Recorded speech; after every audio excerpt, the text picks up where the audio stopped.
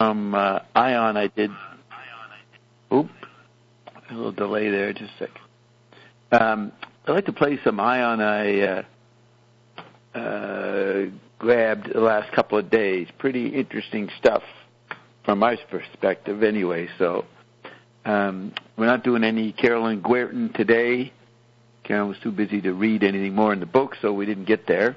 I also want to announce that Carolyn's Magnesium Miracle is now published and distributed in China, in Chinese. There's only 2 English words in the book, Carolyn and Dean.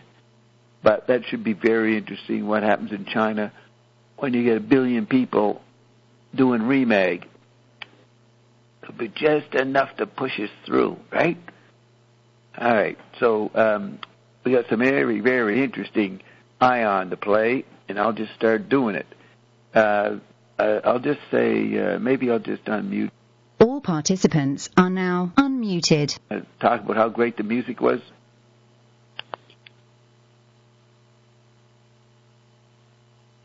Anybody got anything to say? I don't. Most people are blocked or unknown or unavailable. I don't know who you are, who's here. Nothing. Did you want to have something to say?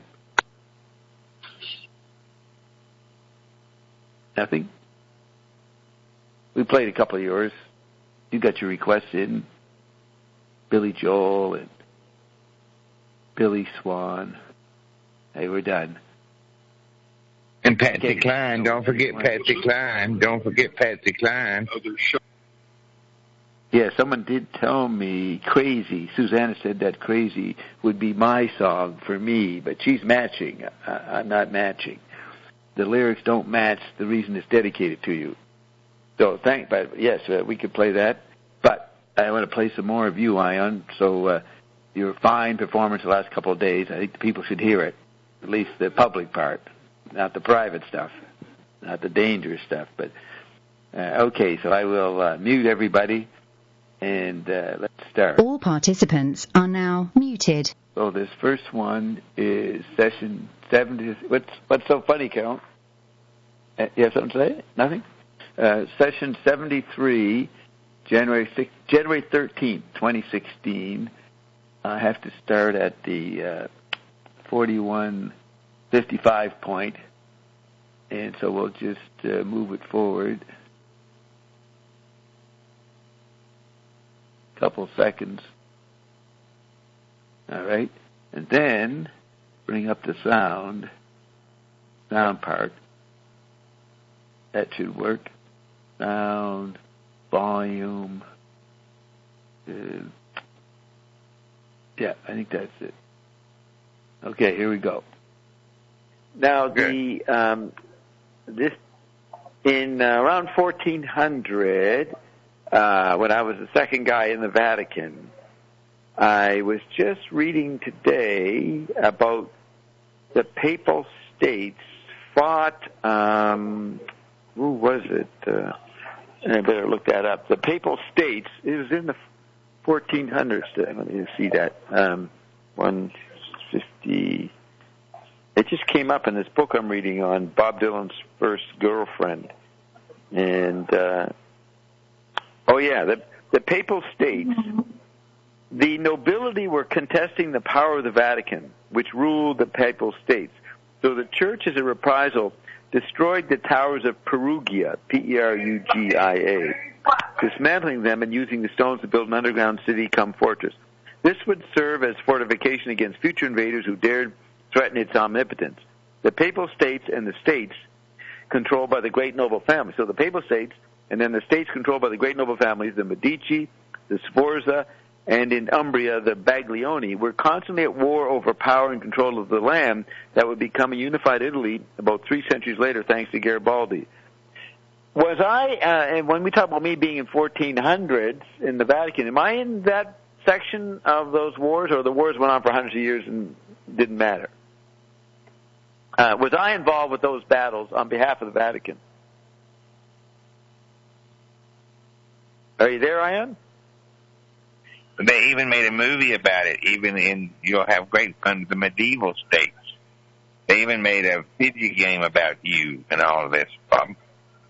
Right now, was I on a strict power trip, or if I'm setting up a plan for the next 600 years, which is going to happen in a flash, am I trying to dismantle Peter's church?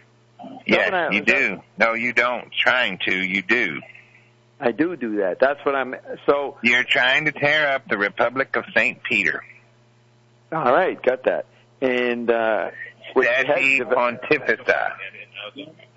Yes, and they developed sovereign status in 1929. They made a deal with. You better know it. You better do. You better know it. And that's what you're talking about. And all fell but Gaul. All fell but Gaul. Yes. Do you mean all fell in the Vatican Empire, or the Vatican consolidated its empire? Every part of it. It's Belgium and West Germany. Well, it all fell but Gaul. That's France. Yeah. That would be the Loire Valley.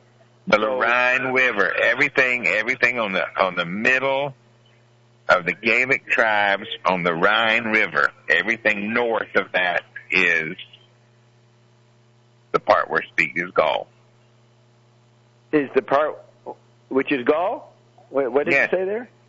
Everything north of the Rhine. When you say it's fall, are you talking about the Vatican falling, or the Vatican getting stronger? I don't know who's falling. Falling. And they all fell but Gaul. Gaul didn't fall. Okay, and is the Loire Valley in Gaul? Yes. Central France, between Loire and the Seine.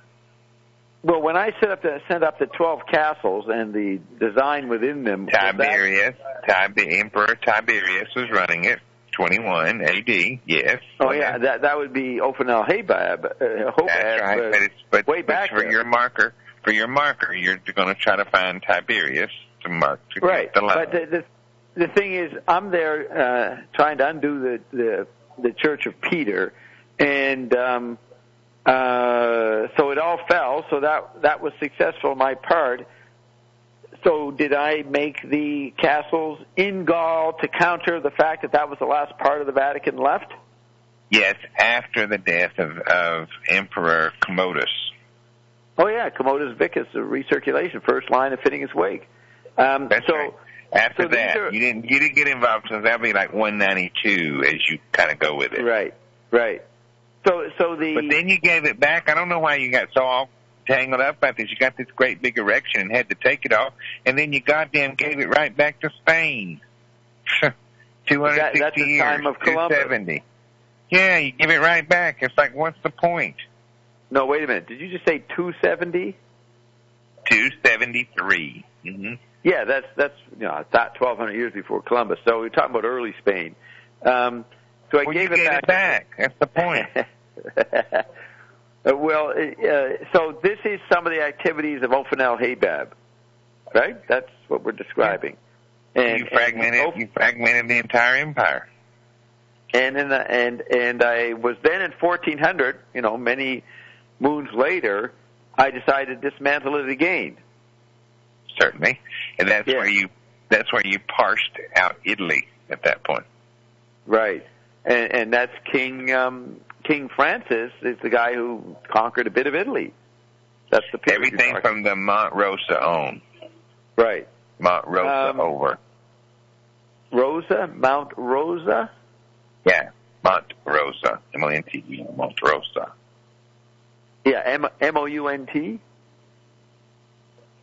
M-O-N-T-E.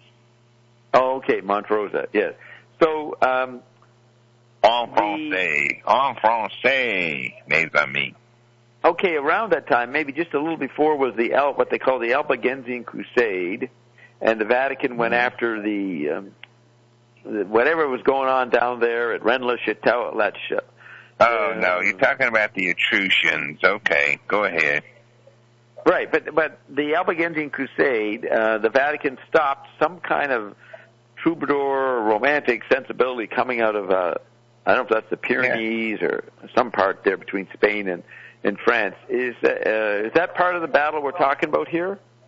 Well, it goes through a whole bunch of things. After the fall in the 5th century of the Roman Empire, You got the Huns, the Lombards, you got the Franks, you got all this crap back and forth, right. just trying to gobble it up. And basically the only thing out of there were left was any good was Sicily, and they didn't even know how to make good pasta, so it's like, what the fuck? Okay, so then... But when Victor Emmanuel II was king in World War I, that's when you started settling out, because then you started to say, I got it. And you were able to then divide the South, and you put a sharper contrast, and you gave rise to your little buddy. The mafia? Which little buddy? Berlusconi. Berlusconi? Yes, Berlusconi. Oh, Berlusconi. Berlusconi. Oh, that's how they say it. Yeah, I just watched a movie about that. They've made a TV series out of that. Forget the title. It just started recently. So, was the... And in a happy day, now we must bid you farewell, Bob, for another moment. All right, thank you very much. I'll wait. Okay.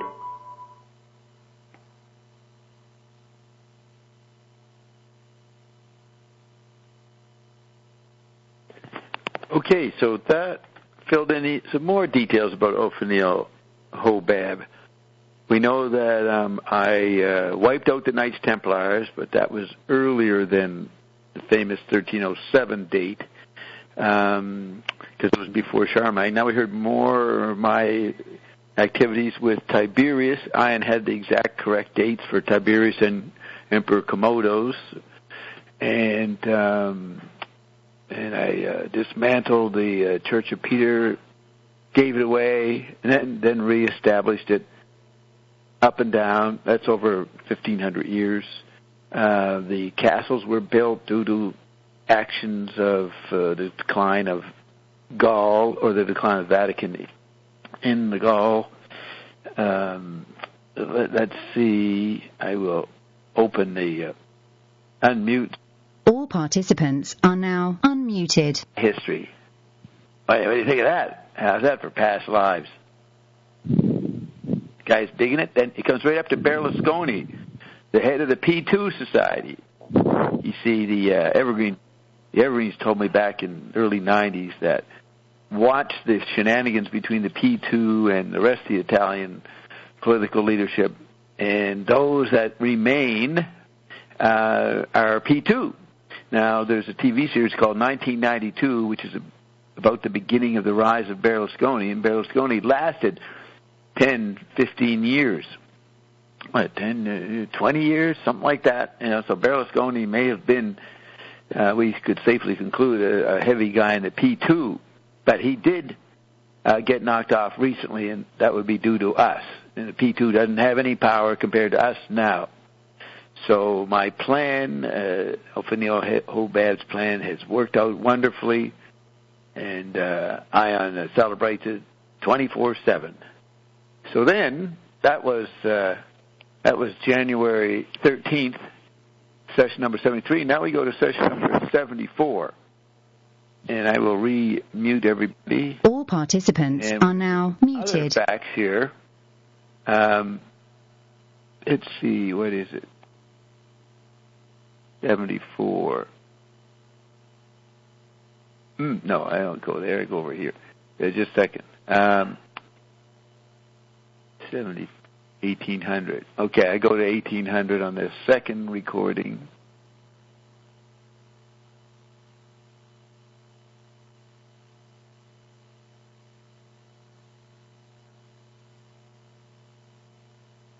Okay, so this is January 15th,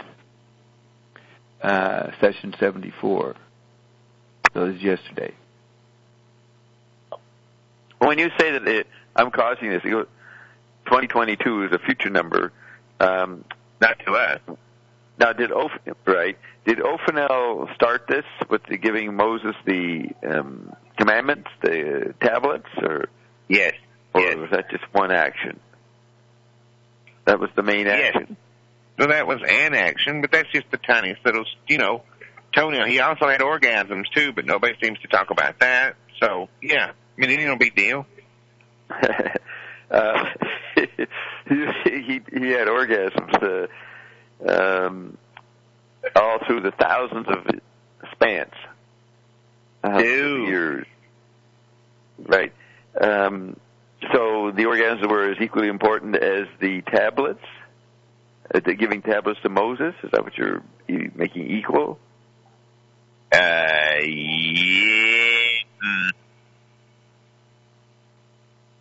We'd say yes. Okay.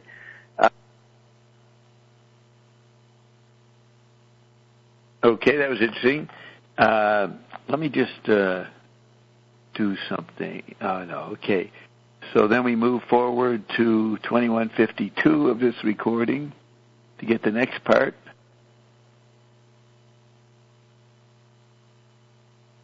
I'm sure something will come up relevant to you people at some point. Not all about me. Okay. 2152. What you're talking about, Bob, is how the doing applies. And then you can do it or not do it or make it go. Because, see, you can tell the whole wide world it's wrong, and they'll kill you while they're trying to prove that they're right, even though they're wrong. That's not the world. It's not whether you win or lose, Bob. It's how you place the blame. So, yeah. Did you say they would kill me? Did I hear the word kill? It would kill. Yes. Yeah. It would kill me. Sure. Why not? No, this is getting too nebulous. I don't know what you're referring to. Well, we're being nebulous on. No, we're being nebulous, obviously, on purpose. Yeah. So you stay live long enough to know the details and particulars. So it's okay. Yeah, you're protected, Bob. Yes, I am assuming that. I said I was a long way. You are, and so much so that we're going to protect you, Bob. Does that mean someone takes a snipe at me while walking to the beach? Takes a shot at me. I don't notice it. They'll miss. Right, but or it'll go right. So they have once, and it went right through you. That was okay. And where was I when that happened? Walking across the way when you come across from Grand Walea up from the beach. That turn right across there, and you heard that, and you thought it was a golf ball, but it was a 9mm. No, who knows about me that wants to do that? No one and everyone, if you want a glib cliche archetype to embrace. No one and everyone. Is there anybody? That's what's fun of it. That's what's so fun of it. You've undone the entire fabric of the world, and you don't even know it, Bob. That's what we think is just charming. I mean, but I did it. It's the evoking of ion. That's the only way I understand is being done. Okay. Is that correct? Well, okay, but you don't even know what that means. You're using words again, and we're saying I'm not sure exactly. But you're not sure exactly. I'm not sure exactly how it was done, right. but I did trigger it. Good. Yeah, I pulled the trigger. I just didn't know if it was a gun or not. Yep. Okay, that's fine. But we're not warring you. We're not warring you. We're agreeing with you, and you're just not defining it. And we've told you. You asked the question, and we told you plain exactly what was happening. Your actions were causing the winds to blow, and those winds blowing are having a cataclysmic effect on the world that you think you know what is. And that's not a problem, and that's not a problem with us. Okay, so let's. All participants are now unmuted. What do you think of that, guys? They shot me, and the bullet went right through me, right down there at the bottom of the hill here, at the golf course. What do you think of that, guys? Have any commentary? Have we gone beyond the realm of public credulity? So you can dodge bullets. Yeah, and I don't even have to know it. Well, I don't have to dodge them. They go through me, but they don't connect. As I said, it went right through me. Wow. Who's speaking? That's Yuri. Oh, that's Yuri. Yeah, we don't talk to Yuri. Anybody else want to talk about it besides Yuri? What's the matter with you people? Hi, Bob. It's Sean. That's so cool. Yes. That's pretty cool, to have this kind of stuff said about one, and then to broadcast it and inflict it on the whole world, that's pretty unique, I'd say. Yeah, and I unraveled the whole world. The whole fabric is ruined. Say that again? It's brilliant. Yeah, I only find out afterwards. That's right. Good. Yes. Yeah, you don't. It doesn't have to be proved to you. You find out afterwards while you were having fun. Yeah. Excellent. And people were trying to kill me because I'd unraveled the fabric of the world. Yeah, it says don't even know how I did it. No. Yeah, it says no weapon formed against me shall prosper, and I say we should make that no weapon can be formed against me. Yes. Right. Yeah. Very good. Very good. Anybody else have anything to say? I guess the rest of people here they're all unknowns and unavailable. That's what their phone says anonymous. They're like spies. Here's someone with the hand waving. Who's that? Go ahead. It's me, maybe. Hand wave. Yes, it is you. Yes. You usually do have a hand wave sign. You're very polite. Very polite. Wait, aren't you impressed with how the castles were made? It was my counter to the Republic of Peter to undo the leftover of the Vatican in Gaul. Did you get that? The leftover Republic of Peter was just hanging on in Gaul. And then I gave it back to them. And then I decided to dismantle it in 1400 again for a bigger reason. You think you could make a YouTube out of this? Well, I was very impressed with the thing about the synarchy. Yes. How LaRouche says there is like a type of occult history of the things that are really going on behind the scene. Behind the printing press. Yes, because the situation is totally different from what we think it is. And by taking the ionic red pill, we know everything is happening at the same time and everything is connecting. And for example, I last time said Galileo thought Da Vinci and thought in what we know of history, we think Galileo is after. So, but he said, no, it doesn't work like that. Right. Like everything is the chronology interconnecting. Yes, the chronology is very wrong. Let me see. Okay, I want to put you on hold. I want to play a little bit more that you're going to find interesting. People are starting to come in. Let's see if Chad wants to say something. Or Newark. Anybody want to say anything, or are you not aware of what's being said? What's being talked about? I'm being muted. You're not even speaking. No. Muted. You're not. Everybody's unmuted. You're not. I'm not muted? No. Well, that's damn surprising, I'll tell you that. It's damn surprising. I'm not muted.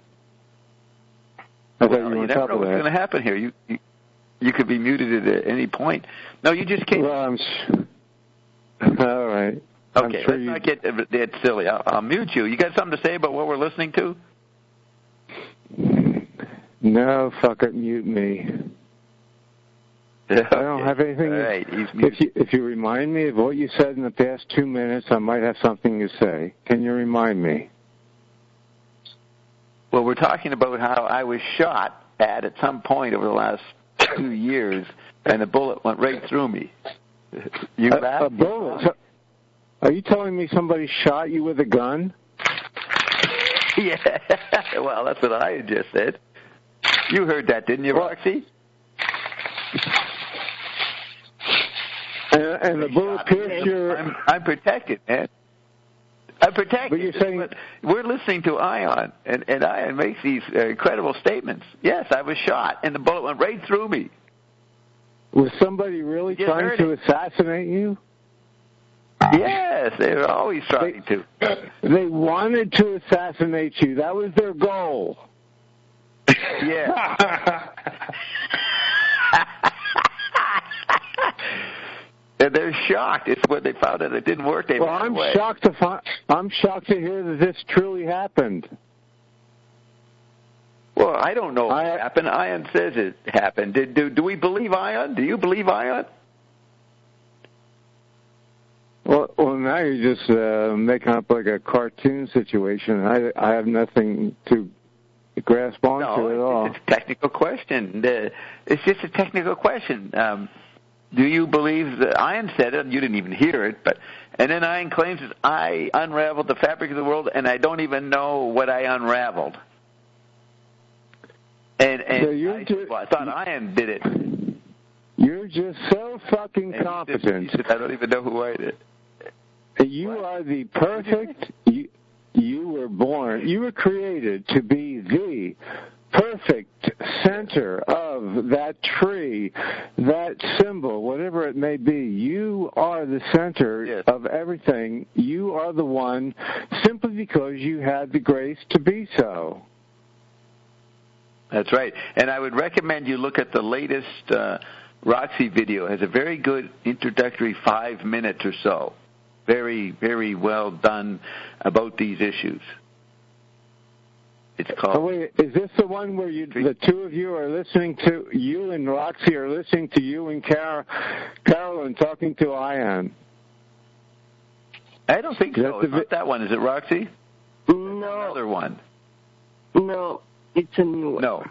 No, that's another one. So you've done one even more recently, Roxy. Congratulations, girl. Congratulations, girl. What it is. You are the busiest girl I know. That's true. Okay. That's true. Yes, I have homework every day from Bob. Hey, Roxy, I'll tell you. She was 5 years old. 5 years old. She used to put her hand up in school and say, more homework, please. Hey, I'm an outsider. Coming from the outside, let me tell you this. I see Roxy as a fucking goddess.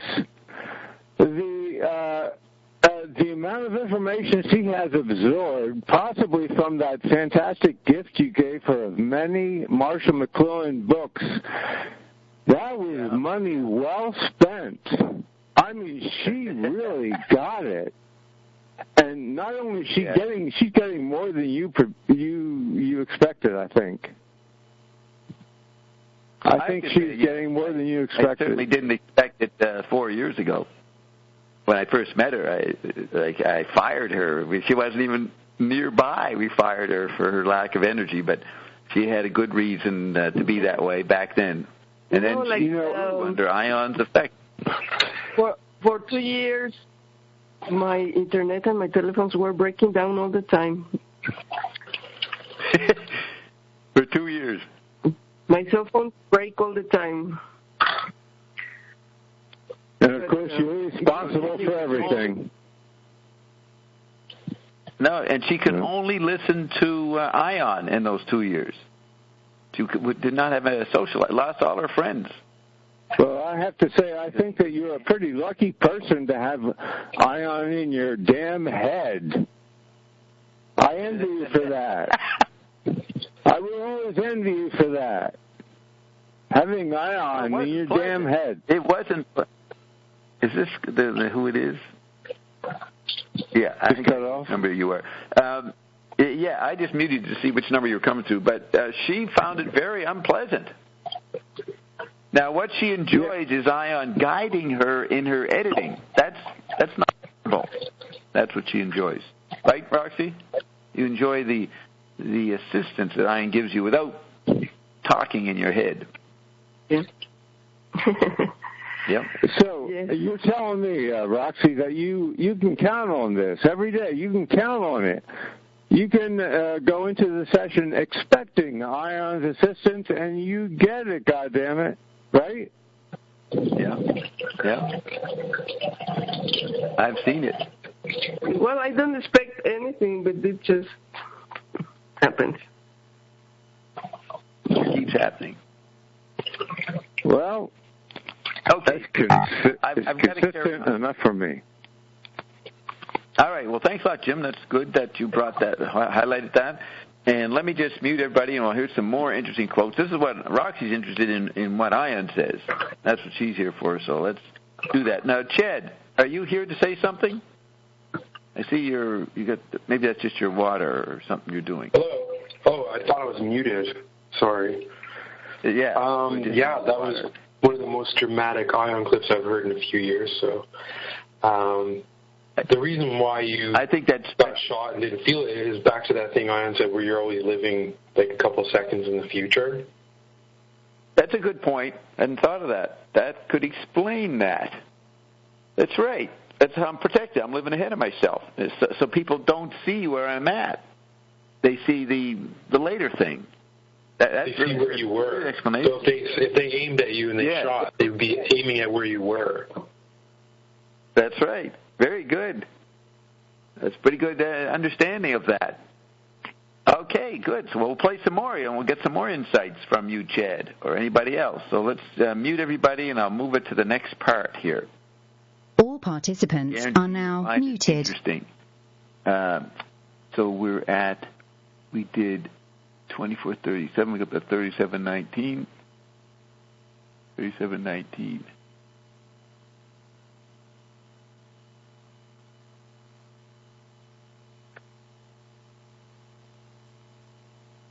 Okay, here we go. When you get on the cover of that damn ridiculous Time magazine, you better hurry up because they're fixing to quit printing that, by the way. You better hurry up and get on that. When you're on the cover, J.R. Bob Dobbs Jr. on that goddamn Time magazine with the thing on the thing where smoke that comes out of the pipe because you can smoke Lebanese hash. The what comes out of the pipe? Smoke really comes out of the pipe. You can smoke marijuana, Lebanese hashish in your little corncob pipe hanging on the front page of Time magazine. You can tell them that's the reason that you'll go is because they're going to say, you can't do this. You go, exactly right. That's what we're talking about here, boys and girls. We can't do that here. You can't do it here. We didn't make it here. We can't have it here. We can't get it here. You didn't want it. You couldn't afford it. You didn't buy it. It wasn't even any good. Don't know why you bothered with it the first time. That's why I'm Times Man of the Year, because I didn't know why I didn't do it. Okay, so what did we learn, Palmer? What did we learn the last? Did we eat asparagus, Carolyn? That's all we need to know. Why they put me on the cover of magazine?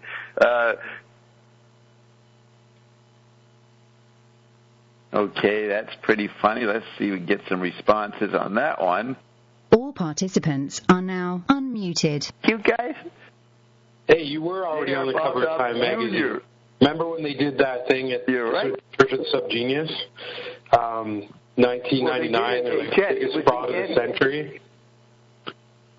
Yes, it was the best of. They just coming into 2000, they did the best of everything, and one of them was, who was the biggest fraud of the 20th century? And I won.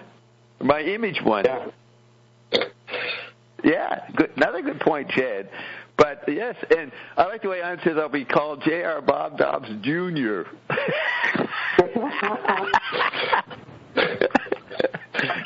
Junior. Yeah.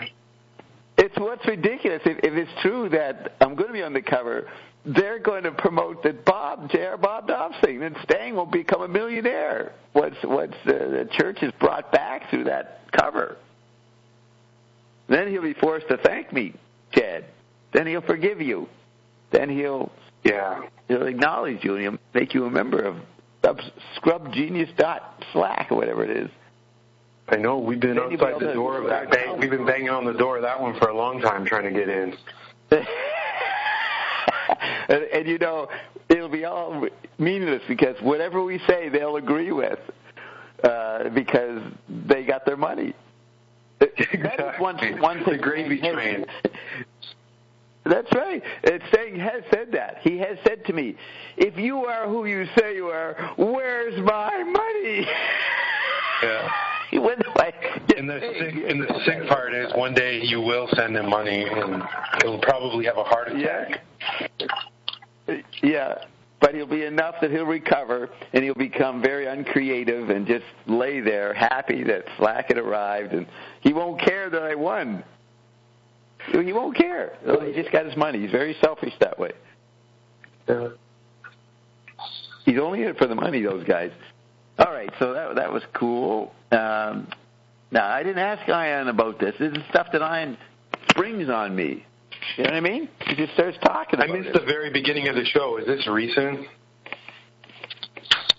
Yes, this is yesterday. What you're hearing now, Ian told me on the 15th, yesterday. And it was at the very beginning about the Tiberius and Emperor January 13th, I think, a couple days before that. So we're going to move on here and play some more exciting, funny things, or serious things, whatever. So, mute everybody. All participants are now muted. Go over here to the next part is 38, 43, 48. Okay. 43, 48. Just got to go 10 seconds. 43, 48.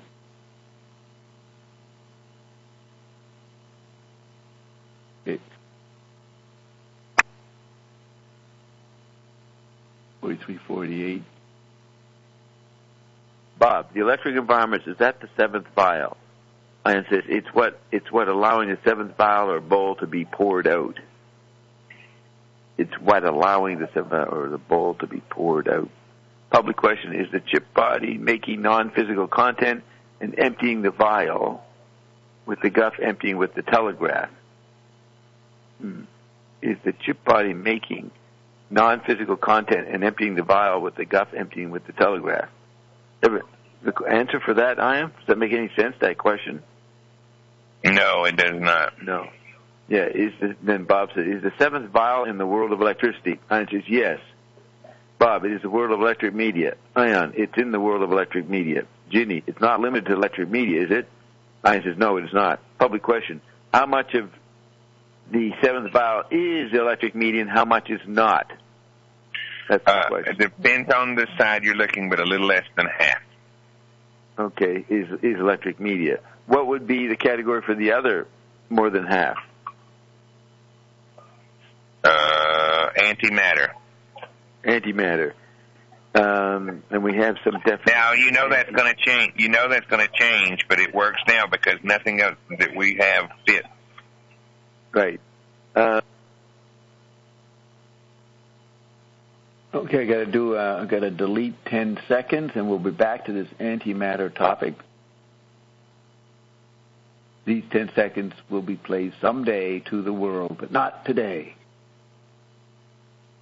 Bring it up to the next part, continuing the antimatter topic. The dream that dreams your dreams. That's what will release it. Yes. That's what the dream that dreams your dreams. That will change. That will shift how you see antimatter. See, the only reason you call it antimatter is because you don't know what it is. Right. Because to hate someone is not anti-love, is it? It could be. Some people might use that word. Really? I anti-love you. How's that work? No, hate's different than anti-love. Right. Right? So antimatter is not non-matter. It's not unmatter. All right. Okay, we did that, and then we move forward. Well, let's see if anybody... I don't know if that has much to say. All participants are now unmuted. The thing here is that we're using words we don't even know what they mean. So antimatter, science comes up with this term, and they don't know what it is, so they make up a term. I don't know if that's the way to look at that, but I'm just noticing Ian saying I'm using the word ion, and I don't know what it means. I don't know what ion is. He just said that 5 or 10 minutes ago. Any thoughts at this point? We're talking about the telegraph environment. It's quite intriguing, the thing he says about the dreaming your dreams. Right. Good phrase. The dreams that the dream that dreams your dreams. Well, yes, that's pretty deep, eh? And we know, because last time he said everything they're doing now is about connecting the worlds. And we know dreaming is parallel world traveling. Yes, good point. Dreaming. Okay, good point. The dream, the parallel world that dreams, that parallel worlds, the parallel worlds. Yeah, a very good point there. Yes, I hadn't. Because a long time ago, I had said dreams are just traveling. Yes, they're just traveling. So the traveling that travels your travels, what he said there. And that was antimatter, right? Wasn't that the definition of antimatter? It sounded like the dream that dreams your dream will shift your perspective of what antimatter is, your definition. Maybe I should go back and play it. The thing is, we're talking about the seventh vial, and the emptying of that is the electric environment starting with the telegraph. And Ian says, let's say 48%, 49% is the emptying of the telegraph, is the electric environment. And then there's 51, the majority is what he called antimatter, even though we don't know what it is. But did they say that dreams a dream? Let me just look that up in my notes here. Says, I was asking about the seventh vial, and then Ein says, the dream that dreams your dreams will shift how you see antimatter. Yeah, you're right, Chad. So it's about how you see antimatter involves the traveling. And then I have here, Ein defines antimatter again.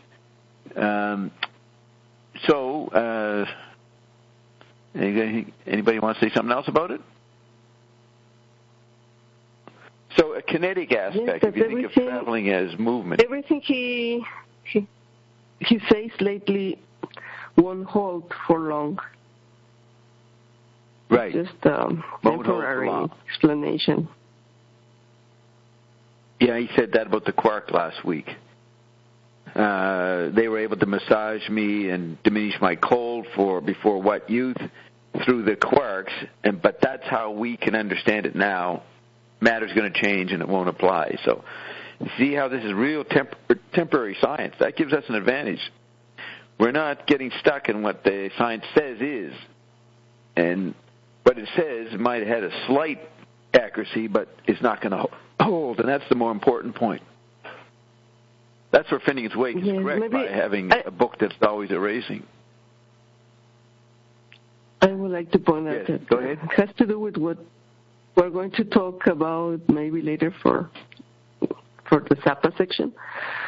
But it's nice that you already mentioned these type of things because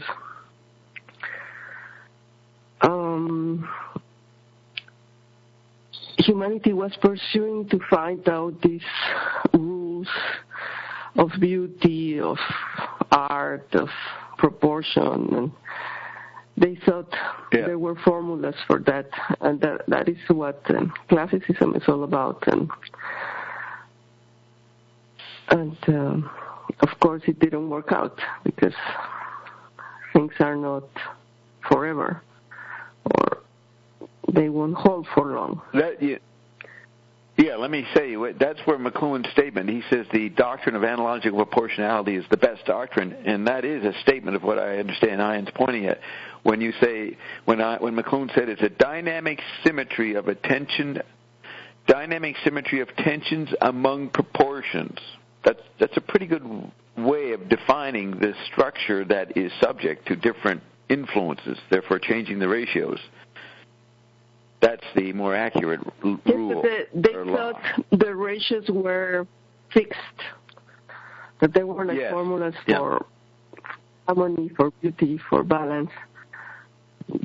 They thought they could find out all these formulas, all these rules, and fix them forever. Yeah, so they tried to make the pi. They made pi a big standard, and it was unstable. Now that we learn about the naturalness of the instability, pi gets balanced. Yes. Right, when we don't need. Carolyn's acknowledging that one. Thumbs up from Carolyn there. She's out sweeping the backyard. She likes to, I don't know, keep busy, clean up the mess that nature makes. Yes, go, yeah. So, but no, that's interesting. This is the doctrine of analogical proportionality. If you understand figure ground ratios, and there's temporary frameworks that freeze the ratios, but only temporary, depending on your capacity to take the changes.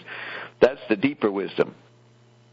And that's what ion is demonstrating by its own statements, acting it out.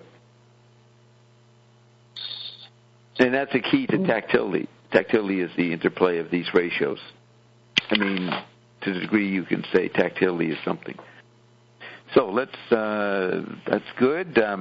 Anything you want to say, Chad, about that? No, I'm ready for more. Okay, so let's mute. All participants are now muted. And we're at 46. So I got to go to...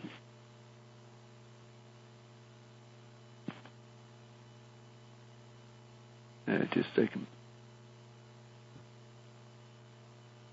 46. 50, 20, okay, 50.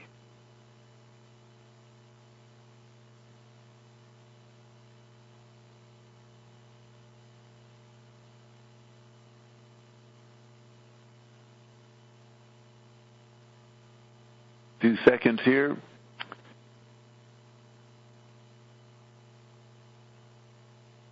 Okay.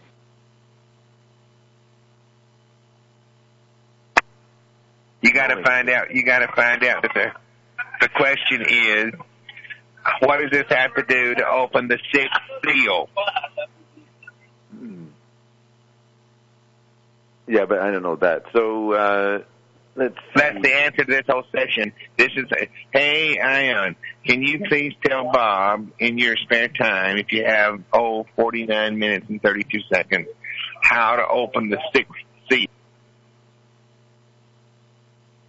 Ian goes 49 minutes and 32 seconds. That's how long the session has basically gone.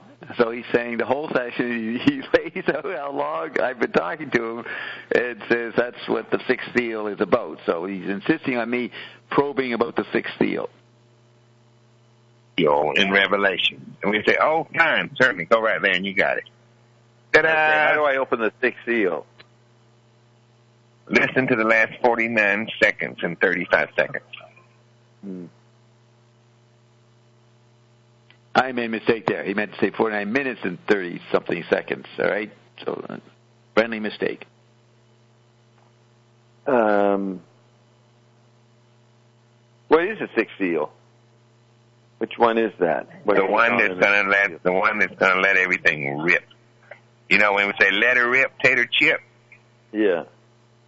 It's when there's a great earthquake and the sun becomes black as sackcloth of hair and the moon becomes as blood and the stars of the heaven fell on the earth, even as a fig tree casteth her untimely figs when she is shaken of a mighty wind.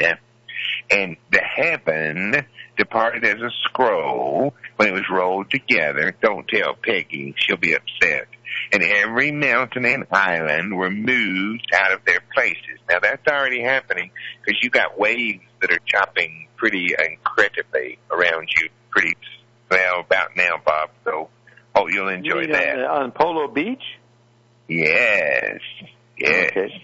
And the kings of the earth and great men and the rich men, Bob ain't even going to let you go, and the chief captains and the mighty men, the mighty, they must be taking remite.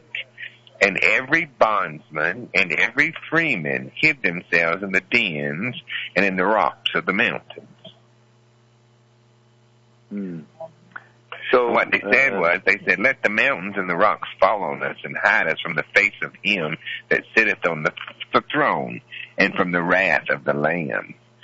For the great day of his wrath has come, and who shall be able to stand?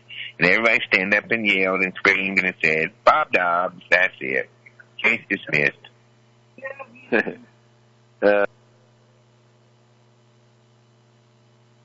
Okay, that's exciting. I'll unmute. All participants are now unmuted. Think of that. I'm the punchline again. Right there, sixth file, it says the face will appear, and it's my face, guys. That's the Dobbs. That's Jared Bob Dobbs. That's the cover of Time magazine. How's that for self-entertainment?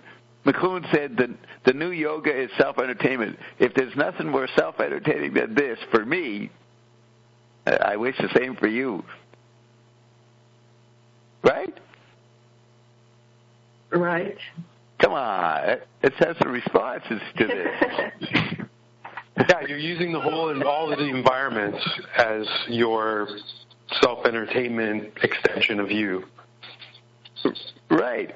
And I have a voice that props it up. I mean, this is like having Aladdin's lamp, which is on the cover of the Iron Age Rods, but it's like having some fairy tale thing that works with you, right? Offers you way more than 3 wishes. You mean Ion? Yeah. I mean, I got this thing talking me up. And you guys, I guess, can have some too if you hang out long enough. And I don't have to think one thing. I didn't know he was going to say the face is Jared Bob Dobbs. I didn't know it was coming to that at the end of that section. Mm-hmm. You have to be able to handle a lot of... Your face or your name seem to be at the end of every one of these stories, whether it's underneath the foot of the Sphinx. Yes, that's right. Have you heard my recent theory, Chad, that, in the future you will have a world that you run because you made the hologram. So you'll have yourself playing Shakespeare and all the historical figures that you're interested in being. Well, it looks like and Ian addresses that when he talks about you and me and this and that. Like, it turns out I'm the one who put Carolyn's picture in the Sistine Chapel. She was around then, and I had her be painted in. So if this is my huge hologram, this thousands of years is my hologram, you guys are somehow inside it. And you're listening to me have my hologramic parts talk to me. That's been my recent interpretation of what's going on. Yeah, and even just beyond yourself, like me and everyone else who talked to Ion seem to be asking Ion about things that we just forgot that we did. Because at the end of it, in my own questioning, it's like, well, you did it, Chad. You left that there.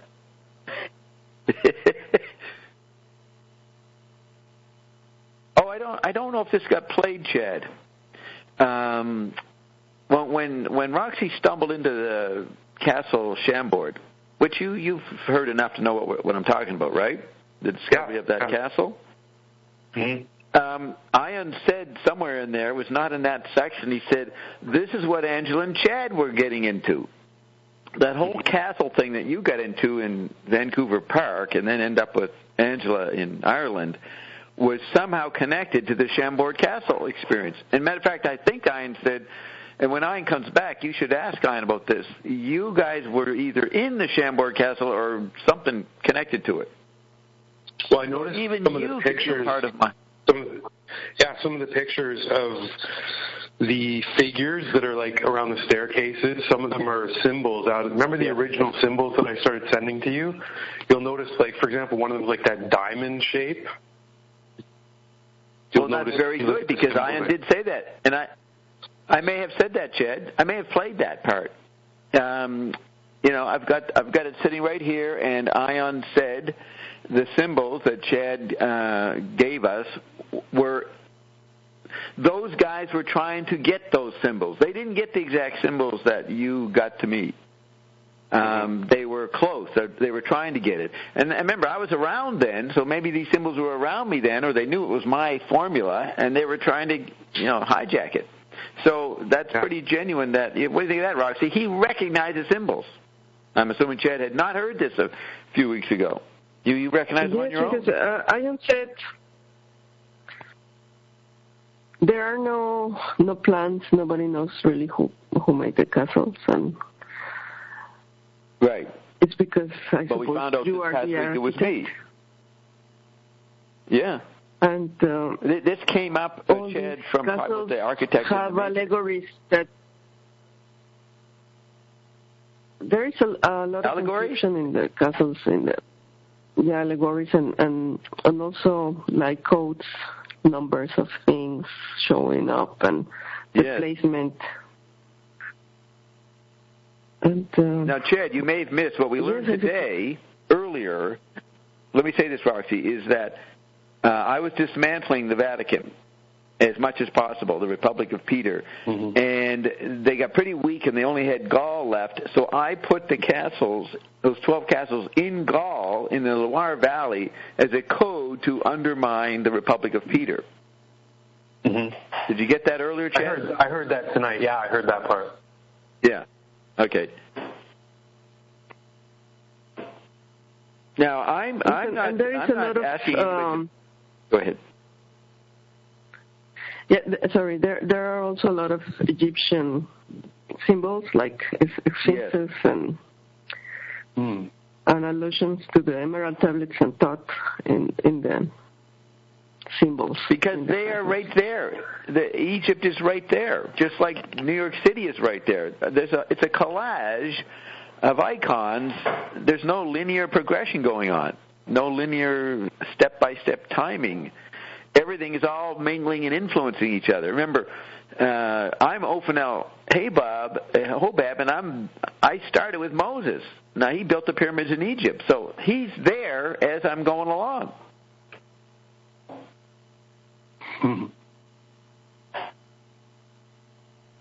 So Egypt is there.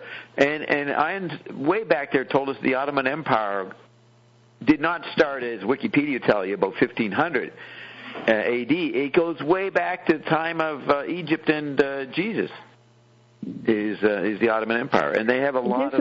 They had... Another fascinating fact is, for example, the French Masons, the builders, the real builders, the Masons. Who were protected by the Knights Templars. Look at that. The Knights Templars were way they back always there. claim the knowledge comes from Egypt. Right. Well, you can say Egypt is the beginning of visual space because they started looking at the skies. But so did the Incans and Mayans. They were looking at the sky and trying to find patterns. They were starting to find rules, which gets into sacred geometry. So they got hypnotized by the eyeballs staring at the sky. Yes, and most of these major buildings are somehow oriented to the stars and have a bigger code and they're aligned. For example, Frank Zappa was fascinated with this Fulcanelli, who is one of the builders of all these cathedrals. Right, so Zappa had the stars and astronomy in his album covers and in something else. And he presented as a hologram because he'd have a hand coming into whatever the album cover was. There'd be a bigger hand coming in, positioning something. So he was aware of the hologramic nature. What was the other thing you were just saying? The Egyptian. He's got a lot of Egyptian imagery in Civilization Phase 3. Now, remember, McLuhan said that modern 20th century art is Egyptian because people like Joyce and Ezra Pound would try to put on the programming of the whole world. And Ian said that's what the pharaohs did. And McLuhan saw that was the nature of modern art, or postmodern art, paramodern art of Finnegans Wake. They were attempting to be pharaonic. Yes, and here we can link. Anything to say that? One of the things we want to talk about today in the Zappa section, but I link it now, how Zappa and Sun Ra, in a way, as artists, were already trying to do what they do, to create their whole environment and be the satellite conductors of their creation. It was not limited only to the music. They expanded in the space, in their environment, and by doing that, by being in charge of creating their kingdoms, they really affected and influenced society. Yes, now they're responding to the global membrane, the fact that everybody was in a node, an electronic node. And, Wyndham Lewis, in the beginning of his human trilogy called The Human Age, the trilogy called The Human Age, with Childermass, Massacre of Children, in 1928, which was his answer to Finnegans Wake, he has the two main characters, Satters and Pullman, floating supposedly in the afterlife for 122 pages. This is his surrealistic weirdness. But he was trying to describe the motion that people were going through globally under radio conditions. It was not linear time and space. So if you're in that mode, then everything you can see and hear is inside the tactile membrane. So you can sculpt the whole thing. So the actual visualization of the discarnate state that McLuhan called discarnate, Joyce calls it disincarnated in Finnegans Wake, but that is the one node everybody is in, and all of space and time is a content. So everybody was in the position of being pharaonic, being a pharaoh. These artists somehow intuited, or their language did. Right.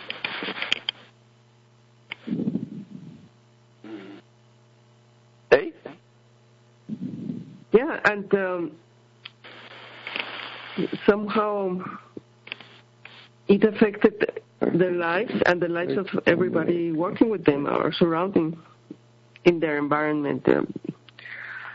And they may seem very eccentric, like Sun Ra was telling people, I'm not from this planet, and really it was true, but people thought he right. was just going into this fantasy because he could not accept segregation and racism, and he was then into this dream world, this fantasy, but he was saying what Diane says is true. He was really not from this world. And Roxana. What, Jim?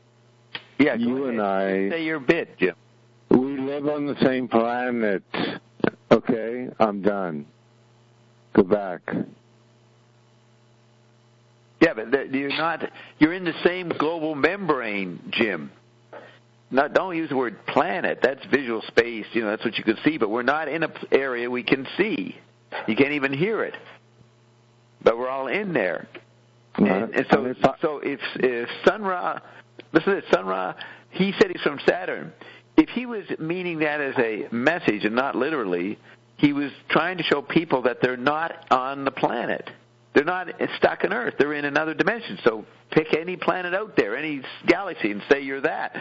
That's the way you approximate illustrating the global membrane. But then Ein comes in and says that Sun Ra actually was from Saturn.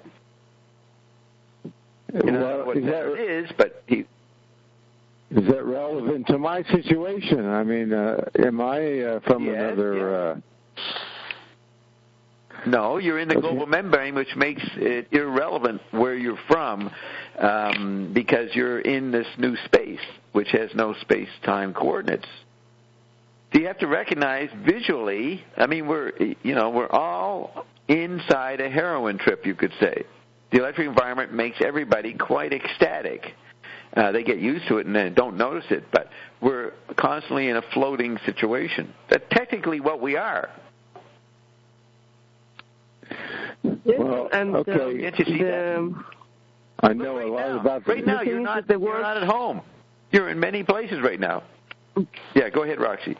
The worlds are connecting, and he was already showing this interaction of people coming from parallel worlds and interacting here. And he was really open about all these things, and he would, for example, say he wanted to change the frequency of the planet with his music, and many things that are really ionic. Yeah. And he did make that amazing statement back in 1980 that a voice will come from another dimension and speak to us. He said that, the closest. No, it's amazing when one knows, again, what Ion is saying, and then one goes and listens to Sun Ra. It's amazing what he was saying, and Ion said the worlds are going to start interacting, and I think he's already like an example of that of this. Hey, Roxy, I have a question for you. Can you answer a question for me? You don't slow us down, Steve. Just ask the question. I mean, Jim. Okay, when Bob asked the girl, the confusion journalist, Ruby Carrot, when he suggested to her that she successfully kill herself, what did Bob mean? That was Robin. Yes, Robin ran the cold fusion site for James. She likes to call herself Ruby Carrot. Did I tell her to kill herself? Did I tell her to kill herself? To successfully kill herself, and then she would see, oh my God, how beautiful life is, and would completely change her life. You weren't really telling her to kill herself. You were telling her how to be ascended. Yeah. On a show that was actually pretending to talk about cold fusion. Yes, that was on December 21st, 2011 or something. We did a special interview, right?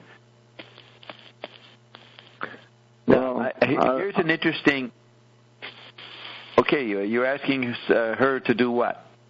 You're asking Roxy? No, anything you have to say about that, I'm ready to listen.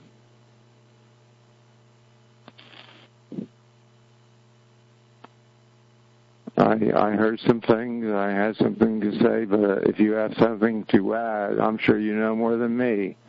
I'm ready to listen. Hey, do you have something to say about that, Roxy? No. Okay, let me tell you guys something really nice. We all know that Carol and I went to Sun Ra in July 1970 for our honeymoon. He played at Slugs down in the Lower East Side for 5 days, and we went to several of the concerts throughout the week. Well, this came up this week. Just today, I got talking to Steve Jameson, who came with us. He came on our honeymoon with us. All right, I was jokingly saying this to someone else today. I said Steve was our butler. So I mentioned these Sun Ra concerts to this third person we're talking to by email. And Steve adds, 45 years on, it remains the most exciting concert I ever saw. Now, I didn't know that. He's seen many concerts. He's saying the Sun Ra one, he thinks there's only one. He didn't know there were several. He doesn't remember it that way. It's the most exciting concert. And so then he follows up saying, I say, well, it was more than one night. We saw several. And he goes, that's possible, I suppose, but I have a pretty vivid memory of what I saw, and I'm positive it all happened on one particular night. And I say, it was a long show, Steve, 5 hours at least. So then he says, indeed, and and a totally immersive multimedia experience at that.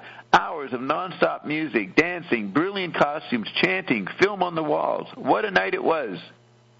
So Steve is remembering a Sun Ra experience 45 years ago. And I didn't know, it was the best concert ever was ever witnessed.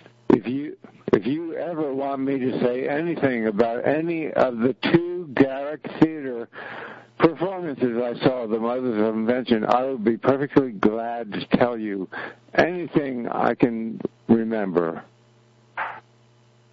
Okay, well, we'll keep that in mind. I don't want to do it right now, but maybe during the thing we can have you say that. Okay, so here we are talking about Sun Ra, the same day that Steve is remembering how great it was. And this is a day before Steve's birthday. He has a birthday on the 17th, which is the same birthday as our foster kids. Okay, so let's go to the next part, unless someone has something else to add to this. Here is Kim. You have something to add, Kim? Yeah, I do. That part you played where you were, took down or brought the castles up to go against St. Peter, the church. It reminds me when you went, to Europe the end of August, and you quietly were first in line, and you walked out with the residue and the torch of something you started many, many years ago. That's right. JW and I went to the Vatican in August. We went there, and there's 2 stories. August 2011, when we went to the basement, and they were trying to get JW to buy some stuff. That was the first thing. And JW pretended he was interested, but he had no intention. Yeah, this resonates with that. He had no intention of buying anything.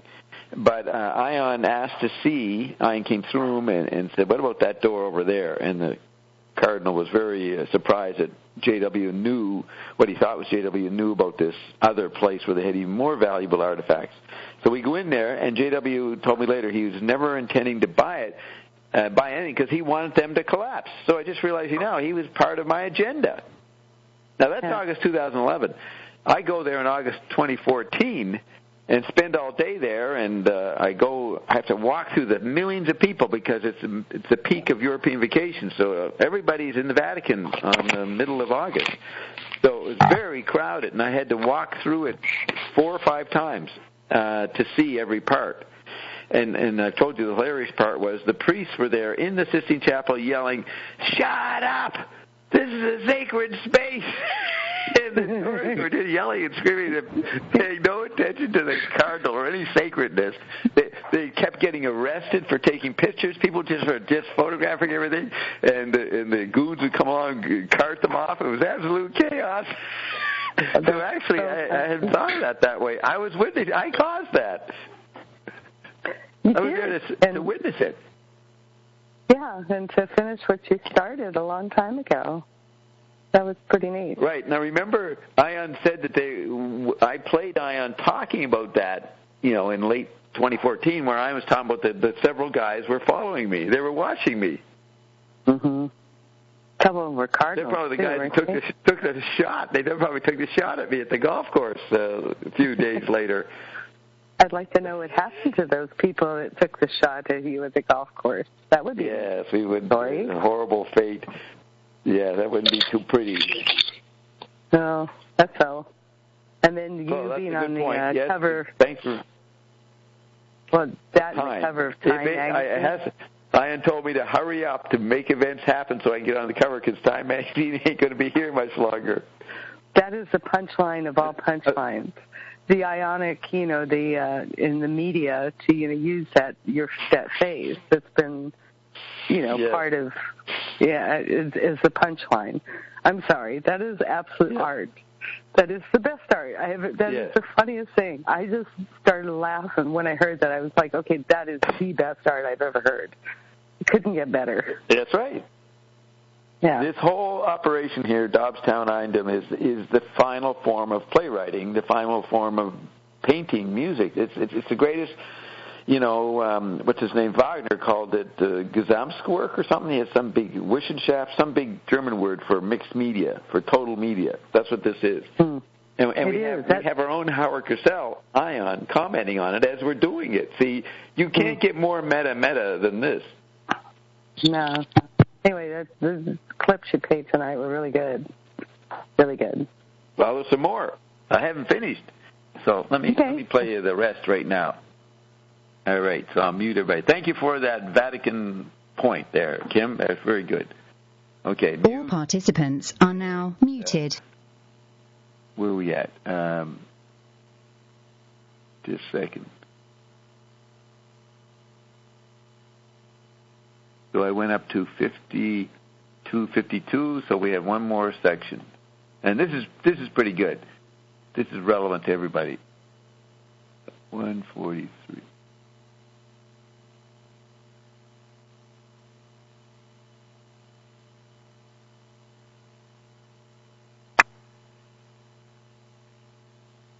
Okay.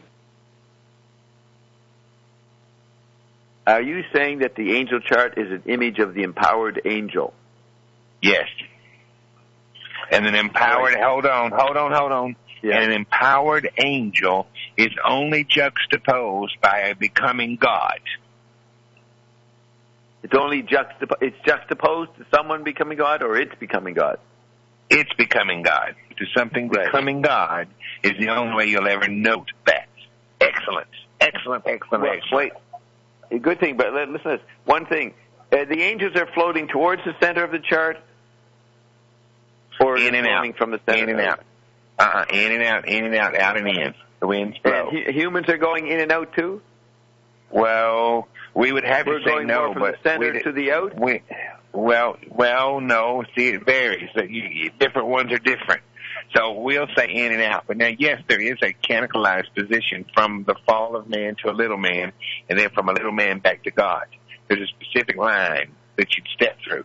But that's not quite what you're asking, so we don't want to say it that way because it'll confuse you.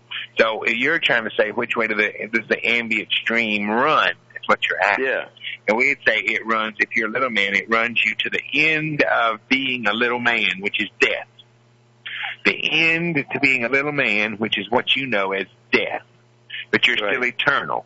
And we're trying to block that stream so you can become God before you dump into death's bay. Right. Yeah. Excellent, Bob. Very fabulous. Okay. Is that it? Can't say any more. Happy days are here again. We were a really wonderful shoe. Check your inbox and have a happy, happy evening. Our Bob. Okay. Thank you very much. Ion.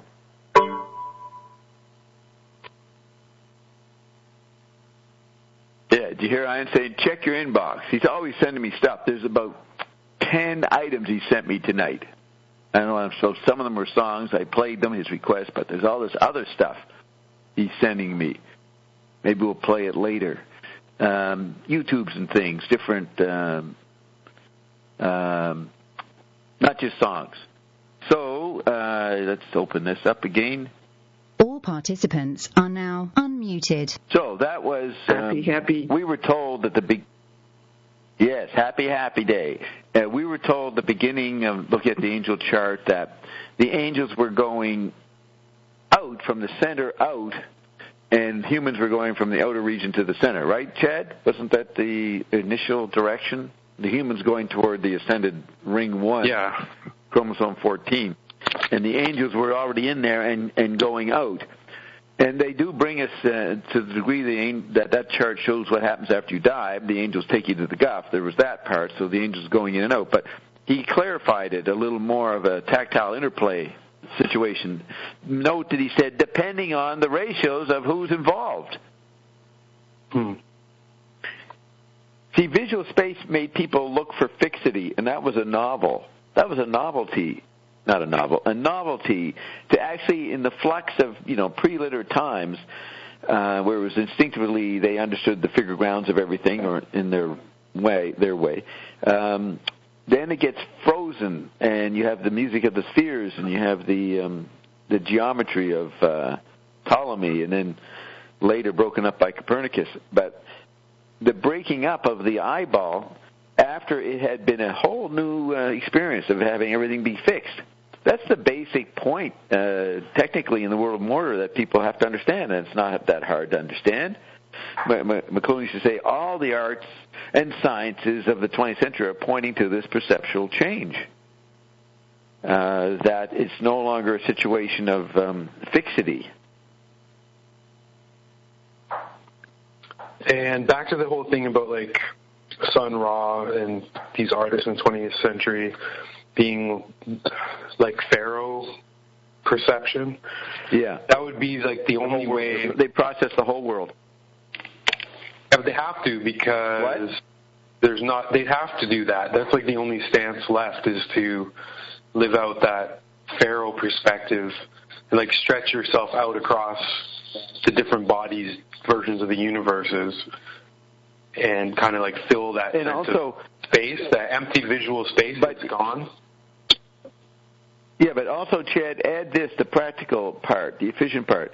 When you're in the 20s and 30s listening to all this information on the radio or in movies or on the telephone, all around you, you've got, and that information is wealth because your senses are enjoying the titillation of it. You're wealthier than any king that ever was because of the data, no matter how poor you are or wealthy. All that data you're absorbing in the analog phase of media. That's a practical point. And that may be what people made the artists think about it. They said, holy shit, look at all the stuff everybody's experiencing every day. And they realized you were at the center of it. Mm-hmm.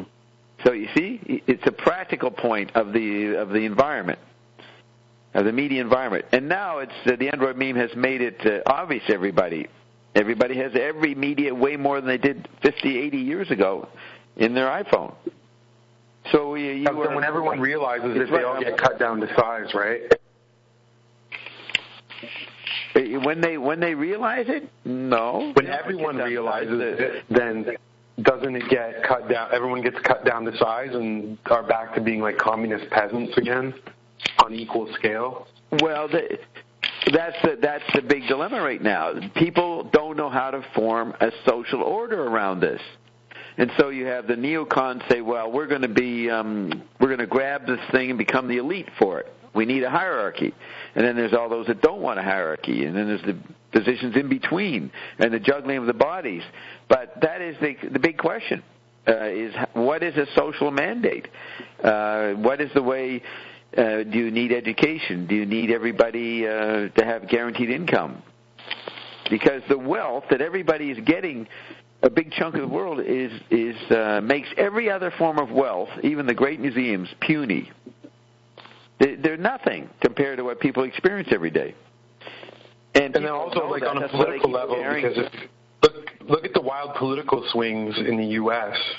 You know, George W. Bush, and then all the way over to the left with Obama, and then all the way hard and even further to the right with Trump and his fascism.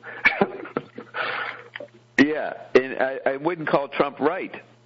I think the left-right got resolved with Obama. Now we're in a new thing. Obama's just stating his king. Remember last week Ian did a little satire on Obama, and he has Trump. He has Trump saying, I'm not moving to the White House.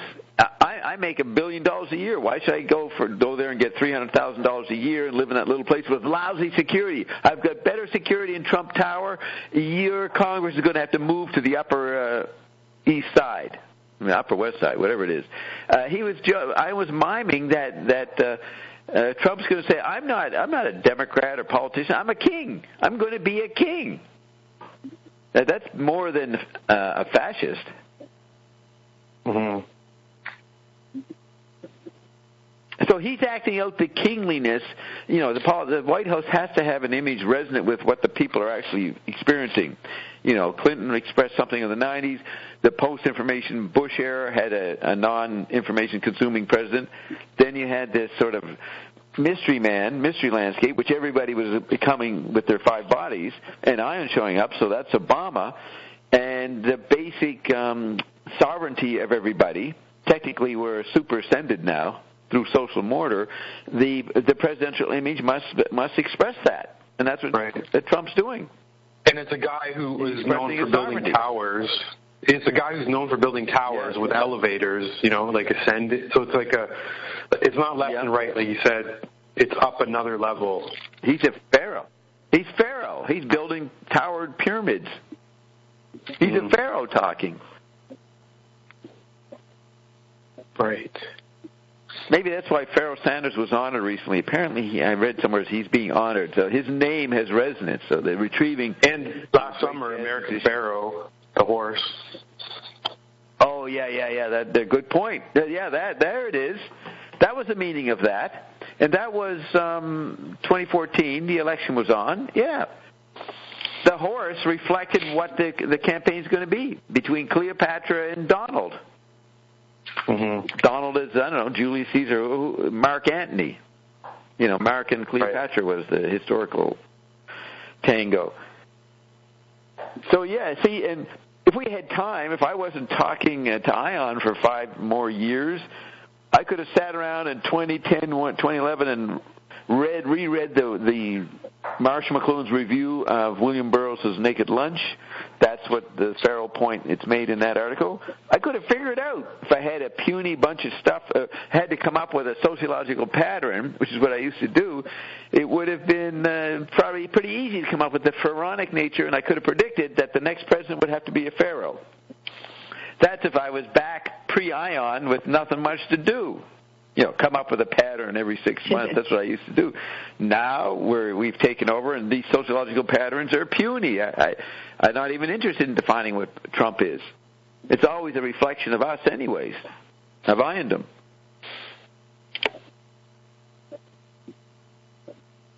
I remember back in one of my very first sessions with Ion, they said, in something about even the American Constitution says that a man is whatever he says he is.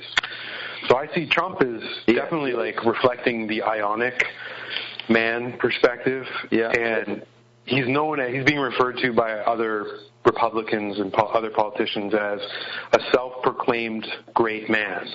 So he proclaims he's great. And that's perfect for the Ionic era. That's what Ion is telling everybody here to do. Mm-hmm. Declare yourself a great person. Start thinking that way. Start acting it out. Yes, that's a very good, and JW either knows Donald Trump or had encounters with him, but years ago, JW, I didn't think much of Donald Trump at the time. He told me he really liked Donald Trump, and they were friends. So who knows whether, I think I asked Ion if Trump was taking some of our products, and Ion wouldn't say.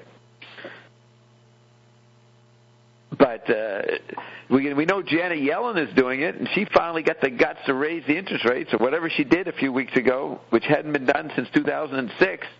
So the drops made her step out, take her power. Were you saying there something, Roxy? Did you get drowned out a minute ago? No, I'm just listening. Okay.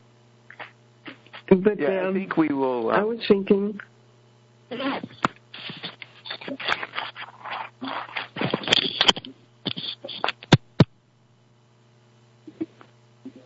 Thinking what? Yeah, that because he said about the men proclaiming their whatever they want to be, and I was thinking how we were saying Zappa is like an eternal that has been around since a long time ago. There is this mysterious Italian composer, and because it's very hard to believe that he's self-taught and he can work all genres of music like he did, and do all the things he did just like out of nowhere. So it makes more sense if we think he has been around for a long time. And so Zappa will be an eternal, and Sun Ra is a parallel world character. Yeah. And this essay, I read the essay today. This person has written an essay about Zappa and Sun Ra are very similar. Yes, they're very similar. And pharaonic. Okay, so Roxy, Yeah, I was playing these clips, and then you brought up the Zappa points. So I will make the Zappa part of our show started half an hour ago when I started playing the clips, because we're bringing in Zappa, and we got nothing else to do in between. So we're going to include these. Now, this is the part of the joke. We're up to like 94 hours, Chad, of the Zappa series, and I keep updating it on alt.fan Frank Zappa. And I don't know if anybody's listening, probably not likely, but they're going to start wondering what's going on, because they listen to hear us talk about Zappa, and they're going to hear Ion clips. So we'll be accused of false advertising. And I changed the title from the Frank Zappa Hour to a celebration of the life of Gail Zappa. So even that's controversial, and we're playing that. So we're into the Zappa thing. So Chad and Jim's here. We could get Jim to describe the Garrick Theater. But Chad, I don't know if I ever heard you discuss what you thought Zappa was when you were a teenager, or whenever you started to hear about Zappa. You told me your father, whenever Zappa came on TV, your father said, "What a jerk, what a stupid man." Remember that, Chad? Your father did not like Zappa, and your father was Italian, looking at another Italian. I don't know if Chad's still here. Uh-oh, Chad left. Well, Chad, if you're listening, you got to come back here and finish these issues. So we hear Jim talk about he went to the Garrick Theater. I was there too. But I just wanted to comment. Describe Jim. Okay. We have to do this hidden ground talk to talk about aspects of Zappa as we want to talk about Zappa. We don't want to talk like anybody else could do about the music and about what everybody's saying. Right. It's not priority, Jim, to hear about your experience of Zappa. We're trying to make laws about Zappa, almost. So Roxy has sent in to me a bunch of YouTubes, but tell us a couple of points that we can hear about it. Jim, what would you say about your experience there? What did you witness?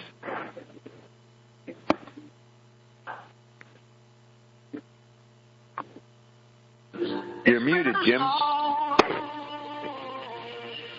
A long time coming, but I know change won't come. Oh, so this song expresses your feeling. Sam? Go ahead. What are you saying, Jim? I'm not waiting around long. I'm giving you the microphone.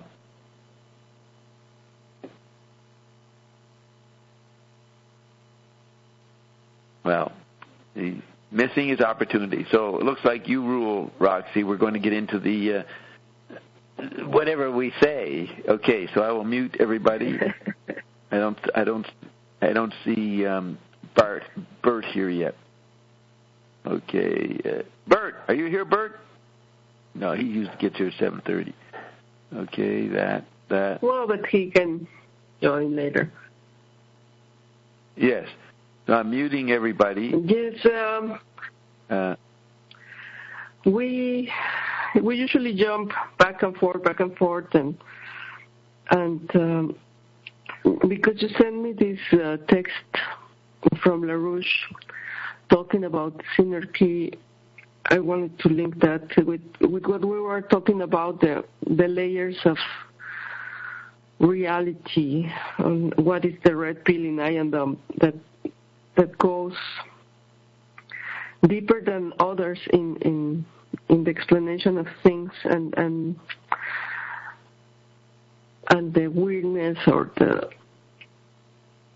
the complexity of what's really going on that mostly is not seen. It's the hidden ground. And another part of the Zappa program was always to try to educate the people, and he was always complaining that there is a lack of musical literacy. And I usually try to to link with a little of music history and hopefully to motivate people to explore those things on their own. And because of the Synarchy text, LaRouche talks about Mozart and Emperor Joseph II a lot, because they were both trying to fight these hidden groups that control and program the environment. And LaRouche says there is this aristocratic or hidden societies that are controlling, for example, the drug trafficking, and that's why he doesn't like rock and roll, because he thinks it was created to serve these groups. And he also says they always control the environment with controlled conflict. And he goes to Mozart and to the Emperor Joseph II because they were somehow revolting against this group. Mozart was, we already said before, like the sap of his time. He and Beethoven went to the salons in the court of Vienna, and they studied not only Bach, his music, the tonal laws, the harmonies, and the concepts he had about the tonality being like the sun and the other notes like the planets around it. And that's the time of the absolute kings, the power. And it is said that the Sun King, went to Chambord, and there he got his idea of the Sun King in the double helix stairs. He thought the king is the sun, and everything is around his majesty. And for example, they had these laws with the stars, with the stairs. The king Frank, he will go all the way down the stairs if he met like an equal, like another emperor, like Charles V. He will go all the way down. But if he met another prince, he will go only down until half the stairs. And if it was somebody who was a little man, the little man had to go up. He had to ascend to find him, but he will not ascend to him. So there is all these types of allegories also in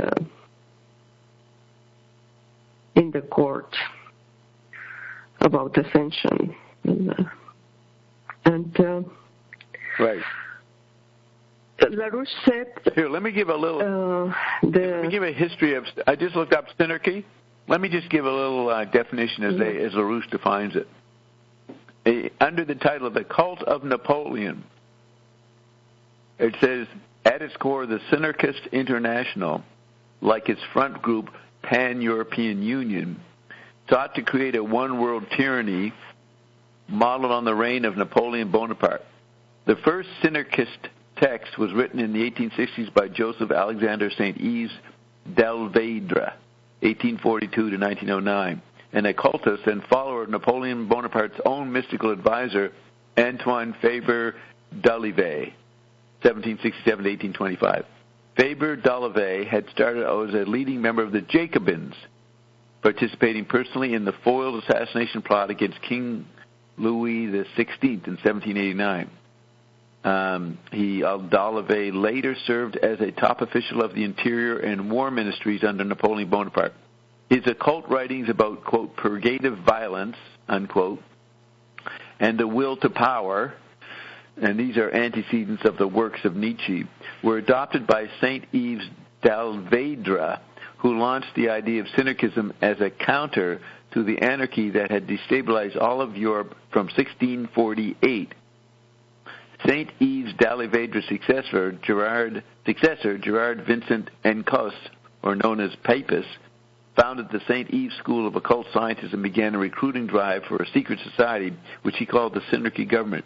In his 1894 book, Anarchy, Indolence, and Synarchy, Papus spelled out an ambitious scheme to recruit all the leaders of industry, commerce, finance, the military, and academia to a single power scheme aimed at destroying the, quote, internal microbe, unquote, of society, namely anarchy. So these guys aren't anarchy, synarchy, synthesized anarchy. They are the opposite of anarchy. Both St. Yves and Papus envisioned a global synarchist empire divided into 5 geographic areas. 1, the British Empire. 2, Euro-Africa. 3, Eurasia. 4, Pan-America. 5, Asia.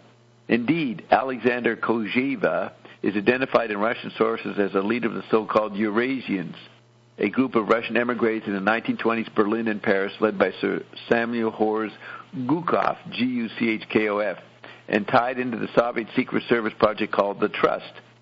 The Eurasians, now it's interesting, Ion mentioned, it seemed to me, the Eurasians when we were talking about the castle and the Vatican stuff, and down there in the Pyrenees. If you recall, he said, I wrote it down as Eurasians, but he might have been trying to say Eurasians, because that's the term here. The Eurasians welcomed the Russian Revolution as a purgative force to wipe out corrupt Western civilization. Kojevi's own cosmology of great tyrants counted Joseph Stalin and Adolf Hitler as second only to Napoleon in achieving, quote, the end of history goal of a true global tyranny. Then it says, while none of the American archive documents reviewed to date by LaRouche's organization, none of them identify Nazi jurist Carl Schmitt as a syndicist, circumstantial evidence points to that conclusion. Carl Schmitt was an emissary to Spain, Portugal, France, and Italy during the height of fascism, turning out a series of juridical documents justifying the jackboot tyrannies. Schmitt was a protected asset of Göring, the leading syndicist figure in Nazi Germany. Like the banker Haljar Schacht, Schmitt was cleared of war crimes by the Nuremberg trials. So that's some of the background. Oh, so then LaRouche brings it right up. Yes, and present syndicist guys. There is another link with these secret groups that link to San Martin. Yeah, but let me finish this thread. This Schmitt influenced. Let me finish this point. Schmitt, Nazi Germany guy, he influenced Leo Strauss, who had all these disciples at the University of Chicago in the 80s, who went on to create the plan to have a Pearl Harbor, which many people link into the cause for 9/11. So the article ends. It was this Kojevi guy who maintained the closest collaboration with Leo Strauss, and it promoted his theories of purgative violence and universal tyranny with such leading Strauss disciples as Alan Bloom. Now, Alan Bloom was a professor at the University of Chicago in the 80s who wrote a book called The Closing of the Mind of America, and he had certain Platonic ideas of music. Well, Zappa had public debates with Alan Bloom. He ridiculed Alan Bloom's ideas about music. So Zappa comes right in here, and Bloom is influenced by these Nazi guys, according to LaRouche.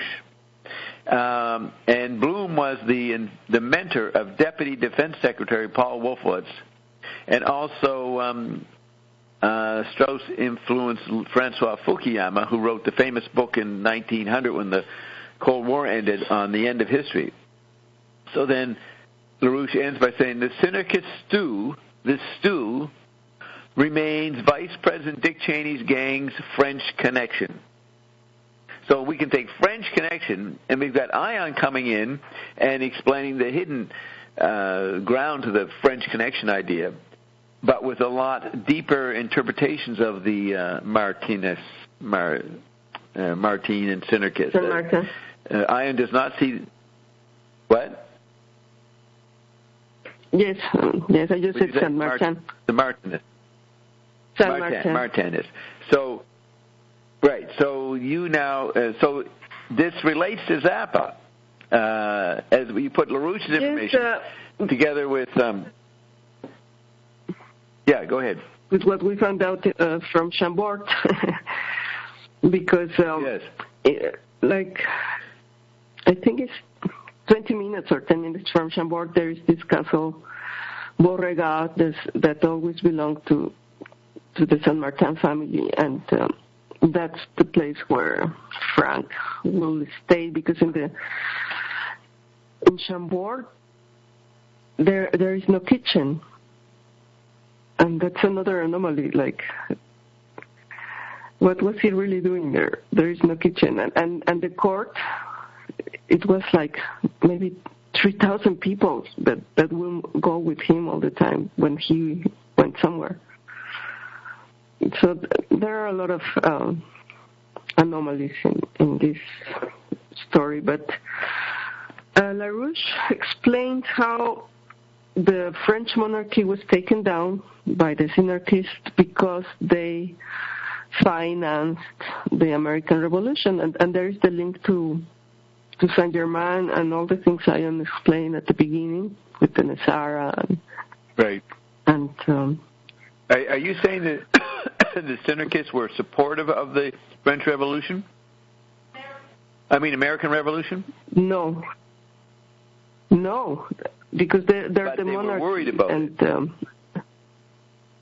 They got angry with the French monarchy because they financed the revolution, and that's why they they promoted the French Revolution and decapitated the king and the queen. And also the brother of Marie Antoinette, Joseph II, protected Mozart, and they were both fighting against the absolute kings. They had the new ideals of the Enlightenment and the encyclopedists, and they were for the fraternity, the equality, the liberty, and this was not really liked by the synarchists. And in the Magic Flute, Mozart, he was really like Zappa. He was like a rock star. He was super eccentric, and he took all aspects of the production, distribution, and performance of his music on his own hands, and that was really revolutionary at the time, because everybody was seen as a servant, and he refused to be a servant of the aristocrats. He wanted to make the music he wanted to make. And with the Emperor Joseph II, he had more freedom. He could use the language of the people, like his opera, the Enreid of the Seraya, I think it's called in English. He made it in German because he wanted to transmit to the people these ideas of the revolution. And in the Magic Flute, the story is about a prince that is fighting against a secret society of dark forces, and the prince is fighting to reach the goal of truth and beauty and love.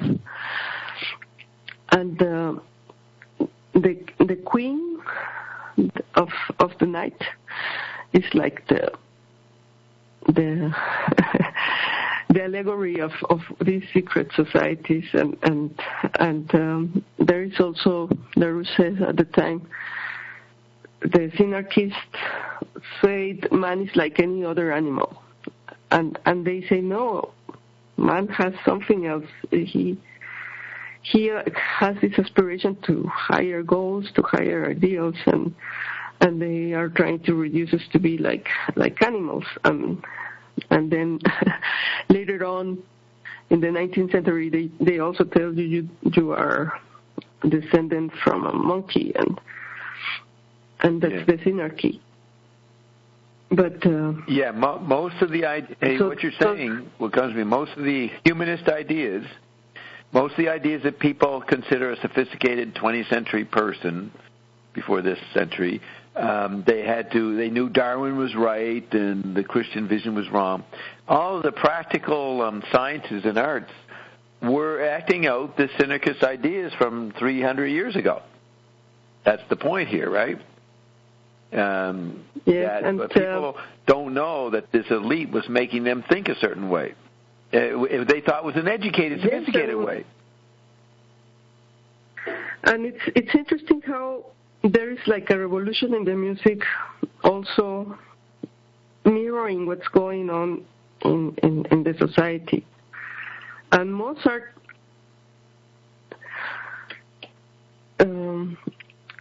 wanted to go further with his music and to transmit what he thought is the universal truths, the universal beauty.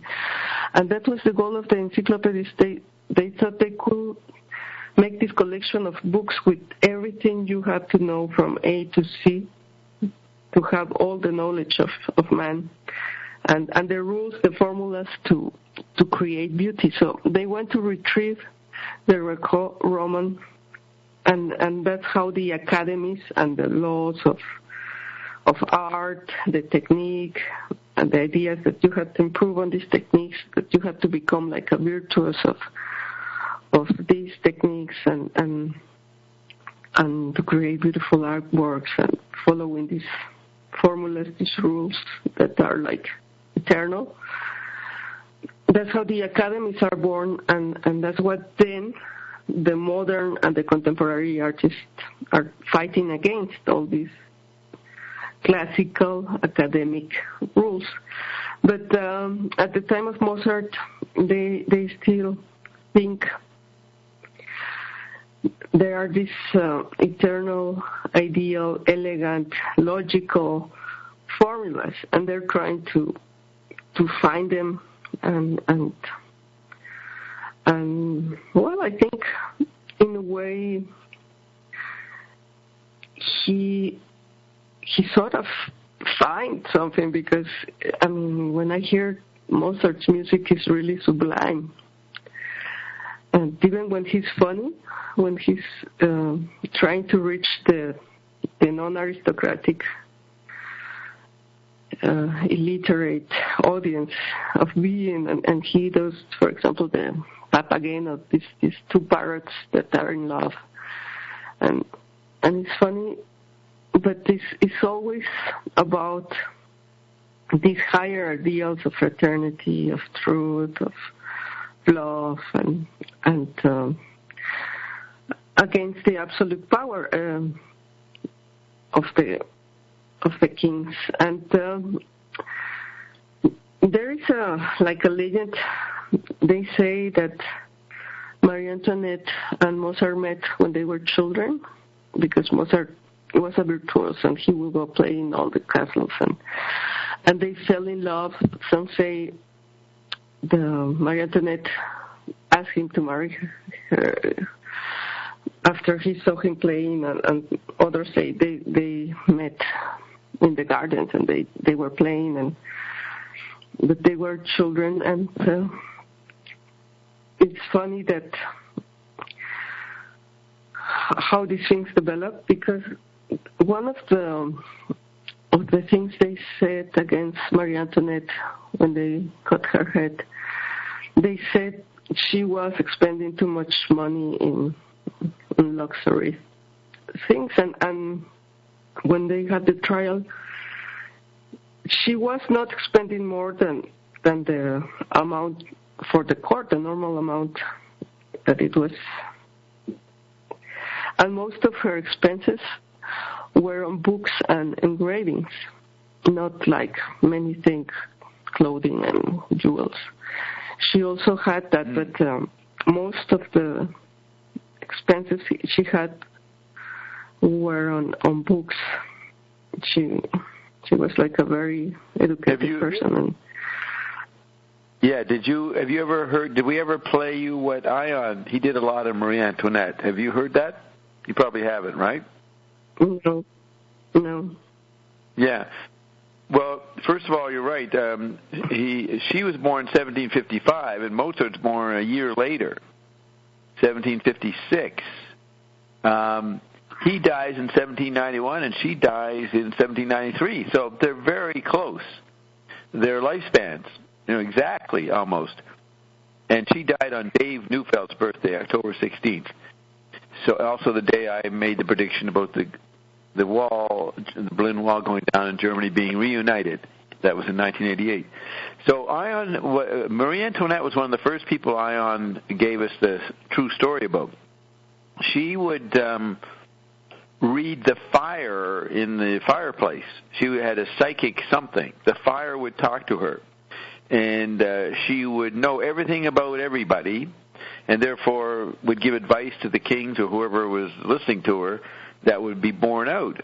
And no one understood where she got this knowledge, where she got this information. So she became extremely powerful in the court system of that world in France because of her ability to... Now, it was very early. She might have been going to parallel worlds. I'm not sure. But Ion did say she would read what the fireplace, some voice in the fireplace, sort of like Moses' burning bush, would tell her everything. So she really was a big deal in many ways. She's like Marie Henrietta, who did all those inventions that influenced the 20th century, the wife of Leopold II. So it would. So this reading books would be supplementing what she naturally was getting as a psychic person or some kind of advanced person. So Ian agrees with you. Yes, and it's very interesting that they link to Saint-Germain to the American Revolution. And Mozart is exactly like Zappa. He's against this power that for Zappa were the big corporations and the media, but at the time of Mozart, it was even harder because he suffered a lot and had a lot of economic, financial trouble because it was very, very hard for him to be independent and to fight against this power that even killed Marie Antoinette, the synarchist, and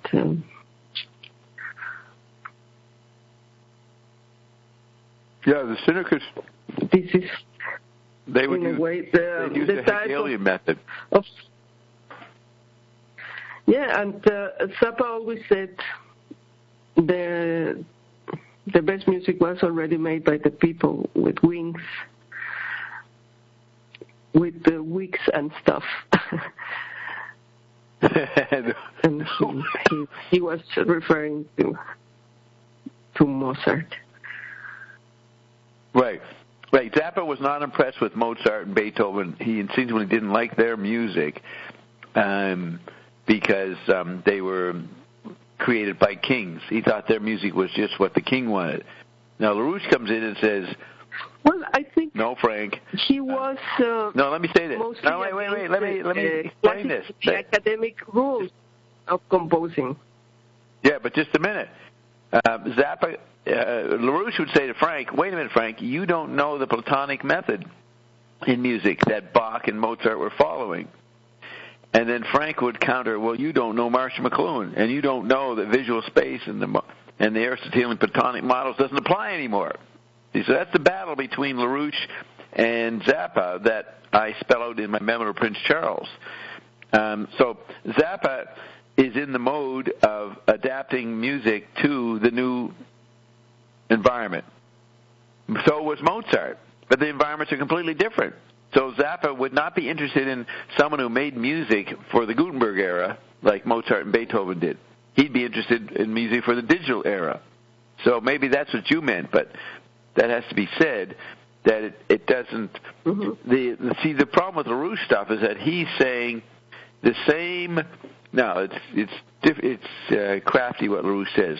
He would agree that the music has to change to adapt to the new technologies. But he thinks there's some method that is Platonic. He called it the hypothesis of the higher hypothesis. And that was what all geniuses were doing. They didn't create the same thing. So you have to be careful what LaRouche was saying about Zappa, because Zappa was acting out the LaRouche mandate by being Platonic and dealing with the hypothesis of the higher hypothesis. Now, there's an article, the only article on Zappa in the LaRouche organization was in 71 or so. In their newspaper, their music scholar, it wasn't LaRouche, Christine somebody, she said that Frank Zappa was a replay of a guy in 1920s Germany, maybe even Europe. So it's sort of like a hippie image. He had a commune, and he would go around all over the place in Europe and play interesting music and gypsy lifestyle kind of thing in European culture in the 20s and 30s. She said that's what Frank was doing. Now, Frank, so we know that Frank was not doing that, but LaRouche's organization project their own bias on Frank.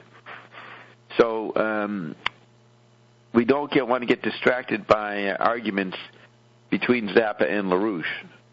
I would say that Zappa does the Platonic method in a modern way, as LaRouche would advocate, but LaRouche may not recognize it. So, go ahead. What were you going to say? Yes. But one similarity between Mozart and Zappa is that they really thought they could reach the audience and educate the audience and change the situation with the music. And music was like their religion, what they believed in, and the tool.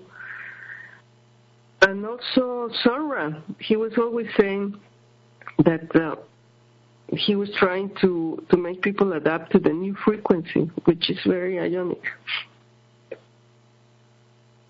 Zappa said that, is what you're saying. Sonra. But all of them had this idea that Sun Ra. Oh, Sun Ra, yes, Sun Ra, yeah. That music was a very, very strong tool to educate people and to move them to be somehow more aware. And for example, Sun Ra even says, you just listen to this music, listen to this music, listen to this music, and you are going to start to know things. Yes.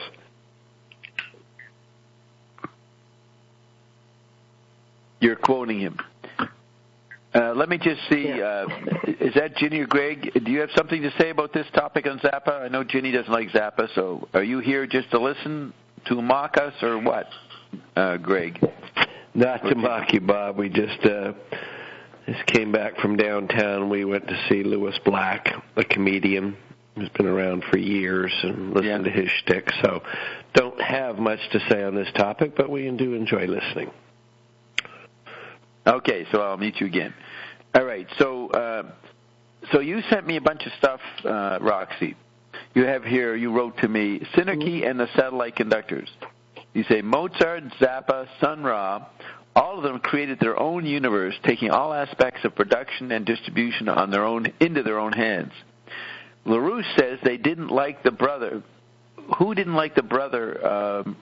The Synarchists. So LaRouche says the Synarchists, the oligarchy, didn't like the brother of Marie Antoinette supporting Mozart. And the fact the French monarchy supported the American independence. So even they see the kings can be, this is LaRouche's point, is that the real power is in the fondue, which is plural for fondue, which is the cash, gold, credit nexus.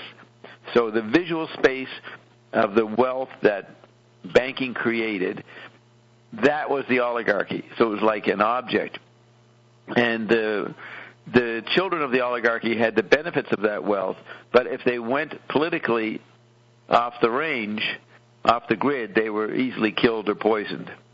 So you can have a king come in who, even though he's an oligarch and represents the traditional elitism, he can be trying to alter his environment, working with the cultural geniuses of his day to bring in a more egalitarian situation. So the French monarchs were decapitated, And people might think, oh, that's Robespierre and the People's Rebels, the Jacobins, that they were offing all the elites. And LaRouche's point is that another part of the elite, known as the Synarchists, were supporting the radical Robespierre and these guys who were creating chaos and ruining the American Revolution that was being presented by others that were more balanced and weren't trying to chop heads off. So you have here the French monarchs were decapitated. LaRouche accuses the Synarchists linked to Saint-Martin of conflict control, controlling both sides and both kinds of trafficking. And that is why LaRouche was against rock, but Zappa, then you come in, but Roxy says Zappa saves the music and proclaims, as Mozart did, that he was in charge and against substance abuse. So Zappa was same program as LaRouche on the drug point. The Synarchies control the program, but Mozart rebels. There's always a new revolution of music with a big change. There is a legend that Mozart and Marie Antoinette met as children and wanted to marry. Then you say the rock star Mozart meets the Emperor Joseph, brother of Marie Antoinette. Yeah, this is from the film of Mozart, because there are like chronicles of people writing what happened that day, and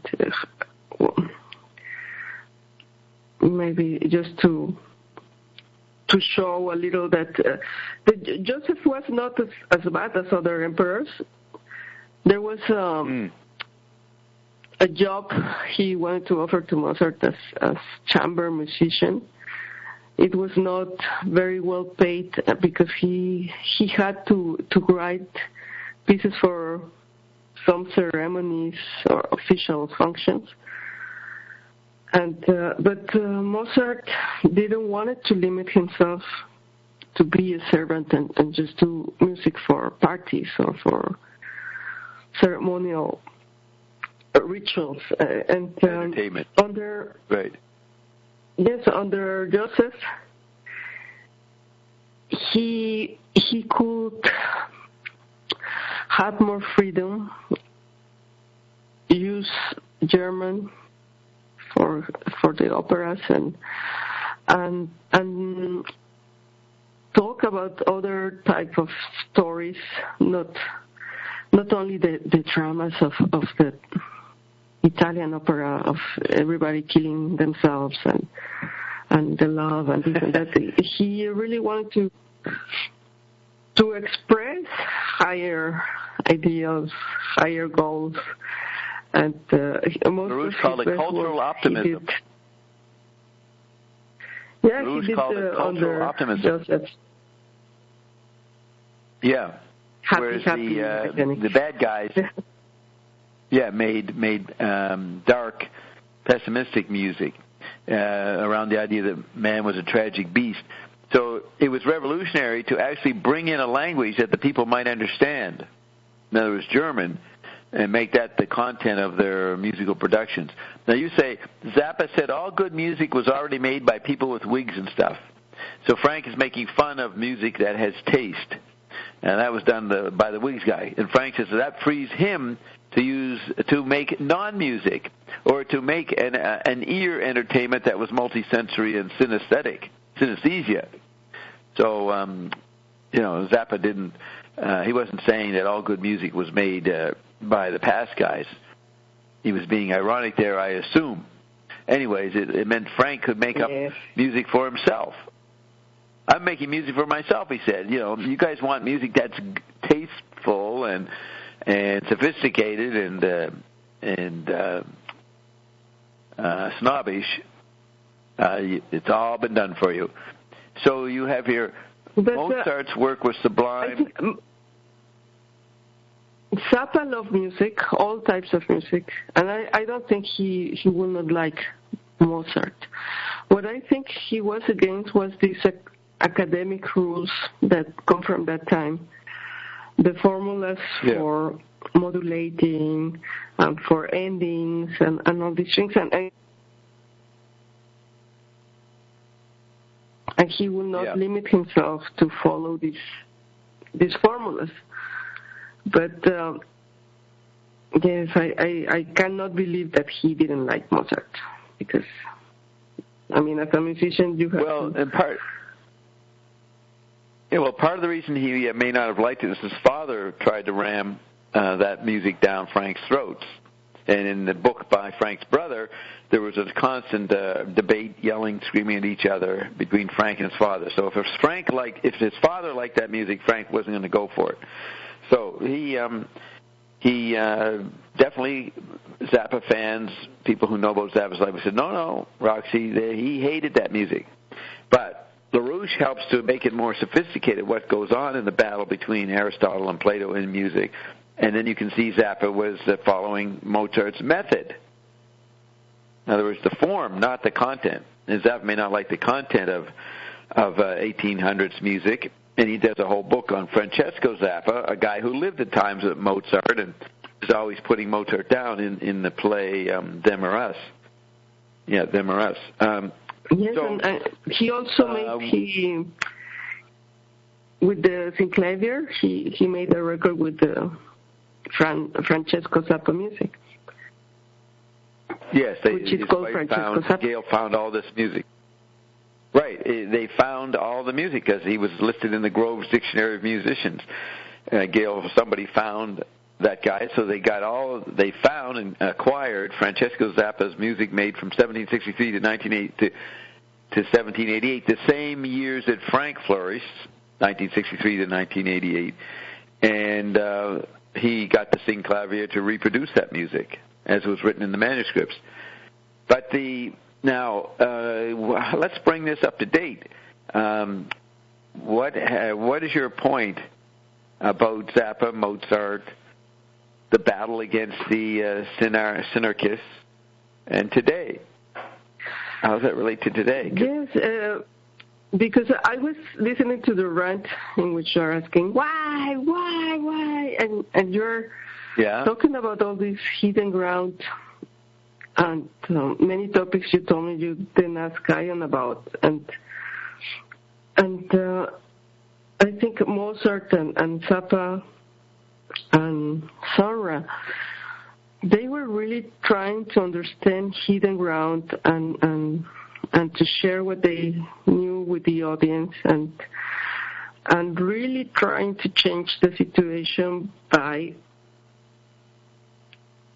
affecting their environment as much as they could, being this type of new creator that is the ionic idea of not art, because art is puny compared to what we are going to be doing in programming our kingdoms, our environments.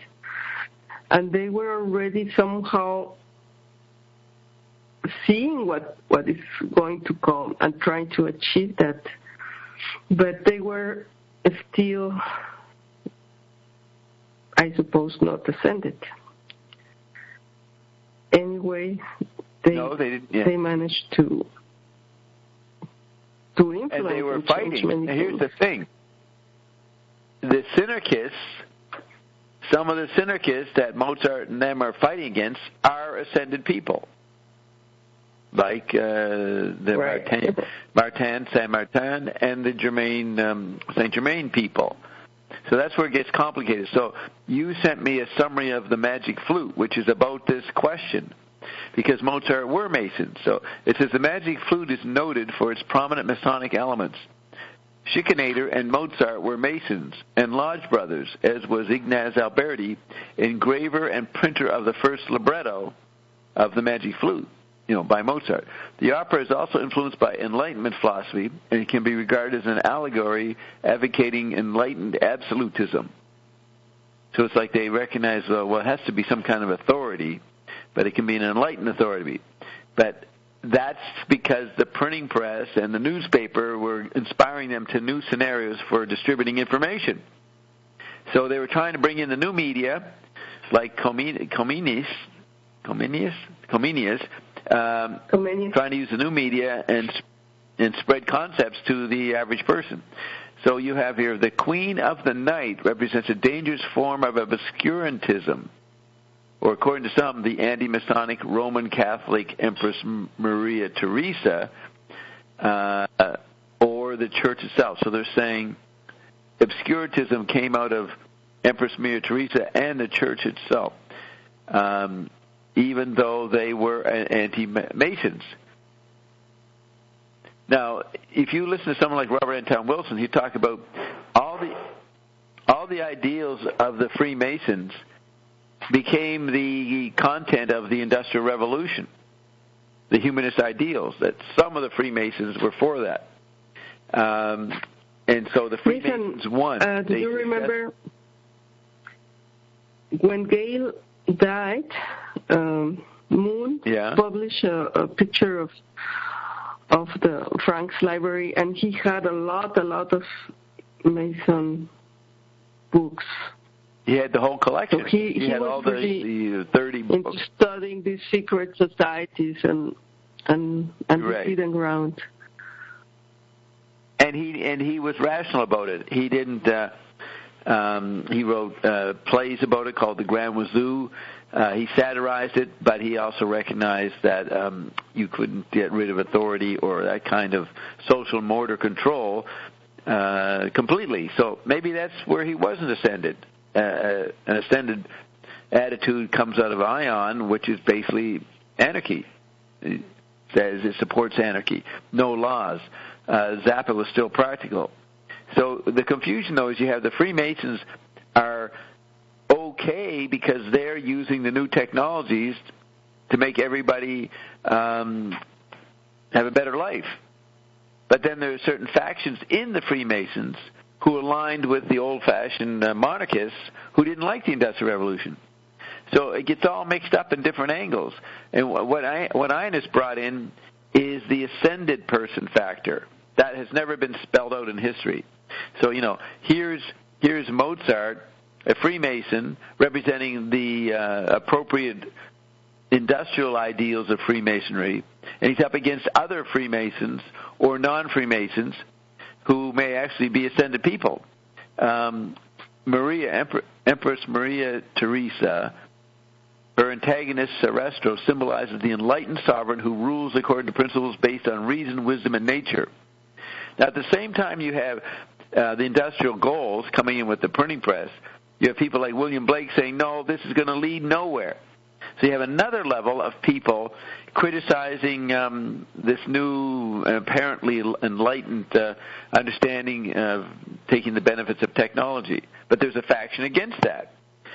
LaRouche tries to figure out who's doing what, and basically says the pro-technology gang are the Platonists, and the anti-technology gang, that would be William Blake, are the Aristotelian people who want to bring back a dark age. So you got here Mozart is against the obvious oligarch, the Empress, and then he has another king that would represent Marie Antoinette's brother. The story itself portrays the education of mankind progressing from chaos, that's the serpent, symbolized by the serpent, through religious superstition, that would be the queen and the ladies, to rationalistic enlightenment, that's Sarastro and the priests. And by means of trial and error, ultimately to make the earth a heavenly kingdom, and mortals like the gods. Then you say that particular couplet with those words is sung in the finales to both acts. Mozart includes satire and humor to make it attractive to a wider audience of non-aristocrats. In the people's language, Mozart's goal was to transmit the ideas of liberty, emancipation, fraternity, and love. The parrots sing about the highest feeling, love. Now, what's interesting, you come to the 20th century, and after World War II, a lot of the radical thinkers, like Adorno, find that the concentration camps are just too much to take, and they start to question the whole Enlightenment philosophy that led to, they think, World War II, the ideas. So you have a whole branch of postmodern thinkers, they're called postmodernists, who are retrieving, from LaRouche's point of view, synarchist ideas. So the bad part of synarchy, the anti-human part, is what LaRouche is battling. But we, here in Iondom, are including the useful synergists, or the people that funded the synergists. So you're aware of this complexity of what we're talking about, Roxy, right? Yes, that's why contradictions here. We try to present these things, because this is like the layers of the layers of the layers of history, of the secret history of things that Ion has told us, and how this connects with America and the New Atlantis and the New Jerusalem and Saint Germain and if you read Zappa closely, we're connections that connect them all to Bob. Yes, it comes back to me eventually, but connect. Well, what was good is that the very people that we're talking about, McLuhan and Zappa and others, and LaRouche, were brought together by me. That was already stated 25 years ago, before Ion showed up. Now, is Ion following Bob's hologram? That's for you guys to figure out. But you can, when you read Zappa and see what he said in his interviews, you can't categorize him as a Platonist or an Aristotelian. He's more moderate, more involved, more aware of the complexities. He used to talk about the very operation of becoming president was a Byzantine bureaucracy, and that's right. McLuhan wrote about that too. You had to link back to the oligarchs. What do they call the electors? What's that thing called? I forget what that thing. Yeah, the electoral college that oversees the election. So you have this oligarchy, and Ion says that Obama became president thanks to the daughters of the revolution. I don't know if they're called the daughters of the American Revolution or just daughters of the revolution.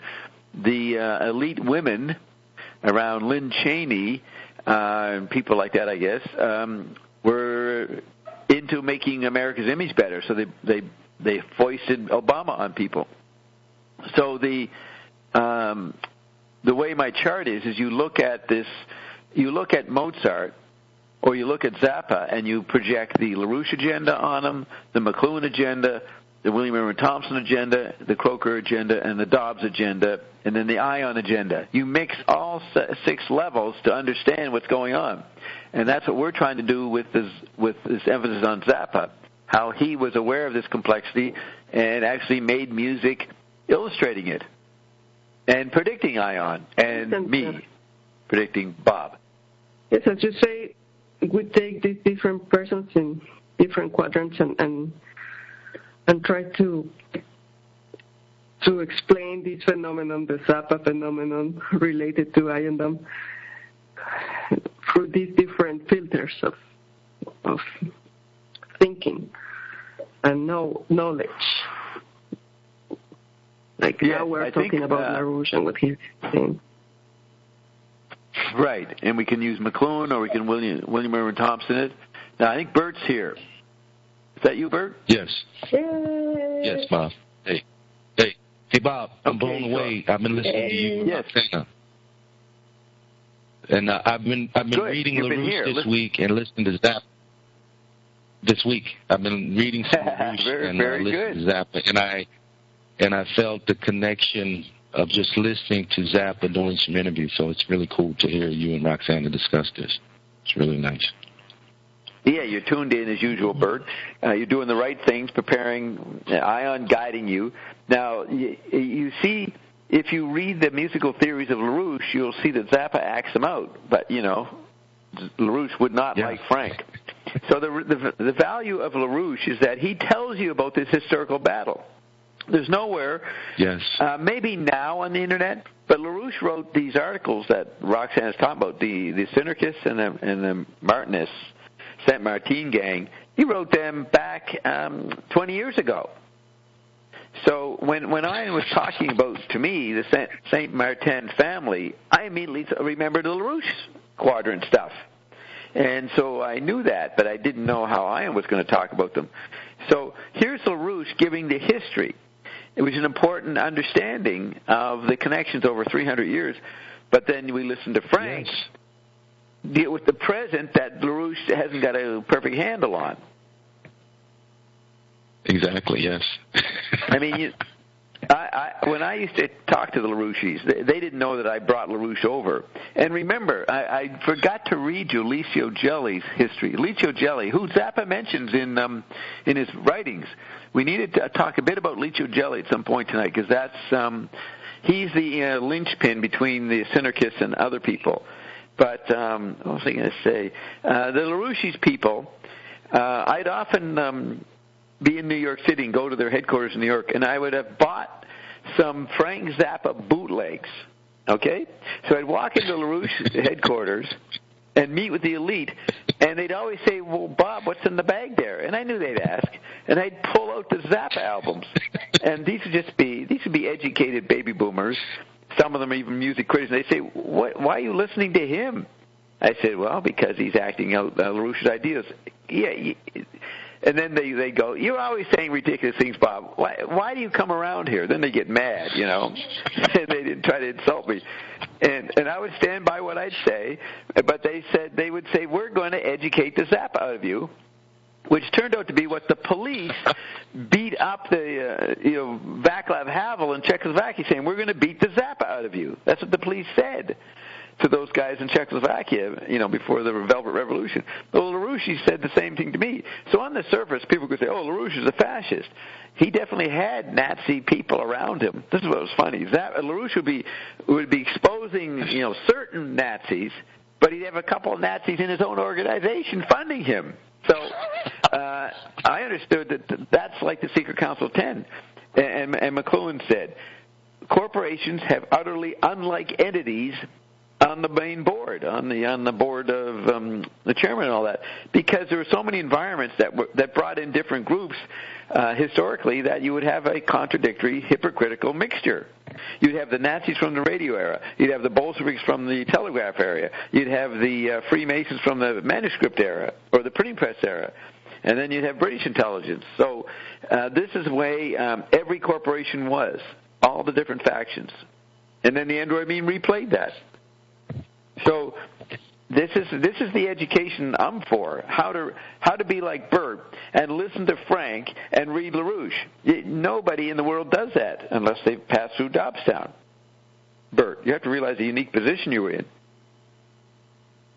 Well, yeah, it's fun because you get to see things really differently, because having grown up in the 70s and miss Zappa, and now to be able to read what LaRouche, because I remember seeing a lot of LaRouche literature when I was young, in the where they would pass the stuff out, and now to be so many years later to be able to read this and know what it really is, it's mind blowing every week.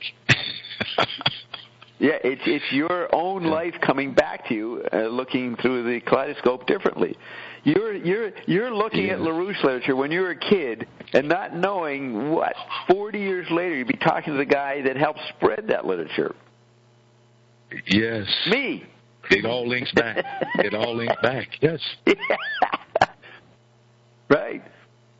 Bob, I want to say something. Yeah, go ahead. Just real quick. I listened to last week when you were talking to Ion, and you asked Ion about was music the first form, the static form after the fall, and he said yes. Do you remember that? Yes. Yeah. Oh, yeah. That rung a lot of bells. That's a lot of questions there for me. But anyway, go ahead. Well, sorry. Pleasure. Just wanted to bring that up. The fallen, the ascended person, no, it's important. Zappa was operating on that level. He'd undermined the musical experience while being a great musician. Because on the level of the ascended, McLuhan has a quote from Mozart. He was asked what music he liked. He said, no music. He didn't like music, or he wouldn't consume it. He wouldn't use it to assuage his fallen man desires or boredom and that. He was not using it as a drug. He was using it as an educational tool, as Roxy says, to probe the people, to enhance them. So he's using the environment to numb people to the new environment, but at the same time, hopefully they get to see through it. So Ion says the ascended person has no desires. It's not wallowing in the senses. And that's why, I don't know if I played this part, beneath the tonalities, beneath the frequencies, there is nothing. Did you hear me play that part last week? There's a nothingness, which could be the Hindu void. I don't remember that. Yeah.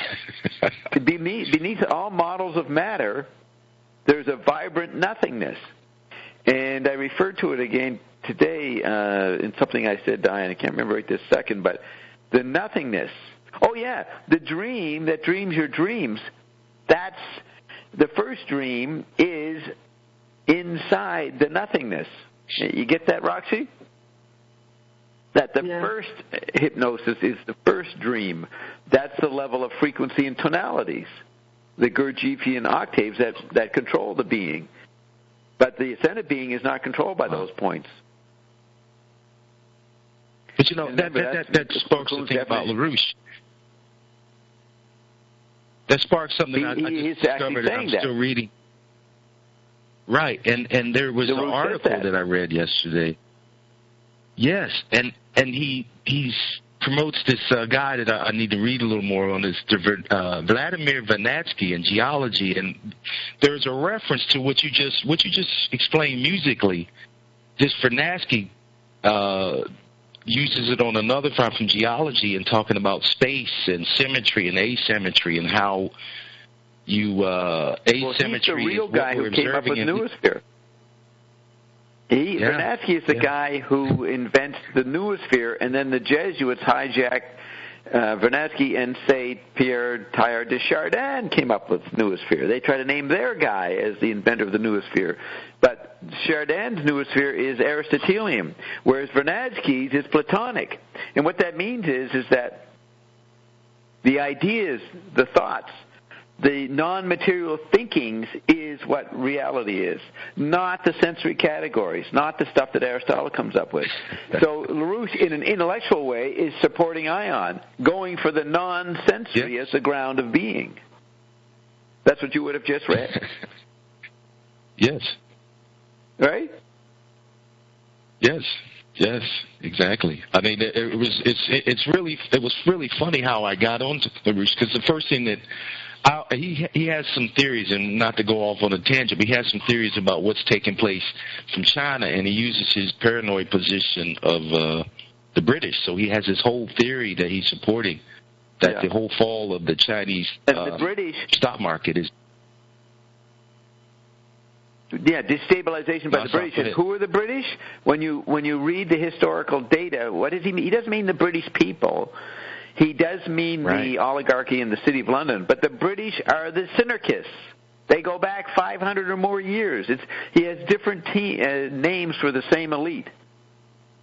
So the synarchists that Roxy's talking about are the British, but it's an international cosmopolitan elite. And then, see, when I was first talking to Ion, I found it puzzling that he would go on about Queen Victoria and these very stupid oligarchies that I had been met personally through the Secret Council 10, but also intellectually he didn't agree with them. And I eventually figured out, I haven't got it confirmed, that Ion purposely took these people and rubbed them in my face. He'd say, you're doing the Lindy, Bob, hanging out and being mad at Queen Victoria. But I would make a big deal of how ascended Queen Victoria was, which was a counter to the images I had in my mind. And but Ion was trying to show us the secret part of the elites, who I had brushed up against but did not fully understand. Or maybe I did fucking know, and as you know, I'm running this whole fucking thing, so you're talking to an extremely ascended person right now who's pretending to be one of you guys, but that's my art, right? Yes. I'm pretending to be among the people. I'm speaking in English. Most times we're trying to do it in German. But it's pretty funny, the situation here, where I come out of this elite position, and then Ion is out elite-izing me, but then in the end says, well, Bob, all these people that I've gradually got you to be impressed with, they all work for you. We're still trying to figure out what kind of weird blind spot I put myself into. What kind of amnesia what disease am I a victim of? Yes, everybody's trying to make you remember. Yes. What did you say? Your first words? Everybody's attempting Everybody's trying to make you good point. remember. Bob, remember. That's what I mean. When Bob gets it, then everybody can get it. But we have to let little Bob get it at some point. It's going to take a long time to get Bob to get it because Bob ain't paying attention. But Bert, I was thinking of you. I couldn't wait to play it. What, Roxy? Yes, I was listening to Sonra, and I was so amazed of what we're saying now, that there is so much ionic in what he's saying. For example, in the start of the film Space is the Place,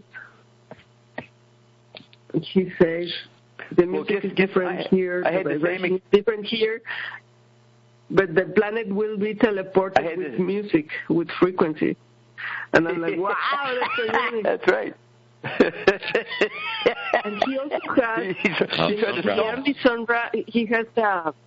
he has a song called Deep Purple, Sonra. And the group Deep Purple took its name from Deep Purple, that's your color. And Deep Purple like this smoke on the water. Smoke water on the water. On the water. Fire on the sky. Water. Yeah. Dun, dun, dun, dun, dun, dun, dun, because I went to a Prime concert, and Yeah, you know what the Smoke on the Water is about, Bert. Okay, you're flipping it out. Let me just quickly say. From Sonra. Yeah, Deep Purple. Deep Purple did a song about Zappa when Zappa, the concert, the Casino Montreux in Switzerland, burnt down. And so Deep Purple gets involved with Zappa, is Roxy's point. But while Bert was listening to Zappa this week, and you were reading whatever you were reading, Roxy, to come up with about Mozart and that, so what was I doing? I was reading about Michael Weinstein. Michael Weinstein is the co-author of the great Arthur Croker book, Data Trash, came out in 1994, before the Internet became widespread. And they have the theory of the virtual class. And I never knew much about Michael Weinstein, but he just died a few months ago, so it's led me to his widow, and then I'm looking into him. So I'm reading that Michael Weinstein was this guru professor in Chicago who, it was almost like a cult, and he wrote all these books about all kinds of complex things. And I'm reading them, and it's all ionic philosophy. He's totally ionic. And that's where Coker was a student of his in the postgraduate phase. So it turns out the hidden ground to Arthur is Michael Weinstein, who didn't make it to 2016, but his books, maybe at some point I'll read you some quotes. He was talking about, he's a political activist, and he's maybe a Marxist, a socialist or something, but he also recognized that the person privately must develop themselves. They must develop their ownness. They must own themselves. And he has this whole agenda exactly talking about how one is to be intimate without being a victim of it. The idea is that you're not here for your partner's good health. You're here not to make them feel better. He has all this stuff. So I was discovering a guy in the Croker quadrant doing ion, just as Bert was finding LaRouche had ion, and Roxy was finding Sun Ra had ion in him. So this is the wonderful part of Jobs Town. Every week it's a wonderful experience. I just read a quote that you listed. I just read a quote that you just listed in Up the Orphan Annie last night with Weinstein about leaving behind the process world of data engineers. That whole from Data Trash, page 139. I read that last night. Yeah, very good. And I don't know who wrote. Croker and Weinstein, I don't know who wrote more. If they're both 50-50, that book was written by them emailing it back and forth to each other, and each supplementing what the other guy wrote.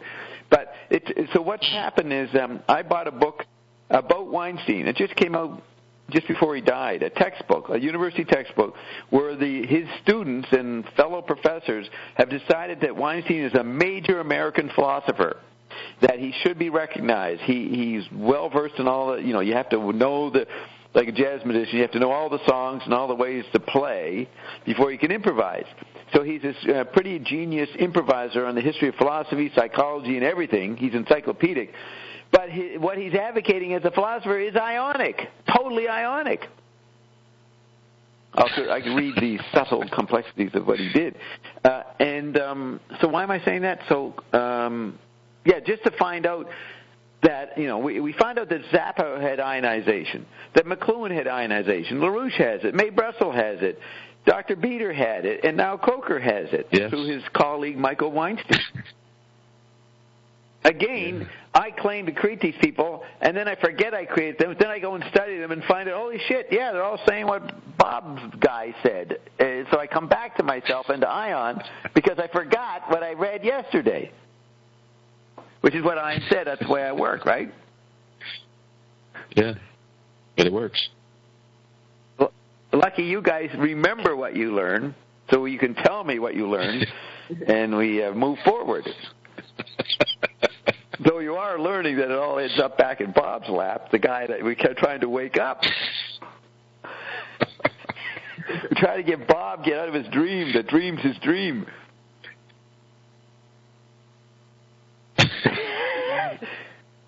Meanwhile, we're reading about what? Connect the world. Say it again. Connects the world, right? And so we're reading. Yes. That's right, connect the world. So Carol and I are reading about Bob Dylan's first girlfriend, who turns out to be the coolest young woman, Susie Ratola, really a neat woman. And I think that's why Dylan went nuts. He left her. He shouldn't have left her. He shouldn't have gone for Joan Baez. She was the one that could handle it all. Pretty neat. The reason she broke off is that he was trying to treat her as an appendage to him, and she was a bona fide thinker, artist in her own right. She couldn't be an appendage to him.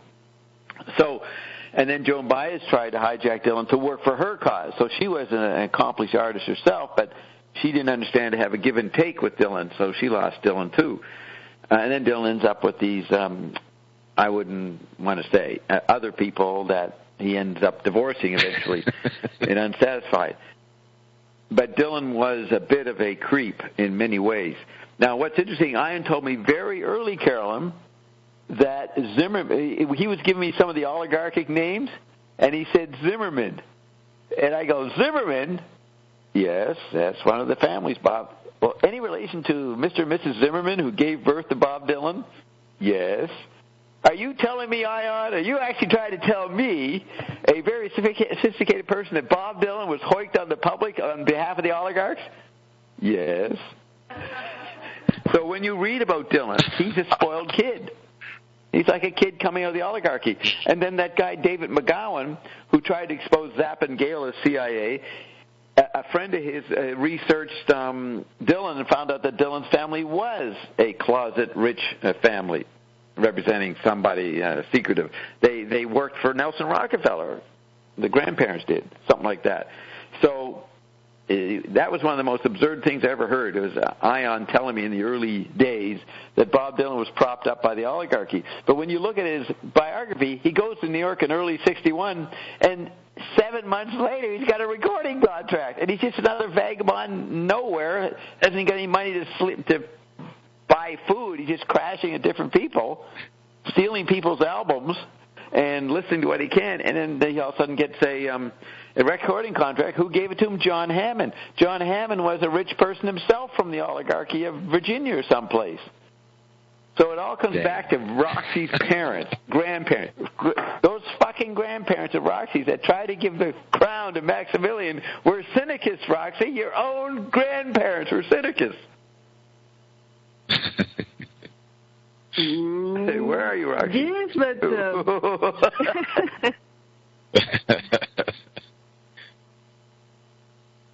Yes. Yes, but what? But actually, the Emperor Maximilian of Hamburg did a lot of things that were very good for the people. He abolished physical punishment of the people because that was normal to use. Right. for workers or. So you think your grandparents were humanists? They also established your great-grandparents were humanists. Education. He didn't. There was this division of power with the church. Yeah, he was even more liberal than the Mexican president that was against him, Benito Juárez. And he did much more for the people than Benito Juárez. Actually, all these reforms were made by the Emperor Maximilian, not by Benito Juárez. And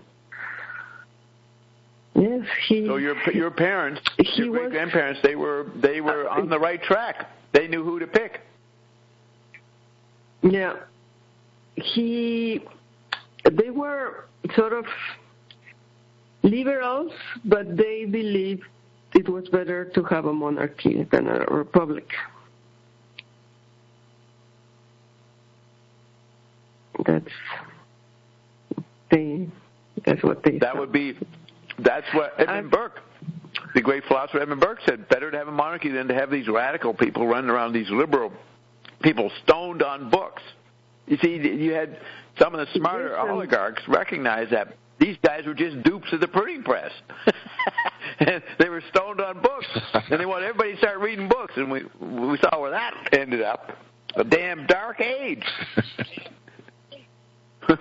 Yes, and for example, my grandfather would say things that are like this type of occult history, things they know.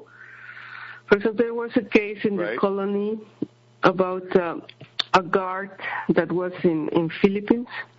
Mexico and the Philippines were both colonies of Spain. And the products from China and Asia came from the Philippines to Acapulco, and then from Mexico to Spain. But one day there was a guard, that claimed he fell asleep, and when he woke up, the governor of Philippines was dead, and he lost conscious.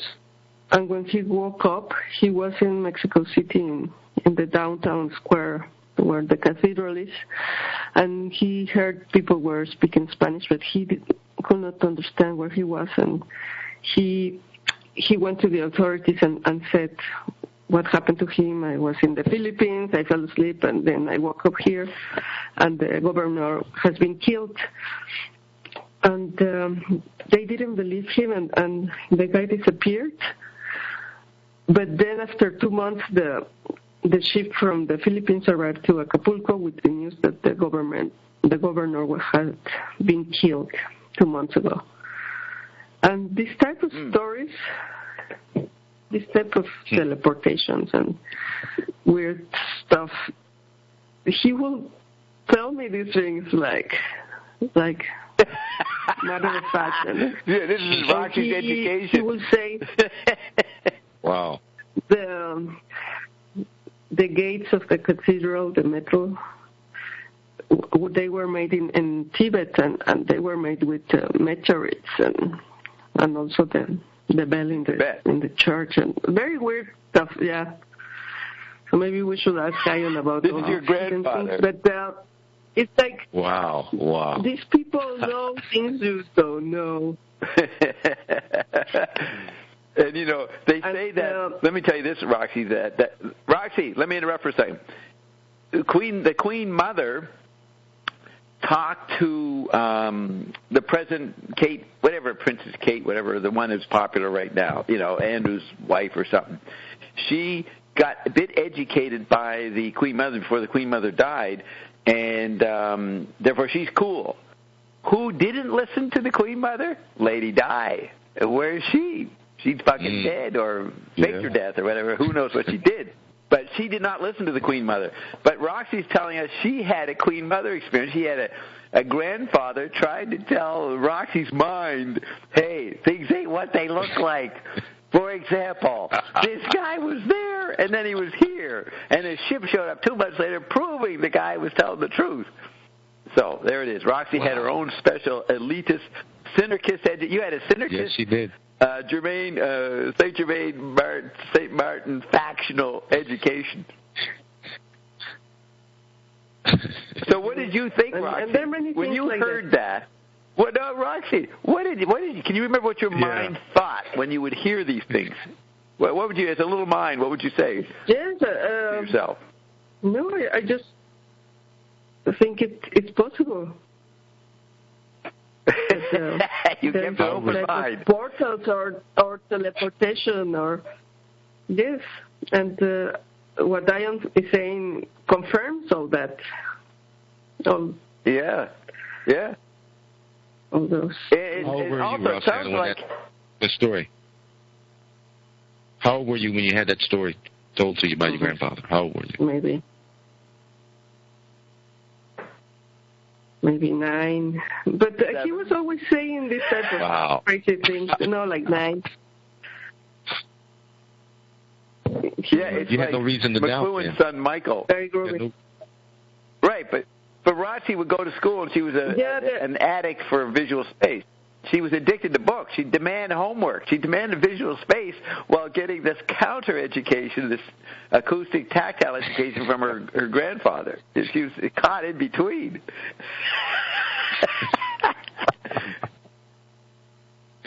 Yeah, that's why then I was totally dysfunctional, because it's like nothing makes sense. I don't believe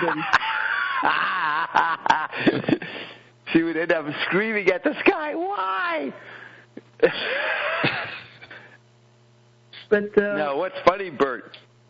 This is what I like the most from these layers of knowledge, that you were always presenting hidden ground, and I was explaining going further into these layers, and we were talking about how this is happening now also in the cyberspace. Like, there are these groups that these mysteries in the internet that some hackers found. Well, let me like a sign, and they're looking for some people, and then they had to solve very, very hard problems, and they will get into the next homework, the next task, and then after a while they say, we found the people we need. And nobody knows, was this a joke or was this for real? It's a new type of finding people for intelligence. And all Bert, she's talking about a particular case. In the internet.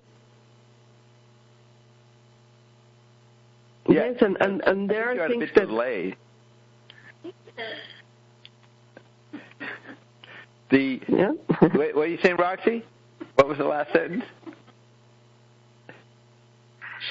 That there are even deeper layers of the reality, because now there is also the cyber hidden, the mysteries in the internet that only people that are into programming and hacking and can access to that type of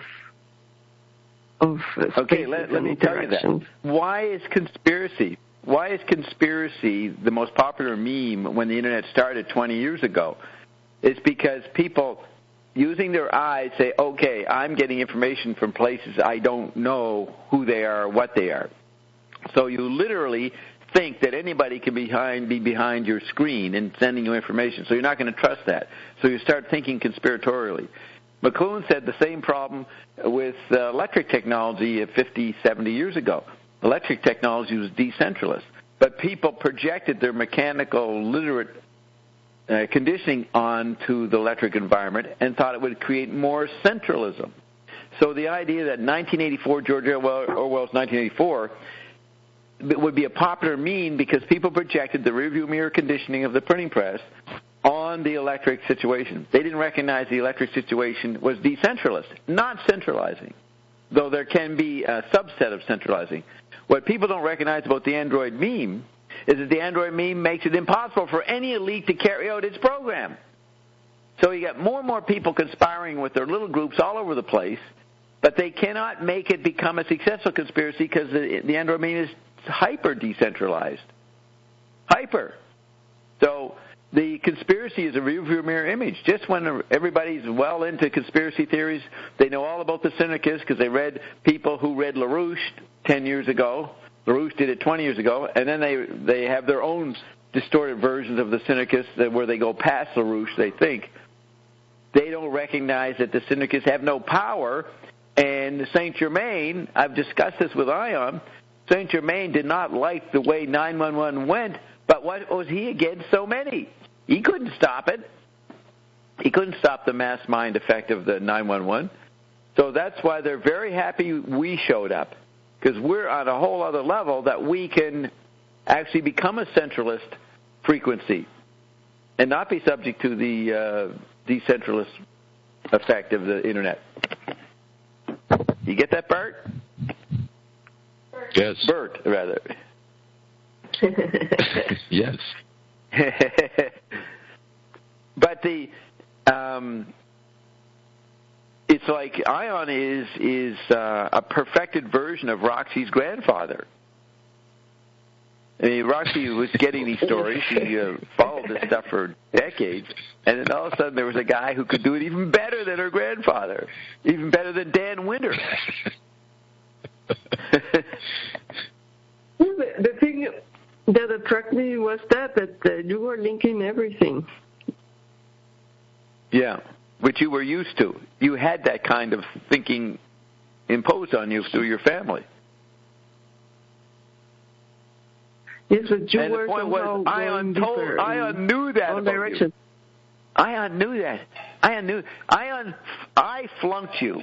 When I heard you on the phone in 2011, I said, this woman is tired, going to die. I don't think we're going to be able to help her. And then 3-4 years later, I said, report to Bob, because Ion knew that you were primed and ready to do it. I was just thinking about that. How I can't be relaxed. You had learned to relax? Is that what you just said? Yes, you had to drop. Yes, but in the meantime, I was just taking it. You were what? I was taking it easy. I was studying flute and taking it easy. Yes, you studying flute. That's right. So, is there more, Bert?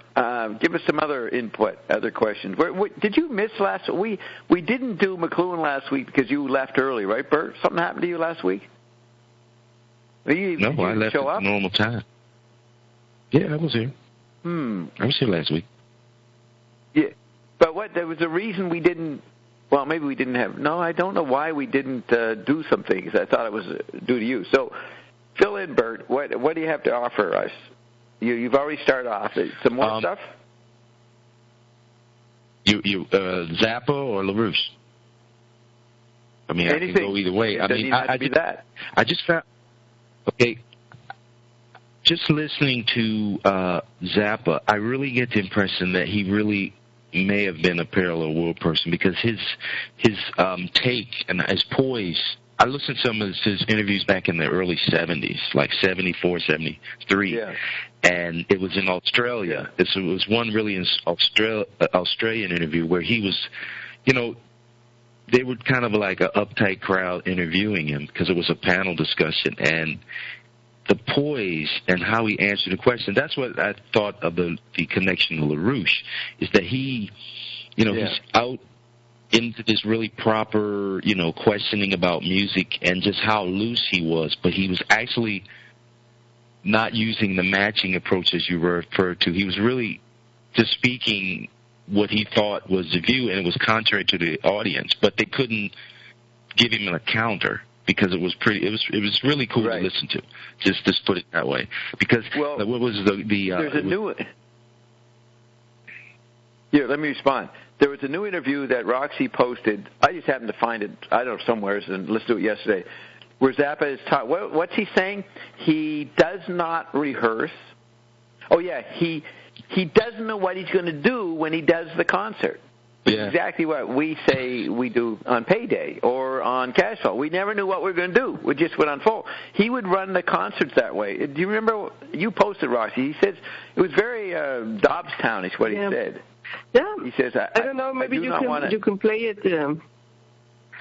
It's very interesting how he talks about playing his solos. Yeah, and it's really interesting because it's what you do with your mental jazz. How. That's right. I do the same thing. He doesn't even think. He just goes. Yeah. With the moment and the environment. So, Bert, before we play that, what were you going to go into? No, I also heard, this thing that's amazing about Frank is that they did do a lot of rehearsing, but they would change what they were going to do depending on the show. And that he also customized, I heard an interview where he customized, if they got a new band member, they had to rehearse to get the personality of the new musician into the band before they went out. Yeah. To customize, to leave to leave spaces for improvisation for that particular musician with the other musicians. So there was always space allowed through the rehearsals to give a person a chance to improv during a concert. But they never knew how they would do it. They just did it. Right. And he respected each musician that joined the band as an environment. They brought a whole technical mythic stage with them. And he would... And he's, that's why he did the series. You can't do that on stage. You have different. He said, "I want you to hear how different bands with different personalities play the same songs, and how they're totally different based on the figure-ground relationships." So he was doing figure-ground media analysis. He's I'm going to present you this band in the period of the Quaaludes. The early 70s, when Quaaludes was a popular drug. He said, I'm going to get these musicians. We're going to play off the audience's bias caused by Quaaludes.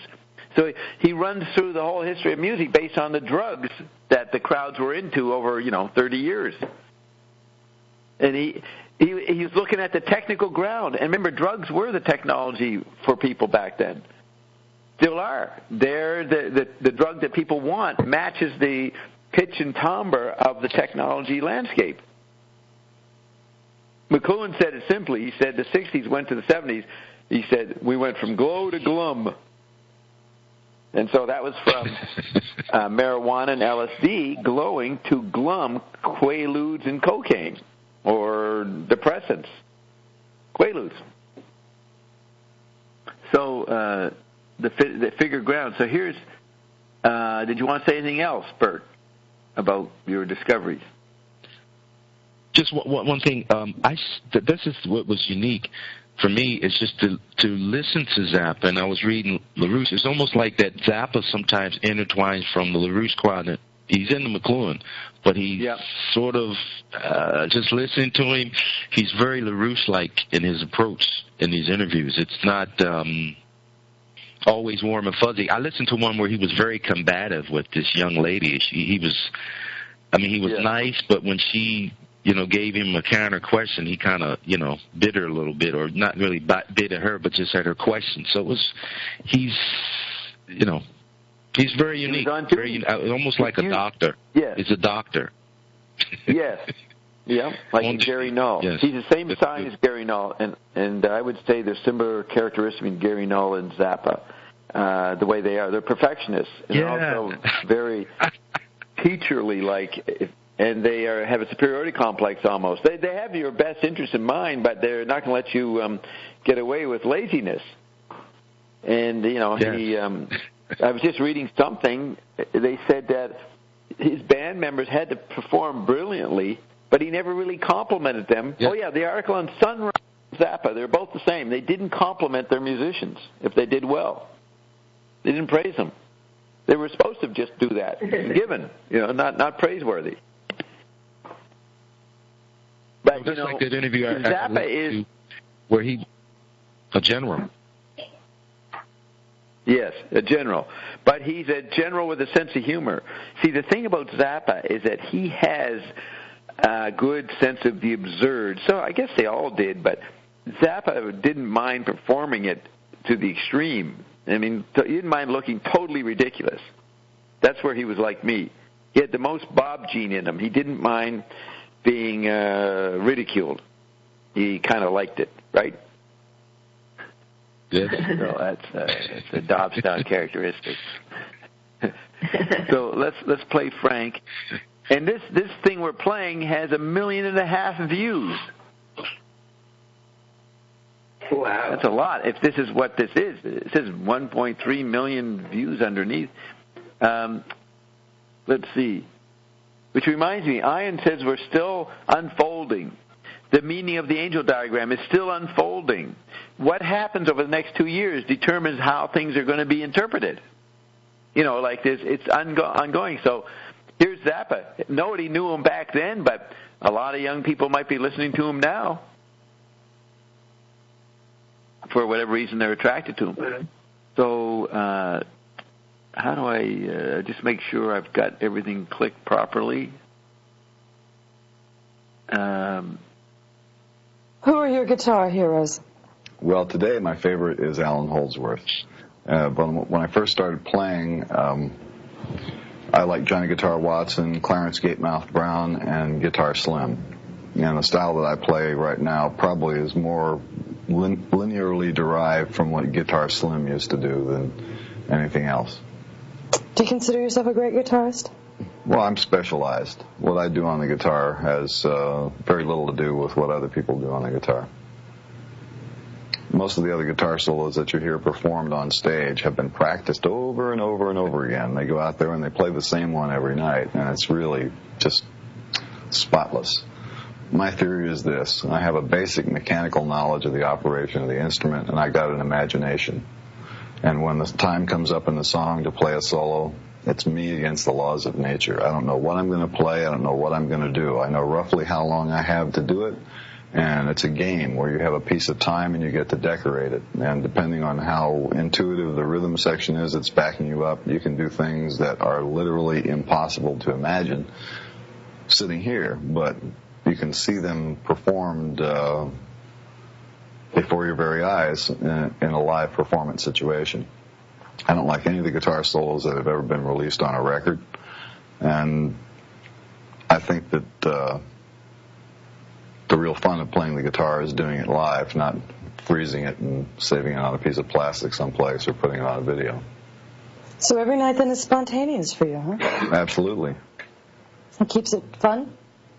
Well, think of it the other way. What if you had to play exactly the same notes every night? Isn't that like punching a clock? Mm-hmm. Well, who needs that crap?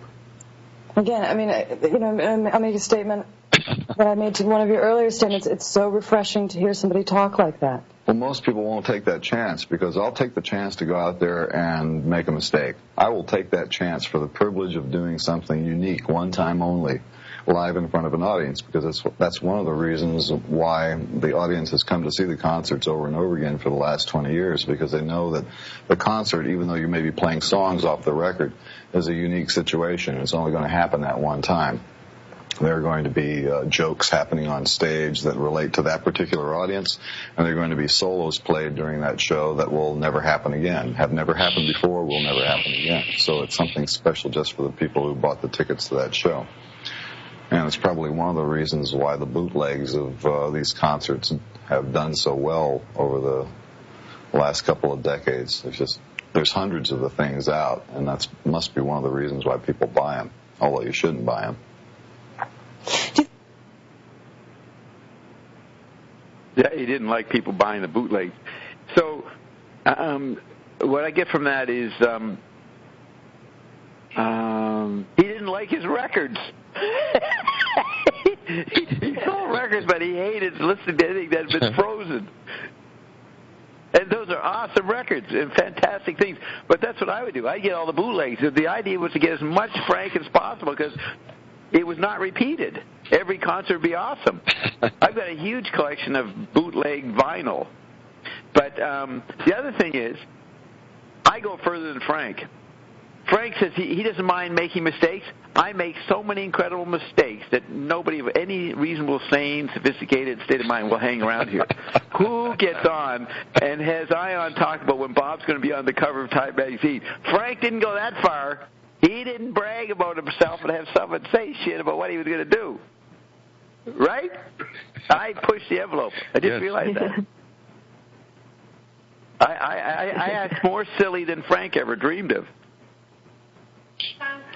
It was, for me, it's very interesting what he says, that there is another way of creation when you improvise than when you are like thinking and writing things down. He says there is no other way of composing what you compose when you are live and improvising. I mean, I suppose he was even surprised when he when he was recorded and he would listen to what he played. Yeah. Because maybe you don't even remember and you say, wow, that's great.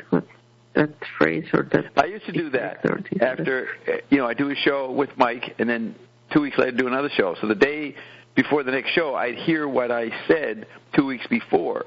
And I would be amazed at what I said. I had no memory of it, and I'd be impressed. He would run. We even have footage of it. One of the DVDs he sells. The concert we watched him in the Pier 1 or Pier 21 or something in New York City. And as soon as the concert's over, he basically runs to the recording vehicle and starts re-listening to the concert right there as soon as it's over. He even doesn't even care people are for standing ovation. He runs and he wants to hear what happened. So, see, this isn't exaggerated. He does plan. He gets hours of rehearsal, months of rehearsal. What is he improvising? See, that's maybe a level of ESP or non-physical because he's got a sound list, he's got a song list. They know what they're going to play. Maybe he doesn't tell them ahead of time, but they get the list just before they go on stage. And there is a list. I've seen the list. They're there. So that's planned. What is he saying that he doesn't know? You know what I mean? That's not planned. He's conducting the place. They got to do it right. Carol's just saying it's just the solos that are different. Okay, the solos. All right. So it's just the solos are improvised. Oh, okay. Well, I guess I should have realized that. That's right. What he was referring to in the space.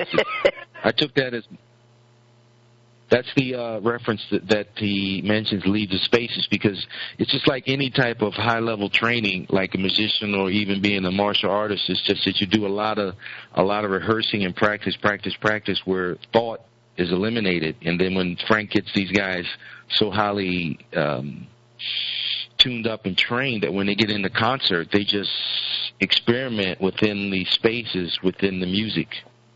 And that's what I took when he said he leaves the space. When you listen to his music, it is different. But it's the spaces where you may hear his especially. That's amazing to listen. Wait a minute. Are you saying, Bert? Are you saying it's different from the same song you heard him do somewhere else? Is that what's different? Yeah. What's different when you say it's different? Yes. Well, within his own work, it's different. Within his own work, I think I've heard 3 or 4 different versions of Chunga's Revenge. I think. Yeah. It's just different. It's different. You hear maybe the harmony or something that sounds the same, but there's always something in the front that's different. A different guitar. You use a different guitar. Yeah. So what the heck was I on? Okay, so I thought he was talking about it unplanned, but the solos are unplanned. But he does repeat the song.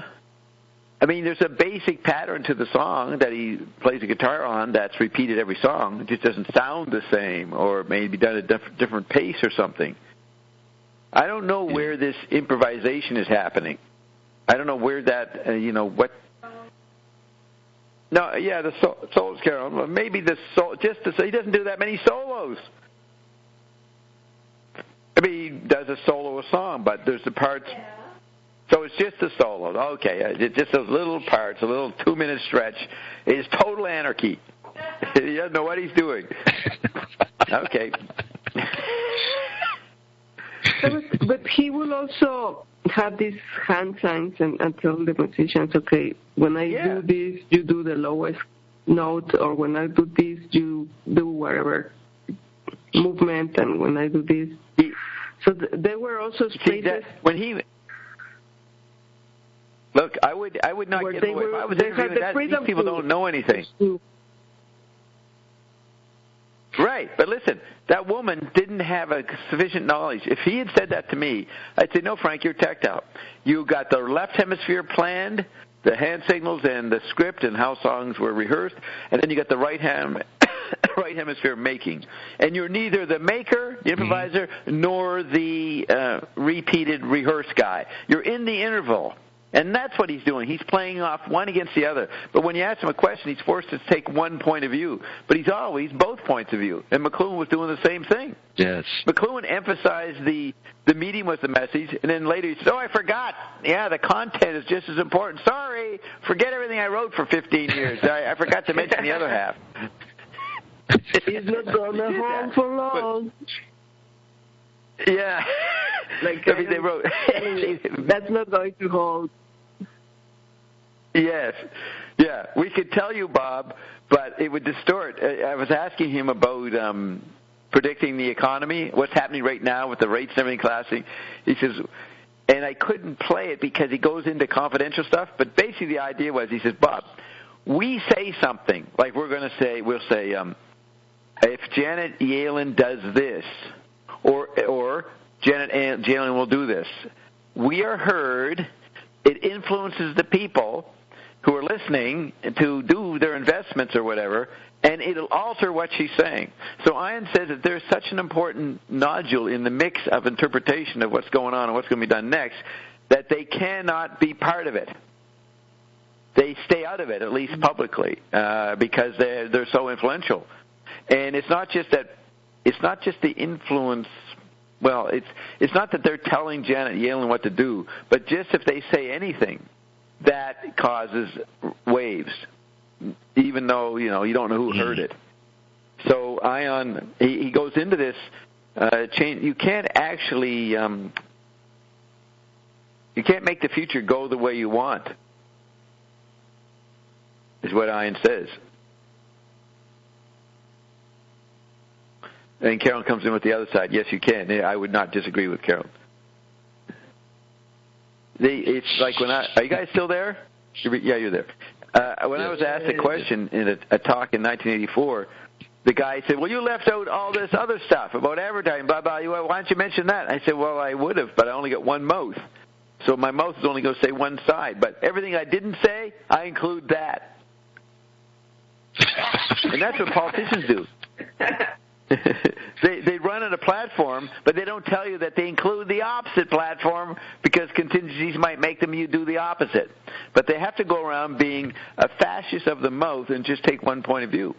See, that's why it's not anything that's in univocal or a clear prose statement is not the facts. The facts are a page of Finning's Wake where everything's being said all at the same time. So you're making yourself stupid by reading, univocal prose. Or you're falling asleep. You're dreaming. Yeah, there's the dream. You're dreaming.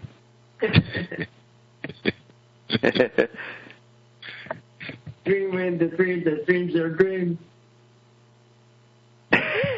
Yes.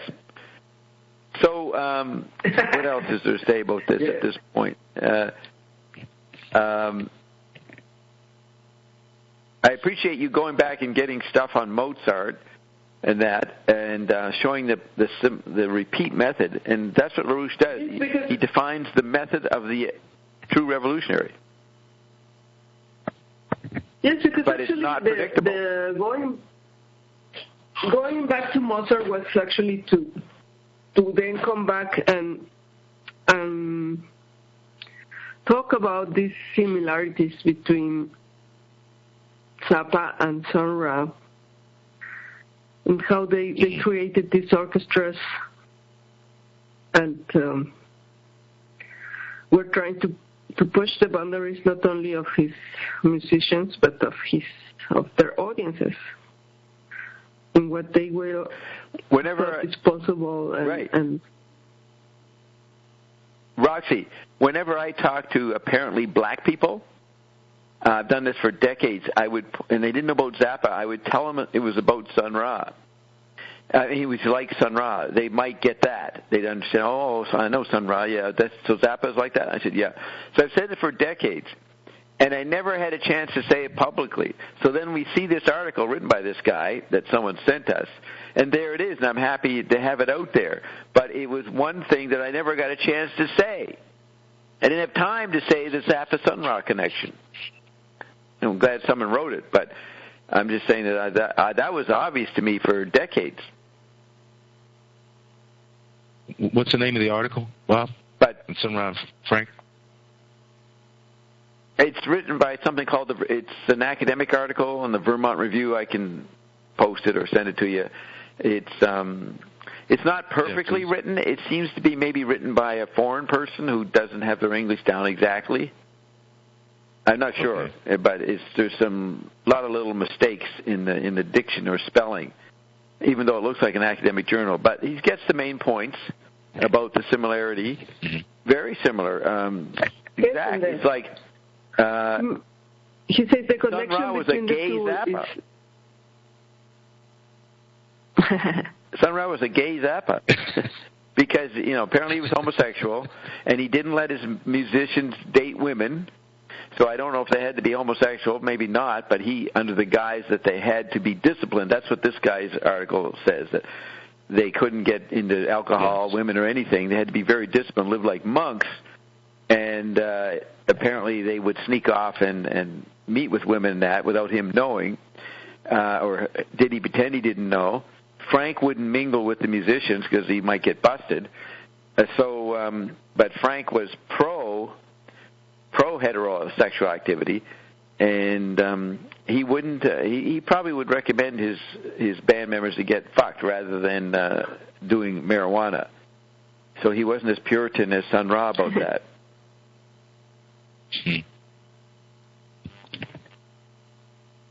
And he often did songs about the funny sexual experiences that his band members had, like the Mud Shark song, or the one about Steve Vai's brush, the woman with the brush or something. I can't remember the details. On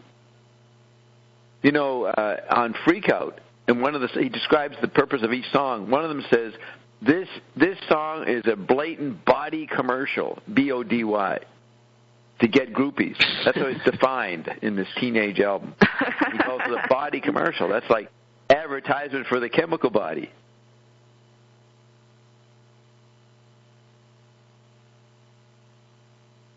Let me just see if anybody wants to have some input. You must have some other stuff to say, Bert. Yeah. I'm going to the kitchen to get something to drink. I just want to say. Okay. I'll be back. Yes. So you won't. Yes, Bob. Yeah, you won't hear this. Roxy won't hear this part. Okay. Trina says. It's funny you saying about. We can do this. Go ahead. Hey, Bert, let me say it. Trina says, beat the zap out of you. I love how Bob brings in other stories in the story. That's a good statement. Jim says, so I think there was a slick kinetic transportation. I guess that's about the Filipino. Jim, I'm thinking the beginning of all this was, and I don't know what. It doesn't lead anywhere. Somebody named Yellow Brick Road is making comments. Cool Keys says, hi, guys. Thanks for this wonderful show. I've listened to many archive shows, but haven't figured out how to listen live. All you do is phone, I guess he means you just click on, what is it, Bert? You go to the front page and you click on Studio A. It says Live TV, Studio A, and then you go over to the right and click the second part, right, Carol? Studio A, and then there they go. Yeah, so you go to Studio A. He says either way, the past, present moment is as in. Go ahead. They had to be on Studio A in order to type that in, so it's kind of confusing what they're mentioning, because in order to get on the chat line, you have to be in Studio A and listening. So maybe they're a little confused. Maybe they think this is recorded. So he's already in there. Yeah, that's how they have to chat in. Okay. Yes. Oh, well, what it has here at the top, underneath the main headline, Inspiration, Insight, Enlightenment, has homepage, radio stations, shows, and schedules, Achieve TV, YouTube Live. So you put your cursor under radio stations, and it says Studio A Classic Achieve. You click on that. And then that brings up the chat line. So the guy is already on the chat line. That's your point. So he's come to the right place, but how come he can't hear it? He's got to click on the live broadcast words just above the chat line. It says live broadcast. They say they're listening now. Or you can phone. Oh, he's listening now. No. So did you just figure it out just now, or your complaint was hours ago? Answer that, Cool Keys. Give it a little more refinement to when did you start listening? Now. How big's your now? Now, Madeline says fascist of the mouth. She likes that. I guess I use that phrase, right? You become a fascist of the mouth.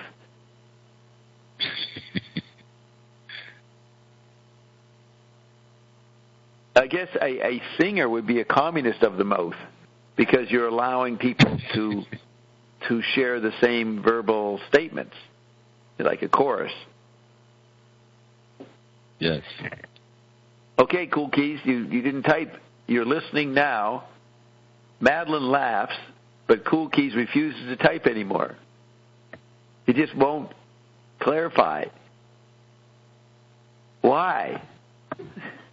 We should play the why.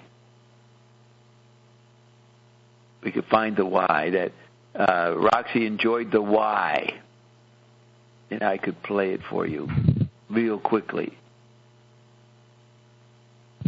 This is what happens to all Ionettes. They get into this state of mind, screaming why. Roxy got it when she was 7 years old. Let's see, where's that? Right there. Click on that. Bringing up the sound.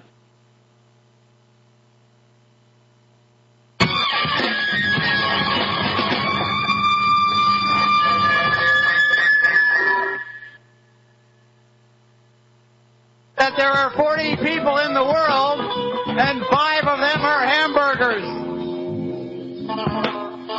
Now, I went into deep, profound research into this statement, and after 16 years, I am prepared to go public with the consequences of Dr. Beater and Captain Beefer's insidious association.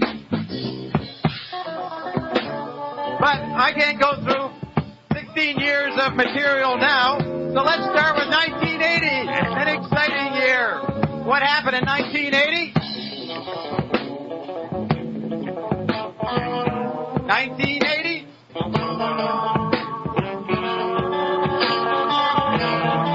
What month can we begin with in 1980? Any nominations?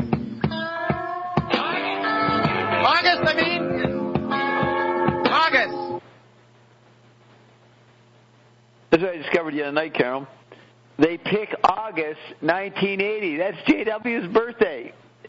They picked J.W.'s birthday back in 1985. Let us continue. Okay.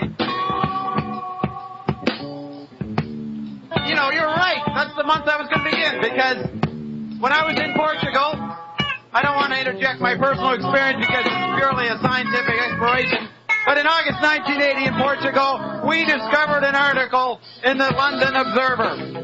The article was all about the Nugan Bank.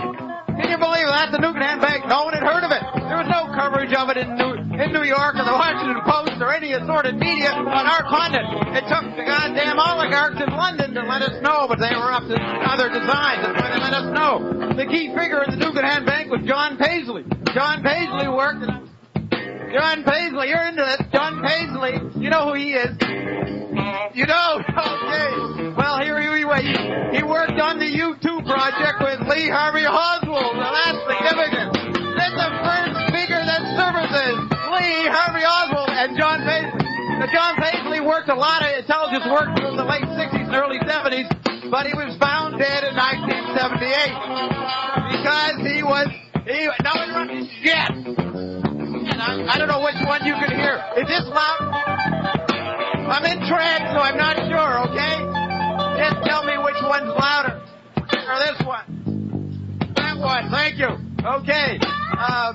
John Paisley. He dies in 1978 when they're doing the House Select Committee investigation, and they have to have people like George Morton, Joe Giancana, and John Roselli. They all die. Why? That's what Sherman Scully gets famous for. Why? Well, there it is. There's the why. Why? You hear Roxy Carroll? That's Roxy Carroll. People even know why? Yes. That was the first thing that warmed Roxy up to my rant was the why, because she used to scream it when she was 7 years old at the sky at midnight. It was made for Roxy. Why? So that's me yelling why. And no, you knew that was me, right, Bert? Yes, I knew. Carol's claiming I didn't introduce the section well enough. It's nobody would know that was me, but I think they did. So I now know that's at 6:15. I could even. That was November 28th, 1985, so 30 years ago. And as Roxy noticed, as she listened to it 3 times, she noticed I've been repeating myself from that rant ever since.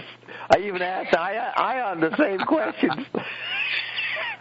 Why did John Paisley get killed at the House Select Committee in 1978? Why did Frank Nugent do this? Why did Michael Hand do that? Why was it in August 1980? Then we'd add a new thing. Why is that in JW's birthday month? That would be a new twist. But same issues are said. No imagination. In terms of not creating anything, I'm the perfect artist. I stay true to the post-creativity world. I've been running the same riffs for years, like Frank. Frank repeated a lot of his stuff, right? Able to make it different each time. Yes, after, I don't know the time, but you also talk about Frank and yeah. Well, let's. What I'll do is I'll just move it through little bits. I don't want to do it too much, but let's just see what I find. Okay, so we got that. See what little fragments. It goes on for. Well, this is only 40 minutes. So. Tell you why. Because in August 1980, it turned out that they found 12. 15-16 period of 1982, and that tape names 7 deaths that occurred during that week. So I think we can use that as some kind of indication of a coup that took place just before June 25th, 82, because you had Raymond Donovan, the Secretary of Labor, the chief witness against him, died, okay? The pistol that was used for May McAgden to shoot the Pope was found that week, okay, the guy who sold it. And then there were a few other incidents, which it would take too much time to explain, but the point is there was a ballet of 7 incidents that Mae Bressel elucidated that happened in the middle of June. So obviously something was happening. I mean, you and I weren't being killed, but the guys who control us were being killed. So that kind of battle will eventually get to us, right? It'll eventually come down to us. But at the point, they're fighting among themselves like dinosaurs. Okay, that is June 82, the battle. The first strike in September 82 didn't happen. So what did they have to do with that? Later, Nation magazine is saying, yes, there's evidence in that area. But May had the gall to say it 2 years ago as soon as it happened. And she knew why, because she knew the significance of Larry McDonald. He had to be killed. He really had to be killed because any connection through him to the White House blows. Hey, Carolyn. Just a minute.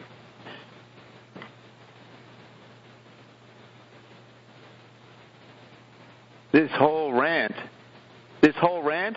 it floats around Larry McDonald, who was JW's congressman.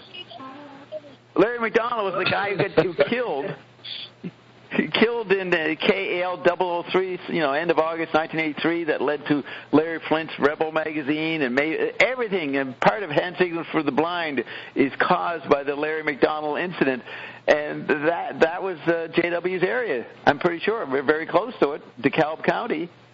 So And Larry McDonald was this crazy, far right-wing guy, according to Mae Brussel, all the different bad people he hung out with. So here we are talking about Larry McDonald. All right, let's go what happens next. You heard 1982, June 82, 7 people died. Now we're talking in September 83. Now you move it forward. We exposed. Did you know that the RCMP heard our interview with the EIR on October 17th, and 2 weeks later busted the Sikhs in Vancouver? And we were told that they heard our interview and it gave them a direction on how to bust them. They let them go, so I think they just called them in and told them, look, you're being exposed in Toronto, do some little diversionary activities, okay? Go back home to Vancouver. But anyways, we put a little pressure, right? Not me, the Executive Intelligence Review did. But at least CKLN put it on the air, which is to their credit, don't you think? Don't you think it's great that the CKLN puts this stuff out? Their manager, their station manager, told me that we'll put this stuff out until we get a bomb threat. The station manager is Adam Vaughan, who later fires Dave Neufeld, and now Adam Vaughan is in power at Ottawa with the Prime Minister. I'm talking about the station manager's little club. Okay. And we've been doing this for over a year, and we haven't got a bomb threat yet. So obviously, not many people are listening to CKLN. But it's a fantastic station, because I think people listen to CKLN, but when International Connection is on, if you phone them, if you phone somebody who, when he picks up the phone, you can hear International Connection in the background, he'll change his name. He'll deny that that's his phone. That's true. Yeah, that's right. It's silly information, and which will be developed at our next gig at Larry's Hideaway, why this information is silly. But like I said, it takes volumes to explain why it did. What did he say? I know her, so it doesn't count. How about somebody? There's one person back there I don't know. He's in black. One of those men in black right there behind Andy. What do you say? He says the same thing. He's right. He said the same thing as her. There are 40 people in the world.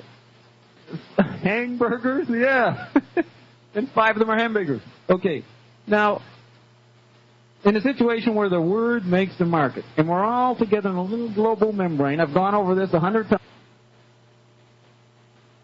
100 times. I've said we're in the word makes the market at least once every payday or cash flow, right? I've said that 1,000,000 times. Yeah. The word makes the market. The same old shit. And it'll be mentioned on our series on McCormick, coming up on CKLN. We'll explain why there's no time and space. And Walter Wriston was on Wall Street Week last Friday night, and he said there's no time and space. He's talking like a psychic. He's talking like an Aquarian. He's the top banker responsible for all the devastating changes in the United States banking system over the last 15 years. He's saying there's no time and space. So Dr. Beater doesn't seem so far out, because he worked with those guys. He set up the Export-Import Bank in the 1960s. So Manfred Roeder gets a letter from Paraguay saying, Uncle is dead, died off the beaches of Brazil. Or died on the beaches? Yeah, off the beaches.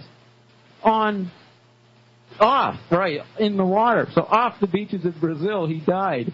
Okay, so the authorities notice this letter goes to Manfred Roeder, who's in jail for blowing up people all through the early 80s, and he's reading and distributing literature based on the propaganda function of Werner Naumann, who was assigned to be Joseph Goebbels' successor in 1945. Werner Naumann sets up all these newspapers, and General Edwin Walker phones one of his newspapers on November 23rd, 1963, and says Lee Harvey Oswald was a communist. Okay? And Werner Naumann is, meanwhile, setting up people like Hoffman and the man I just mentioned. Remember him?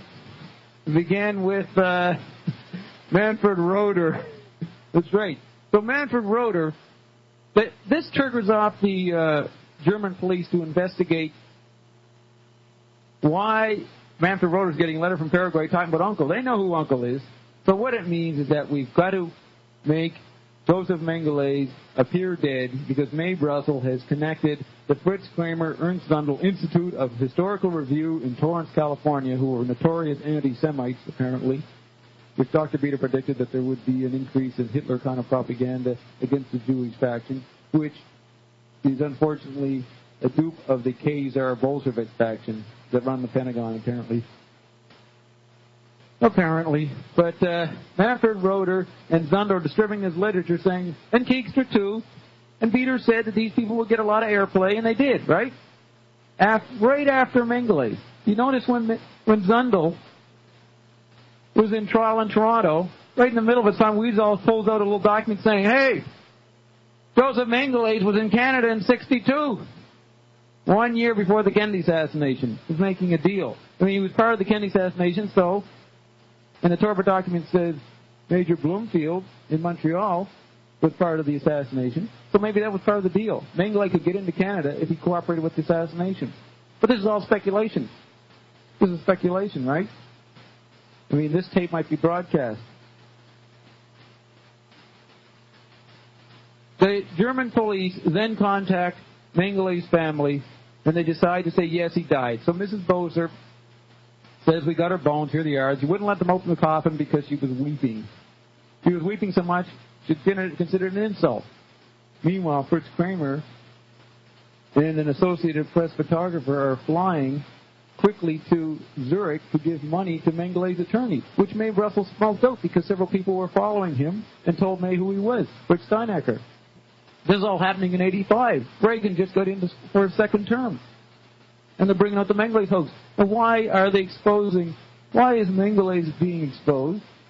And why are the Jewish conspiracy being exposed at the same time?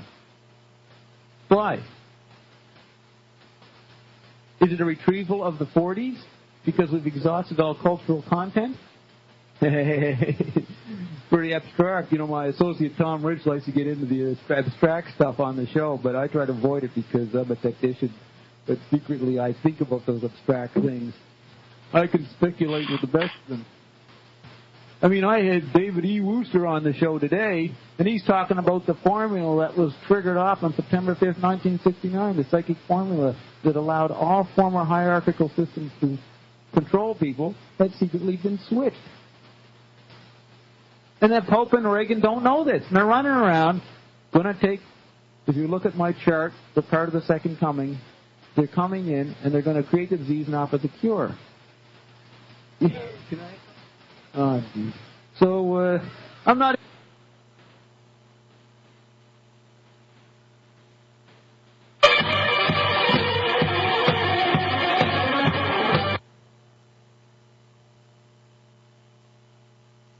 So then the band, I finished and the band started playing. So that was Bob's instant pattern recognition. I was improvising based on the same formulaic knowledge. In between the knowledge, there was improvisation. Wow. Right? Yeah. Why? I love that. We should go back and play that. But Cool Key says 10 minutes ago, not very big, ha-ha. Oh, so he figured out. It seems to take a bit for typed text to reach you, but I'm responding. Okay. Madeline says, Bob only checks the chat line occasionally when there's a convenient break in the conversation, or when he says something clever and wants to see if anyone responds. Meanwhile, they ignore what Madeline says, and they start saying, hey, Madeline, how you doing? Are you coming over? Are you going to visit me? Now, Liz comes in and says, just tuning in. This recording of Bob is amazing. Who is Liz? Do we know Liz? Well, I'm glad you like it, Liz. Just go to my timeline. Alyssa. Go to November 28th, 19... It's what? Who? Alyssa, the musician. Alyssa. No. She's spelled E-L-I-Z-A. This is L-I-S. What? Okay. This is L-I-S. I just took it as Alyssa. Okay. No. So, Liz, you probably don't have my timeline. I should post my timeline so people can have it. And then you go to the timeline and listen to November 28th, 1985, and you'll hear the whole 45-minute rant, which is an amazing rant and summarizes a lot of issues. Oh, geez, I did that wrong. I'll post it right now for you, Liz.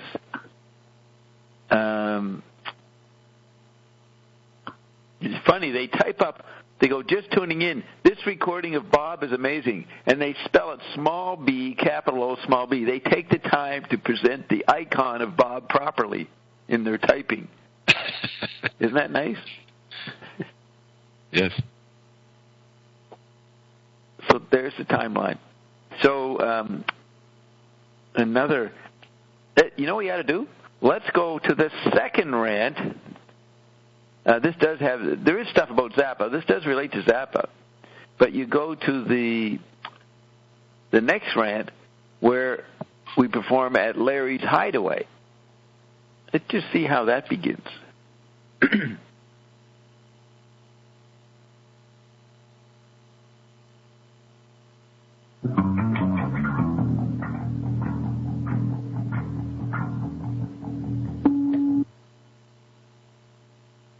Hey, Bert, the reason we're hearing this and why I played it for Roxy is one of the band members that's playing here in the background and in the previous one got introduced to me through Facebook a few days ago and sparked a big reunion. A guy named Tom Walsh. Wow. And it turned out he'd become a fanatic about Mae Brussel in the interim since we last saw each other 30 years ago. So if you hear the horn, that's Tom Walsh. But that was a nice reconnection.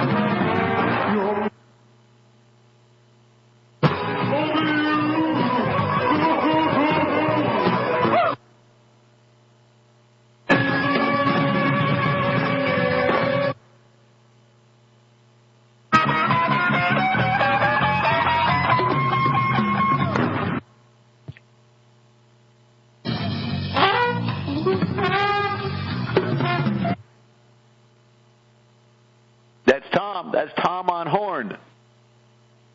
I don't know, trombone.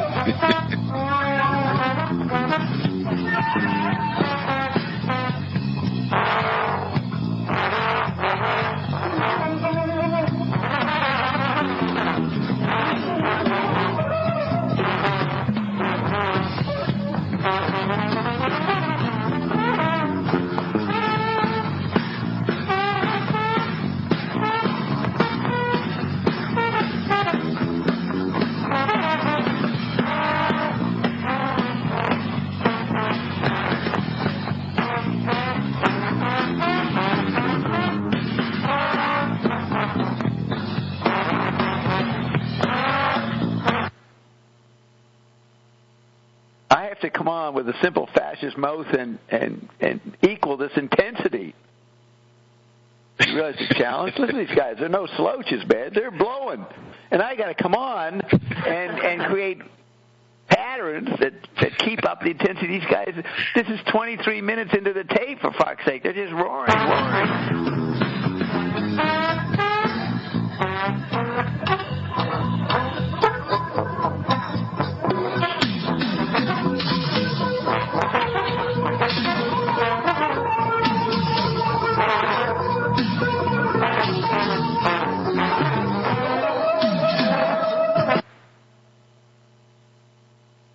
I just realized I got to go over to Tom Walsh's Facebook page on Monday and post this. He can hear himself 30 years later. But he's blowing there, isn't he? Aren't you impressed with the band, Roxy? Yes. They're just roaring along there, aren't they? Yeah, they're cool. And that's Jack Tassi on bass. Yeah, Jack Tassi on bass. He's the guy who kind of stayed in touch with me. He told Tom, he probably just bumped into Tom, and he said, "Hey, Bob's available. He's talking to the Guff. The Guff, we can't die anymore, Tom." And then you call and what? Where? How? Yes, what? Yeah, what? All the degrees of separation. 6 degrees. Or what? Yes. Okay, we want to see where do I come in? Moving forward. The band has stopped. Now I'm coming up on stage. Bob Marshall of the International Collection, CKLN. Take it, Bob.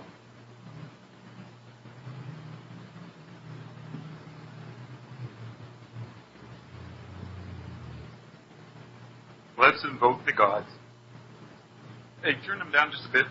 I don't need them. I'm a beautiful baby. Just look really low. Yeah. No, I don't. They don't have to see me. It's a hearing process. You can't hear? That's okay? All right. Let's invoke the gods. Mae Brussel, Sherman Skolnick, Executive Intelligence Review, and Dr. Beater. You guys are lucky tonight. We have a special guest. That guest is in the audience, and we're going to have an exclusive interview like we have on CKLN's International Connection. Fritz Kramer is in the audience. So, Fritz Kramer is arriving through that area right now. Here he comes. Fritz Kramer, moving through. Over this way, Fritz, near the mic. Thank you, Fritz. Great to be here, Bob. I'd like to explain this Kurt Waldheim issue that just arrived on our local media. Well, Fritz, that's going to take a long time. I've got 12 and a half minutes. Okay, Bob, where do you begin? Well, was Kurt with you at Obramagao in 1944? Yeah, me and Henry Kissinger had him working for us, working hard. How come nobody knew at that point that Kurt would be the United Nations Secretary General? Well, we knew, but of course nobody else can know. Because the world ended in 1945. It's just a script that has to be unfolded rather accurately. Well, Fritz, how about the space shuttle? Everybody's wondering if you did it. Did you blow it up? You know I did, Bob. But again, Bob, we need some historical background to explain how I could get into the position to blow the space shuttle up and then have my colleague, Kurt Waldheim, exposed a month later. Well, why would that happen? Well, that's a good question, Fritz. I tried to explain it on my show on the radio why this could happen. I used Dr. Beater, I used Sherman Skolnick, Mae Brussel, but this is an opportunity to ask you the questions to have you here tonight. So, how did it happen? Well, it began in 1944, as we said. We've got Kissinger and the Rockefellers to move through John McCloy at the Chase Manhattan Bank and have him release us from the Nuremberg trials and the docket at Dachau. That's where I was. I was prisoner number 33. We released them. They released us. The joint process. It looked like he was releasing us, but we were releasing him to allow us to be released. Okay, now the point is, we had to get a war going, so along came Korea. So we got John Singlaub. John Singlaub, Mr. Kramer. I talk about him on my show all the time. Yes, Bob, he's running the Contras through his Soldier of Fortune magazine. You mean John was way back then? Oh, yeah, Mr. Singlaub worked for us in Korea. The Reverend Moon connection. The Reverend Moon connection, and this is true. This is really true, isn't it, Fritz? Yes, Bob, we have to do this under the guise of comedy, but it's the only way we can get away with it. This late date of the latter end times. Okay, so, Fritz, with Singlaub charging up the Korean airline tragedy, you're moving way ahead, Bob. That's 1983. We're still in 1952, the Korean War. Okay, well, let's move it along. Yes. Yes. Excuse me. No interaction? Okay. There you come on. It's all right? Okay. So, 1954, Joe McCarthy. Did you have him on your wing? Yes, Joe McCarthy. Why didn't he enable you guys to move into a more obvious role? Well, television did that. You know, Mr. McClone explains that television cannot have political issues on it. I see, Fritz. You mean you didn't foresee the effects of television when you had the McCarthy program? Oh, no, we didn't understand that. So we had to bring in Elvis. Yep, brought him in, distracted everybody for 3 or 4 years, and then we had Nixon running for president. And you know Nixon, he helped release us in 1945. Okay, so he lost the election. Well, Kennedy had his boys rig the computers. It could be done at that point, 1960. Not very well known on the local level, but computers can be rigged in certain key election districts. Oh, so Dickie was supposed to be in at that point. Oh, yeah. So you are admitting you killed John Kennedy. I certainly am, Bob, and proud of it. I didn't directly pull the trigger about it. We did the heavy mind control program through Stanford Research and Alan Dulles, about $34 million of LSD tablets. This was all very useful later. We had to blitz them out, man. The whole generation really identified with this Mr. Space Capsule, John Kennedy. So we had to put him on acid. Okay, you did that. Time's running out, Fritz. You've got to get back to work.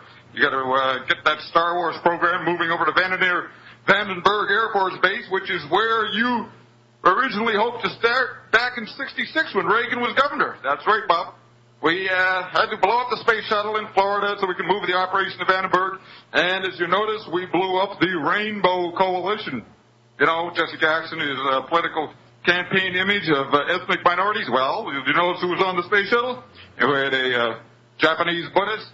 You had a black man. You had two minority representatives of the female sex, and one of them Jewish. And we're still mad at the Jews. They've done a lot to us. And then they pull off this Kurt Waldheim thing this week. This is the reason why I had to go public. I had to go public here at Larry's Hideaway. The only times... we have an interruption. Yet. What? This is funny. Come on, ask me a question. I mean, What?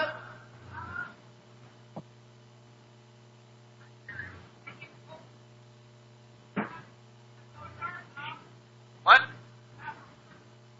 Senator McCarthy became not useful, right? He died in '57. No, come on, eh? I mean, we don't use those labels in the highest levels of intelligence work. I mean, that's for domestic and international consumption, of course. But anyways, the thing is that you follow John Singlaub. He got mad in 1978. And if you're following Dr. Beater, there was a battle of the Harvest Moon. Now, Fritz, is it true that the moon base was blown up in '77? Well, that's right. No, it isn't. See, Dr. Beater is disinformation. We put that out to confuse people to think, well, it's the year 2022 or something. You know, they don't know what time it is. They think space shuttles and that are up. You hear that, 2022, Carolyn? Ion said 2022 at the beginning recordings a couple hours ago. There's no time. Yeah, you said 20. Did I say that? Yeah. I go, there's no time, but 2022. Well, we never say 2022. We say 2020, but I say it right.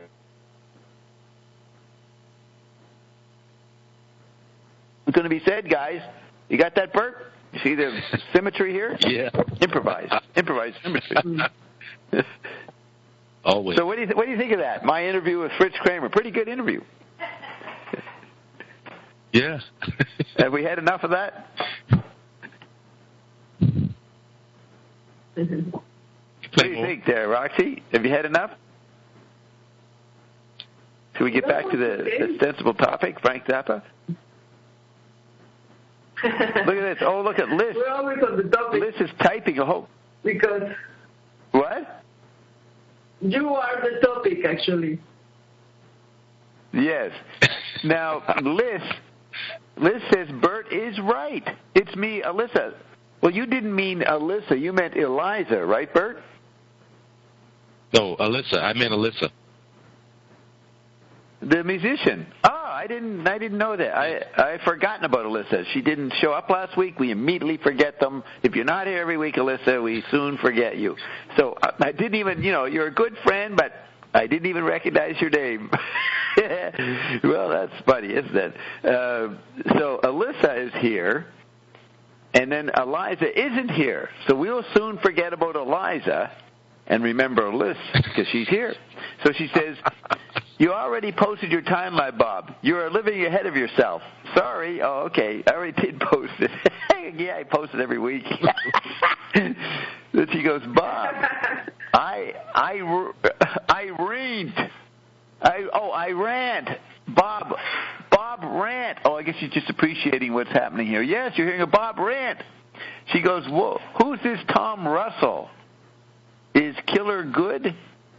Maybe I'm saying Tom Walsh, W-A-L-S-H. No, Mae Russell? I don't know who Tom Russell refers.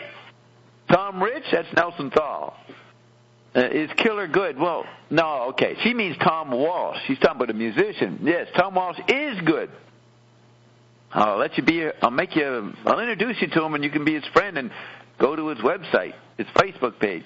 Then list his nice edits, Bob. Well, yes, you mean I'm just accidentally ionically controlled. I didn't make any edits. I just moved it. And then 94 says, ventriloquist Dobbs. Then Liz goes, ha, ha, ha, with a smiley. And that's as far as we got. But we have to get the Zappa papers out. We've got to get back onto the Zappa particular. Right? I'm waiting for Roxy to finish her thesis. Do you understand her thesis, Bert? Yes, well... her platonic... because of the text you were talking about the comparison between Frank and Zappa, Frank and Sonra, and how you were always saying Sonra was like Frank Zappa. And I like Sonra because he's like the connection to the parallel worlds that Ion says is what they're trying to do now. Oh, I didn't want to say that. Listen to this. No, but wait. I got to respond to that. With you, I've said this before, but listen to this. On We're Only for the Money, your theory is Zappa must be connected to parallel worlds. What he says, one of the songs on We're Only for Money is Discorporate, leave your body and come with me. He says it, discorporate. He's telling the teenage listeners to go to a parallel world. That's Zappa. I wonder if I could find that song. Because, look at this. Because I couldn't you block the phone, Carolyn? It didn't work. Corbin's calling. Now, I can't pick it up because then they can't hear me. But here's Corbin calling. Let's hope he goes into the answer machine and then we can play his message. And I was thinking... No, wouldn't it go through... Once the other worlds are connected, then the synarchy has no power anymore. How are they going to control all the worlds? They're not. Remember, I infiltrated the synarchy, set it up to get to this position where I took over 6 years ago. Remember, there's no Illuminati since 2008. Right? The Android meme reflection of it canceled itself out with that press conference about September 19th with George Bush, Hank Paulson, Bernanke, and the head of the Securities and Exchange. I think his name was Cox. Those four guys, the Rye, Eloy, Tu, and Lofty of the Illuminati, gave up the ghost that day. They said, we don't know what to do. We're going to have to go communist. We're going to have to bail everybody out. No, we're no longer capitalists. So that's the no longer private ownership of money, which had been retrieved by Prince Charles from 1981 to this period, 2008. And so no more Illuminati. Because we showed up. That was 9 months before I showed up. We are the new Illuminati. No more Queen of the Night, which is written in Rape of Lalocque. No, Essay on Man, one of the Alexander Pope poems ends with the Queen of the Night, the Queen of Chaos, and Frank Marshall quotes that all the time. Queen of the Night was a technical term within the Freemasonic mythology of the 1700s. You'll see Alexander Pope use it. Thank you for reminding me of her. Because my throat is not so good, but I was like going to go like, oh. But I can't. You mean opera? Are you trying to do opera? Yeah, that's the solo of the Queen of the Night. It's very famous. Oh, you know it. You know the song. Yes, but I can sing it because my throat is so... Yes, I know it's embarrassing for you. Who can't sing and then do a lousy version. What'd you say, Bert? We're just making fun. I didn't hear it either, them. It's finally overcome situation after centuries. After Marie Antoinette decapitation and. It's Pope's Dunciad that the Queen of the Night is in. I just Googled it and it says on Amazon they're selling a study. It's called Pope's Dunciad and the Queen of the Night. And that is the section that Marshall's always quoting, the Queen of the Night section. Now look at this. It says a study in emotional Jacobitism.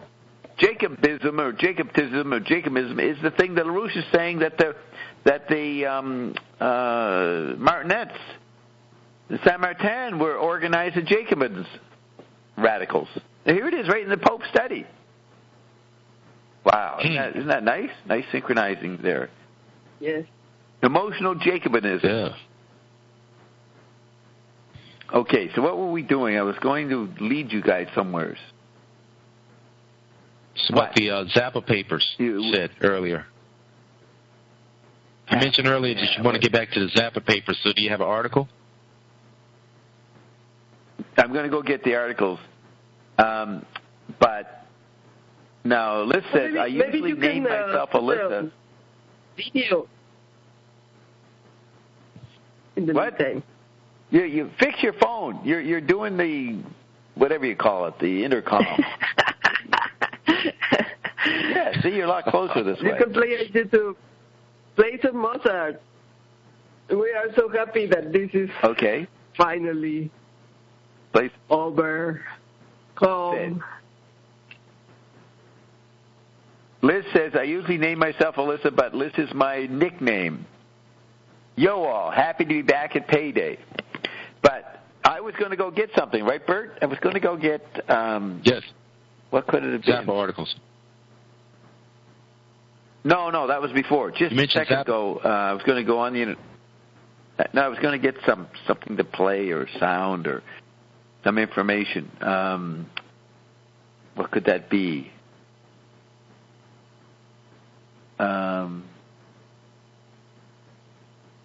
See, what was the last thing we were just saying before?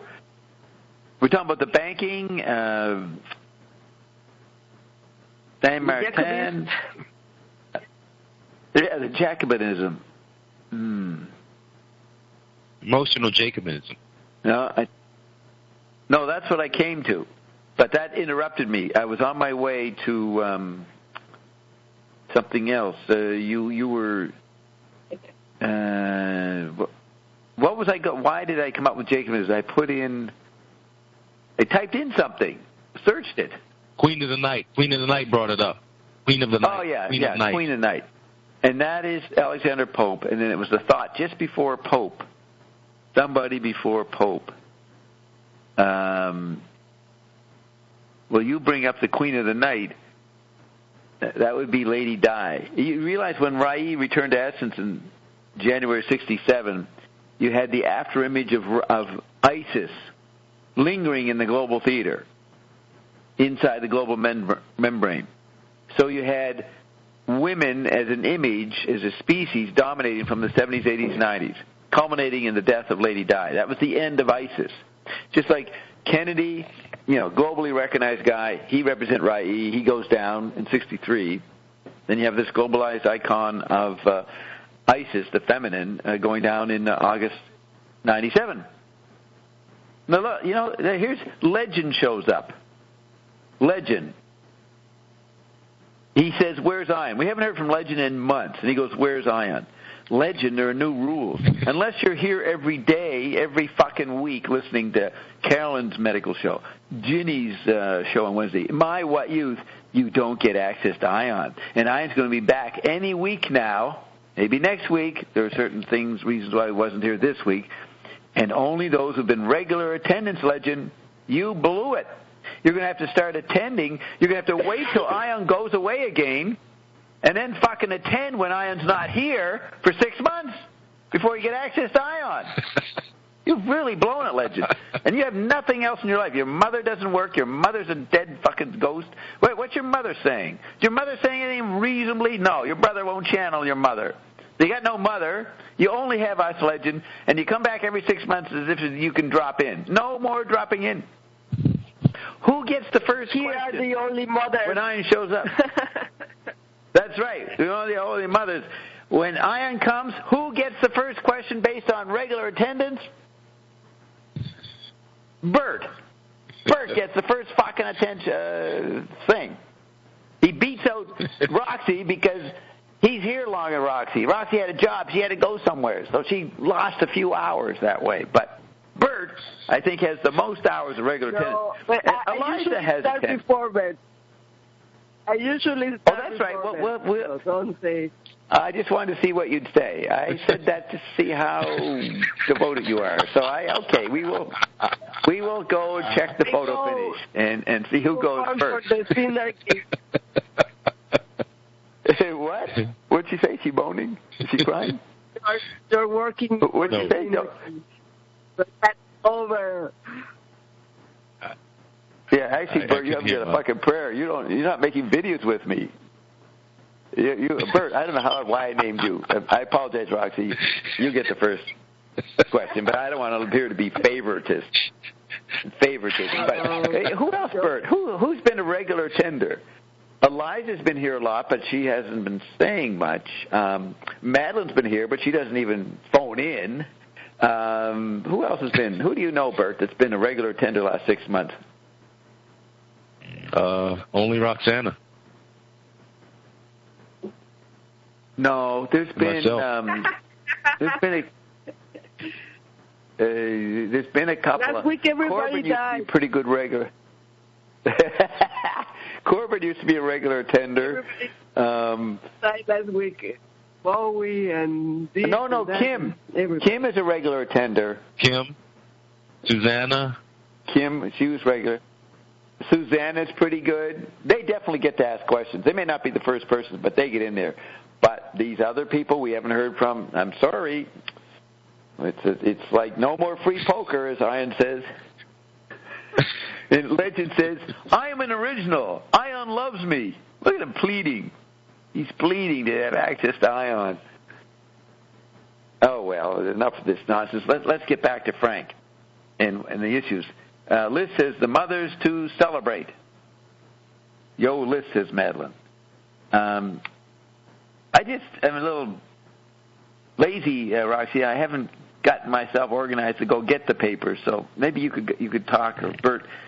Bert, I want you to bring up some things that have been on your mind that you heard. Why don't you play a Sun Ra thing of the things I send you? Like from the Space is the Place. The whole introduction of the film is super ionic. Oh, okay, I will grab that. That's Sun Ra, Deep Purple, not that one. No, that was like linking them to you, like Sun Ra. I have it, yes. Deep Purple song. Yeah, here it is.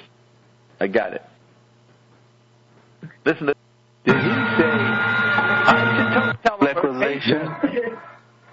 Or better still, teleport the whole planet here through. Yes. A better teleportation, transmolecularization, ended. We work on the other side of time. We bring them here through either isotope teleportation, transmolecularization. Bingo! Only Bob would notice this. He said isotope transportation. Only Bob knows this. Yes. There's a Zappa scholar named Simon Prentice. He lives in England. And he got to find out what Zappa's lyrics meant because he had to translate them into Japanese. He also translates Yoko Ono's work. So he works for Zappa and Yoko Ono. I met with him in 2008 in London, as well as meeting with Ben Watson. And I went to Simon's home, and he showed me some of the transcripts and letters and correspondence with Frank. And there is this song about 1970, one of the albums of 1970 called Toads of the Short Forest. And so Simon has to translate that into Japanese, so he needed to know something particular about it. So he asked Frank, what's it about? And Frank says, isotopes. He said, isotopes. And Simon showed me this. He hadn't told anybody else. He kept it pretty close. Maybe he was going to write a book, with what he was learning from Frank. But he told me, and of course we know that isotope is a key word in the sugar formula, H197, an isotope, and we stabilize the isotopes. And then, so we have isotope, I've mentioned before, as part of Frank Zappa's world. And here's something that says it, isotope transportation. Excellent find there, Roxy. Did you notice that? The isotope, is that what drew your attention to this?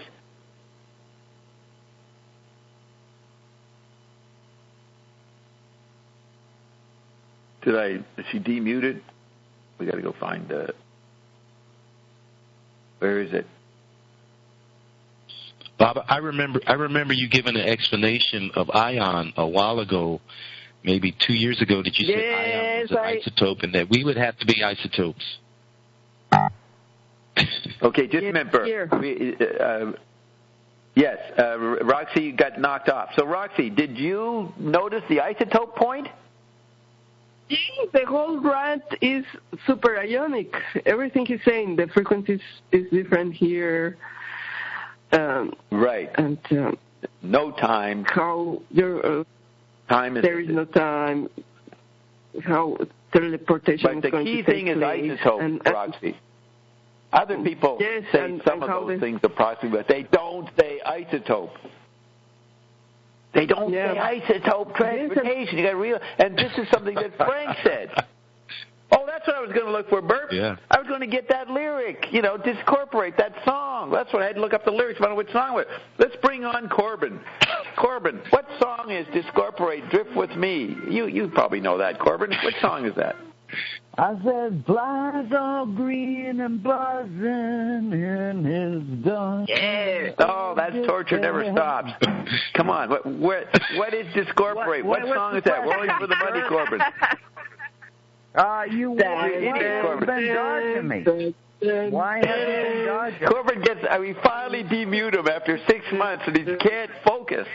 Stay focused, Corbin. Come on.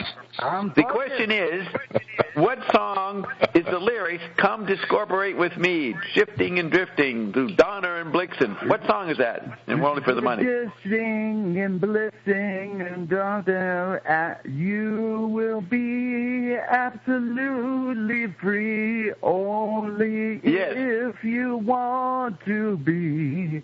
You will be absolutely free, only if you... I saw Dweezil, man, on December 12th, and this is a question I've been trying to ask you for at least 2 months, and you said the last time you'd seen Gail that she looked kind of grandmotherly. Did she pass? Because he looked so bummed, dude. I mean, I live in the Miracle Mile section of L.A., and he was at the Saban Theater, and this is a very kind of about a 2,000-seater venue, and he had all of Zappa's fucking guitars, the SG-63s that Joe Walsh... Joe Walsh gave Jimmy Page a 1959 Les Paul, which you see in all the Led Zeppelin movies, and he also gave Zappa an SG, an SG with a Bigsby whammy bar. Can you fix your vocals there? You're really low, Corbin. Fix your speaker, your mouth, or something. Did you hear what I just said? No. You got to repeat it. Okay. I saw Dweezil Zappa on December 12th, okay? Good. And I said that Joe Walsh had given Jimmy Page, and Paul McCartney actually makes a spoof of Rock Show or something. He says, anyway, Joe Walsh gave Jimmy Page a 1959 Les Paul. He also gave Frank Zappa an SG Gibson guitar with a Bigsby whammy bar. And so when I saw Dweezil, he looks So, Bob, dude, now I'm asking you, has Gail passed away? You said the last time that you had seen her that she looked grandmotherly. What's the scoop here, Bobby? When I saw Gail on October 6th and 7th, 2014, in the San Francisco area. What? Am I not loud enough? Say it again. No, my phone's crapping out. I'm sorry. I apologize. Okay, so I saw Gail. I met with her October 6th and 7th, 2014, at the Marin Valley Film Festival, where they showed the new documentary on Frank. Yeah. Now, we got an echo here. What's that? Is that somebody's? Anyway, I can't worry about that. So, echo, I'm not. Yeah, so Gail had a hat on. She looked, old and dumpy, but had a nice, pretty pleasant face. But she had this cap on. You wouldn't bang her. You wouldn't bang her, is what you're saying. Shut up. No. Here's the point. When she died exactly a year later, on October 7th, she was announced she died of cancer. Then I realized that's what the hat she had on, the kind of hat that people wear to cover up their chemotherapy, losing hair. Okay, so now dig this. David Bowie, Harry Nilsson passed away exactly 22 years as of yesterday at the age of 52, which is approximately where I'm at, okay?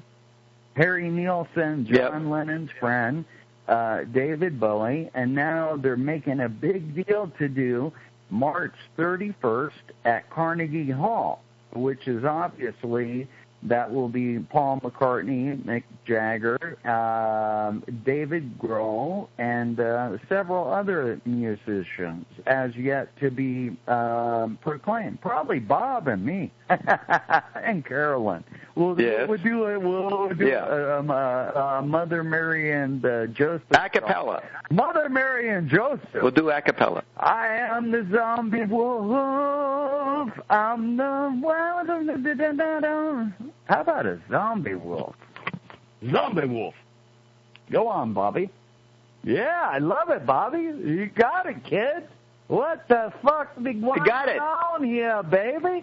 What the fuck is going on? Excellent, Roxy. You can become the song immediately.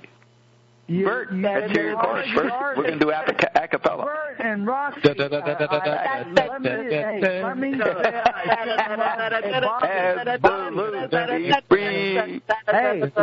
send love to both Bert and Roxy, please.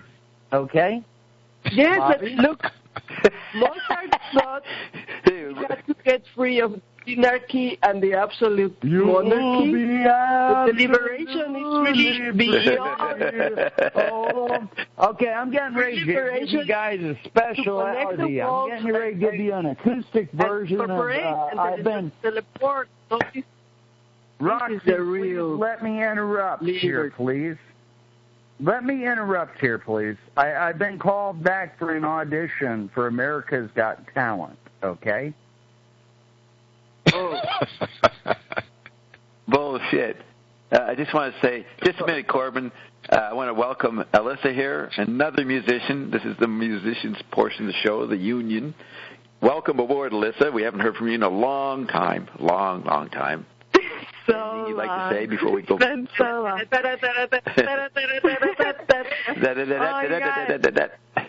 been listening to the archives, and it's been really great. And I've just been having to work on Saturday nights, and I'm just bummed, but I'm glad I'm off right now. Right. Are you listening to the Zappa archive? You're listening to it all, right? Mm-hmm. But do you like our Zappa exegesis? Are you learning? Yes.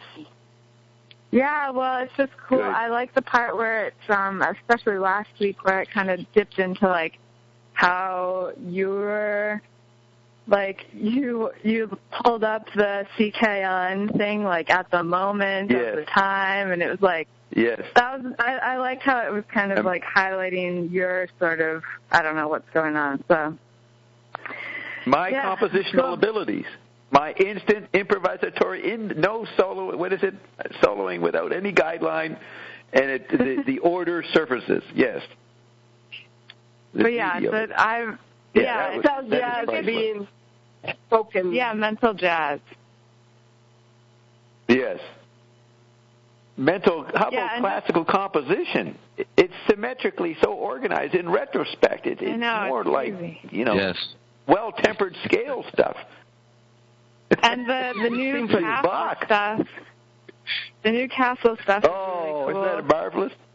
Yes, yeah. Did you? Great. I bet you missed probably you got to hear what I broadcast an hour ago. Did you know I was shot at just down the street here, and the bullet went through me. And I am pointing this out. They've been sniping at me, and then Chad came up with a brilliant interpretation. What? But you forgot to take the stuff off the oven. Shot at. Oh, you didn't hear that part. I was shot at, and the bullet went right through me. But Chad came up with the explanation. Because I live ahead of myself, a few beats ahead of myself, they were shooting at the after image. That's why they missed me.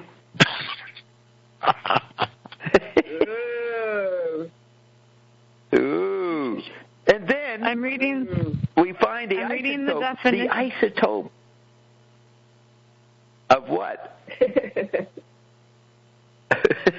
I'm reading the definition of what? Yeah, I'm reading the definition too. Each of two or more forms of the same element that contain equal numbers of protons but different numbers of neutrons in their nuclei, and hence differ in relative atomic mass but non-chemical properties.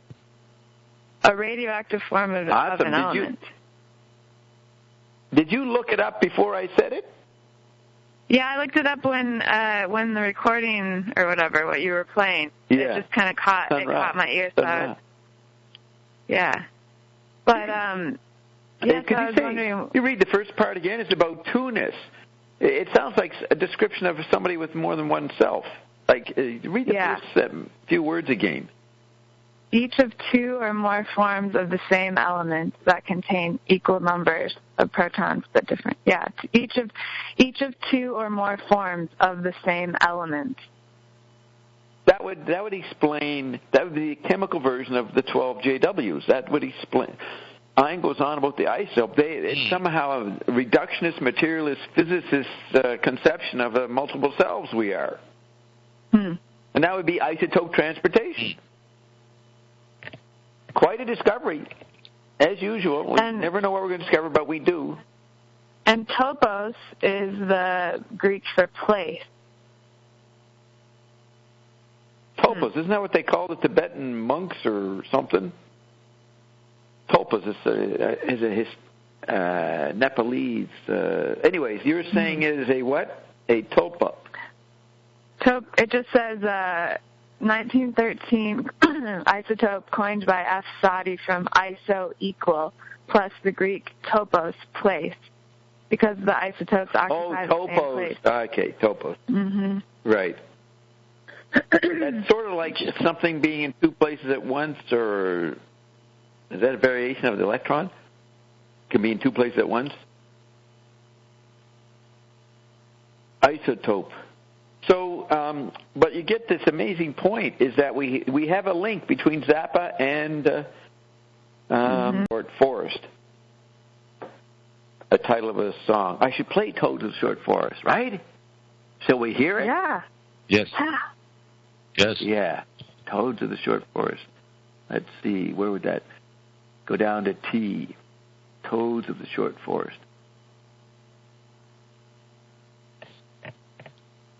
There it is. It's from Weasel Rip My Flesh, a very good album, 1970. And here we go. Whoa. That was fucking awesome. I haven't heard that in decades. Wow. That was amazing. Yeah. Wasn't that good, Alyssa? Yes. Whoa. I'll get rid of this sound. That's very hard to get rid of that background sound. In a different tempo. Yeah. Now, is that subatomic? Would isotopes... Would that be the anarchy of isotopic reality? if you got all these different doubled, tripled subatomic particles, rhythms, rates, different rates, right. That's the isotopic reality he's playing there. The chaos in the universe before supersugar. Remember, we balance the H197 isotope. The supersugar formula is C, carbon 122, H197, oxygen 98.5. That's the formula that the I cell sneaks in through. And we balance the isotope, stabilize the hydrogen isotope. And Zappa said that hydrogen is the most plentiful substance element in the universe, but that should be corrected to stupidity is the most prevalent element in the universe. But our substance, the I cell, balances the universe, which is what Ion said last week. No, that's amazing. That's pre-ionic. And Ion said last week, I said, what do you basically do? He says, we come in and we establish a balance. So they balance pi and everything. They balance that chaos of the isotopes. So we can declare that song as one of the hymns of iondom because it's talking about the evolution of matter before the I cell. So, right. Awesome, eh? This laboratory is making many discoveries tonight. It's like la Marseillaise of iondom. Say it again. You got to get off your damn speakerphone. Stop masturbating and get back on the fucking chair so we can hear what you're saying. Yes, magnitude. I said. Yes. Allons enfants de la patrie. That's the new Marseillaise of iondom. Did you say a French phrase you said? Doing a Marianne. She's some French yet. Yeah, she threw some French at it, eh? The start of La Marseillaise. Allons enfants de la patrie. The Marseillaise. Okay, I got you. All right. The Marianne. Saying. Corbin put a bug in Roxy. You know, you probably didn't hear, did you hear the clicks on my phone? You didn't hear that, right? When you were listening to music? No. You wouldn't notice that? No. Fucking Corbin called me during the song and interrupted the song for me. Let's see if he's still there. Is Corbin there? No, he's not even there. I guess he called me, his phone's broken or something. I don't know. When you guys, okay, so that was really quick. I have a quick question. Yeah. When you guys are listening to the music, just a very technical question. Are you hearing it well? Because through my phone, the way that the telephone, the cellular tower are working or whatever, it's just not very clear. So I'm wondering how to get better sound. How do you guys? You do it through the computer, right, Bert? I do it through Skype. My phone isn't as good as the Skype, so I'll shift over to Skype, which I'm hooked into with the station. Oh, okay. And clearer. Oh, okay. That's what do you say, Bert? Do you have an answer for her? The Skype is better. I'm through Skype. Okay. I'm here. I'm through Skype. Okay, sounds good. That's good to know. Because I definitely there's so much music and frequency stuff going on. It's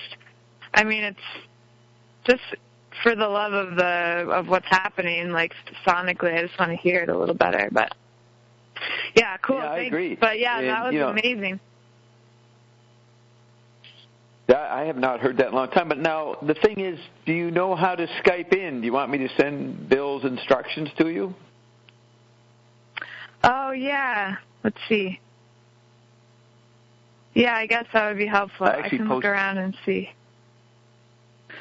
Okay, I can post them on, let's somebody take over the verbal while I go find the Bill thing. Maybe you just can play another Sarah groovy grant. Yeah. There's one in which he's talking about thought and the word affecting you. Okay. Yes, I have that right here. You just let it play it's a long one, but we can hear just until you are back or whatever. Okay, good. Here we go.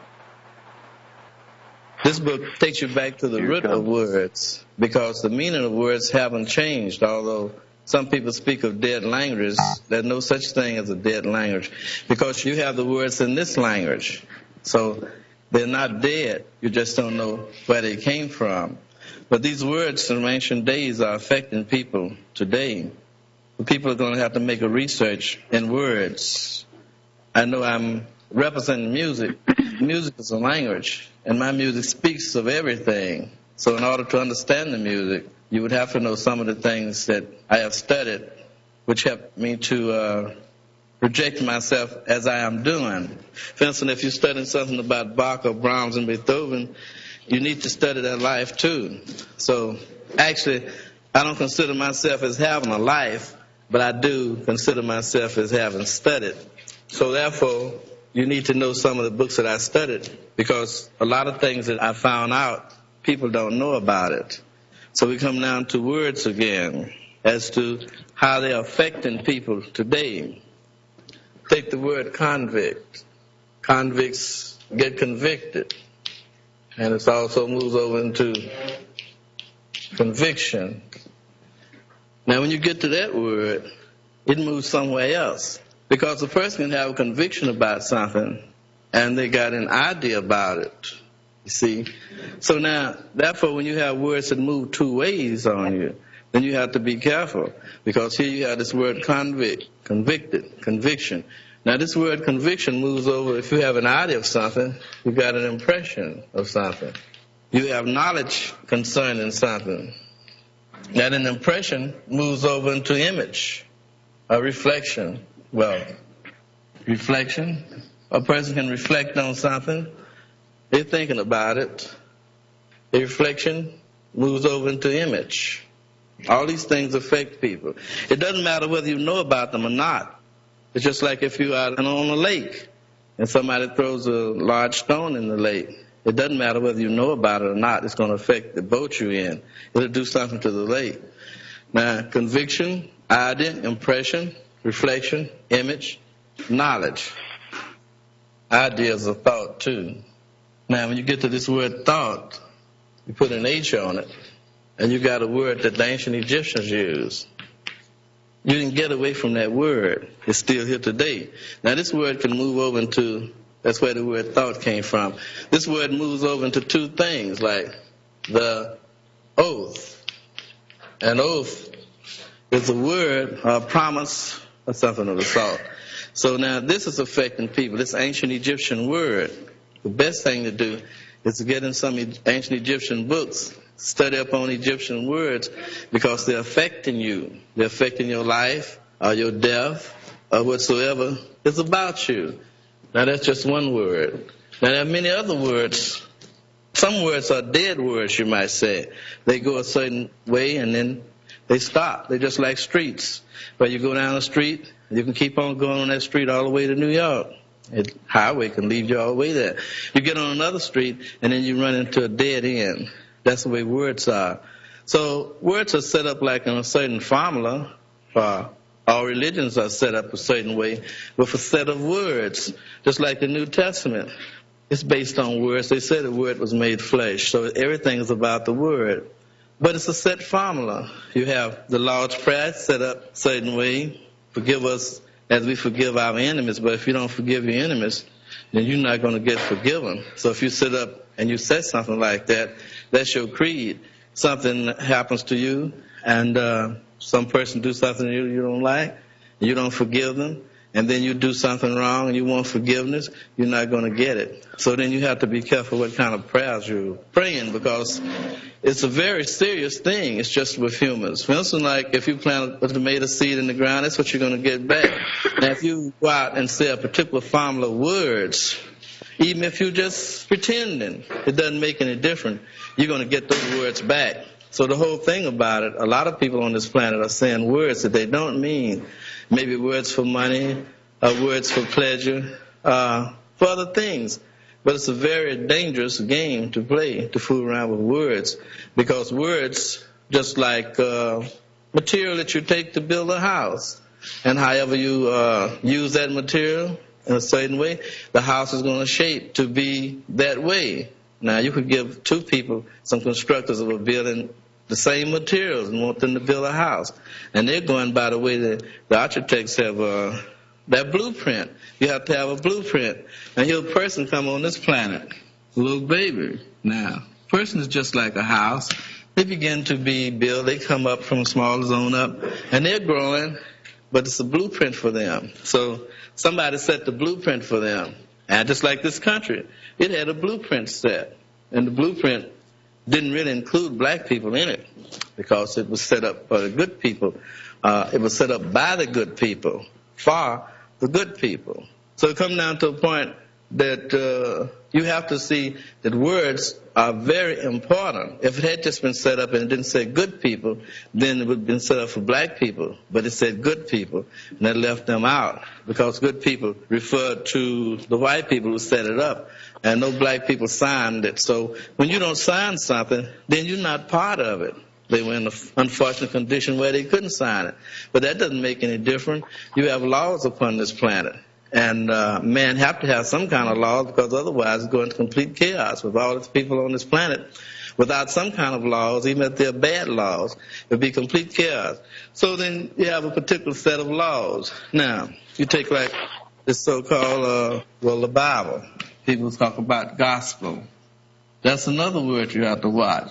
Because it comes from, you look at a good etymology, it'll tell you that the word wasn't originally that way. It was written like this.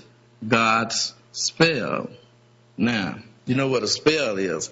It's something like a charm, a curse, or something like voodoo. But that's what it says. God's spell, gospel, gospel. So then all you have to do is to get a good etymology. Look in there. If you can get black as etymology, you'd be all right because black as etymology got a lot of things in that. It's very concise. And it's published in England. England has a lot of books that you can't get in America. France, too. Germany, too. The wisdom is scattered all over the world. The Chinese have some. The Japanese got some. Everyone has part of the wisdom. Therefore, unless you can go to every country and read every book, you'll never know anything. Unless someone comes that's sent by the one who messed all the books up anyway and was taught by them, which I was taught by the one who messed the books up. So therefore, all I have to do is get a book, and I look in there, and what I already know is in there. The only reason I'm doing that because I don't want people to think that I'm talking. I want to be a ruler on this planet or anything. I want to be a god or anything because God made people, and I'd be ashamed to say I made them. So they can't get the opinion that said I'm God because they've embarrassed me a lot. I don't like to get embarrassed. Now, here's a book called Ark of Bones by Hank Dumas. Now, Hank Dumas was one of the most unique writers that America's ever produced. And he was supposedly killed by a policeman. He'd done a lot of things for black people. He'd done a lot of things for this country. He went to the Army, and he was teaching a government experimental school. So when you have a country like that, by someone who really is doing something worthwhile, and they get shot down by a policeman or by anybody, it's really ridiculous. It doesn't make sense for someone who's irreplaceable like him.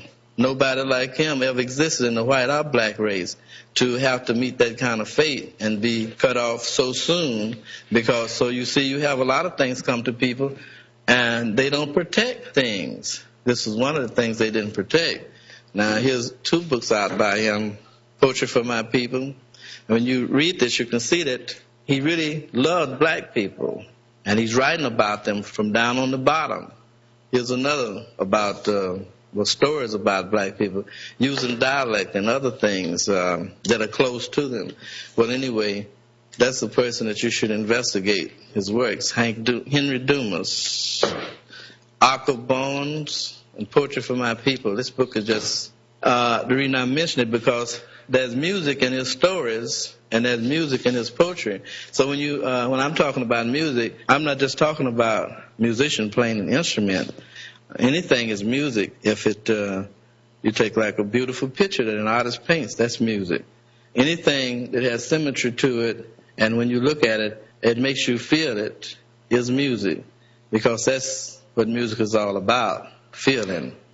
Now, look up the word hue, because some folks call themselves humans, because I said you got something called man, and you got something called human. And then when you got words like that, if you're human, you need to know what you are. Human. That's an Egyptian word too. Hue is symbolic of the sun. It was a word the Egyptians used for the name of one of the sun god, Hue, man. So now people are calling themselves human, and some of them call themselves mankind. Some of them call themselves man. Now each one of those words mean a different thing. So you have to find out now what different people are around you. Mankind. Anytime you see some prefixes and different things on words, it changes the word. Now you got mankind. That's something, well, like man-like. Not really man, you see. Human. That's not man either. It's got something else over in it. So now you have to search up the word human, search up the word man, see what man really is. Now I told you that the Bible says man is filthy and abominable. That's one of his definitions. So when you go out and you look at the skid row, you see men down on the bottom, and they're filthy and abominable. You can see that they're just fulfilling the Bible. And in the city you go in, you can find some men that's filthy and abominable all over the world. Well, they're busy being man, the definition of it. Everyone have their part to play in the Bible. So it's not a matter they want to be like that. That book is really worse than dynamite. It's influencing everybody's destiny on this planet. Although some people, some intellectuals have tried to burn the book up and get rid of it. Hitler tried to burn it up. They felt it was really affecting human beings. They were quite right. But it didn't do any good. They're gone. The book is still here. And that book has been here for thousands of years. I know when I first went to college, well, they usually be teaching you to be an atheist or something like that. They have good reason to teach you that. They had no proof that there's any God or anything. But then I started thinking, well, since that book is all over the world, that if there is a God and the book doesn't represent him, why doesn't he stop it? And I began to wonder about it. So well, maybe this book is very cleverly written in an ignorant manner to fool people. It would definitely fool intellectuals. If it wasn't logical, they would get the book and say, this isn't anything. But so I took a red pencil and marked through the book, just like I would any other book. I didn't regard it as sacred. I wanted to find out what it meant. And I found out what it meant. I found out that it's affecting everybody on the planet. And it's so simple, a little child can understand it. That's why the intellectuals didn't catch it, because they be looking up at great minds and all that, and they miss the other kind of mathematics that's affecting them deeply. Like people have conquered space, you might say, to a certain degree, conquered the sea, everything. They've done everything but conquer death, which is still the main enemy. I remember reading something in a Muslim paper where Muhammad said that man's greatest enemy is death. And I said, that's the greatest truth he ever told. Right. That's the enemy. So then you have to find out, what is that? Now, death is a very strange thing, because just before I came here, there was a friend of mine in Philadelphia that died 3 times, officially died in the hospital. Each time, one time they took his heart out and massaged it, brought him back. Next time they stuck needles in his heart and brought him back. And he came back 3 times. So, well, something happened there. How could he do something like that? Well, he said he didn't know what happened to him, except that he'd be asking me, well, why did I have to come back? What am I supposed to do? I don't know what to do. I actually conquered death. But why did the Creator send me back? And he walks around saying that quite often to me. But he said he was somewhere where it was a door and it was cold. He stood before this door 6 hours. Couldn't get in. He couldn't leave. Finally, he came back. So now you have a lot of cases where people die and come back. Well, I told him that he was so bad that death didn't want him, which is probably the truth. Because he came right back telling me about he hadn't done anything wrong, and all he does is wrong. So now here's another word. I hope you wrote the word hue down. Here's another word. way. Now you got something in that Bible that says, I'm the way. In ancient days, the ancients liked to use an H on a lot of things. For instance, like way. If I spell it the way they would spell it, W-A-Y. The way they would spell that would be W-H-A-H-Y-H. They like to put Y's in things to make it very complicated. Like, for instance, if they were going to spell the word earth, and listen to this form, they would write it E-H-A-H-R-H-T-H-H-H. And that would be kind of confusing. But nevertheless, to show you the way they did, because you're part of those people. You're not really modern or nothing like that, or contemporary. You can forget it. You're part of those people back there. So you wouldn't be here if you weren't part of them. If you cut them out of your life, you wouldn't be here, because part of them is sitting right up in here. Now, you have to face that fact. Now, you see how difficult they are. E-A-R-T-H. But so if you study hieroglyphics or other ancient languages, you have to remember that about these different, about that H, which is very important. Now, that's way. But now we take it and turn it backwards. It'll be Y-A-W.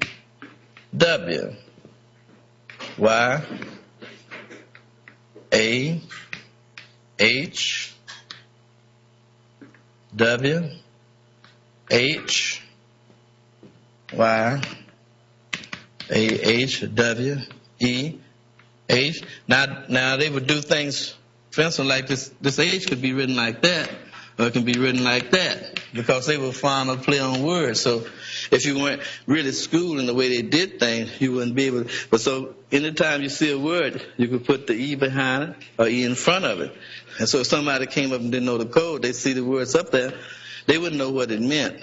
And that's the way the educated class of people did. And the priests, they always wrote something that everybody couldn't understand. So now you got Yahweh. Now, that came from this word way. That's what, like said, they said, Christ said, I'm the way. Now you look in some Hebrew books, and in some other, you'll see this Yahweh. Now Yahweh is on their play on this word way. So you have to come to a knowledge of different things like that. Different words stretch out. Now here you got something else. It moves on you all kind of ways. And people be worshiping these things and don't know what they're worshiping. Now here's something. Now how many vowels you got in the English language? They say you got 5 and sometimes Y. But if you get over to some more books, you see you got A, E, I, O, U, Y, and H. Now why didn't they teach you that there's 7 vowels? You see, a lot of things have been left out your education. There are 7 vowels. Now, you find that in a book called The Secret Doctrine, and you find it in some more books too where it tells you about the 7 vowels. And they take that. Vowels could really be interpreted as the word of God's. Because why? You give somebody a vowel, you got word. Now, El is one of the oldest names for God. So you got God's word, vowels. So you see, another play on words have been enforced upon you. Now, if you investigate very closely, you find that U and V is the same thing. Now, see, that's where the word Jehovah came from. It came from the vowels, God's word. Now, see, when you start finding out things like that, you begin to be very careful upon what you say you believe in, because it's just like if you go to church and they give you some pledge cards. Now, a pledge means a vow, and you put your quarter in there, whatever you're going to put in there, and then you sign your name. Now, when you sign your name on that pledge card, you're really taking a vow to follow whatever creed that church stands for. It doesn't matter whether you know that or not. But if you take it and you don't follow it, you get some punishments on you, because you've given your word that you're going to follow it. So it's not an innocent thing to belong to a church. And I mean, even if it's the wrongest church in the world, and they got their creeds there, and the government is recognizing them and give the preacher a certificate or his license to preach, and he has a right to go out there, so he set his creed out there. Now, you might not read it. It makes no difference. If you join that church, sign your name, put your money in there. Of course, when you start putting your money in there, they're going to put you out anyway. But you putting your money in there to make the vow binding. And as long as you put the money in there, the vow is binding. But then when you fall down on your money out of the church, you get kicked out of the church. So now, I'm telling you this because, like, in my music, it might seem a long ways from music, but along with education in schools, I was also educated by the creator of the universe, which is not everybody possibly not supposed to believe that. It made no difference to me. Nevertheless, I know a lot of things that people don't know, and no man taught me. Neither a white man nor a black man taught me these things. I thought they already knew. But then I came to find out they don't know. So now, here's another word that's very important. I mentioned before, it's Y-H-S-T. That's a Y-S. And I say you pronounce that as wise. Now, if you look around in some art cut shops and other places, you'll see a U-H-S-T, and you see V-H-S-T, and you see a I-H-S-T. All this is very important. It's not just mumbo jumbo. Up on that cross you got I-H-S-T, and you got a Y-H-S-T, and you got a U-H-S-T. You see? Now why keep changing? Why not just keep one symbol? It's because all these things are affecting people. It's done mathematically. Now an I is equal to Y. You can see it in the word by. B-I. It's pronounced just like, so therefore an I is equal to a Y. Of course, they can change it. And then if you look over in the, well, you got your V right there. See, like that. You take that, and now you got your V. So it's easy to change it over into a U. Things are done mathematically like that.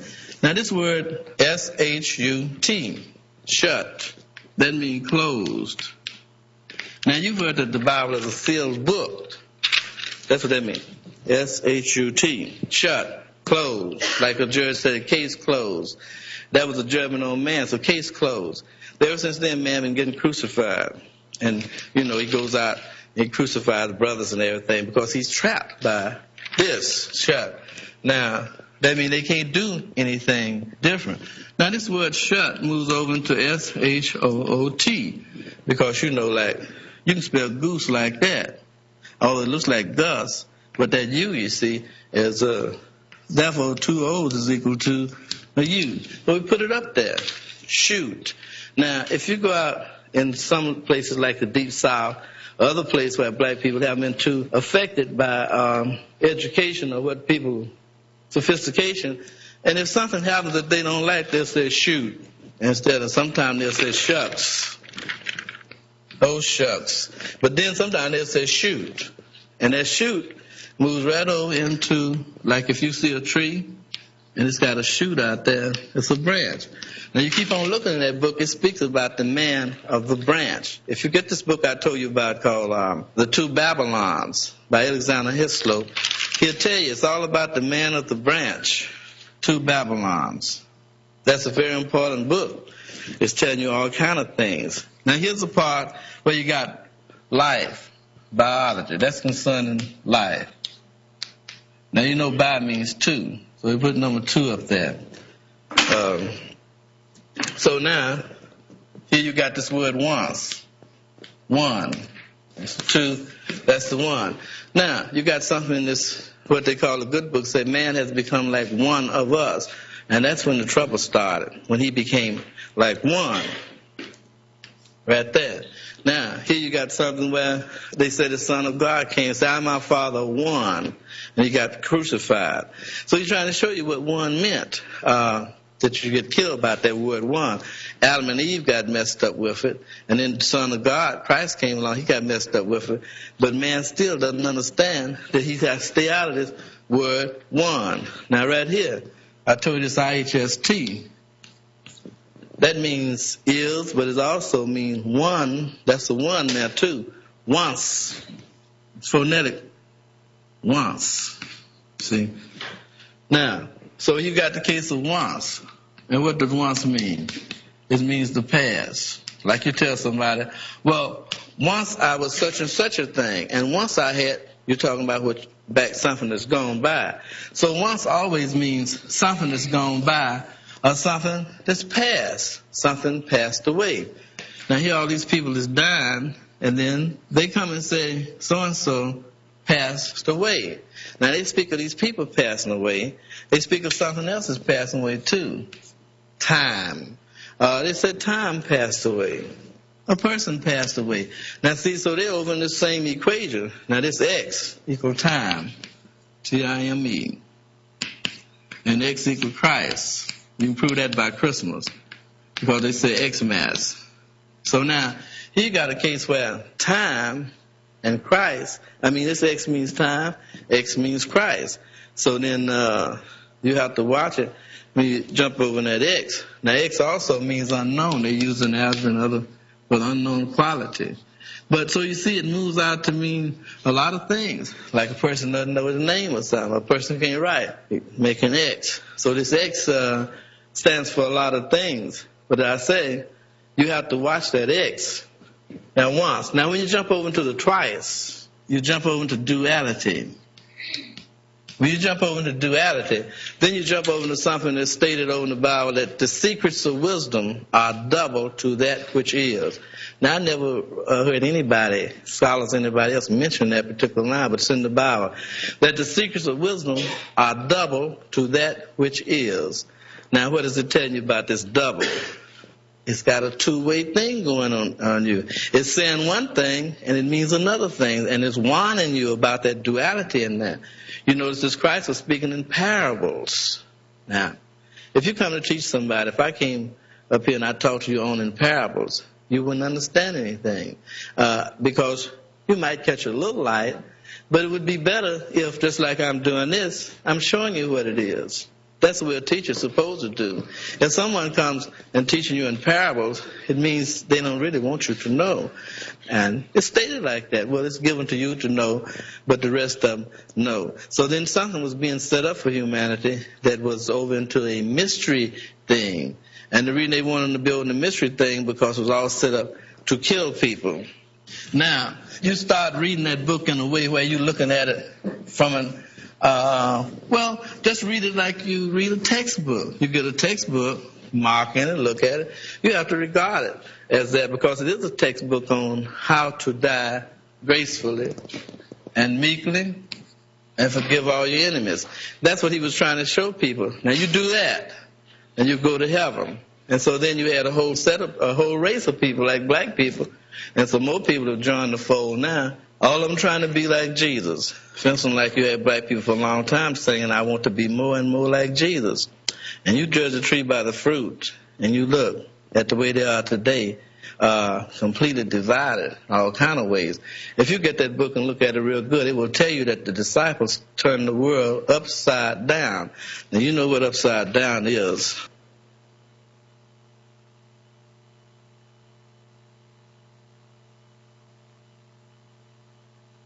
Well, that was very interesting. And we have here... Yes, Jermaine and... Yes. Yes, we have Jermaine here and Alice. Alyssa. Yeah, go ahead. We were talking about that bands, rock bands, and Zappa and Sunrise, they didn't have a band, they have orchestras. And Sunrise called his orchestra Orchestra, like the Ark of the Covenant. And their environment is not only about the music. They were very aware of everything that affects people, substances, words, and frequencies, the music.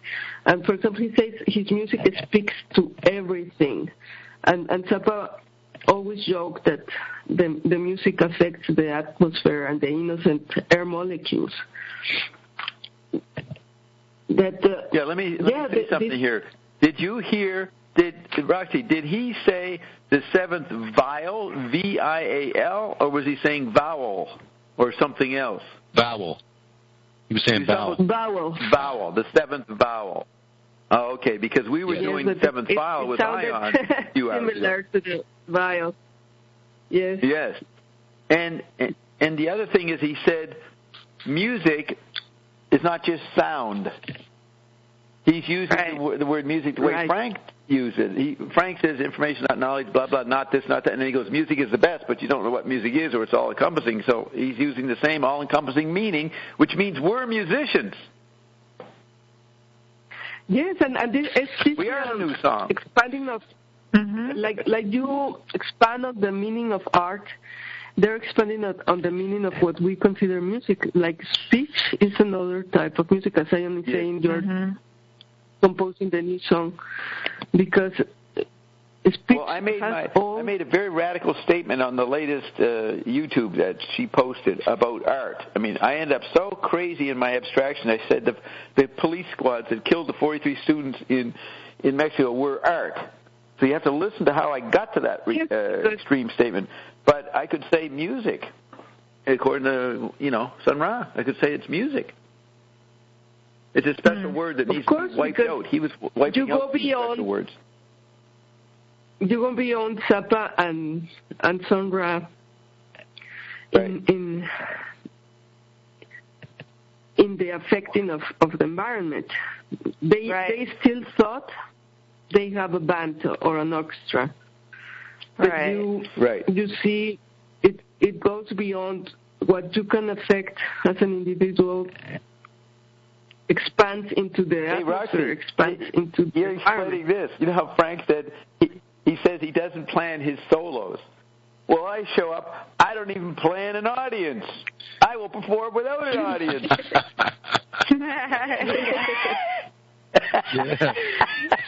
I've done this show without audiences. That is true. Bob. I don't even show up. I perform without showing up. When Corbin was calling in, Bob, it made me think of that old archive of you doing that video, like public television access program. And you're like, which one? The one where I'm running around? Hiding? You kind of were running around, yeah. But then, like, was Jerry doing sound? Was he the one? And he, like, calls in later in the show and, like, pretends to be a call-in. And I'm just right. talking about just talking about your audience or your like unplanned audience. It just makes me think of that because even back then it was like this sort of manipulating, like I'm affecting, but I don't know that I'm affecting, and it was just like this great sort of like it didn't matter who was listening. Well, there's the Alan Stiefel thing. We're on TV. And I'm leaning over and whispering to Alan so the audience can't hear him. How's that for a broadcast?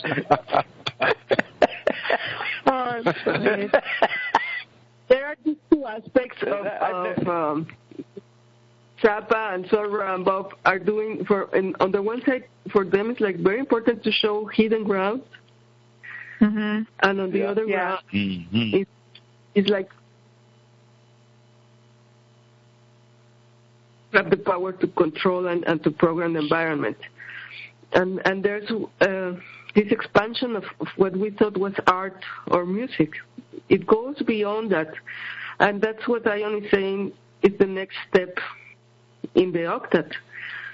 That we are not going to be limited to science or artist works, it's limited creations. We are expanding to move in different worlds, connect all these worlds, and create our kingdoms in ways that, like gods, that we are not really aware, but Bob is sort of showing us what he has done through history, putting all these things to explain the plot, the story of the becoming from the fall to the completion.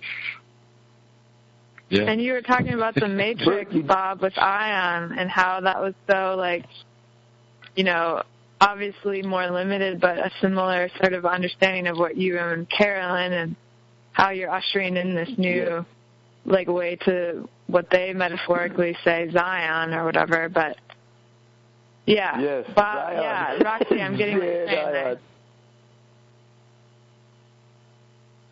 Did you, Bert and Melissa did not hear what we broadcast from Ion. let me say this sentence. Yeah. They did not hear what I played many hours ago, Bert.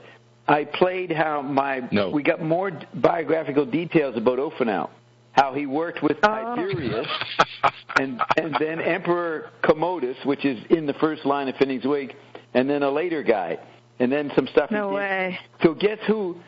Now listen to this. It ends up with Victor Emmanuel II, the Italian king in World War I or II. I can't remember which.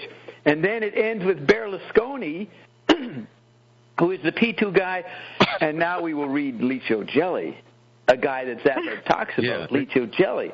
The P2 society, Berlusconi seemed to be not involved with it 30 years ago.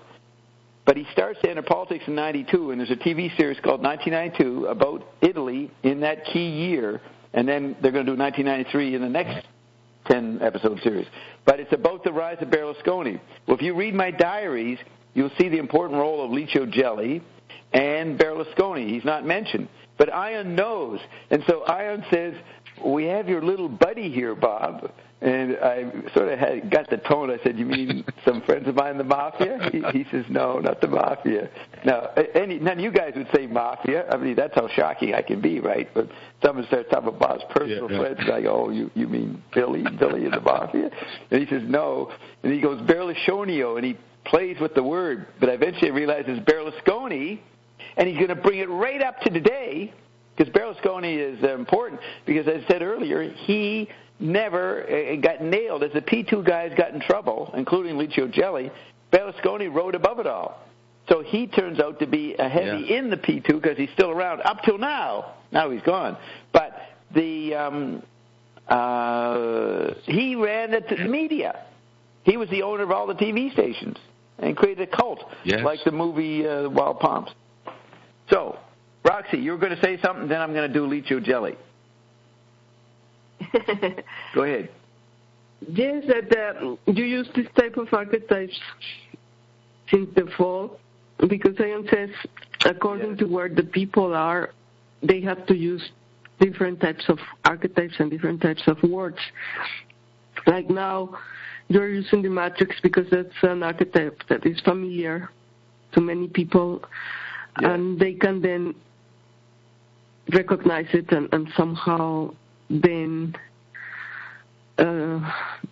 start to understand the ionics and the levels of reality and the hidden ground that is behind. Because otherwise, how do you explain what you have been retrieving for years from Ion? It's a way to approach people, something they know. They have seen that in the media, in the TV, and then they can start. Hey, Bob, I have a question. Bob? I have a question but that let me respond to this. Before we get to your question, let me respond to what she said. People should wonder. They played Sun Ra, and they're not even acknowledging what he said. Are we talking about? No, we're not talking about. You said a nice speech there, Sun Ra. I can understand you winging it, but yes, go ahead, Alyssa. So I feel like the creator body came up. I don't remember when, but I feel are you Ion? Yeah, so maybe that would be like an advancement of the five bodies. Like we've had, we talk about the hexad or the hexadic, the septad, and the octad, but. Yes. Could one of those new ones be labeled the creator body? Yeah, I think it's a good point. When you have the merger of the five bodies, and then you're in the hexadic, you're being creative in the hexadic, but you're subject to the external outer kingdom turmoil. But when that subsides and you move into septad, I think we could call the septad the creator body.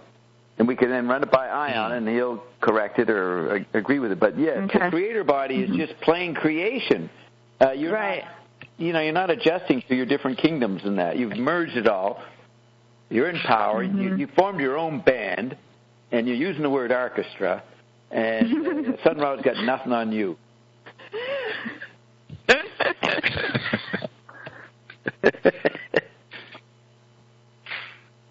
But then you want to say in the last video about the obsolescence of art and right that the creativity, this extreme creativity, is actually a disservice now.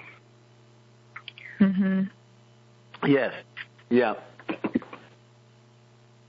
People are in what I call producer mania. They were in the disservice of consumer mania, passively. Now they're hyperactive. That's why no one will listen to anybody. They have no poise. They're too busy trying to figure out how they're doing in their own creativity. Neufeld's a prime case of that. Very hard to get Dave to relax. Noof. And I like Sean Rabb because he was even dressing as a pharaoh. Like already seeing what's coming. He was what? And dressing as a pharaoh. No, it's very good what he's saying. Spiral. He was in the spiral? No, it's pretty neat what he was saying there. He was ahead of his time in some ways. But I've never listened to any of his lectures. And if I had listened to that 10 years ago, it wouldn't have meant much to me. It would have been puny. But now hearing it after studying the Bible and many things Zion said, his speech is a lot richer. I appreciate him more. Yes. But he died. Yes. Do you realize I'm the only philosopher? Well, maybe Jesus did it too, but I'm the only philosopher. I ain't fucking dying. And they fucking shot at me, and it went right through me. The fucking bullet went right through me. Because I says, you're protected, Bob. Oh my but goodness. I thought he went back to his planet. Yes. I think that was what Zion said. Yes, I think he said that. Yes, he did. He went back there to prepare them for us. So the stuff that he was talking about with the words and Thoth and stuff, Bob, it made me think that language is also a hologram. Have you covered that? Is that an old topic that I'm just kind of connecting now? Just before you say that, did you guys hear him say the word guff? I thought I heard guff at one point. Did you guys hear that? Mm-mm. No, I didn't hear it. In passing? No. Nobody heard it. Okay. Ion has not said words are holograms. McLuhan has said that, but not Ion. To say words are holograms, McLuhan. That's more McLuhan's area. Okay. It seems like the language, though, beyond just the words, like the attached meaning creates more of like a web of like a environment or like a hologram, like a shared membrane that people can have meaning, shared meaning or whatever. Yeah, McLuhan said that language is the most powerful medium or the greatest medium. And therefore the books, the bulldozer, all the different technologies are fragments of the word, aspects of the word. But that's the same thing Ion says. Ion says the words are the root of your power.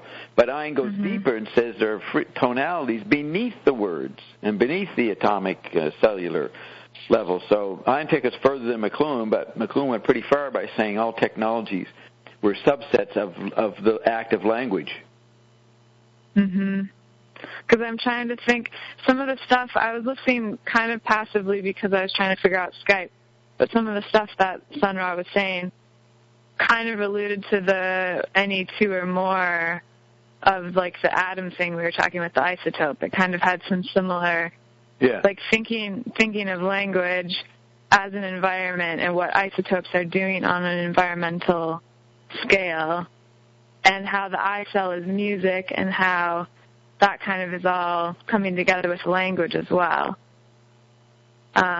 Yes. But yeah, okay. I was just trying to connect the double meaning of language with the hologramic, state, but yet words being power, and kind of being able to sort of have that sort of post-five-body view of everything. Well, if the way Joyce wrote Finning His Wake, you would take the description of the atom as electron, proton, neutron. Think of that as a grammatical structure, like verb, subject, object. Joyce would see the grammar, the linguistic grammar in subjects that apparently had nothing to do with language, like science describing matter. So, yeah, grammars and linguistic structures are permeating everything, and you can take a grammatical view of everything. That's what McLuhan's tetrad is, an update of grammar. Okay. Cool. Now, why emphasize, but then that's a literate division of words. The Aboriginals, they danced the words. They didn't even maybe enunciate it that clearly. They have a different relationship, so you have to include that in the hologram. You dance with the hologram as the hologram shrinks, and you get holeopathic. I was in Phoenix at the Musical Instrument Museum, and there was an exhibition where these old tribes would hit a drum, and it would resonate a certain vibration, and it was just like, Roxy, do you know of those slat drums or those slit drums that are really primitive, but they have like little different tonalities that come out of them? Anyway, so then they would... Let me see if she got knocked off. Maybe she got knocked off. Let's see. No, she should be there. What, did you go to the bathroom, Roxy? She may have gone to the bathroom. Anyway, so when she gets back, ask that question again. Ask that question again when she comes back. Okay, I'll see if she's familiar with it. But these drums, when you hit the slit, they offer different tones. And then different tones would mean different things for the tribe. Like an auditory tone would mean, this type of attack is coming, or this other sort of thing would mean. They had a wide variety of them, not just like one, like we have a siren, or, we hear these frequencies that aren't words and we kind of attach some sort of meaning. But there's how music and how these tonalities can be a language that a tribe can kind of gather around. That's the ratio. Yeah. That's the ratios. Okay. Different situations, different contexts. Yeah. That's what pre-literate people are very sensitive about, that those nuances. The literate person isn't. And that's what I feel like, there's an awakening of that with the I cell within yourself, Yeah. It balances your senses. It gets you into a pretty conscious synesthesia. It's not blatant synesthesia, but it's a subtle synesthesia. You were just saying what was it? These ratios. The pre-literate people, they don't analyze what structure is made of like literate people do. They try to figure out what it looks like, what's the subatomic particles and all that. Whereas the pre-literate people dances the meaning. They don't state it or make an equation out of it. They don't have a definition. So they're dancing. If you get on a club, I danced at New Year's Eve in this place, and you're up against other people constantly changing who you're dancing beside, and you change yourself in relation to them as you dance by them. Right. So that is pre-literate society, moving around, sensitive to the environment. Yeah. And then music, a musical group with instruments, they've specialized into sound-making objects, and they don't dance. But then when rock and roll came in, you started to have dancing. I don't think there was dancing in the swing singers, and you didn't have the blacks doing their choral gesturing in the background like you do in the 60s and 70s.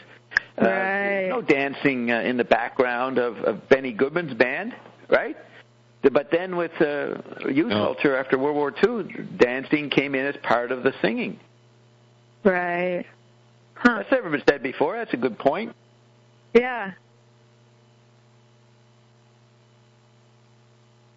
I mean, Elvis was radical because he danced. Yeah, that's what they couldn't take. Yeah. Yeah. And that relates to how, what was it? I was trying to remember. Something you guys were saying, I was listening in the archive, something was discussed about how, Frank was so aware of more than just the music, you know. But it wasn't just the visual. It was the beyond. It was the movement. It was more than just body language. The sound. He's very body language. Body language. Yeah, exactly. Yeah. Yeah. Yeah, in his interviews, he's watching the body language, and he will comment on it if he's feeling aggressive. He'll respond to the interviewer's body language. But Dave Wally, who did the first biography of Zappa, used to say there was a bit of a Puritan part of Frank. He said, Frank doesn't dance. Frank won't dance. But subsequently, we did see Frank dance here and there a little bit, but he basically wasn't a dancer. I mean, that was my explanation of why I didn't become a musician. I was a good dancer. So I danced. I wouldn't want to stand and play an instrument. I'm fucking lazy. These guys are going to make all kinds of great music that I can dance to. That's a lot more slack than standing up there and fucking staying on note, on chord, on discipline, fucking hard work. You're right. I took the path of least resistance. Yeah, exactly. I was such a good dancer. It was a different world in Paris, you know, the Edith Piaf, Charles Aznavour, and these other fucking stupid singers, but you dance a little bit. I remember I'd be about 1932, 10 years old. We were dancing someplace, and this other little kid comes up and he says, "Man, you're a good dancer." I didn't even know how to dance. I didn't think dancing. I don't know what I was doing. But this kid says, "Man, you're a good dancer," and I was shocked. Well, I don't know how to dance. But the kid picked up on I had some kind of natural response appropriate to the music, probably. That's what it was, you know. Whereas he felt, well, I'm stiff. He couldn't. He was listening to the music. I used to say the same thing. When I later played hockey, they asked me to coach. I said, I don't know the rules. Well, he said, you don't know the rules. I don't know what they are. I just run around, you know, slapping the puck. And so I couldn't teach the kids how to be a hockey player. I didn't. I really had. Ion's pretty accurate to say I go around pretty fucking empty-headed, you know.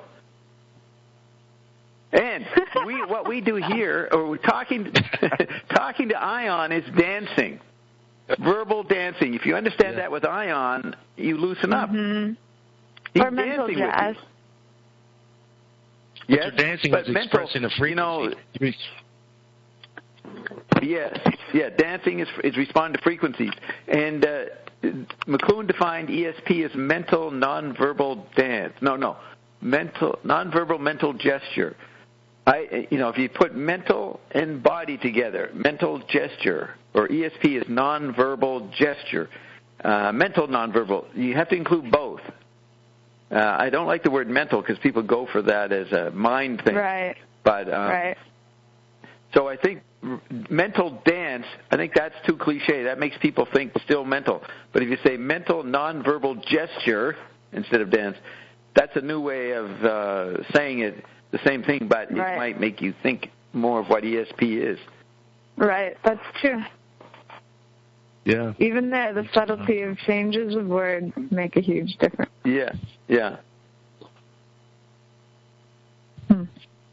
But that was one of my greatest compliments. Man, you're a good dancer. That really, made me feel confident, even though I didn't know the content of what it was or what I had done.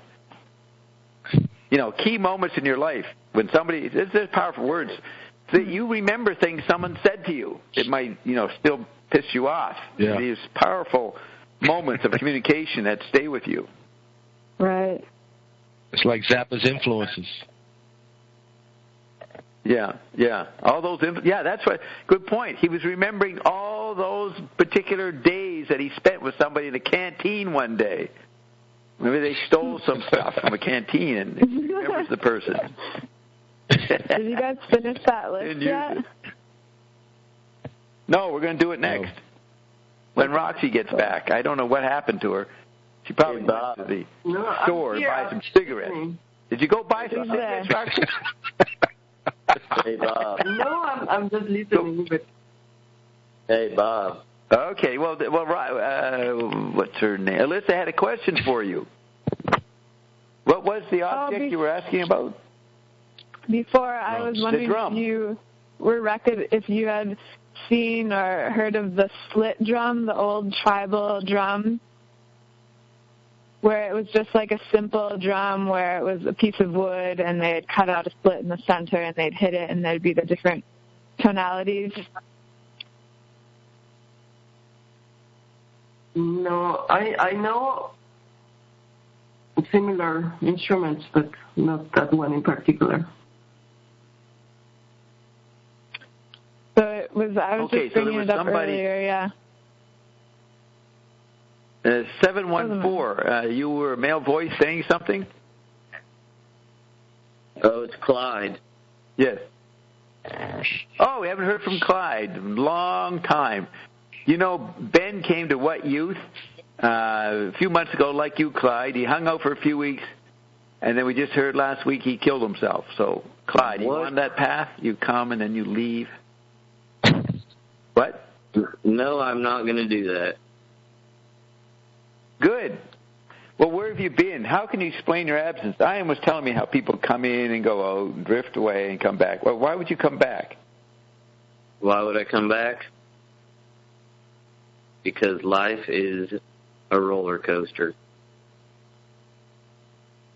Are you here for sustenance, for succor, for nutrition? Are you here for something to abet your being? I don't know what the fuck life is right now, Bob. That's what we like to hear. You have to come back here to get cleared up again. That's right. That is a common returner's complaint. I don't know what the fuck's going on, Bob. You try to survive without us. It won't work, Clyde. Welcome back to the right place. Thank you, Bob. So what, you have something you would like to present to us? We have a panel here. We have a committee.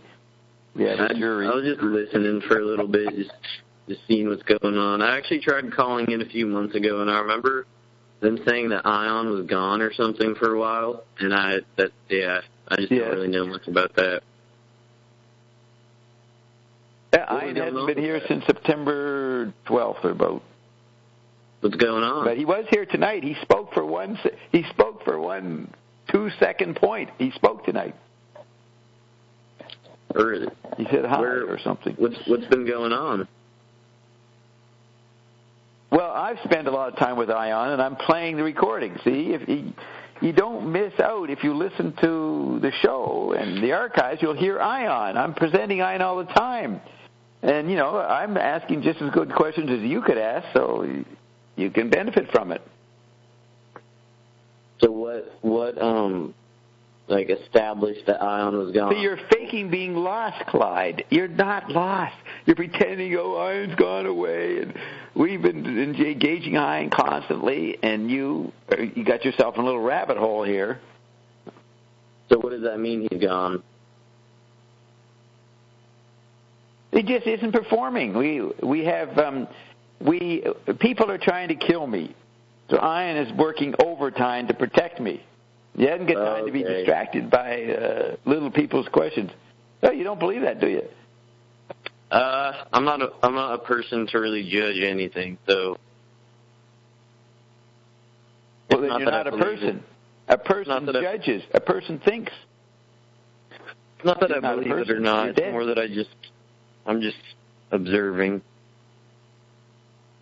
No, got to be judging. That's a big bias of our time. People go around. You know why they think they're not observing? Because they don't know they're living through other bodies, and they're just thinking of their chemical body, and that's pretty retarded. The chemical body, it hasn't got a entry into communication at all. It's been sidelined. So you think you're observing. No, you're dead. You've been sidelined.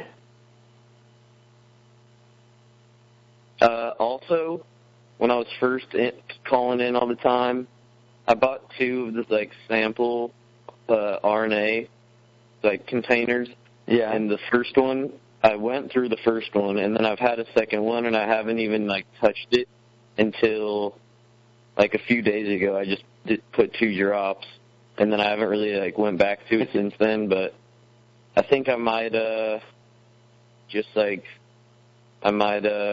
back to that a little bit. because good. And we're all for that. Yeah. I feel like that was a good time in my life during that substance use. Yeah. And I'm also interested in like the other supplements that your bride provides, like the magnesium and stuff. I'm getting more involved in like. Have you heard of like Ayurveda? Yes, Ayurveda. Yeah. Yeah, I'm just starting to get into that. I'm not really. It's puny compared to us. All those things are puny compared to us. But you can go in there to loosen up your mind. But you must be prepared to leave those systems. They're obsolete. So Carolyn just got, Clyde, Carolyn, her book, Magnesium Miracle, just got released in China. Really? Yep. Chinese translation is only 2 English words in the book. I looked at it. 2 English words. Carolyn D. All the rest is fucking chicken scrawl. They call that a language. No fucking way. What? Subgenie. What did you say, Roxy? Subgenies. Yeah, subgenie scratching. It's Chinese.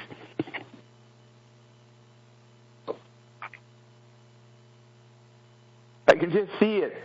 I was just fantasizing last night. I said, shit, we're going to be invited to go speak at Shanghai, or she is, or Peking, or Beijing. And I just suddenly thought, okay, I'm standing around with these Chinese people, and they're trying to make conversation with me. Didn't look good. Looked pretty stultified. I think I said, no, I won't go. But I got to go, right? I've never been there. Yeah. I hate the place, but you got to go, right? To get the opportunity just to say you've been there. Not going to be pleasant. I know these, and I immediately had this idea there'd be nothing but spies all around us. All these guys will be pretending to be friendly, and we know they're all fucking working for the elders in the mountain. They want the formula, but they don't have iron. That's right. They want the formula. They fucking actually shot at me. Some guy got so pissed off I wouldn't give him the formula, he shot me.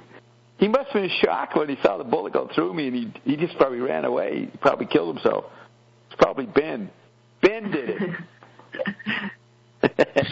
From now on, anybody dies associated with us, they're attempted assassins. That's what they are. What? I was just talking to somebody who had lived in China for 6 years, like 2 nights ago, and she said that people will reverse on the highway. They'll just put their flashers on and just reverse. Like, she said something that was so poignant. Reverse. She said something so poignant she didn't even know what she was saying. She said, everybody over there, it's so ironic because it's so, there's so many people there, but they all act like they're the only person there. And so they'll just reverse in the middle of the highway, she said, like in an interstate setting. And get away with it. I thought that was crazy. Yeah, it's okay there. Well, that's good to know. So watch out for that, Bob. If you've got spies, you can just reverse. Yeah, what would be the anti-environment to that? What could I say to them? The guy thinks he's alone. Just hovercraft. I'll whisper to him and go, hey. Yeah, I'm going to go over and whisper to the guy. I'm going to say, hey, is there someone else in this room besides you? That's what I'll say to him. Is there someone else in this room? In other words, I'm with him. I agree that he's the only one here, but I'm a bit concerned because it looks like there's someone else in the room. I'll have to say it in Chinese, though. They're certainly not going to learn English. We're a minority culture to them. Well, let's get into some meat. Yes. Go ahead. Tell them what. What? Yeah, like you said cosmic awareness said there is no real people. They're only like Dave Worcester said that. You were saying in there. Yeah, Dave. Hamburgers. Dave Worcester said he never considered anybody around him real. He'd gone Chinese, turned Chinese. Yes. Even if you are surrounded by millions, there is nobody there. Yeah. There's nobody there. Okay, so here's a guy that treated people like that. This is December 18th, 2015, article by Sam Roberts, Licio Gelli, Italian financier and cabal leader, dies at 96. Now, have you ever seen the phrase cabal leader in a headline about somebody? No. That's conspiracy theory. But this is the New York Times. They knew he was a cabal leader. He was the only one around. He had cornered the market. It says, Licio Gelli, a buccaneering Italian financier and self-professed fascist who was implicated in terrorist crimes, scandals, and a secret society that, with him as his grand master, was accused of plotting a right-wing coup. He died on Tuesday at his villa in Arezzo, Italy. He was 96. His death was reported by the nation's news media, and his funeral on Thursday, attended mostly by family and friends, was covered by Italian television. They fucking covered him. Mr. Gelli never wavered in his convictions. Now, this is a guy who tried to take over. He killed people. He killed he killed the Pope. You know, the third Godfather movie is about Licio Gelli. The third movie, where it's about the 30-day Pope that gets killed, there's a character who plays Licio Gelli. It's based on a British book, the Protestant gangs, attacking the Vatican in God's name.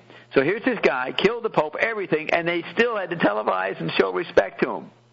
All right? So this is a guy who knew how to use his words.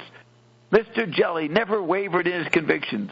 In a 2008 television interview, he declared, quote, I was born under fascism. I studied with fascism. I fought for fascism. I am a fascist, and I will die a fascist, unquote. This guy is pretty bold, eh? Now, this is the guy who sent me to find someone, and I found LaRouche in 1966. You can look at my diaries. I think about May 1966. You'll hear my conversation, read my conversation with Gelli. I identify him as a well-known European businessman. I don't say who he is. It says, his near-mythic ignominy, so that's Rumpelstiltskin, his near-mythic ignominy evoked popular fictional conspiracy tales, like Dan Brown's novel, The Da Vinci Code. Did you know that The Da Vinci Code, this huge success, was about my fucking master, Licio Gelli? Oh. No wonder it's all about me. No. And I could never tell a little kid who's reading it. If I told them that's about me and my buddies, they would not believe me. The real Da Vinci Code is in Chambord. That's the real Da Vinci Code, the real. Yeah. And I made the blueprint for that fucking castle. We just found out. It's my code. It's right here on the wall. As Chad recognized it. Did you hear that? Chad recognizes the symbols that he got in dreams that he sent to us. Wow, that's great. You heard that? Yes. Like Dan Brown's novel. All loops back. So, no, go. What'd you say? Several words said there. Yeah, I was asking about that. I was asking about was that something you played earlier, or talking about? Yes, this is way back there. Mm-hmm. Yes, he's talked about it many times, but I didn't tell him they're in the castle. But he was listening to what Ian said, and then he said, I looked at the video or whatever, because I recognized the symbols. He knows it on his own, and I didn't tell him. I had not told him. And then I said, well, Chad, that's what Ian said. As a matter of fact, the legend of him and Angela going to the castle in Ireland, that's in the early tailgates. You hear people talking to Chad. Chad has left Vancouver. He's met this woman, Angela. She takes him to a castle. Well, very quickly after Roxy discovered the Chambord Castle, Ion said, that's the castle that Angela and Chad were looking for or were in or something, whatever they were hallucinating. It was connected to Chambord, either Chateau de Beaubourg or Beauregard or Chambord.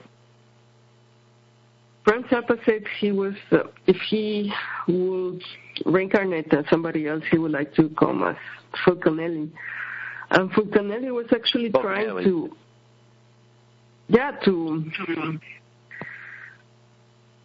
understand their code, because he was into studying all these big cathedrals, all the castles, and all the directions and all these things. Were you just reading that lately, or you do that for what? Was he doing that lately, or you read that years ago? No, I knew about Fulcanelli and the cathedrals and the Masons and all this. And do you agree that he lived in the 20th century? Well, it's like Ion says, there is not 20th century. He's maybe here and there. But the Fulcanelli, you look up Fulcanelli, he's a guy who lived 100 years ago. And the problem is, I asked the Evergreens years ago about Fulcanelli, and they said he lived about 1650 or something, and he was one of the few people that successfully made lead into gold. So there's two Fulcanellis in my mind. I don't know who's who. No, I suppose it's the same one, but about the more recent one. He couldn't do the parallel world stuff. Right. Okay, so let's go on here. His near-mythic ignominy evoked popular fictional conspiracy tales like Dan Brown's novel The Da Vinci Code and the movie The Godfather Part 3, and he personified what Italians encapsulate as dietrologia. Dietrologia, dietrologia. The reflexive, widely held suspicion that behind any official government narrative lurks a more sinister explanation. That's dietrologia, the logic of diet. The reflexive, widely held suspicion that behind any official government narrative lurks a more sinister explanation. He is the personification of that. Then it says, but if Mr. Jelly was a scoundrel to many Italians, to others he held out the promise of stability in turbulent times, when the Communist Party was advancing at the polls and the economy was declining. He exerted much of his influence as leader of a Kabbalistic breakaway Masonic lodge known as Propaganda Due, or P2, which the Freemasons had officially dissolved. The authorities said hundreds of government, business, and military leaders had joined the lodge, defying Italy's ban on secret societies. Investigators linked the group to plots to destabilize the Italian state, to blame leftists for unrest, and to foment a right-wing coup during the years of lead, that's in quote, years of lead, when Italy was besieged by terrorist attacks. That'd be in the 70s. The group was suspected of trying to discredit communists by thwarting the rescue of former Prime Minister Aldo Moro, who was kidnapped and murdered in 1978 by leftist Red Brigade's guerrillas. P2 was believed to have had a hand in the horrific bombing of a Bologna train station in 1980 that left 85 dead, and that was generally attributed to another neo-fascist group. And the P2 was investigated in 1982 in the death of Roberto Calvi, a lodge member who was called God's banker because of his financial ties to the Vatican's bank. Mr. Calvi's body was found hanging from Blackfriars Bridge in London, a suicide, the authorities ruled. Mr. Jelly was convicted of bank fraud and obstruction of justice. He was convicted several times in the 80s. He'd end up in prison, I think one time in Switzerland. He always escaped, and he'd go down to Uruguay. And then he'd come back and turn himself in, and he'd escape again. This guy always got out of jail. So they say Mr. Jelly was convicted of bank fraud and obstruction of justice. He mysteriously escaped from prison or house arrest twice and served the remainder of his term in his villa, a 30-room redoubt near a 15th century church in the Tuscan Hills. So he didn't spend his time under house arrest. I mean, well, maybe that's kind of a house arrest, but they're saying he's in his villa. There he was found to have a gold thumb when nearly $2 million in bullion was discovered in 1998 in his terrace garden, hidden in terracotta flower pots beneath begonias and geraniums. $2 million in gold. In God's Banker, in God's Banker, yes, the book that the third Godfather is based on. A lot of croissants. A lot of RNA drops. In God's Banker, his 1983 biography of Mr. Kelvey, Rupert Cornwell wrote, quote, Italy, it must be recorded with honesty, albeit bemusement, has produced few more remarkable individuals this century than Licio Gelli. So the guy who wrote the book on Calvi, Rupert Kernwell, said that in the book called God's Banker.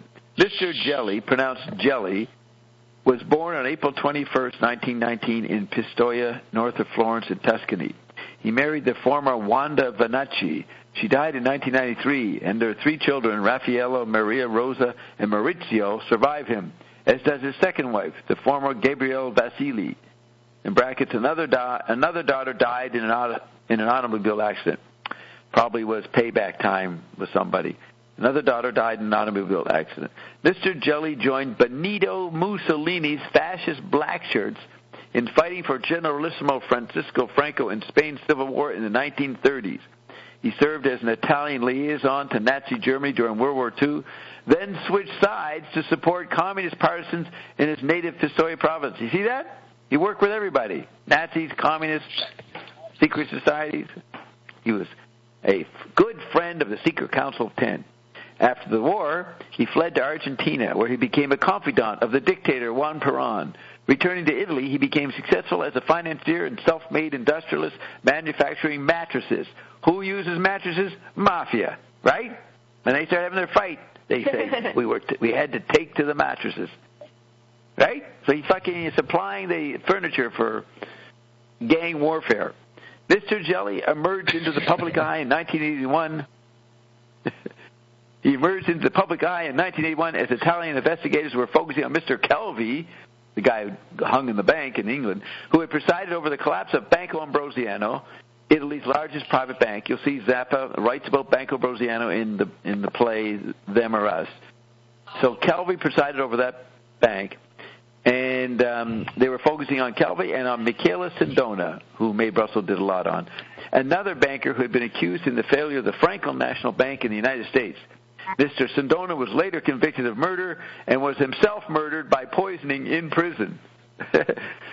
And a great rock critic, Nick Tosh, wrote a book on Michela Sindona, if you want to look that up. Nick Tosh is legendary like Lester Banks. Searching for the names of businessmen. As a matter of fact, one day I was down in the Tribeca, where I think Robert's, who's the mafia guy in the movies? Scorsese, Robert De Niro. Who plays the mafia guy? De Niro. What is it? Robert De Niro. Robert De Niro. Very near his place. I went to visit a psychiatrist, and I was looking for his doorbell in the apartment building, the first floor, and there it said Nick Tosh. I found out where Nick Tosh lived. Very impressive in my little world that I found it. Anyways, Nick Tosh, look him up, Tosches. Very good writer. But he got to hang out with Sindona for many months and wrote the book on him and then witnessed him being murdered. Okay, so maybe Nick Tosh murdered Sindona. So we're talking about searching for the... So the investigators were searching for the names of businessmen who had illegally exported cash. The investigators found instead, in a leather suitcase in Mr. Jelly's mattress factory, evidence of what amounted to a right-wing shadow government composed of 962 power brokers led by Mr. Jelly. The group, they said, sought to, quote, exert an anonymous and surreptitious control, unquote, of the country. Now, let me tell you, this is what pissed Mae Brussel off. When Reagan had his inauguration ball in January 1981, when he came in as president first term, guess who the guest of honor was? Licio Jelly. Mm. Why would he be a guest of honor in an American presidency national thing? That's the power of the Secret Council of 10. I'm pretty sure I ordered the Reagan staff to let Mr. Jelly in. Of course, I don't remember, and that reminds me, that may be why I don't fucking remember everything. I've done so many bad things, I best not remember anything. All right? Mm-hmm. Yeah. Who am I talking to right now? Why am I speaking? You are talking to the initiate. I'm talking without an audience. The mystery of Fulcanelli. Yes, I'm in the mystery landscape. Fulcanelli. Okay. The roster, so this group, 962 power brokers led by Mr. Jelly, the roster included Mr. Calvi and Mr. Sindona, both killed, whom the authorities described as puppets of Mr. Jelly, and they were enlisted to help impose what the group called, quote, a plan for democratic rebirth.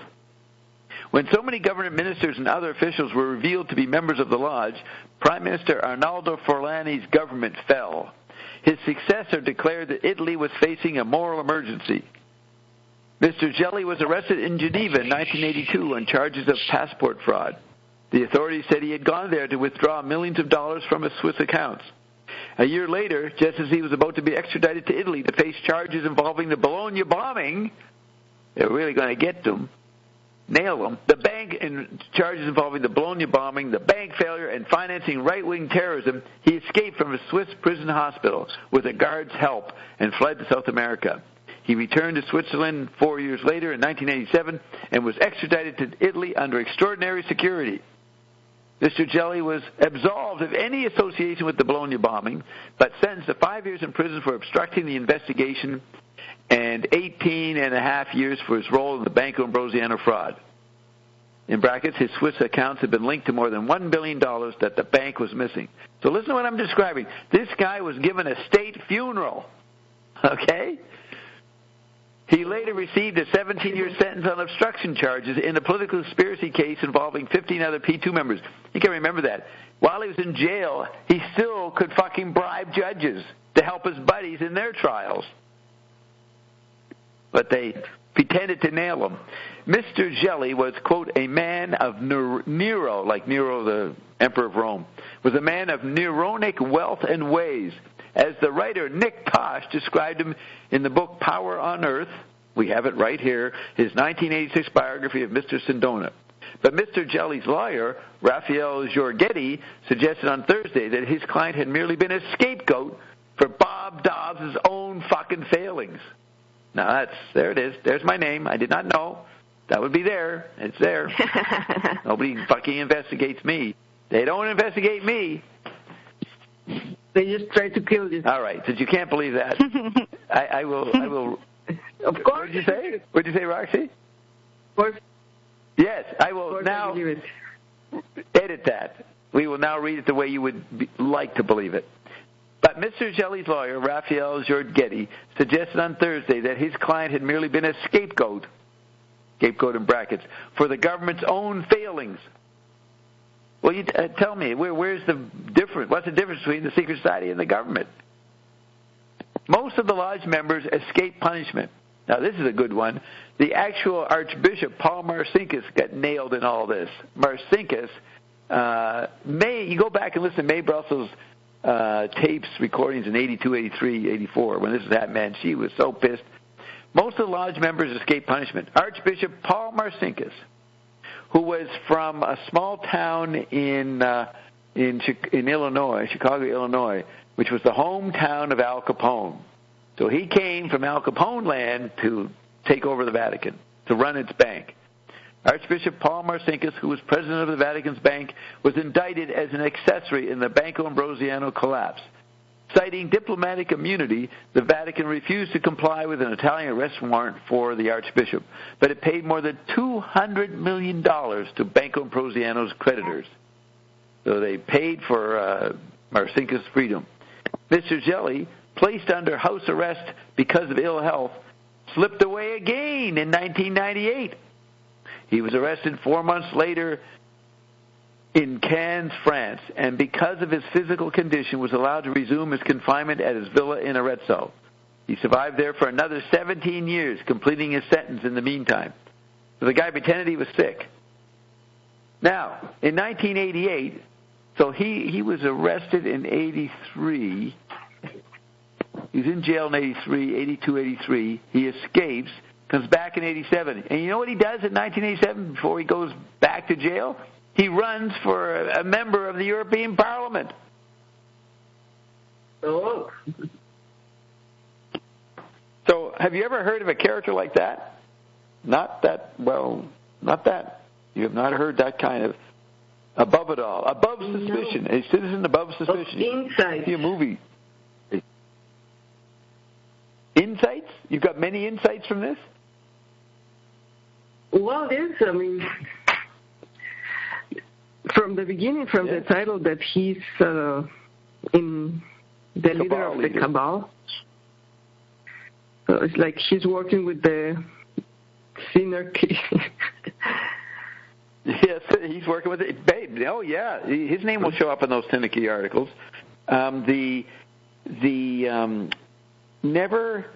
With this article, you can prove that there is a conspiracy going on.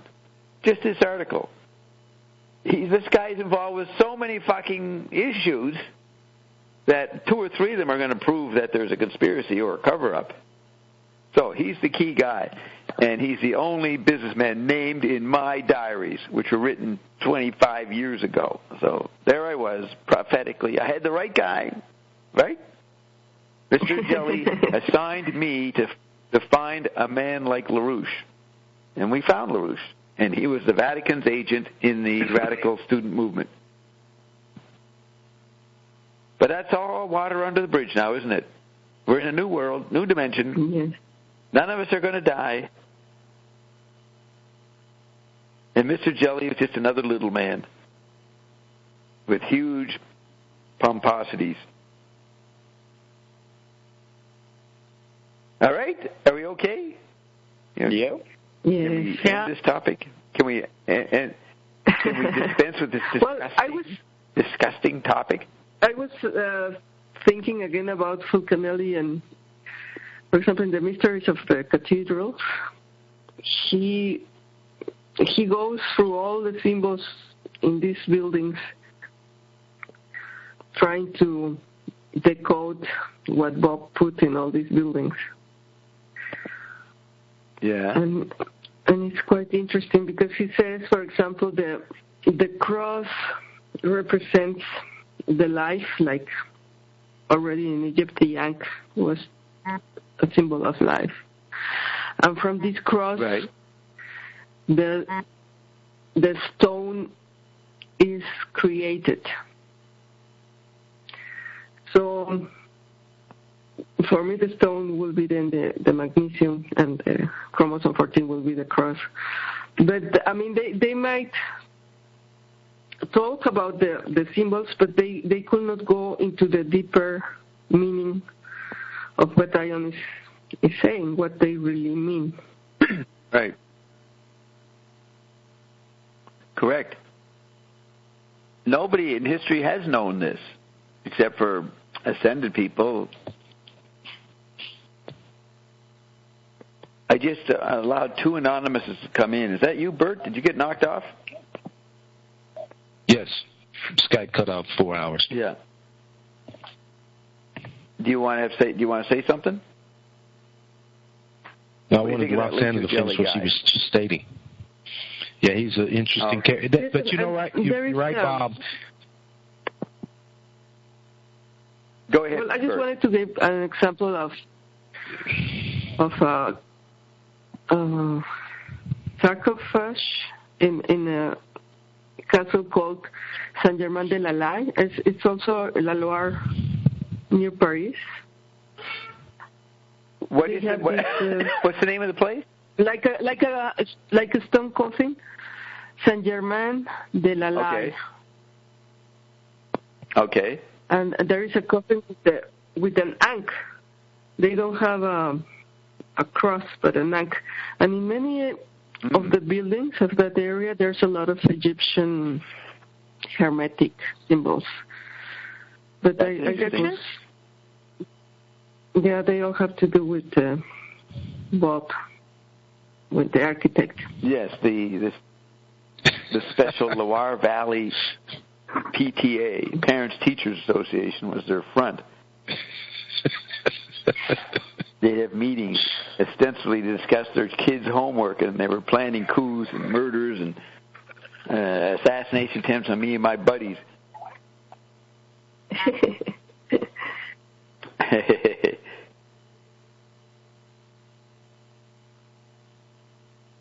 Yes, yeah, and all these things have been there forever, and there is a lot of secret societies around this knowledge of the symbols and right. That's what hit me, was like how much it's matter of fact. Mm-hmm. How did you know that? Is that online, all the secret societies into this Martin stuff? Fulcanelli. No, Alyssa. Did you find a bunch of secret societies, Alyssa?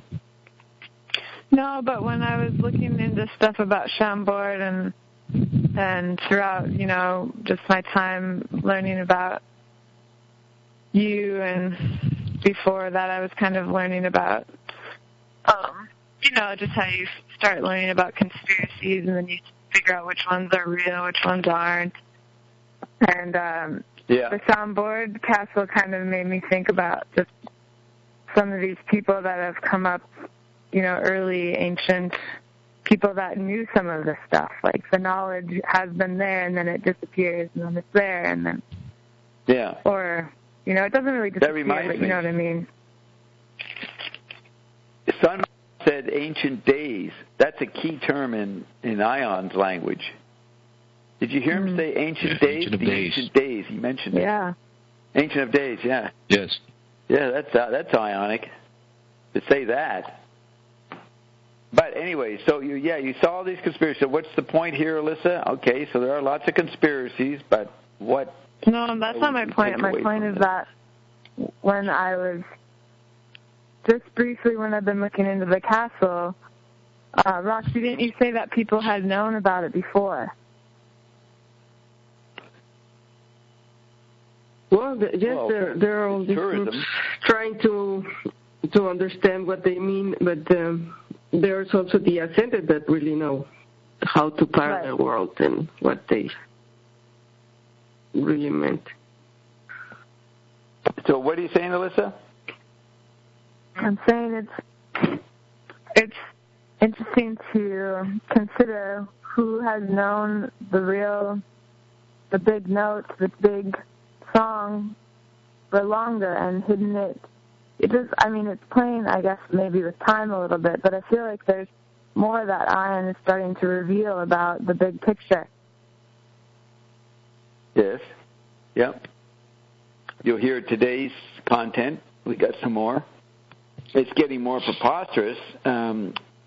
What happened is that in the period we call the Dark Even more? I managed to fucking dismantle the fucking church, the Republic of Peter. And then I gave it back to them. And Ian says, we don't know why you did that, Bob, but you gave it back to them. Even I was pissed out. What was the point, Bob? You dismantle it, and then you give it back to them.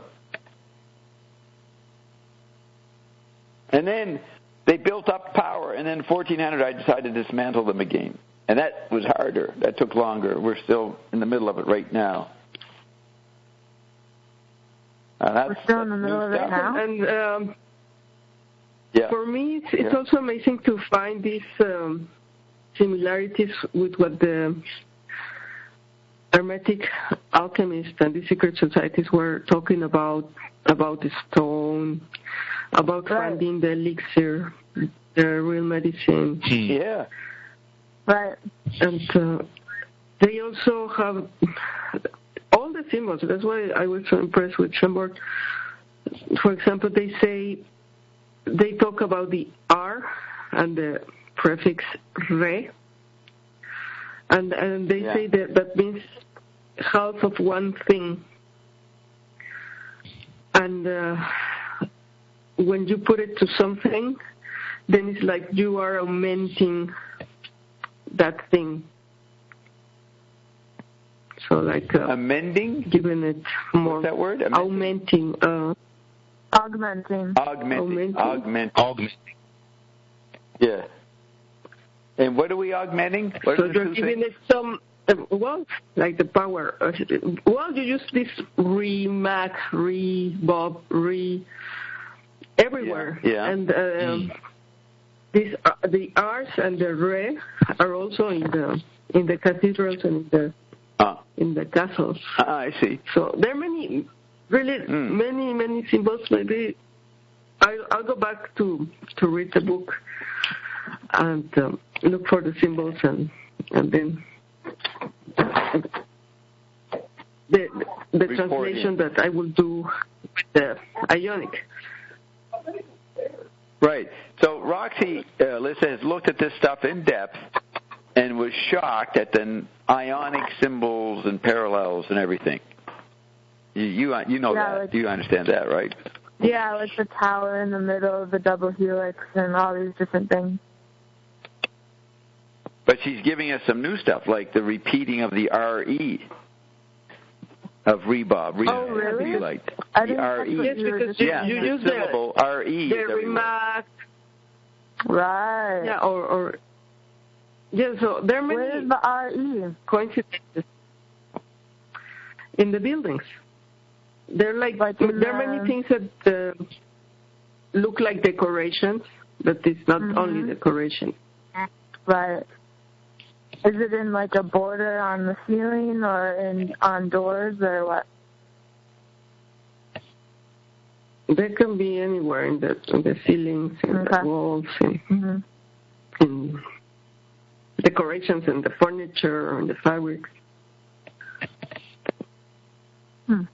This stuff converted Roxy to Iondom. She has no doubt now, after going through this hologram of the Loire Valley, that Ion is pretty legitimate. That's what happened to Roxy over the past few weeks. Yeah. But you already thought Ion was legitimate. It's just reached another level, right? Yes, it validates the labyrinth of her mind. But I'm sure we'll do things that will upset that. Nothing is holding. Nothing is permanent here. It won't hold for too long. We will go through it. But it's yeah, we will go through a phase where. What? It's a type of entertainment, right? Entertainment. That's right. To look for the eggs hidden, and look for the yes, I'm sure we'll go through a phase. Castle.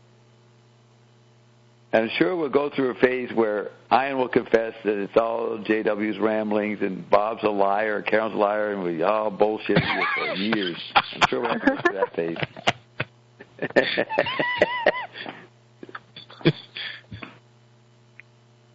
And then Bob, I want to say that the Lucio Jelly.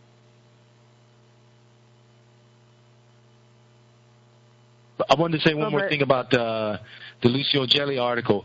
It's interesting that there was an admission of him being connected to the conspiracy that most folks have read about in his obituary, in that article you just read. What did he start? He was a cabal leader. That's sort of like giving an answer hidden out in plain sight, but most people will miss it anyway because they're still looking for the conspiracy instead of moving beyond it. Yeah, they don't believe that they can know the conspiracy. Yeah.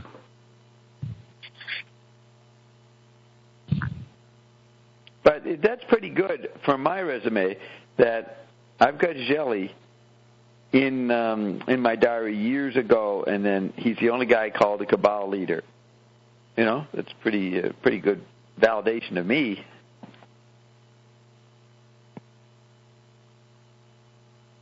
Yeah, your timeline is amazing if you just look into it. It's amazing, the loop. I was thinking now everything that's taking about place. What you said that everything is going to be just like a performance.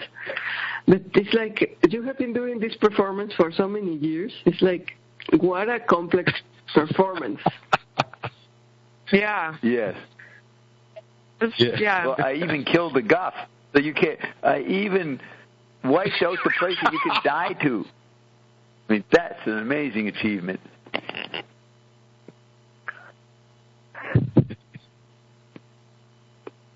I basically got rid of death. I was also thinking that the alchemy is called alchemy, the great art, And now you come and are talking a lot about art, and the great work is actually the environment, and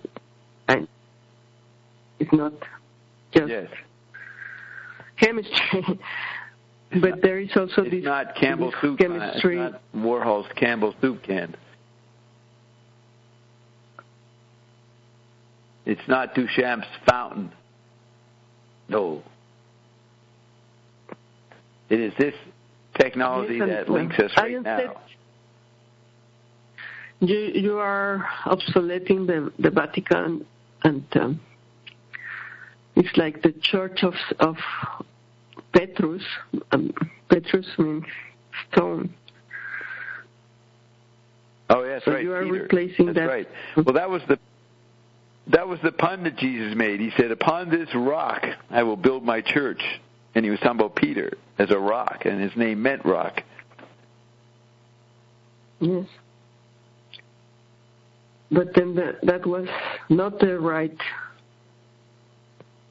stone.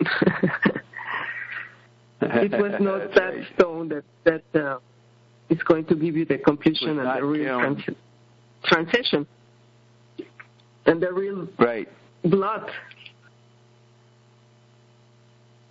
Just a minute, Alyssa. What was I supposed to email you? I was trying to get the bill stuff, the Skype. I have to send that, right? Yeah, I think you just have. I don't know. Does someone have to accept my request for me to call in, or no? No. What does that mean? Because I'm going to call. What do you mean? You call in all the time. No, I know, but to call through Skype on the Payday. Skype. No, that's what I've got. I'm sending you Bill's Skype instructions. Okay, that's it. I don't know if they're easily understandable, but he gave them to me. I've given them to people, and they never complain. So here it comes. Okay. Here it is. It gives the 3 ways to do it or something. Okay.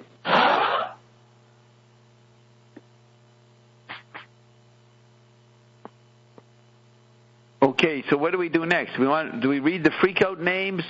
Do we play some Zappa? What is it we could play? Audio? Did you send some more audio, Roxy? Just to close this section, in which we were talking about this new type of orchestras that were beyond just the music. They were environments. And they started with Mozart, and then Zappa and Sonra are replaying the Mozart thing by revolting against the corporation and the media. They do what they want to do. They want to do their thing. And there is one of the first songs of Sonra with his orchestra was the Deep Purple, which is your color, and then there is this the group Deep Purple took their name from the Sonra song, and they did the hit about the fire that happened in Montreux, and in which Zappa lost all his equipment.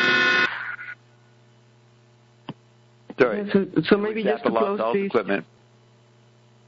There is a video with the song of Deep Purple, which is really early Sonra. So it's like, you don't believe that's Sonra, but that's Sonra. And then there is another video with Zappa talking about the fire. Yeah, and if you like, you can play the hit by Deep Purple, Fire in the Sky. Right. What?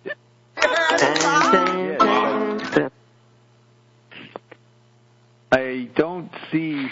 You sent it in an email, right? Oh, wait. Yeah, maybe they're in so this different. I have it. Yeah, this is Sun Ra, his version of Deep Purple. So what kind of synthesizer? Well, it's some type of that's keyboard. The 50s, right? I think it's even the 40s, because there were already some type of organs since the beginning of the 20th century. They were still very heavy and very expensive, but there were already electronic organs. And yeah, the keyboard part is a little crazy, and that's Sonra. But that's, I think, from the 40s. Right. So. Yeah, you see the reviews? And then from the ones who typed in, they were very impressed with it. They said, "This is the most beautiful song I ever heard." A couple of them said. Yeah, go ahead. What? Yes, this song, Deep Purple, inspired the name of the band, Deep Purple, that made this big hit, inspired in the fire that took place in this Zappa concert. And it's about that day and that tragedy. Should I play Smoke on the Water? Yeah, but maybe you can play also the video in which Zappa is talking about the fire. Oh, okay. Did you send that to me? Yeah. What? You did? Yeah.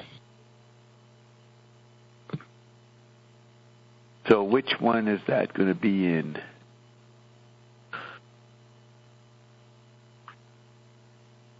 Let me see.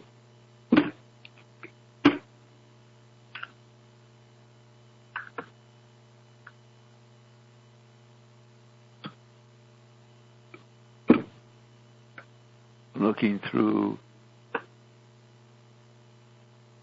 Yes, I'm looking too.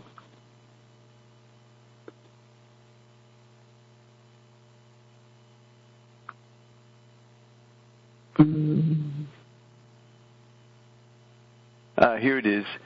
Yeah, I have it. You sent it, so this must be it.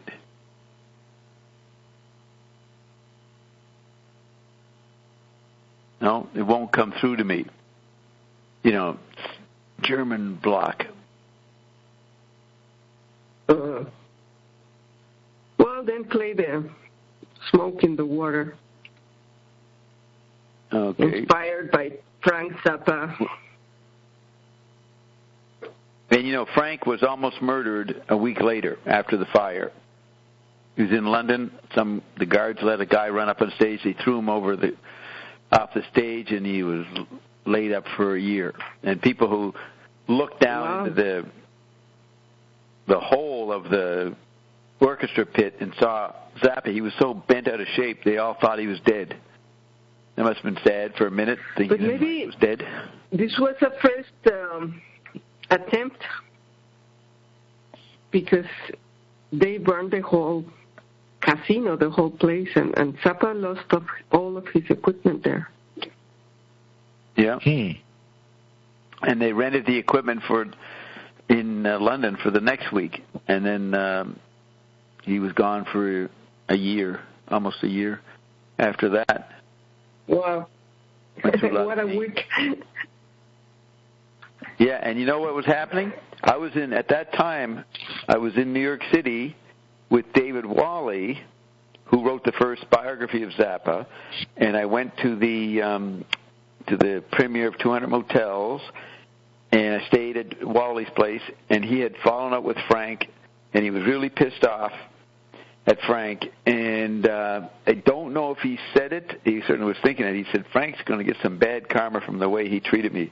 And so, of course, as soon as 2 weeks later, Frank is almost dead, and after that, Wally kind of said, yep, I told you, Bob. He shouldn't have fucked with me like that. So that was me. I was right in the middle of a potential cause of it, if you believe in that kind of causation. I was the confidant of Wally. He would never say that in public, but he said it to me as a fellow cosmically aware ascending being.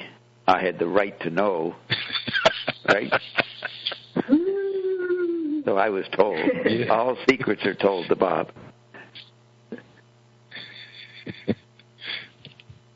Yeah. So, let's listen to Deep Purple. Yeah, let's do this. They were across the bay watching it happen. And why did you choose the purple color?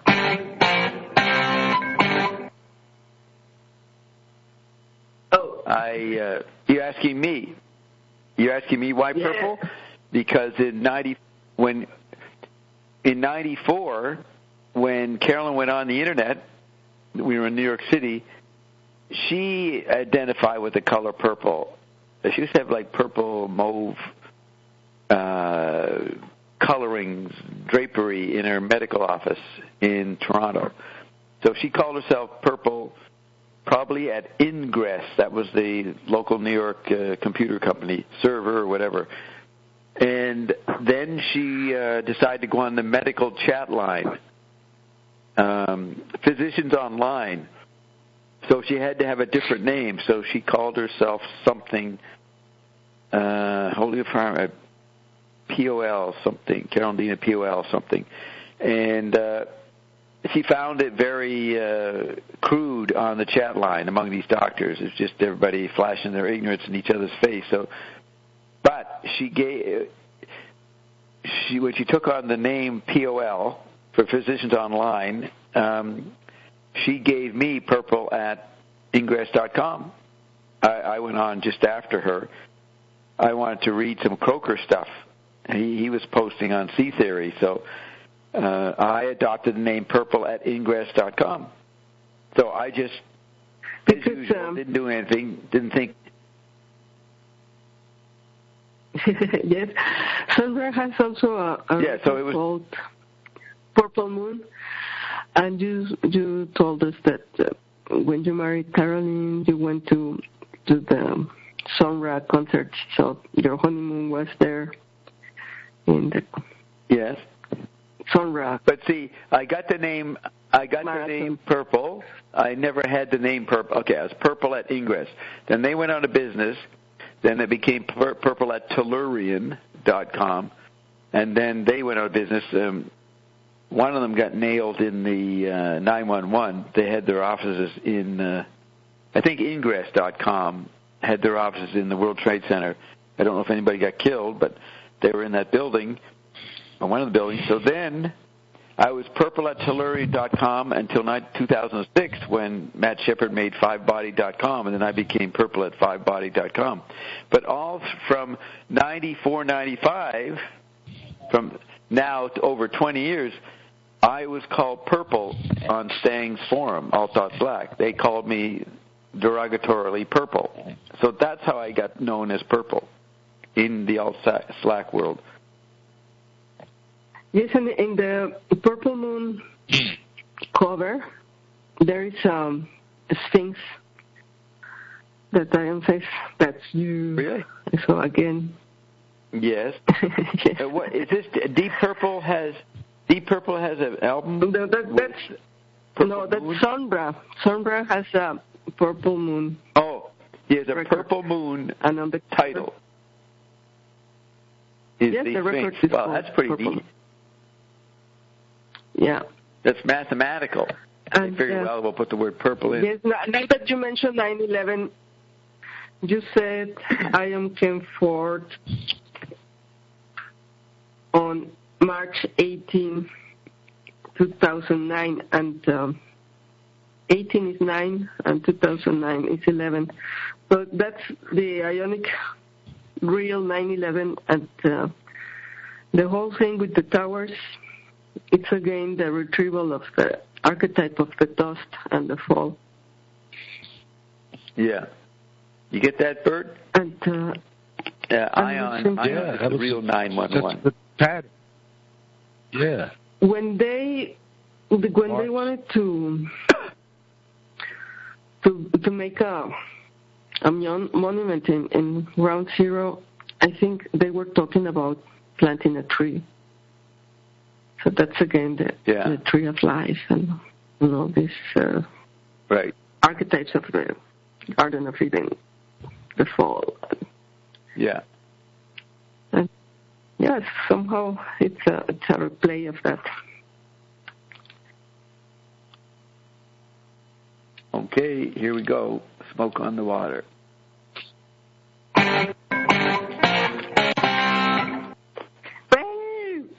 And that's the song.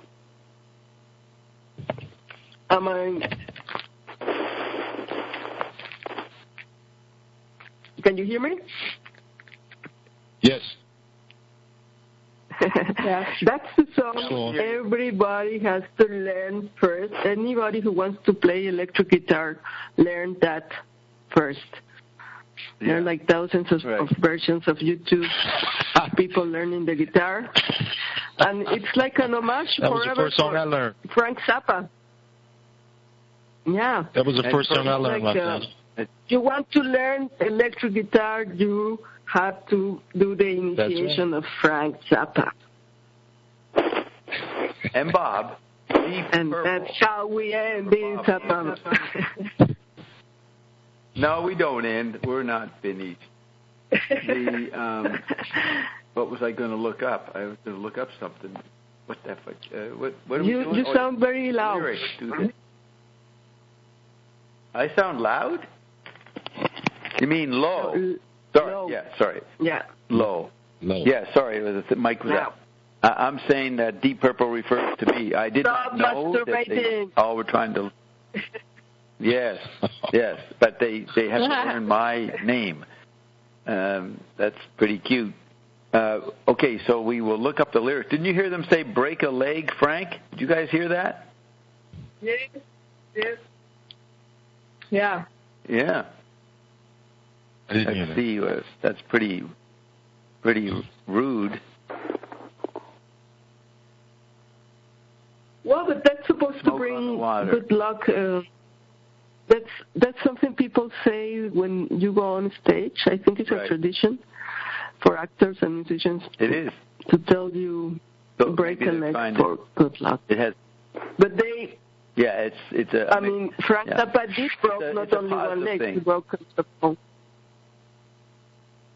Yeah, it's a positive thing. So here's what happened. They were scheduled to do a recording of an album or something in the Casino Montreux, and it burnt down, and then they didn't have a place to do it, to do the recording. So they say, we all came out to Montreux on the Lake Geneva shoreline to make records with a mobile. We didn't have much time. Frank Zappa and the Mothers were at the best place around, but some stupid with a flare gun burned the place to the ground. Smoke on the water, fire in the sky. They burned down the gambling house. It died with an awful sound. Funky Claude was running in and out, pulling kids out of the ground. When it all was over, we had to find another place. But Swiss time was running out. It seemed that we would lose the race. Smoke on the water, fire in the sky. We end up at the Grand Hotel. It was empty, cold, and bare. But with the rolling truck Stones thing, maybe they meant Rolling Stones truck thing just outside, making our music there. The Rolling Stones had a mobile studio. Right. The Rolling Stones had a mobile studio. That's yeah, making our music there. With a few red lights, a few old beds, we made a place to sweat no matter what we get out of this. I know we'll never forget. Smoke on the water, fire in the sky. What else is there? Oh, yeah, so I want to play you the Gomelsky thing. This is me explaining the importance of Gomelsky on October 12, 2004 at the Drake Hotel at the McLuhan Festival in Toronto. So I'm going to mute for this. I just want to get it into the record here. I'm sure you'll enjoy it. All participants are now muted.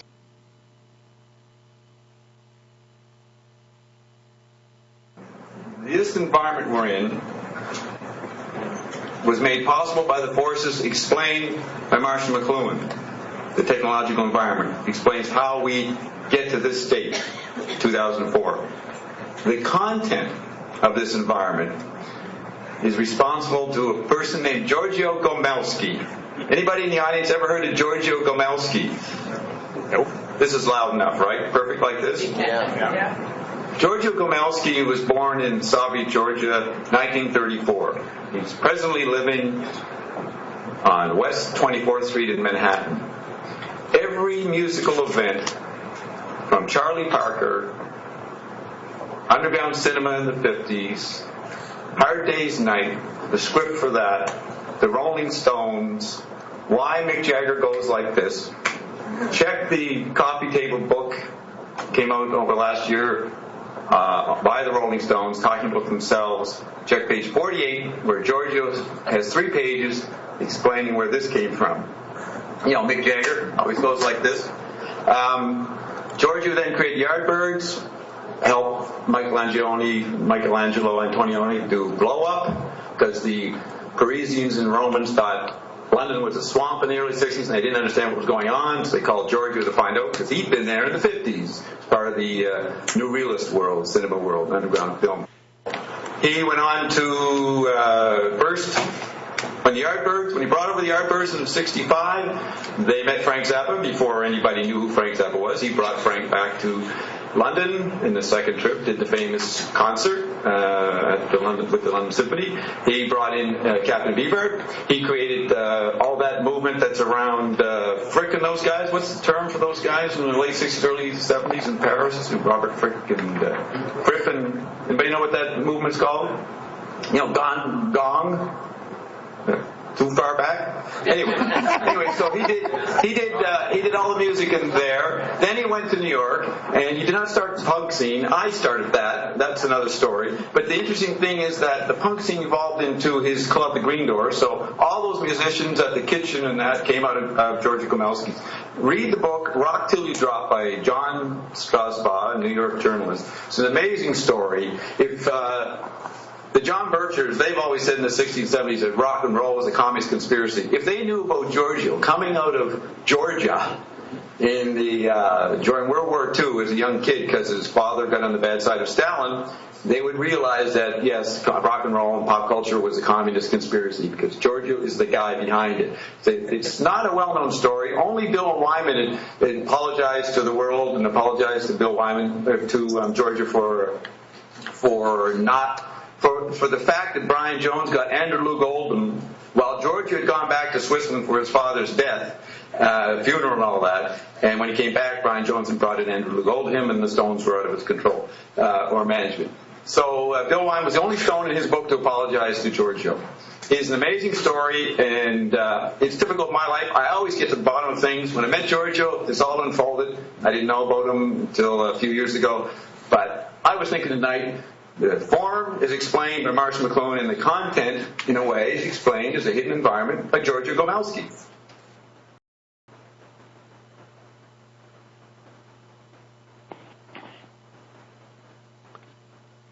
The rain. Okay, so what can we do? Well, that was a nice statement about Gomelski, eh? Everybody like that? Oh, I muted everybody. Sorry. All participants are now unmuted. But we lost you for a long time. Yes. Bob, you had dead air for Where'd you go? 10 minutes. You're kidding. I went to another world. Yeah. Holy mackerel. I got zapped by my own performance. Look at that. Bill writes in big letters, Bob, dead air. But, of course, I never look at these things. And 10 minutes of dead air, how are we going to erase that? Rob says he thinks, look, dead air, everybody's screaming. Wow, and I had a very peaceful journey to someplace else. Quite rested. Yeah, we just heard the beginning. I don't know how long does it... Did you guys talk? Oh, no, you're all muted. Well, Jesus. I imagine the silence was necessary. Look at it this way. The silence had to clear a lot of karma we built up over the last 5 hours. So we had to clear it out. I think it was necessary. Everybody forced to rely on their own resources and their own self to pass through the painful 10 minutes. Or 20 minutes, whatever it is. Sorry. No, I'm not sorry. It was healthy. Now what? What do we do next, guys? We do the freakout list. We go to name number 8. Geez, what'd you guys do during the dead air period? I was singing bam bam bam bam bam bam. Yeah. Seemed like what you were playing cut off, Bob. It seemed like it cut off in the middle. Not sure if we heard. Oh, you didn't get it all. What? Yeah, it seemed like it cut off. What was the last thing I was saying? Okay, well let's do it again for the record. Sorry, it's only a few minutes. The replays. We must have it. It must go into the archive. Okay, we're back to that noisy stuff.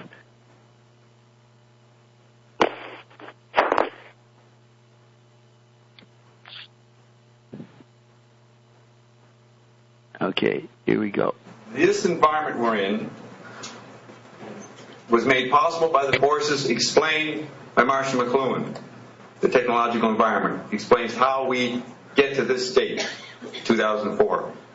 The content of this environment is responsible to a person named Giorgio Gomelski. Anybody in the audience ever heard of Giorgio Gomelski? Nope. This is loud enough, right? Perfect like this? Yeah. Giorgio Gomelski was born in Soviet Georgia, 1934. He's presently living on West 24th Street in Manhattan. Every musical event, from Charlie Parker, Underground Cinema in the 50s, Hard Day's Night, the script for that, the Rolling Stones, Why Mick Jagger Goes Like This. Check the coffee table book, came out over last year by the Rolling Stones, talking about themselves. Check page 48, where Giorgio has 3 pages explaining where this came from. You know, Mick Jagger always goes like this.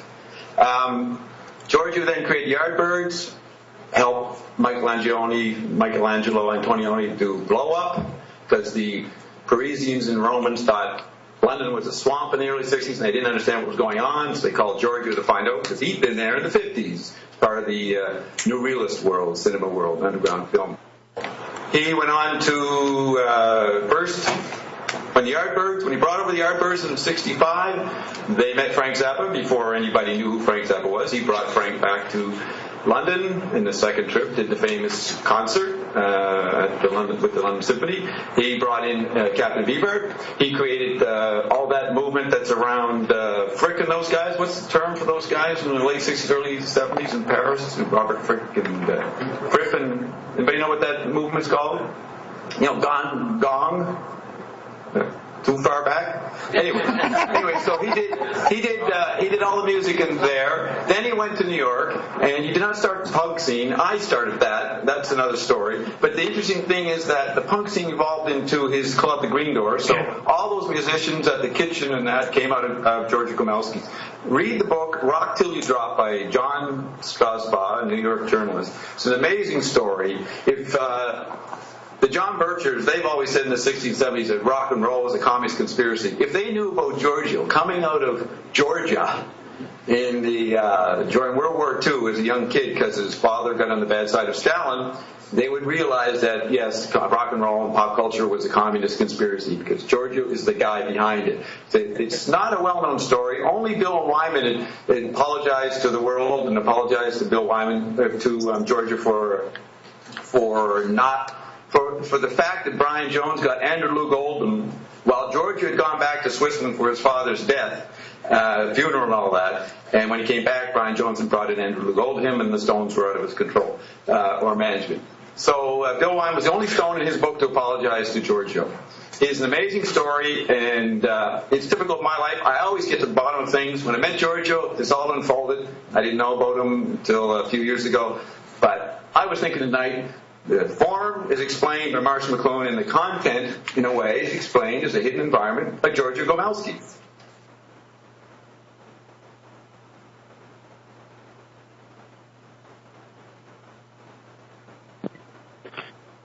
All right. Did something new get said? I mean, did it seem more than nothing new? So it did get all stated before. Yeah. Yeah. All right. There was a point there. Did you hear me say, geez, I don't want to play it again. There was something I could have stopped it. I was asking, do people know the sound for Robert Fripp and these other bands? Well, the name I found out later.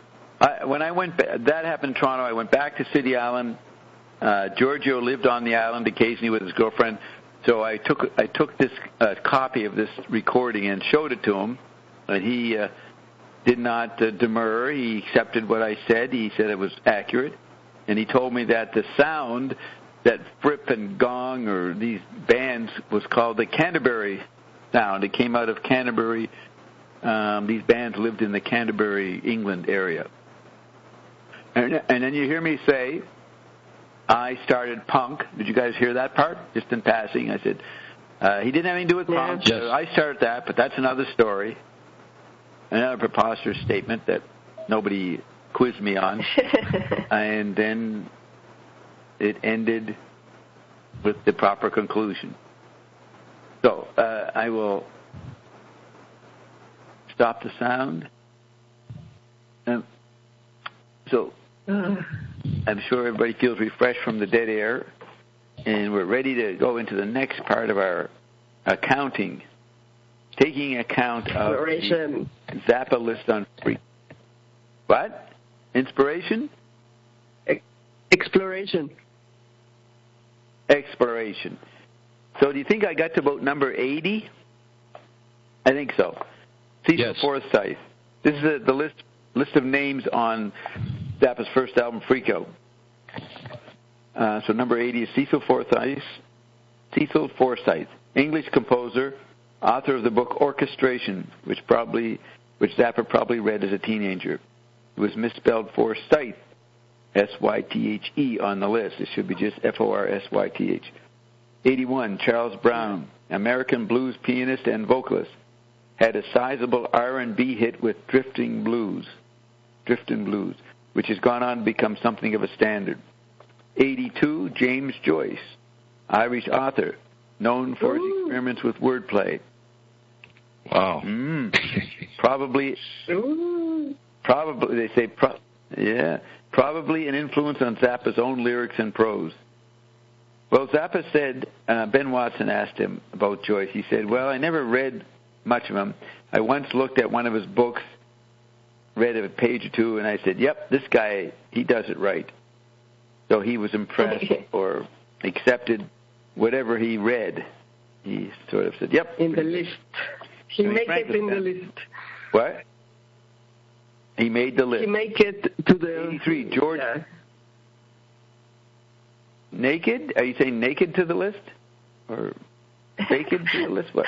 No, he made it. Made it to the list. He made it to the list. To be part of the list. And look at this. He's number 82. Joyce was born in 1882. And so therefore there was a centenary in 1982, which I participated in a lot of those things in Toronto that year, including the broadcasting on CBC of the reading of all of Ulysses. 82, so he's got the right number there. 83, George DeCarle, unidentified personage, presumably a personal friend of Zappa. Diane Baker, American actress.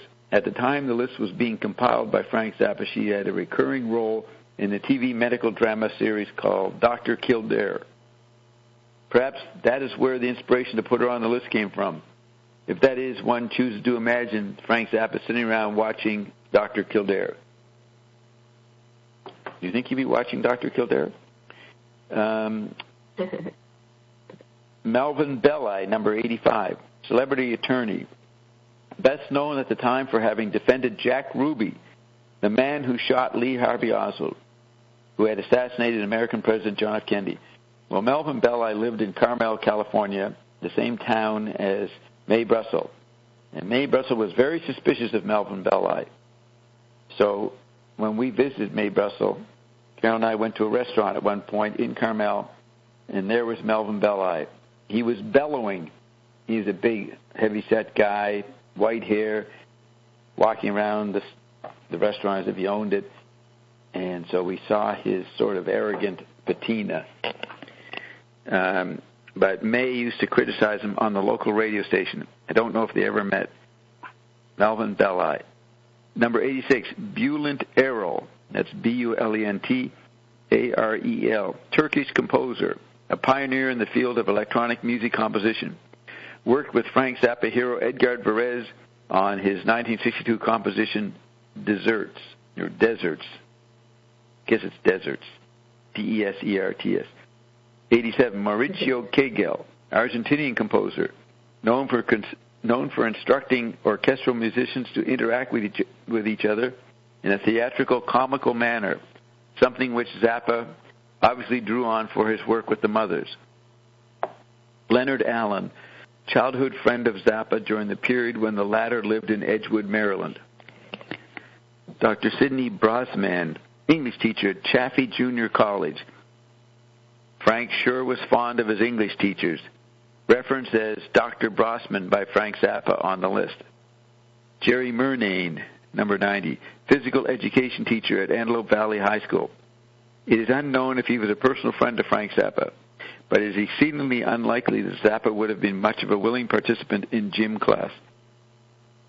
Uncle Ed, unknown personage, possibly a character in a TV show. A character by that name appeared in an episode of The Lone Ranger, a show Frank Zappa probably watched as a teenager. 92, The Hypnotist, unknown personage, possibly a character in a TV show. Animal Huxley, personal friend of Frank Zappa, one of the very first fans of the Mothers of Invention, said by future mother Lowell George, said to be a relative of writer Aldous Huxley, author of the classic book Brave New World. 94, Salvador Dali, Spanish artist and the most prominent figure of the Surrealist art movement. Vincent Perichetti, American 20th century composer and teacher. His use of polytonality would likely have been a major influence, as well as his blending of pop music styles into his essentially classical compositional foundation.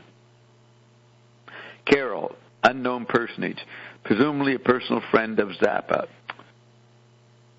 I wonder if that's a reference to Carolyn some way. Maybe Carolyn had an affair with Zappa I wasn't aware of. I'll have to ask her about that. 97, Sabikis. Funny, I never noticed this before. I mean, I've looked at that list a few times. He wrote a song about Carol. Remember? Yes, Hidden in Plain Sight. That song, Carol, You Fool, that was performed right in front of Carolyn in 1984 at Pier 21 in New York City. Carolyn standing in the 8th row. Standing on her chair. Great. We were standing on our chairs. Sabikis, number 97, Sabikis, Spanish flamenco guitarist, known for his inhumanly fast runs, which presaged some of the technically flash guitar playing of the 1970s and 1980s. 98, Charles Middleton, American actor, best known for playing the villainous Ming the Merciless in the Flash Gordon film series, which Frank Zappa likely saw as a child. Lance Reardon, a fictional character, hero of the 1945 film Manhunt of Mystery Island, in which he was portrayed by Richard Bailey. 100, Sabu, Indian actor, born Salar Sheikh Sabu, starred in a number of films in the 1940s and 50s, in which he usually played a person of Arab descent. Zappa was Arab descent, notably The Thief of Baghdad and The Jungle Book. J. Arthur Rank, English businessman, founder of the Rank Organization, one of the great filmmaking organizations in British cinematic history. Luigi Nono, Italian composer, a leading figure in the 20th century avant-garde movement, which Zappa incorporated into his own work during his development as a composer. 103, Sylvia Brigham Dimiziani, vocalist and personal friend of Frank Zappa when he lived in Claremont, California, referred to as Sylvia Brigham on the list. Steffi, unknown personage, probably a personal friend of Zappa. Avidas Zildjian, Turkish designer and manufacturer of cymbals. The Zildjian name remains the mark of quality for cymbals to this day. Little Arthur Matthews, vocalist for R&B combo the Johnny Otis Band, of which Zappa was a huge fan in his formative musical years. Bob Dylan, arguably the greatest folk and rock songwriter of all time. There is only one Bob Dylan, they say. Joan Baez, arguably the greatest folk singer stylist of all time. There is only one Joan Baez. Bill Stula, American children's TV personality, host as Engineer Bill of the Cartoon Express program on the Los Angeles station KHJ. Rosemary DeCamp, actress, worked with fellow Frank Zappa, list-worthy influence Sabu in the 1942 film The Jungle Book, identified as Rosemary DeCamp by Frank Zappa on the list. Bobby Jameson, Los Angeles-based vocalist and songwriter, personal friend of Frank Zappa, who assisted in the recording of several tracks for Jameson around this time. Misspelled Jameson, which is Steve Jameson's way. They misspelled it to make it like Steve. Misspelled Jameson by Zappa on the list. Jameson has alleged that one Gail Slopeman, who would become Mrs. Gail Zappa, 1 year and 5 months after this list was compiled, was his girlfriend, was Bobby Jameson's girlfriend in 1965 when the two were depicted together in the film Mondo Hollywood, though Mrs. Zappa denies that they were ever a couple. Isn't that interesting? Me and Steve, our names brought together to be on the list at 111. That's the number for ALP and Olivia Pluribel. And Zappa spelt it Steve's way. So I'm sure that is significant for those that look for significance. B. Mitchell Reed, Los Angeles-based disc jockey. So right after me, Bobby Jameson, Los Angeles-based disc jockey, friend and early champion of Frank Zappa. So there it is. There's the disc jockey rubbing up against me, anticipating my great DJing later. Cordy, C-O-R-D-Y, Cordy, unknown personage, possibly a personal friend of Frank Zappa. Ruthie, another unknown personage, possibly a personal friend of Zappa. Joyce, unverified personage, possibly Joyce Hawley, who was Zappa's music teacher at Chaffey College. I think it is more likely to be Joyce Favreau, a friend of Zappa's from the Cucamonga period, who is said to have bailed Frank Zappa out of jail after the sex tape bust the previous year. Jesse Kay, executive at MGM Records. Frank Zappa would later credit Kay with saving the mothers' lives after he gave Zappa $10 to buy burgers for the destitute band during the recording of Freakout. Jesse Kay saved the mothers' lives. Phil Spector, 117, legendary American record producer, pioneer of the wall of sound technique utilizing dense orchestral arrangement to make grand, sweeping musical statements. An obvious influence on Zappa's musical arrangement for the backing tracks on Freakout. Evie, unknown personage, possibly a personal friend of Zappa. Lynn Johnson, unverified personage, possibly incumbent U.S. President Lyndon B. Johnson, though it is just as likely to be a personal friend and or acquaintance of Zappa. Lorraine Belcher, friend of Frank Zappa, the, quote, buxom red-haired companion, unquote, that's what the journalists called her, the buxom red-haired companion busted along with him at Studio Z the previous year, would continue to be a friend of the composer, that's how it's written, would continue to be a friend of the composer for the remainder of his life, referred to by her nickname Pete on the list. Now, she said, there's an interview, a pretty good long interview with her. She got involved with the famous artist John Chamberlain, and then she's now looking after S. Clay Wilson, the famous underground cartoonist. I think he's sick. Lorraine Belcher said that she often stayed at Frank's while he was married and carried on an affair with him right there in Frank's house. Leonard Goiziza, Gorczyca, friend of Frank Zappa's during the Cucamonga era. Don Vliet, 122. Look at that. The special number 122, Captain Beefheart, gets slotted in the right place. Don Vliet, musician, artist, and lifelong personal friend of Zappa, better known to most people as the one and only Captain Beefheart. Pepper, personal friend of Frank Zappa, early supporter of the Mothers. Loren, unverified personage, probably Don Van Vliet, Captain Beefheart's long-suffering girlfriend Laurie. Charles Mingus, larger-than-life jazz bassist and composer. His tribute to saxophonist Lester Young, called Goodbye Pork Pie Hat, was a favorite of Zappa's.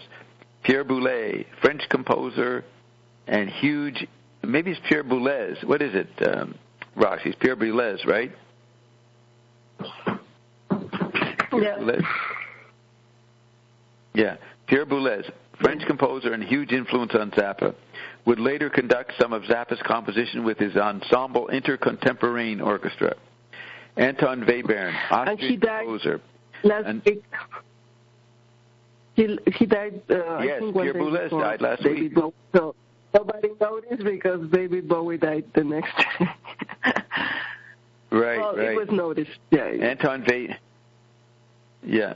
Anton Webern, Austrian composer, another one of Frank Zappa's great serious music influences. Igor Stravinsky, Russian composer, rival to Edgar Varese for the title of biggest influence on Frank Zappa as composer. Varese edged out Stravinsky Natch, N-A-T-C-H, naturally. Varese edged out Stravinsky Natch. Willie Dixon, blues, R&B songwriter and bassist, wrote and recorded some of the greatest blues standards of all time.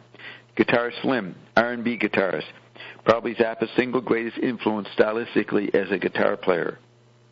Edgar Varese, French composer, Frank Zappa's greatest musical inspiration and influence, and would remain so for the rest of Zappa's life.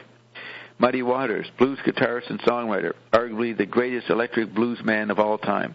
Howlin' Wolf, blues guitarist and songwriter, a rival to Muddy Waters for the title of greatest electric blues man of all time. Incidentally, Don Van Vliet, or Captain Beefheart's basic vocal approach is taken from Howlin' Wolf.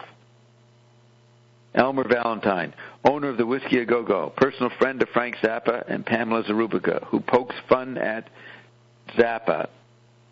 Frank Zappa pokes fun at Elmer Valentine on the Uncle Meat album track, quote, Our Bizarre Relationship. Let's play that, Our Bizarre Relationship.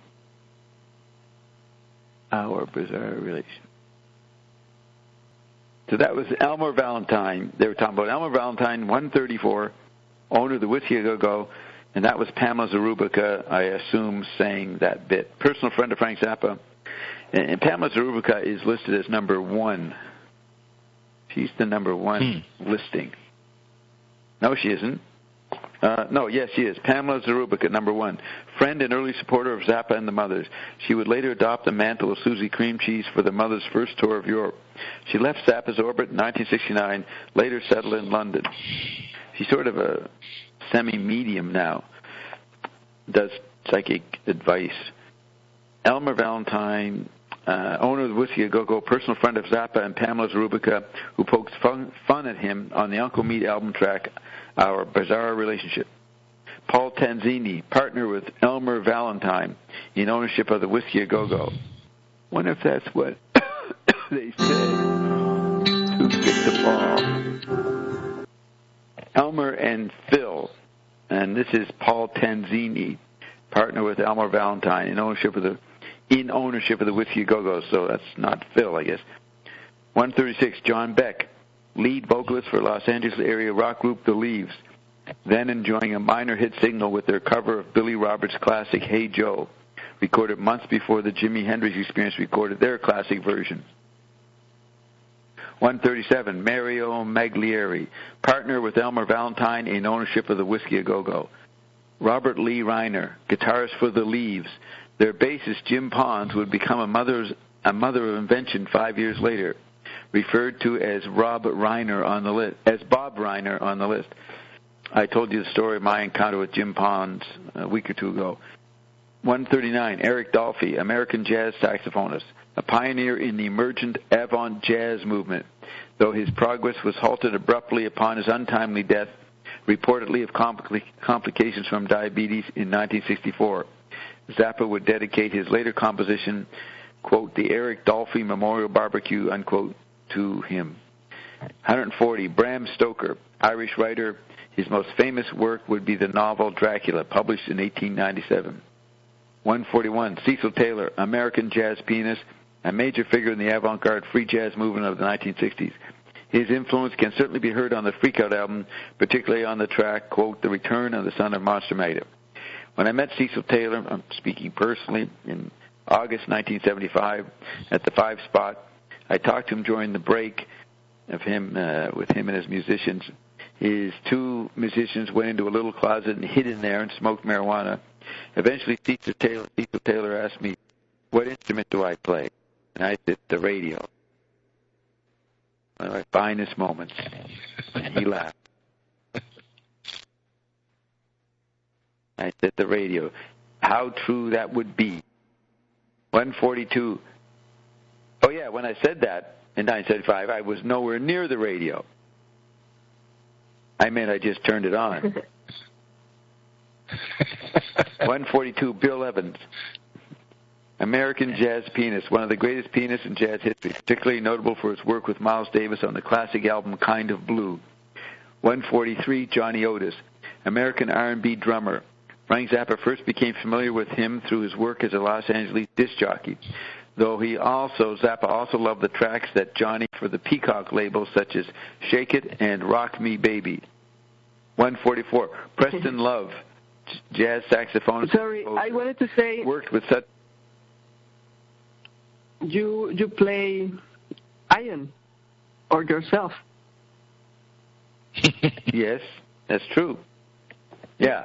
In the digital phase, I play iron. Back then in 75, I played analog media. And here's Zappa. Zappa on his album Absolutely Free, he had a big headline, Kill Ugly Radio. He knew I was going to compete to create a better art with my instrument. He was anticipating my rise. Kill Ugly Bob. Kill Ugly Radio. 144, very important number, Preston Love, jazz saxophonist and composer. Worked with such renowned artists as Billie Holiday and Ray Charles, among many others. And that's it. So that's 144, and we got about 35 left. We'll do it another day. But that was quite a shot. We did 64 names. 64. Wow. So now we will bring out the file and see if there's an article or something to read. Something that we... I just wanted to ask you about... There was an Argentinian guy that they say was asking the musicians to interact with each other. What was the name of that guy? Mauricio Kagel, Kagel. Mauricio, Mauricio, Mauricio Kagel, Argentinian composer known for instructing orchestral musicians to interact with each other in a theatrical/comical manner, something which Zappa obviously drew on for his work with the Mothers. That's number 87.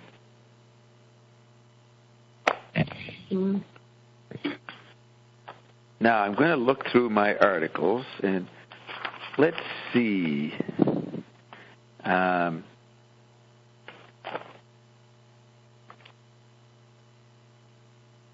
This is going to be a neat article that only my archives have.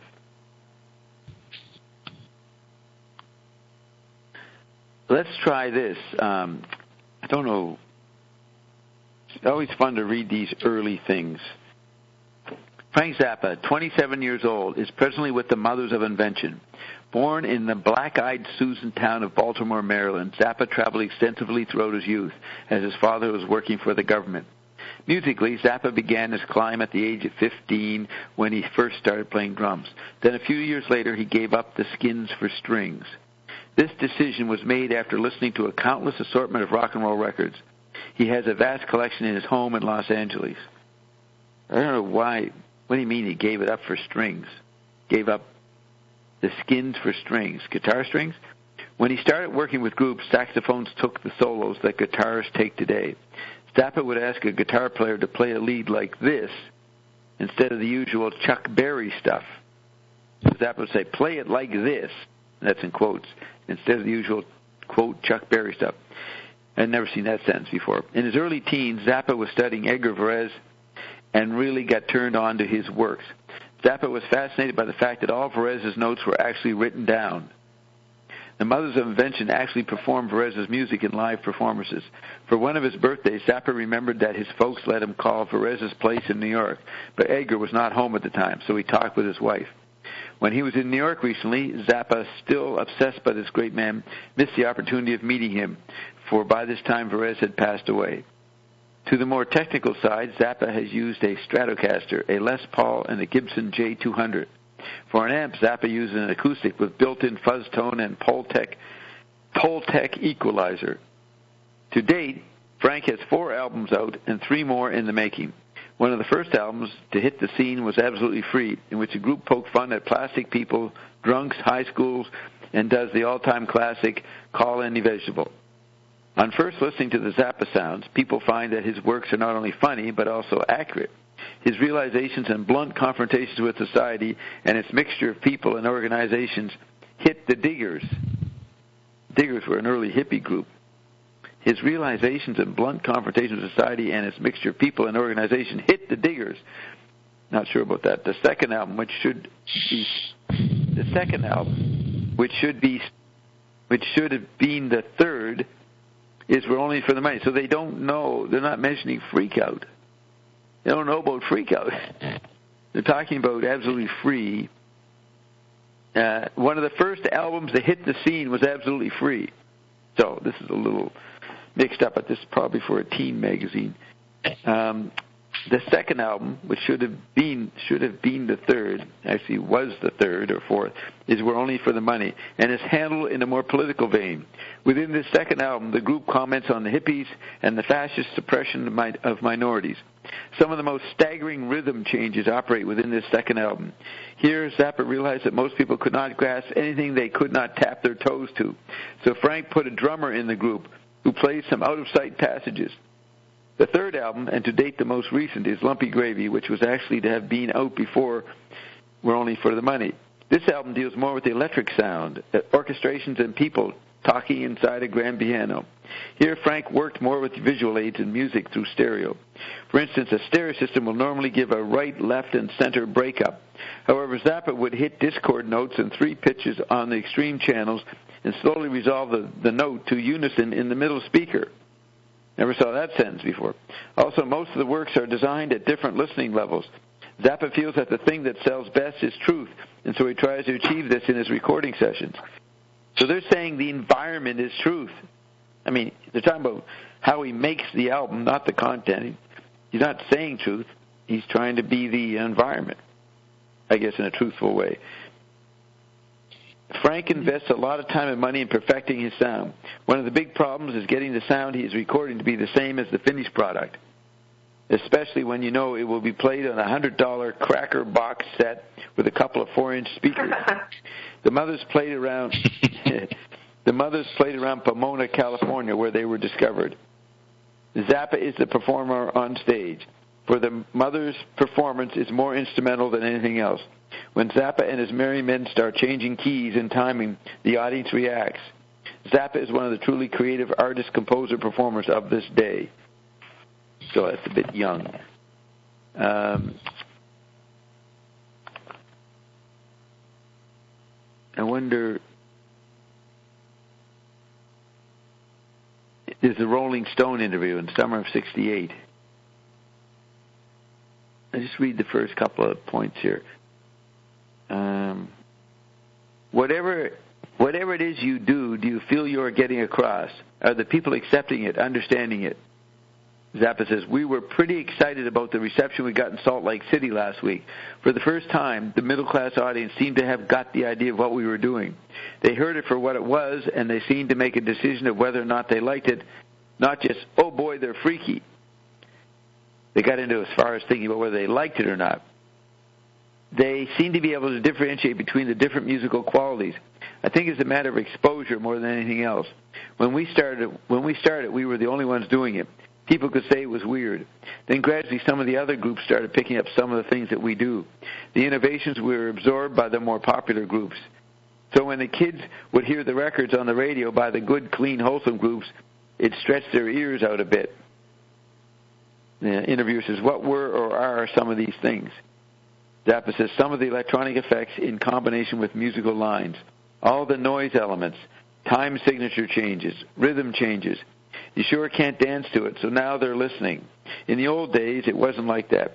At that time, the audiences were hostile to what we did. They gave us a bad time. Now, historically, musicians have felt real hurt if the audience expressed displeasure with their performance. They apologized and tried to make the people love them. We didn't do that. We told the audience to get fucked. Then the person says, without any significant airplay, you've sold a surprising number of records. Zappa says, there's no way of telling how many records we've sold. The accounting we receive from MGM is so bullshit, it's not to be believed. Sales are estimated from 300,000 to 800,000. A suit has been filed, and we are auditing their books. Is this to say you are no longer with MGM? Zappa says, I think I would rather not record than go back with MGM. What's the story behind Lumpy Gravy? It was written and produced for Capitol, but came out on MGM. Zappa says it was a really weird deal. At the time they asked me to do it, I had never been asked by MGM or anybody else to do any serious music, any possible variation from the ordinary rock and roll format. Capitol came along and asked me to write something for an orchestra. My contract with MGM was as a producer and not as an artist, so it was cool. But then MGM threatened to sue Capitol, and Capitol threatened them. Then they both figured they needed each other. MGM had a record deal with the Capitol Record Company. It all settled down to a regular American business deal. Buy it from Capitol and put it out on MGM. By now, I was really pissed with MGM anyway. Buy it from Capitol and put it out on MGM. By now, I was really pissed with MGM anyway.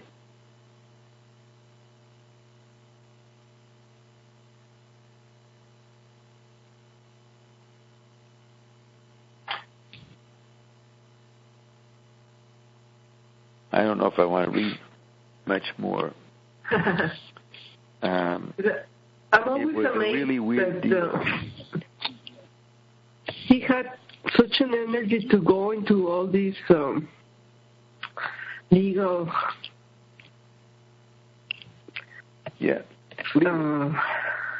legal battle. Trials. Legal. Yeah. Besides all he was doing, to put all this energy and all his money, and I mean, it's awful to deal with lawyers. I don't know how he did it. Right. He was a tough guy, ascended. He was like one of the last musicians to actually be. He was like one of the. He had me to back him up, guys. You can go in all the trials. Yeah, but he was like one of the last. Bob on your side. To deal with the business. Yeah, I mean, you hear him talk on the interviews about how the whole record contract ran and everything. He was really, I mean, he invested his money back into the band. I heard an interview where someone said, you made a lot of money. He said, well, I didn't. I invested my money back into my band. I mean, he took the risk. Yeah. But he knew all the business the record companies were doing. Yes, and when he broke up the Mothers in '69, August '69, JW's birthday month, he paid for their unemployment insurance for a year or so. He carried them. Yeah. And they later, some of the mothers sued him, claimed that they were cut out of royalty rights because they were part of the creating of the song, of the music. And it was settled out of court, so nobody knows what was settled. But Zappa would talk about the business, Bert, because he said young people going into the rock industry were ripped off because they knew nothing about it. They didn't think about business. And he made a point of trying to say what they're up against if they get a contract.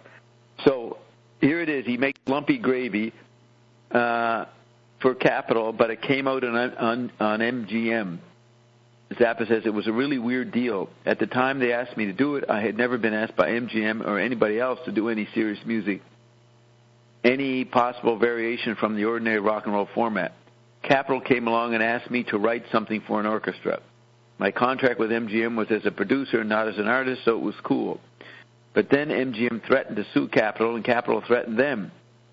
They both figured they needed each other. Didn't I read this? Yes. I didn't finish it, did I? Yes. You said, no, I don't know if I want to continue reading.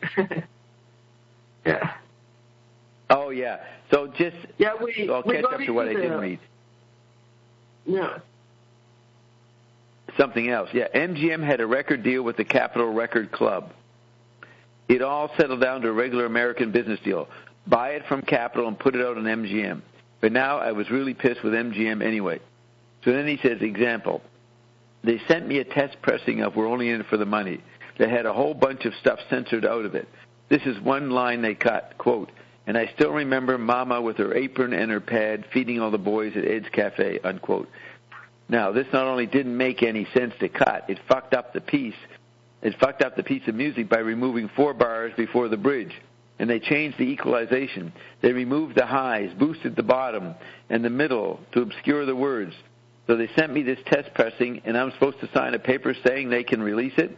I called them up and said, you can't put this record out. And they've already pressed 40,000 of them. Then 6 or 8 weeks later, I got a call from Lumpy Gravy. No, I got a call about Lumpy Gravy. They had just pressed 12,000 of them, and they had already been shipped, and I hadn't even sent a release to sign. How do you look back on the albums you've made?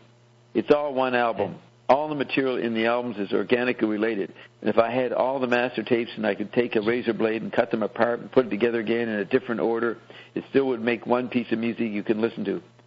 Then I could take that razor blade and cut it apart and reassemble it a different way, and it still would make sense. I could do this 20 ways. The material is definitely related. All right, so then it goes into some other stuff. All right.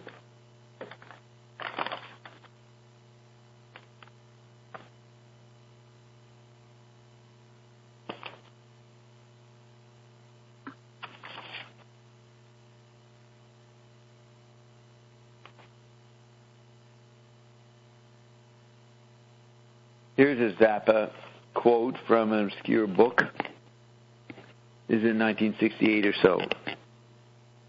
If you want to come up with a singular, most important trend in this new music, I think it has to be something like, it is original, composed by the people who perform it, created by them, even if they have to fight the record companies to do it, so that it is really a creative action and not a commercial pile of shit thrown together by business people who think they know.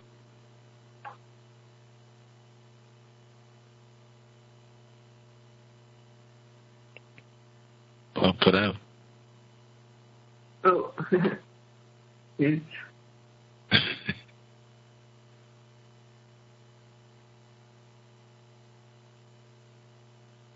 Encima meglio. Hey, Roxana, that pattern you were saying about the Deep Purple and that the burning, was that your pattern, or that's something you read about that was probably assassination attempt on Frank? Is that your own pattern, or is something you read? Known. No, it's, really? It's known. I didn't know that.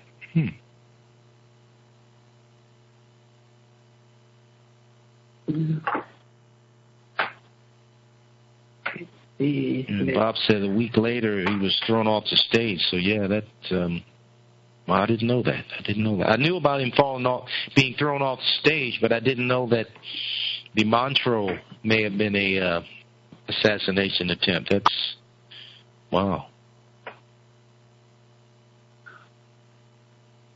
Did not know that. Well, it was really impressive.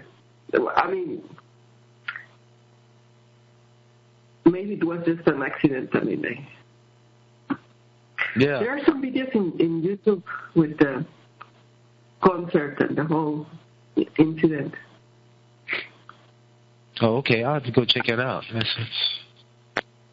That puts new light into that song then from Deep Purple. Wow. Did you also say that Deep Purple, the group, got the word Deep Purple from Sun Ra? Did I hear that correctly? Oh, that was that's your own pattern. Yeah, that's the name of that song Bob was playing, the one with the violin and the weird keyboard. That's called Deep Purple. And I don't know why they liked it. Again, that's wow. Is that that's inspirational to see that loop. Hello, Bob. Yes. Sound like it. Yeah. Now, that's an interesting connection. Sun Ra, Frank Zappa, and Deep Purple. Yes, what I like is they were making not a band, but real orchestras. Yes. And they both demanded a lot of engagement to be able to play the music they wanted to play, and in the way they wanted to play, demanded the musicians' participation and the audience participation. They really, it was like another type of listening and dancing, and for example, Sun Ra also, and Zappa too, made people sing. It's like a new type of ritual, of ecstasies. And what? Sun Ra. Yes, the audience participation in the concerts of Zappa and Sun Ra, they demanded people to sing and dance and be part of the show. But it's a type of new ritual, a new ecstasy. Right. Okay, so I was reading this Zappa quote. All right? Go back and read it. I heard, I was in and out and I couldn't come in as a host for some reason, but I heard Bert ask about Deep Purple, and you said something that I said, and I don't know if you got that right. But what did you ask Roxy about something I said? Yes, if it's my theory that he was, that it was like assassination. Oh, the assassination. Then a week later you said that. Yes. Okay, they burned down, I mean, it seemed to be an accident. Some idiot threw a flare and it caught the curtain on the ceiling on fire. But a week later, he's playing, and some guy in the audience later claimed that Frank was making eyes with his girlfriend. Now, usually the performers can't see the audience in those old theaters. So the guy gets up, and he runs up on the stage, and the cops are standing there at the edge of the stage. They let him run onto the stage. They didn't stop him. And he just came up and pushed Zappa off the stage. And then the guy got caught, and I think he got fined or something. I don't think there was much. He didn't get much of a punishment. But people were suspicious of this, that the cops let the guy run on and attack Frank. Okay, so Frank says... Too much. Yeah, go ahead. What? Yes, it's too much for such a small period of time. It's too much what? Too much tragedy. Yes, right. Loses everything 1 week, and a week later almost loses life. But as Dave Wally said, he was talking to Bob, complaining to Bob, did my non-physical attempt to balance the situation? Did I cause Frank to be pushed off? I'm willing to have it as a topic of discussion. Yes. Do not hold me responsible for any conclusions, though. It's just a theory or a theme. But I did witness the author complaining about Frank and how he was treated by Frank. Why? Why did I get to hear this? To tell us these days. Yes, to tell them, to make this story, to make a better radio show. Yes. So Zappa says, if you want to come up with a singular, most important trend in this new music, I think it has to be something like this. It is original, composed by the people who perform it, created by them, even if they have to fight the record companies to do it. So that it's really a creative action and not a commercial pile of shit thrown together by business people who think they know what John Doe and Mr. Jones really want. I guess he's referring to Bob Dylan's Thin Man, Ballad of the Thin Man, addressing Mr. Jones. He says, we did freak out a long time ago, if you measure time, the way the clock of music is running today. Our new things are not released yet. It takes a long time. Some people are just starting to find one of our records, which is far behind what we're currently doing.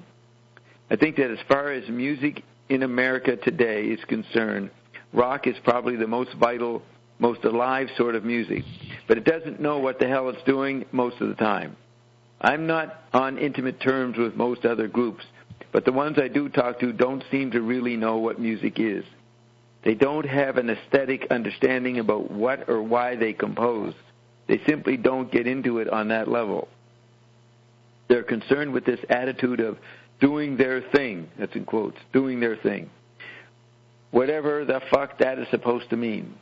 Probably what they finally do is much better than what they are, if you know what I mean. Because they don't have the equipment or the background to really develop themselves on an aesthetic level. For me, it's different. I care a great deal about music, all kinds of music, and I have helped. I really think that I've helped to turn some kids on to some of the most. I really think, and I have helped. I really think that I've helped to turn some kids on to some of the important music they may be missing. You see, when I was a kid, I used to save up for a month so I could get an R&B album, and the same day the completed works of Anton Webern. Maybe that means something. Maybe that tells you something about my music. So if they think it's all weirdness, well, okay, as long as they listen to it. At least they know I'm alive. You also have to take some notice of the way rock has changed the public's ear. It's pretty rough to expect most people to listen to a recorder or a Bach trumpet and that sort of instrument. For some reason, it takes exposure for us to get into the sound of various instruments, let alone electronic music. We've made a lot of progress. Let's face it, kids are listening to the classical string quartet without suffering. That's pretty heavy stuff. It's like in the olden days, they used to think atonally, that any chord in any key was okay. At one time, that was very advanced theory. Then they said that it was no longer necessary to even think about key at all. We'll just treat all 12 tones equally. But they didn't really do much to the space between the notes. They kept a pretty austere view of rhythm. Some of the things I write have all kinds of chords within keys that nobody expected to find there. And there are other things. Some of the things we use don't even make use of what you would call noise. For me, the art of composition is the art of assembling anything. Like packaging is to a certain extent an extension of the work itself. The packaging is to a certain extent an extension of the work itself. If a person who gets one of our products in their home if a person who gets one of our products in their home has enough perspective to sit back and view the whole package, well, I think he would find some pretty revolutionary ideas. There always was a lyrical Frank Zappa, except for one thing. It's quite possible to take any tune and play it and make it sound horrid. Arranging is a science, and the clothes in which you dress up any tune makes a lot of difference in the way people hear it. For instance, you can take something that's really a bullshit tune and play it on a pretty instrument, or have the strings play it and it becomes nice. Or you can play something that's really an interesting melody and really has something happening chord-wise and play it on a fuzz-tone guitar, and you're going to get a completely different effect from it. So a lot of things I've written have never been played prettily, and mostly that was done on purpose. Also, you have to understand that most people like to perceive satire in what I do. I mean that they really aren't into the music. They are too hooked on the pure theater side of the music. They're listening to a comedy routine, and they want to listen to it They're listening to a comedy routine, and they want to listen to it that way because, unfortunately, a lot of people aren't really equipped to educate. They're listening to a comedy routine, and they want to listen to it that way because, unfortunately, a lot of people aren't really equipped to evaluate any other kind of artistic structure. You know as well as I do that for an audience, there's nothing easier than comedy. So it doesn't want to be a comedy. Because wow. Yeah, he's saying that his music is perceived like the soundtrack of a cartoon, just like noises, effects, and people is not perceiving the complexity. You're too close to the mic. I didn't hear. Yes, that. Say it again. I'm saying it again. Is that okay? Wait, what was the idea? What was the idea, Bert? Did you get it? The music was I didn't get it all. Like the soundtrack of a cartoon. People wasn't listening at as music, but just as effects. Like in a cartoon, you have these noises, that go with the funny characters, funny things happening. And so you're saying that when people watch a cartoon, when a kid watches a cartoon, they're not paying much attention to the music. They're being influenced by it, but they're not hearing it too much. But Zappa made music that sounded like the unnoticeable ad music. He made music to be not noticed, for some, or at least in Lumpy Gravy. Yeah. Because I think some people will not consider that music. They thought it was just funny effects and because you're saying they were doing so many things. Okay. Yeah, they would consider that just effects, funny noises, the music. You're saying they would consider that Frank was just making funny effects. Yeah. Some people, they wouldn't he says, were more into the theatrical and the funny things they were doing. They were not really listening. They were not listening the complexity, for example, of the rhythms that sometimes each musician had a different tempo. And that's very hard. Or the changes, they had a lot of changes in velocity and breaks and all these things. And yes. They will not appreciate that. Zappa can't complain. Right. Zappa can't complain that the people were interested in the comedic theatrical part. Because he did do theater for them. More than any other band. They would break up their music and do skits.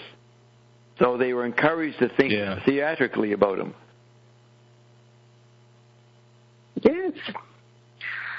And that's amazing that they could do this complex music and at the same time all these funny things. I mean,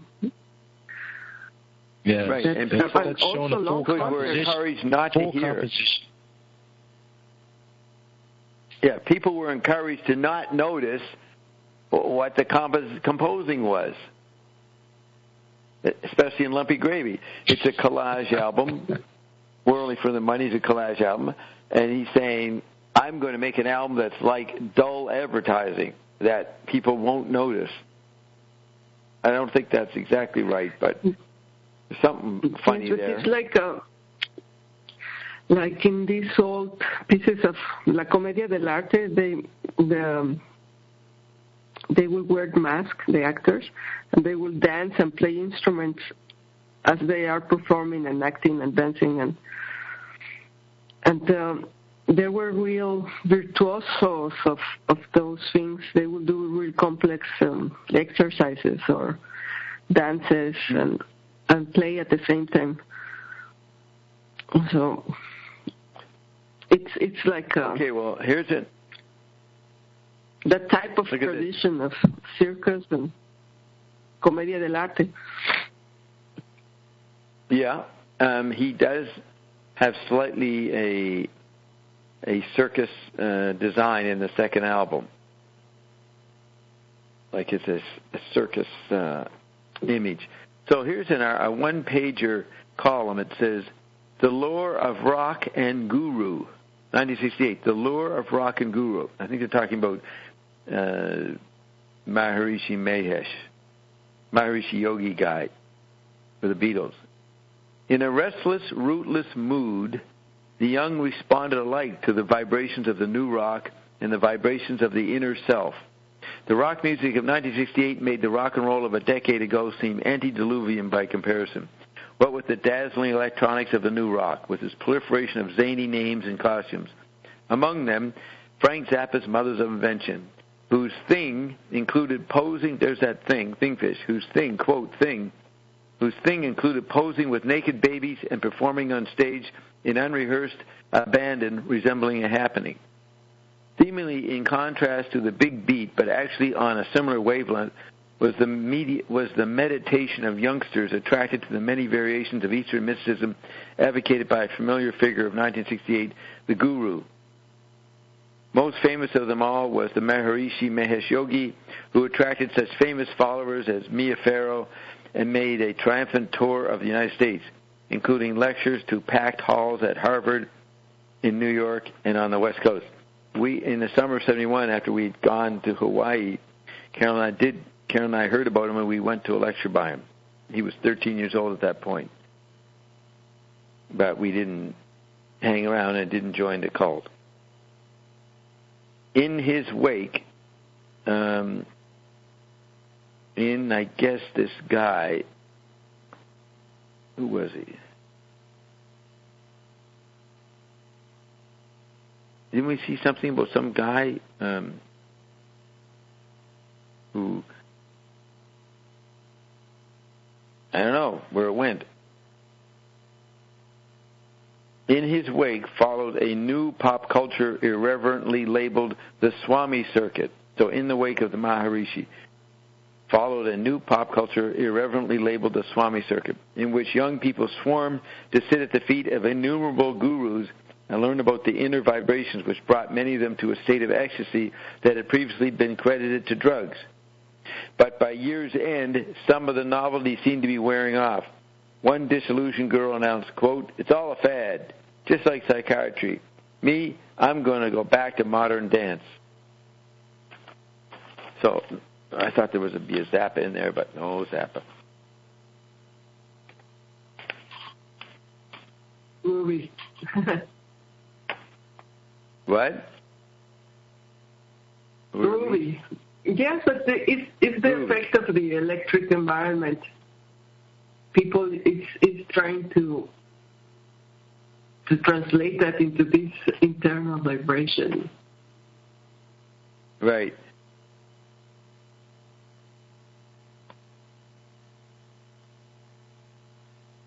Okay. This is an article, I think in the LA Times or something. It says, got a date? No date. Zappa paints a picture of two worlds divided. Frank Zappa drew a picture of two worlds, the pop hippie musicians and the vintage recording company executives. And Zappa analyzed how the underground looks at the establishment. In his speech on understanding, so Zappa gave a speech somewhere. In his speech on understanding the underground artists, the president of Bizarre Inc. said that underground acts are not as practical as executives would like them to be. Quote, "The record industry should remember that the music sounds that way because of the environment in which the kids live. They have a concept of music as art. You don't understand their music and the way they look. Most A&R people know nothing about music, but look instead for the commercial potential." End of quote by Zappa. Zappa blamed the American education system for not teaching courses which relate to today's music, and as a result have had the effect of not properly training young people for careers as serious pop musicians. They have not had the effect of... Zappa blamed the American education system for not teaching courses which relate to today's music, and as a result have had the effect of not properly training young people for careers as serious pop musicians. Yet, he said, the underground bands have been using techniques which educators claim are forbidden in compositions. Quote, parallel fifths and parallel octaves are a moving sonic experience for young minds. Most pop groups are crawling with such devices, yet the schools say they are forbidden because they don't sound good. End of quote. A lot of the underground sounds are raw, Zappa said, and the fact that they assault the ears helps contribute to the misunderstanding about the music. Zappa says, "You call it noise, but you don't look underneath it for the chords or melody lines." Zappa said that a musical generation gap is an expression of fear on the part of older people. There's a feeling that the young kids are out to get you, and this colors the way record companies treat underground acts. Record executives don't like or understand the underground acts, Zappa contended. And to ameliorate this situation, he suggested that executives, quote, go down and sweat with the kids in the psychedelic dungeons, unquote. Next paragraph, quote, Zappa's wife says, a lot of the underground acts don't care about making a hit record. They're interested in making an artistic expression. These underground acts, Zappa continued, are a different, and then it cuts off, are a different, oh, here it is. These underground acts, Zappa continued, are a different kind of person. Quote, some of their bodies are chemically altered, and they have leisure time activities that would be very foreign to you. Unquote. See, wow. There's the talking about the chemical ground. Yeah, yeah. Some of their bodies are chemically altered, and they have leisure time activities, so that would be very foreign to you. Zappa's biting attitude toward his audience alienated some people, but it offered the long-haired leader of the Mothers of Invention's insights into the most mystical area of the music field. Quote, Zappa warned, you should care about the artistic merit of the music you're selling, Zappa warned.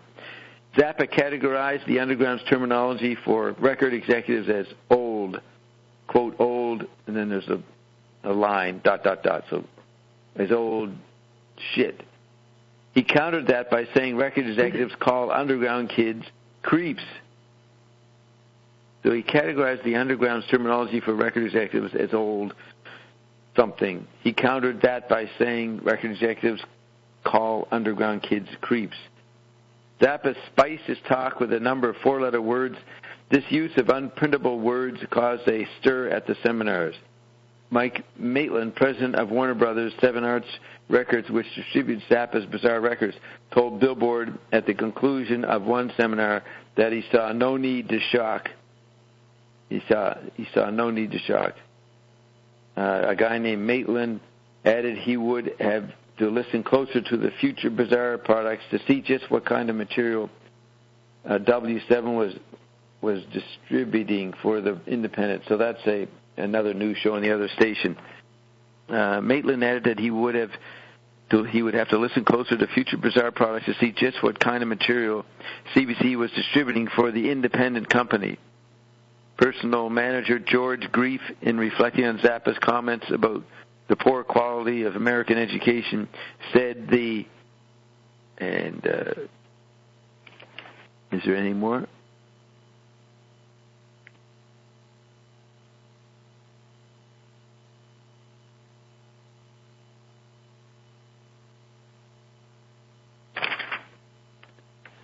All right, so what are we waiting for? Am I waiting for something? Did I get cut off? Where are you guys? We're here. Okay, so Roxy got cut off. Roxy got knocked off. Yes. Okay, so. Yes, this time was me. Well, what did I do? Code again? Zappa presents a picture. Zappa blamed the American education system for not teaching courses which relate to today's music. And as a result, have had the effect of not properly training young people for careers as serious pop musicians. Yet he said the underground bands have been using techniques which educators claim are forbidden in composition. Quote, parallel fifths and parallel octaves are a moving sonic experience for young minds. I read this. Most pop groups are crawling with such devices. Yet the schools say they are forbidden because they don't sound good. Yeah, you read that. Yeah. Yeah, so down here after, the executives are paranoid about the kids. Quote, a lot of the underground acts don't care about me. Yes, that's coming up. Record executives don't like or understand the underground acts, Zappa contended. And to ameliorate this situation, he suggested that executives, quote, go down and sweat with the kids in the psychedelic dungeons.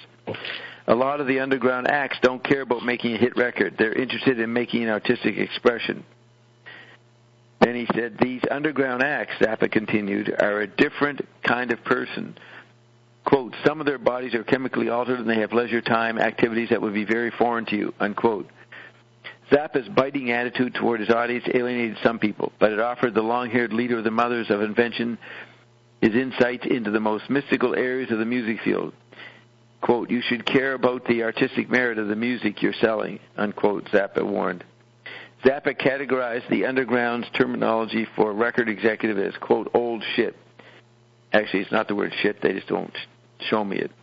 He countered that by saying record executives call underground kids creeps. Zappa spiced his talk with a number of four-letter words. I read that, right? But maybe I didn't finish it. This use of unprintable words caused a stir at the seminars. Mike Maitland, president of Warner Brothers 7 Arts Records, which distributes Zappa's Bizarre Records, told Billboard at the conclusion of one seminar that he saw, quote, no need to shock. He saw no need to shock. Maitland added he would have to listen closer to future Bizarre products to see just what kind of material CBC was distributing for the independent. Maitland added that he would have to listen closer to future Bizarre products to see just what kind of material CBC was distributing for the independent company. Personal manager George Grief, in reflecting on Zappa's comments about the poor quality of American education, said that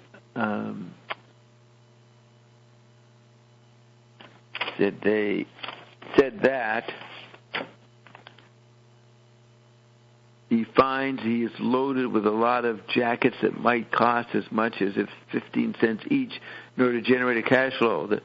He presses me corresponding record for 25 cents a piece and then diapose of the album at a 10% retail price. It goes on. That's just technical talk. No Frank in here. But maybe Zappa was part of a panel.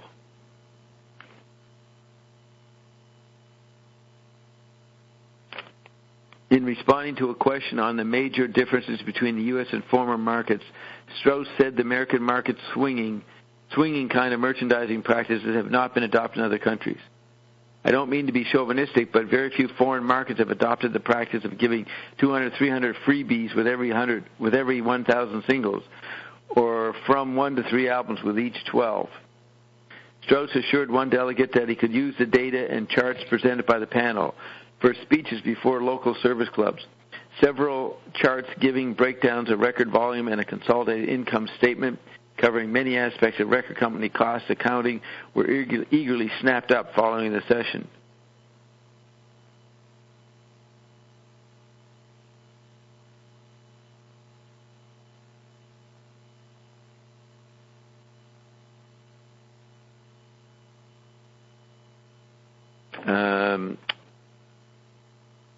It's just a bunch of technical talk. Okay. Well, here's another part. Universities should establish, Zappa says, this is more from the Zappa speech, universities should establish chairs in music where record production could be taught.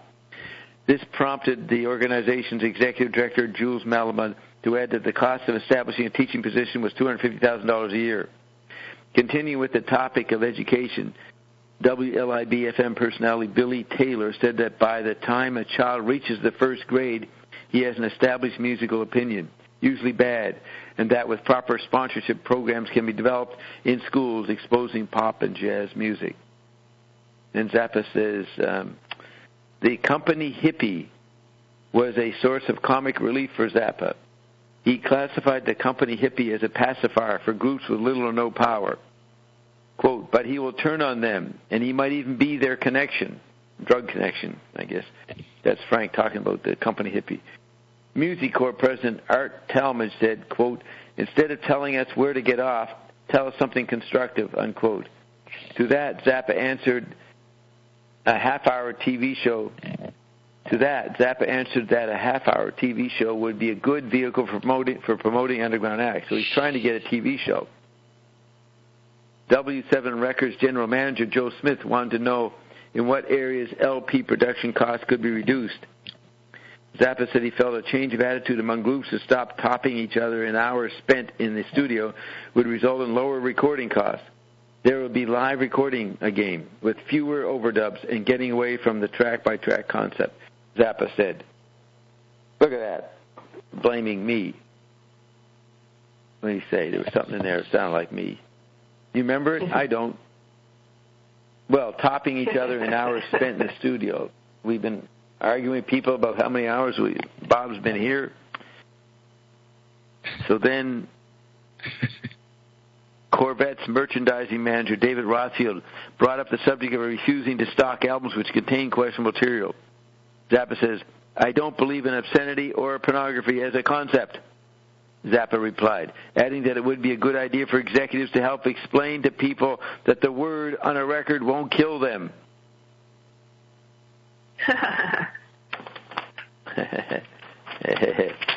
Okay, so we got that. Put that there. But maybe they will. All right, we got that. Now, there's a very nice issue of Circus Magazine, June 69. The headline, Happy Mother's Day, America. Special Zappa issue, fantastic photos, exclusive insults, revolting rhetoric. Revolting what? So it said rhetoric. So there's the grammarian rhetorical up against the dialectical Dylan. Zappa the rhetorician versus Dylan the dialectician. Zappa says, there's a picture of Zappa, and he goes, hello, boys and girls, my name is Frank. On the page, very serious pictures of Frank and some other musicians. Then it has a picture, it says at the top, meet the family, the mothers today. And it pictures many of the mothers of invention with their bad teeth. Just shots of their mouths. That's Frank Zappa, Jimmy Carl Black, Don Preston, Bunk Gardner, Euclid James Sherwood, Ian Underwood, Roy Estrada, and Arthur Tripp. So Zappa says, the mothers are fun to be with. If I had to go out on the road with any other band, I'd probably commit suicide. The original members have been together in 5 years. Some of them are conservatory trained, and some of them used to be salad chefs, truck drivers, and gas station attendants. Artie played with the Cincinnati Symphony for 2 years and then went on a world tour with them. Ian's got a bachelor's from Yale and a master's from Berkeley. Our road manager quit being a fourth-grade teacher to go on the road with us. That would be what? I don't know. My mind's going something. I'm cracking up. I have a thought, and I can't remember the thought that I was going to say. Okay. Artie, that would be Arthur Tripp, played with the Cincinnati Symphony for 2 years and then went on a world tour with them. Ian's got a bachelor's from Yale and a master's from Berkeley. Our road manager quit being a fourth-grade teacher to go on the road with us. We're very patriotic in the best sense of the word. I think most of the guys in the band really care. They care enough to take the chances involved. What's that noise? They care enough to take the chances involved with doing what we do. They care enough to take the chances involved with doing what we do and saying what we say on the stage. Did I read that right? No. They care enough to take the chances involved with doing what we do and saying what we say on the stage. More pictures. Then it has a big one-pager, and it says, Frank Zappa absolutely free associates 20 tiny topics. Now look at that, tiny. The tiny note. The tiny world of Bob. Frank Frank Zappa absolutely free associates 20 tiny notes. So they said the word guitar to him. He says humping, girl, humping, woman, humping, car, humping. He free associates humping with guitar, girl, woman, and car. Then they ask him about America, and he goes, no comment. He knows he could be assassinated any moment. He said something negative. L.A., what does he think of when they say L.A. to him? Police. When they say New York, he goes, police. Teenager, Coca-Cola. Beatles, entertainers. Today, dull. Tomorrow, same thing, only better. Gestalt, something big. Gestalt, he says, something big. Influences. Edgar Varese, Igor Stravinsky, John Cage, Muddy Waters, Howlin' Wolf, The Nutmegs, Cordwainer Smith, Theodore Sturgeon. And Bob Dubs. And Bob Dubs. They didn't ask him what to associate with that. Yeah. This might be. Humpy. Let's see if this is. What? Bubby? Humping. Did you go Bubby? He will associate Bobby with humping. Okay, I must go over and get some stuff. Just bear with me for a second. I gotta drink something. Yes. Eat something. Yes. We'll be patriotic. Kitchen sound. Yeah. Little. Yeah, it's time to drink me some something. Soup. That's enough. Humping. I stumble back to the chair. Humping. Soup, humping. Zappa hour. Humping. Payday, humping. Humping. Okay, so they have... They have here a page. That's patriotism. What? Patriotism. What did you say? Humping. Real patriotism. Yes. Now they have the mothers are patriotic.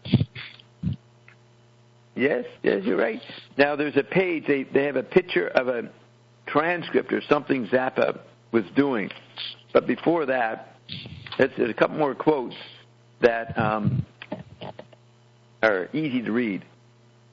Zappa says, I don't collect people like Cynthia Plastercaster or the GTOs. We find each other. It was the same way with the band. We came together and evolved over a period of years. I try to find avenues by which people there might be able to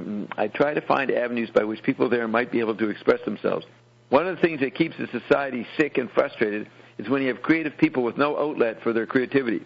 It will eventually turn into something terribly destructive if they can't find a way to discharge it. You don't really know what kind of energy these people possess and what they can do. They make things happen that you can't even dream of. In order for the ones who have been able to save themselves... He wanted to be an artist. Yes. In order for the ones who have been able to... Yes, he was frustrated. And look at the destruction they created. In order for the ones who have been able to save themselves from that fate, in order for them to continue and do good work, they have to be shown that somebody appreciates the fact that they escaped. We appeal to these people. We let them know that anybody can create their own spaces within the world. Then they quote Theodore Sturgeon from... What? What are you reacting to? Theodore Sturgeon? Yes, he's telling you create your own spaces. Right. You are the programmer. Well, that got out of hand, though. Everybody became a producer maniac. Frank didn't recognize the flip point here. He thought that they would create their own spaces. He didn't know that when that happened, that would be like a new technology, a new environment, and it would be pushed to the extreme and flip into its opposite. So, Theodore Sturgeon wrote a book called More Than Human. This is a quote from the book. So it's the characters. There were 5 or 6 characters that were hiding out from society. They're describing themselves. Multiplicity is our first characteristic. Unity our second. Now, didn't we hear that earlier? Oneness. Sun Ra was saying oneness was not a big deal. You remember that? Yeah. Yes. Against oneness. Yes. Well, here you have Frank highlighting a quote that has the same message. Multiplicity is our first characteristic, unity our second. As your parts know they are part of you, so must you know that we are parts of humanity. We're not a group of freaks. Now, this is what the characters are saying in the book. We're not a group of freaks. We're homo gestalt. We weren't invented. We evolved. End of quote. Oh. And the novelist says, there was warmth. Yeah. There was warmth and laughter and wisdom. For each voice there was a discrete personality, a comprehensible sense of something like stature or rank, and an accurate locus. Yet in terms of amplitude, there was no difference in the voices. They were all here, or at least all equally near. Equally near. Okay, what's next? Another quote from Zappa. This is the author, Jonathan Kundra, has the last word. He says, okay, kids, this is the end of the line. If you're looking for a story, too bad. There isn't any. It would have bored me to death and been pretty useless for you besides. Zappa and the Mothers really don't lend themselves to being laid out neatly on a page. Don Preston told me, quote, a lot of people spend time with us with the idea of doing a book. They always end up having a great time but never write a word, unquote. And Jonathan says, I spent 2 days with the Mothers and had a great time. I could have written about that, but it wouldn't have been about them, me. The Mothers create music. They make open spaces for the unexpected to happen in. They touch your mind in a way that changes it. Any writer who attempts to reduce all this into an article is dishonest or simple-minded, or both. Instead of laying down a few pages of packaged jive, I've tried to let them speak for themselves. And if you read between the lines and think a bit about the photographs, you'll come out with more knowledge about Frank Zappa and the Mother's Invention than any article could give you. So that was his statement. We go back to this transcript. And it says, Humpy. Mrs. Zappa on Humpy. Yes. He says, so the transcript says, I always felt like an outsider as a teenager, but it didn't bother me because I saw most of what was going on in the inside, and though I felt that it was intriguing, sometimes entertaining, I didn't particularly want to participate. So I think that's Zappa talking about himself. Felt like an outsider as a teenager, didn't bother him because I saw most of what was going on in the inside, and although what's that mean? I saw most of what was going on in the inside, and although I felt that it was intriguing and sometimes entertaining, I didn't particularly want to participate. I didn't particularly want to participate in it. I could see where the mistakes were being made, and personally, I didn't want to make the same ones. It just didn't look like it would be any fun. Then he says, the chance for a violent revolution in America is always there. It's always there. There's always that many stupid people. I think it would be a ridiculous waste of time, a typical loser's revolution. Makes me vomit to hear the word. People don't know what a revolution is. Everything they ever read, everything ever thought about a revolution is completely irrelevant to this day and age, especially in the U.S.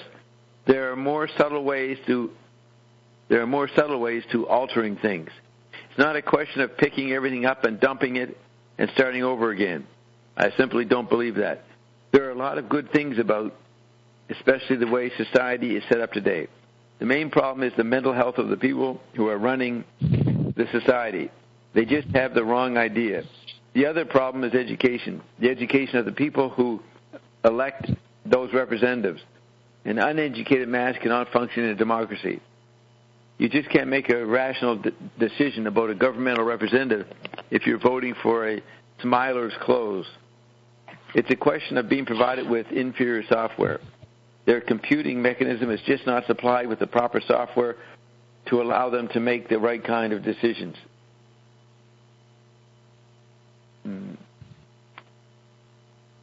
One more line. It's a question of inferior software.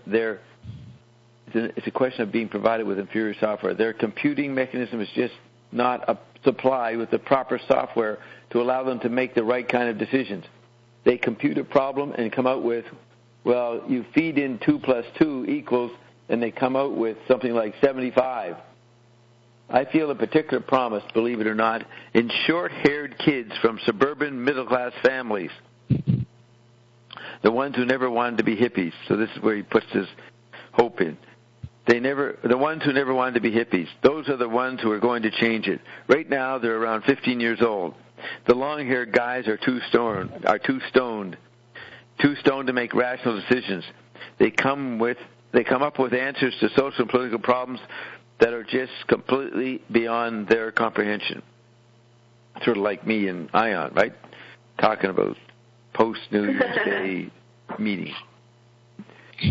The transcript says, Zappa says, I wouldn't want to have any part of a revolution engineered by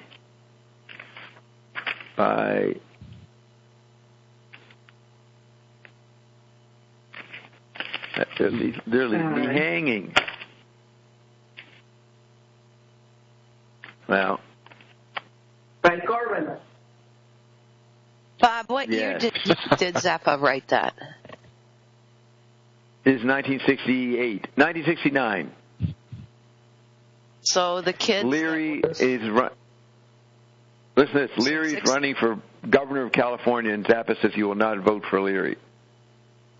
So he's showing himself very different from the 1934, 35 birth people, what they were like in the early 50s.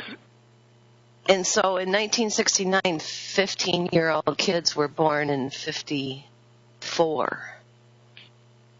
And he had more hope for those kids would turn things around than the hippies. Is that what I heard?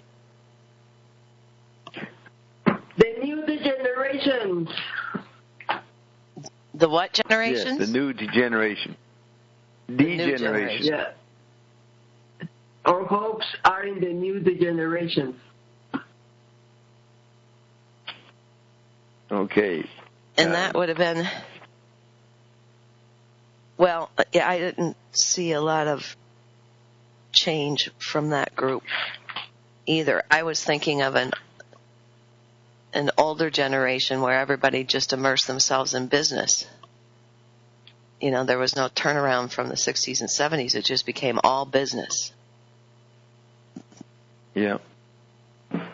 Now, Bob, the statement you read before that one could describe Payday just as easily as Zappa's work.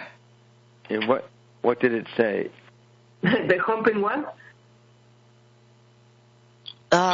Which part? We read a lot. Okay, the one. Do you know the one you just read? Yeah. It was not that one. It was the one before. So, are you reading from the same? The Payday, the More Than Human book by Theodore Sturgeon? I think so. Where Zappa involved his audience. It was Zappa involved his audience. We're not a group of freaks. Yes, we're not a group he will of eventually freaks. turn. He says, in order for the ones who have been able to save themselves from that fate, in order for them to continue and do good work, they have to be shown that somebody appreciates the fact that they escaped. We appeal to these people. We let them know that anybody can create their own spaces within the world. Is that the sentence? Yes. No, we don't do that. It is? Keep going. Well, that's it. That's the end of that sentence. Now, there's a quote. Oh, well, that's not There's a quote from More Than Human. No, the quote from More Than Human. We're Homo Gestalt. We weren't invented, we evolved. Then the narrator says, there was warmth and laughter and wisdom. For each voice, there was a discrete personality, a comprehensive sense of something like stature or rank, and an accurate locus. Yet in terms of amplitude, there was no difference in the voices. They were all here, or at least all equally near. You mean that? No, but that kind of works, you too. might mean this. Listen to this. I don't collect people. Bob doesn't collect people. Like See, here we go. Or is it? You think this is it? Maybe. Keep going. Bob doesn't collect people. Bob doesn't collect people like A.S.A. Scott or Tina. We find each other. It was the same way with the band. We came together and evolved over a period of years. I try to find avenues by which people there might be able to express themselves. Is that it? That's it. That's not it, That's is it. That's it. Oh, okay. One of the things that keeps a society sick and frustrated is when you have creative people with no outlet for their creativity. Yes. I would say that with Ion, we tend to suppress people's creativity. We make people feel less than. Ion, when he does private sessions, he massages you and you feel good. But the way we act in the show, people are nervous, they're intimidated, they're hesitant, right? We're not that encouraging. Well, then you have to go back to the first sentence. It's the people that have already escaped that can be creative on payday. It's the people that already left. That. What was that first sentence? This is an avenue for those of us that... die next week? Say that again, Roxy? For those of us that are going to die next week? The ones that escape and come back and escape. Yes. There was a case of somebody. We escaped to payday. Oh, yeah, Ben. Yeah, Clyde. Matter of fact, what happened to Clyde? He came on, we talked to him, well, we forgot about him. I don't need, did I fall asleep? What happened to Clyde? Let's see. What happened to Falconelli? Who? Falconelli, yes, Falconelli. All right. Falconelli. I don't, yeah. I don't know what Gene's really talking about. It's sort of maybe some of the sentences we said, right, Gene?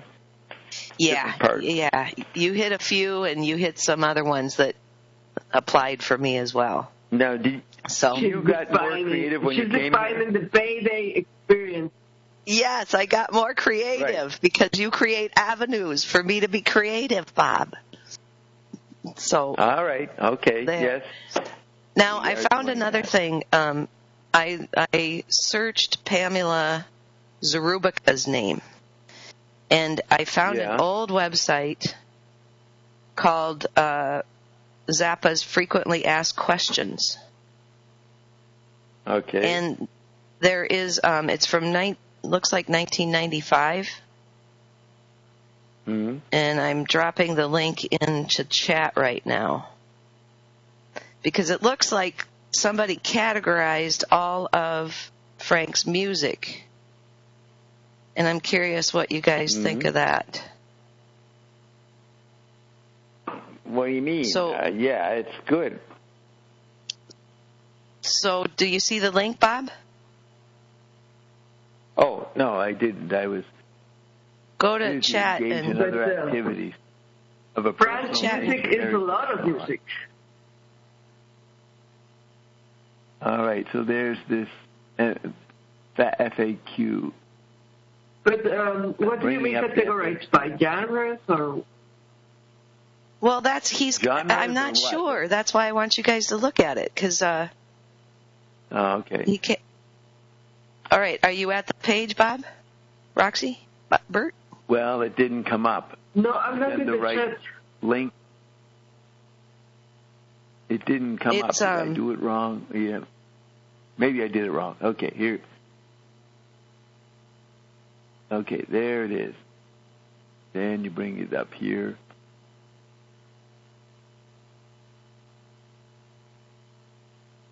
The main FAQ, Robert Hederich. I've seen that name before. So I scroll down. Now, Bob, it's indexed, and if you go down to 2.1.1. 2.1.1. I'm sorry, 2.2.1.1. It says for the hardcore FZ fanatics. Yes, I see that. Okay. What do you want me to do? There's a few tips that he says, and then if you look below, he's categorized all the music. 2.2.1.2 is 1973 through 75, and he's got a list of songs or albums. Songs. By date. Those are album titles.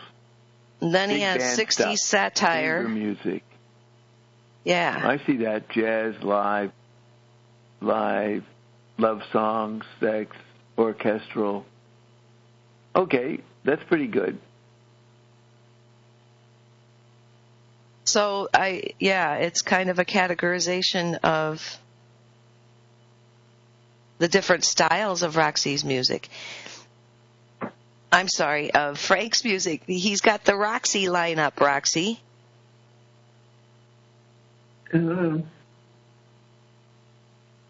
it's a nice bunch of categories. That's good. What are we supposed to? The guy organized the 84 tour, the 88 tour, lists the albums, sing clavier. That's cool.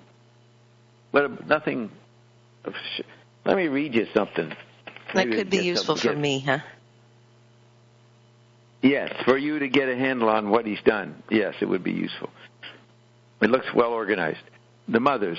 Zappa is the antithesis of an American pop idol. Yet on Friday at the Albert Hall, that would be in London, which is fast becoming my... What's so funny? What did I say that was funny? Well, I think everybody wants to be now an American pop idol. Oh, okay. Zappa is the antithesis of the American pop idol. Yes. The antithesis of the American pop idol, and yet on Friday at the Albert Hall, which is fast becoming my local almost, said the writer, he must have felt a bit stupid when a dozen adolescent boys stormed the stage in an attempt to get at their God, God unquote. It's a strange world. However, the scathing denigrations of the great democracy we know and love and expect from the Mothers were few and far between, and the emphasis of the concert was on music, modern bullshit chamber music. This proved a bit too much for a certain section of the audience who had come to see the zany Mother's Invention rock and roll humor band do put-downs of everything in sight. One member of the audience delivered a 2-minute tirade of verbal abuse, which was dealt with typical cool by Zappa. Zappa said, "Be quiet, you fool," he said. And when the guy started rapping again, Zappa merely said, "Go fuck yourself." And then the writer says, "At the Albert Hall, mind you." You know, it's the Queen's place. Apart from this type of brief aside and his introductions, the only other humor for humor's sake comedy stuff was a parody of a modern ballet performed to the accompaniment of Ian Underwood's excellent classical piano, which developed into a spoof on perverted sex, I think. All good, clean, dirty stuff. The music was excellent and included numbers from their latest album, Uncle Meat, and others of similar ilk. The arrangements are extremely complex and feature Zappa's bizarre, in brackets, see how I just threw that in for a tricky pun. Clever, huh? So where was the pun? The arrangements are extremely complex and feature Zappa's bizarre conducting, which was obviously necessary but was overemphasized when organist Don Preston followed his direction so rigidly that he found himself being drawn down to a groveling position at Zappa's feet. The amplified reed and horn section was responsible for most of the musical interest, although Frank proved quite conclusively that he's a brilliant guitarist, especially with a wah-wah pedal, and not a bad drummer either. So this guy failed to get into the second paragraph associated with the psychic guy. And then I just read you the 3 paragraphs. The 3 paragraphs of reviewing the meaning of Zappa.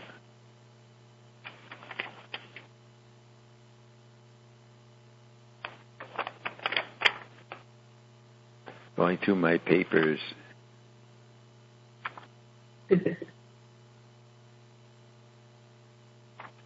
Announcements of the Zappa Revolution. The patriotic. Yes, there's a long interview which will probably be interesting to read someday between Miles and Frank Zappa. Right.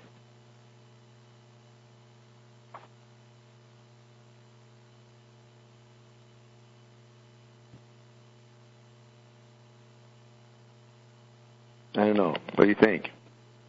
And Frank wrote a book entitled "Am I a Sexist or What?" No. Or no, a chapter in the title. Frank Zappa book?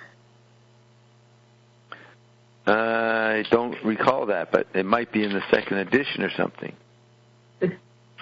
from the Real Frank Zappa book, chapter, Am I a Sexist or What? Okay.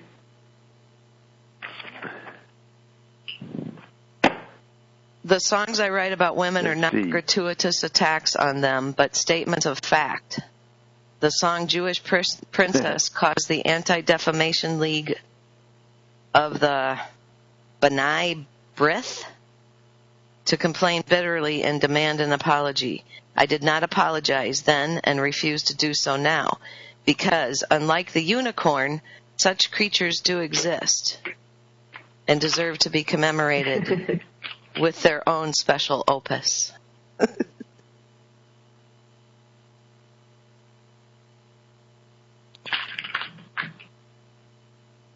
Yeah.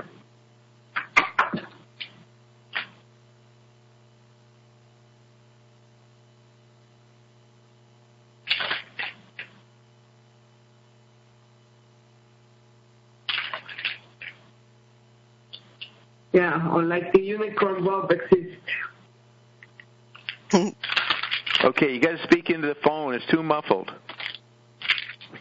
Yes, because there wasn't there, so I just said, or like the unicorn Bob exists. Yes. And if I didn't exist, the world would have to invent me. So it says, here's an interview, Robert Brenner. When the editor of Date Book, the female magazine maybe, when the editor of Date Book asked me to interview Frank Zappa, I considered it to be quite an honor.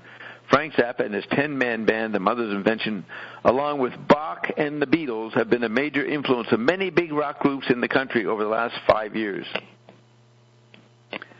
I drove out to the Westbury Music Fair in Westbury, New York. That's right above where we used to live. About 1 hour before showtime to talk to Frank Zappa. This had been arranged by his manager. One of the managers of the theater, bless her little heart, was under the impression that I was really trying to beat the theater for a free admission, even though I was carrying the tools of my trade. My 25-pound metal camera case, a second camera around my neck, a portable tape recorder, a bag of batteries and film, and a portfolio of my past work to more or less legitimize my being there. After spending 10 minutes on the pros and cons of my being there and having Frank Zappa's manager and the editor of another major magazine join me in my fight against the Westbury Music Fair establishment, as a result of that, I was allowed to stay, but not until some nasty remarks were thrown around about what I really had in my paper bag. I went backstage, and there was the man, his long hair tied in a ponytail, nervously smoking cigarettes, talking firmly to his horn players. Quote, Zappa says, "That part stinks. I've got 15 versions of it, and every one has got a mistake in it. I was thinking of giving the held note to the trumpet, and both you guys play the other thing in unison. It's not very strong, and aside from not being very strong, it's not played right. It seems like at one point somebody blows and doesn't put his fingers down. Your hands aren't catching up to what you're doing. Your hands aren't catching up to what you're blowing. What's your head note? You play D. You play D? You play D.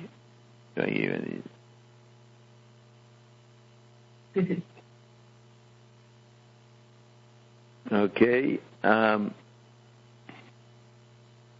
He says, that part stinks. I've got 15 versions of that, and every one has got a mistake in it. I was thinking of giving the held note to the trumpet, and both you guys play the other thing in unison. So I guess he's giving instructions to his band. It's not very strong, and aside from not being very strong, it's not played right. It seems like at one point somebody blows and doesn't put his fingers down. Your hands aren't catching up to what you're blowing. What's your held note? You play D, 1, 2, 3, 4. Do you harmonize that part? Try it slow. A whole step lower than that. D sharp. One at a time, from the beginning. One at a time. Try that note. Is that the actual note? Do that Stravinsky thing, where it's a fifth. At that point, 2 angry-looking men came into the backstage dressing room. They said, nobody's allowed back here. You'll have to leave the theater. You've got to get a ticket from up front. Nobody's allowed back here outside the groups. It's a house rule. Someone says, I got my parents and my family, someone says. The guard says, it doesn't make any difference, sir. It doesn't make any difference. At the end of the show, they want to come back. That's another story. If you tell us then you want to come back and say hello, fine. But not during the show or anything else. You have to have tickets to get in the theater. Get punch tickets from the people producing the show. You're not allowed back here. Go get some tickets. Then it says about a half dozen people slowly filtered out. Frank Zappa, who had been quietly sitting there, engrossed in what was going on, turned to me and wittily said, that's a lot.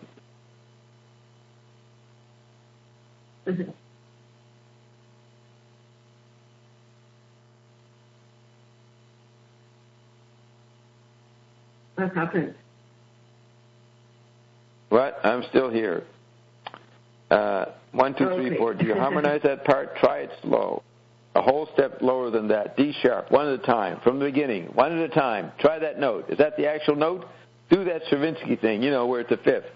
At that point, too, and then these bodyguards come in, security. Somebody says, I got my parents and my family.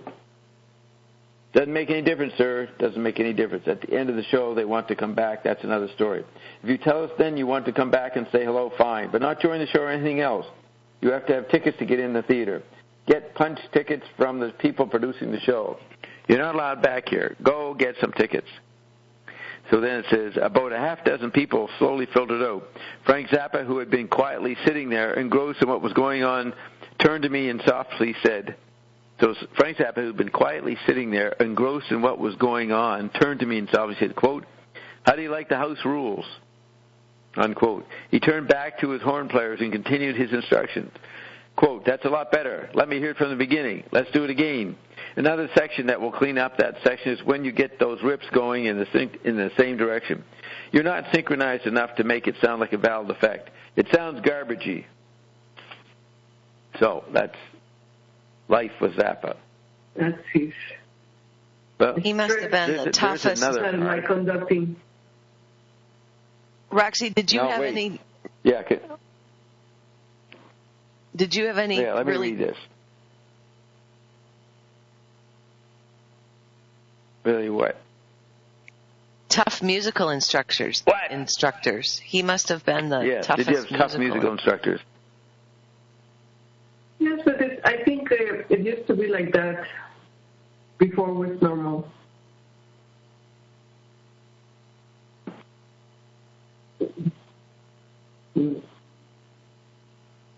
People were also taught like that. It's not like they were just imitating what they knew. He was exacting. But not... I was always a nerd and I always liked to study, so I never suffered any punishments or anything. I like homework. You like homework? Yes. Yeah, I like to practice and I enjoy it a lot to play and practice.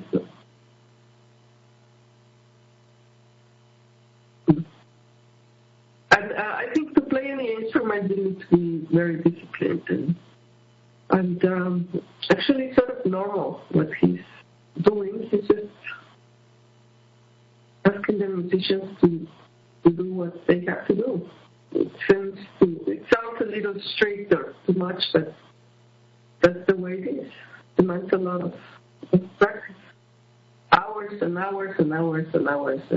Yeah, and if you enjoy it, it can people who are into becoming a performer of any instrument, that's the only thing they do. They only practice. I had an alcoholic chorus teacher in high school, and he was, by conventional terms, he was very good, and he was exacting in that way. He wanted the chorus to be perfect. And there was an intensity there that was thrilling and frustrating at the same time. I'd get really tired of his badgering, but I quit for a year and I came back because I enjoyed the experience so much. And I can imagine Zappa just was exponentially more of a perfectionist because of his ear.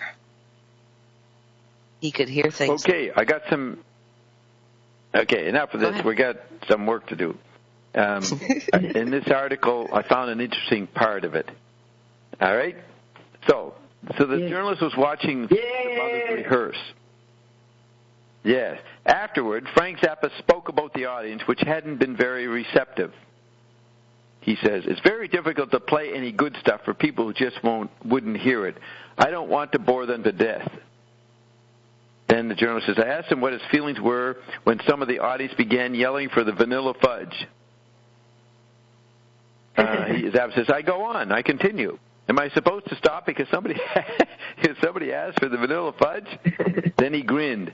"Even if we could, we wouldn't." The editor of an underground newspaper who was present backstage asked Frank Zappa if he had met anyone from a leftist group called the Communards while the mothers were on a tour of Germany. Zappa answered, telling of his experiences in Berlin. Quote, "All we saw were a bunch of punks. Some of the local punks, leftist punks. I don't know whether they were SDS, but they were leftist punks with the red scarf around their neck. They approached me prior to the concert during a rehearsal and asked me to assist them in a political action. I said, well, what do you have in mind? They said, well, there's going to be 8,000 kids here tonight, and most of them have never demonstrated before, and we want you to tell them to come with us while we go around the corner and set fire to the Allied Command Center." And I said, I don't think that's good mental health. And so they got sore and tried to wreck our show.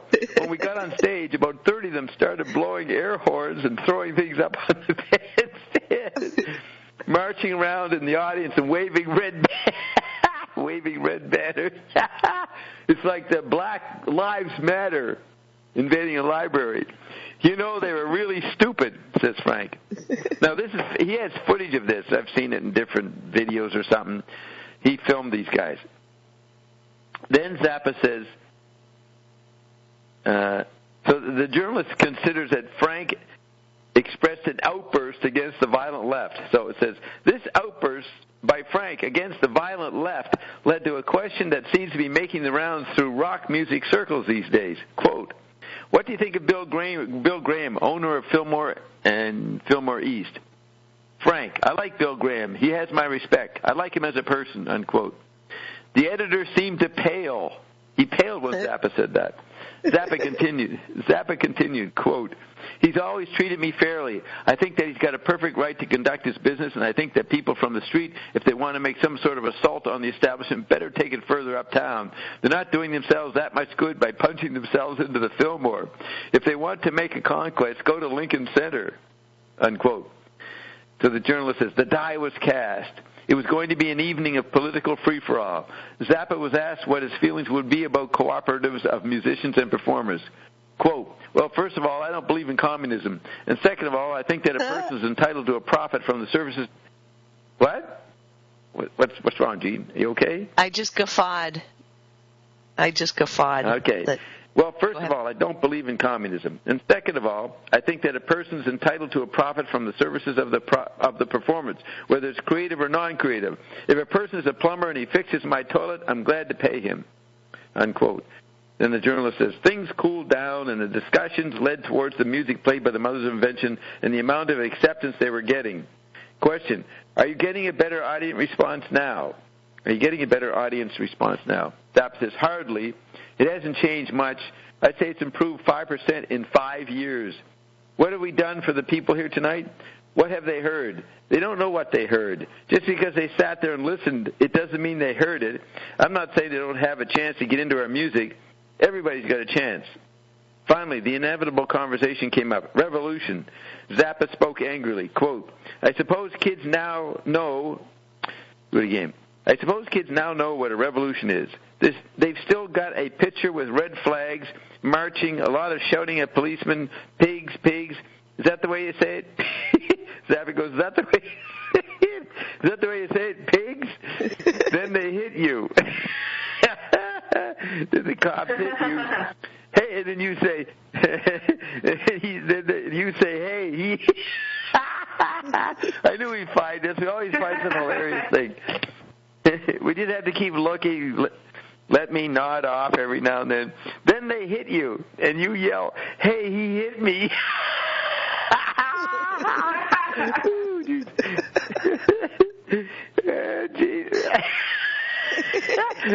Okay. All right, calm down. So then, this is how Zava sees it. Let's read that again. Is that how you say it, Bob? I suppose. Is that how you say it? What? Is that how you say it? I suppose kids now know what... Yeah, that's how you say it. I suppose kids now know what a revolution is. They still got a picture with red flags marching.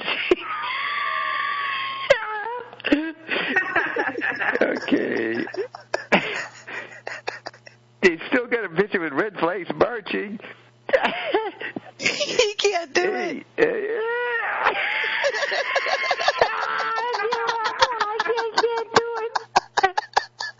I can't make it. I give up. You can't finish the sentence. I got so many. Okay, try again. I got so many tears in my eyes. I can't read the print. I got too many tears in my eyes. I can't see the print. Let me nod off for 10 minutes. Dead air for 10 minutes.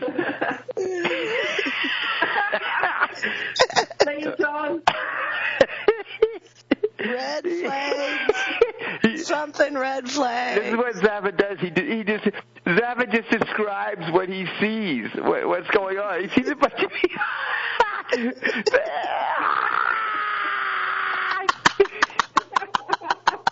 I don't know if I'm crying or laughing. I don't know. Read the part about the pigs again. That was so good. Yeah, where's the pigs? Bert? Is that how you say it? It's fine, Bert. Did I exclude him? Let's see. Is he? People are blocked. A whole bunch of people blocked. We haven't enjoyed their laughing. You're back, Bert. Have you been laughing, Bert? Bert. Did Bert die? Hear me. No, Bert. Talk. Were you laughing, Bert? Frank is not a fan of the police. Yes. Frank is not a fan of the police. That's for sure. No, he's not. He's being detached. He's not. He's saying that the police, the demonstrators are stupid. He says. It's like when he does dialogue in movies. He has this really mechanical way of doing, okay, you say this and then they say that. I've got a hamburger. I'm eating the hamburger. This breaks down the sensory operation. So these kids are marching. He says they still got a picture. This is the picture the kids have of what they're supposed to do. They have a revolution. You march around with a red flag. Okay. Keep going. Finish it. They've still got a picture. Yeah, they've still got a picture with red flags and marching. A lot of shouting. You can't do it. I can't get there. A lot of shouting at policemen. He goes, pigs. And then he goes, is that the way you say it? Is that the way you say it? Oh, jeez. Well, you made it trying through, to but we imitate didn't understand a word you said. Okay. Try again. He says there's a lot of shouting at the policeman. Pigs. Zava says the word. He's so tuned into his ears. He has to be said it correctly. Is that the way you say pigs? Is that the way you yell it?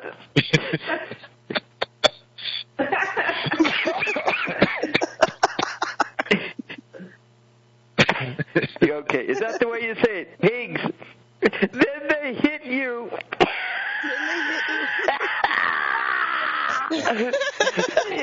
You protest the police, and then the ritual is that you get beat up by the police, and you say, "Hey, he hit me." He hit me.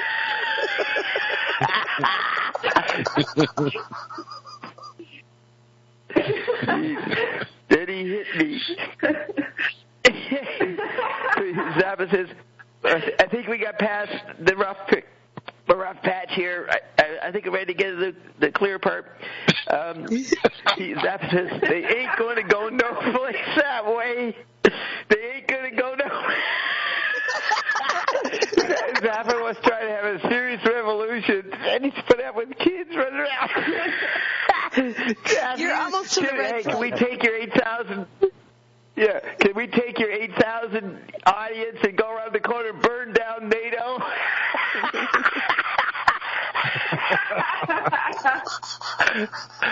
That doesn't sound like very good mental health.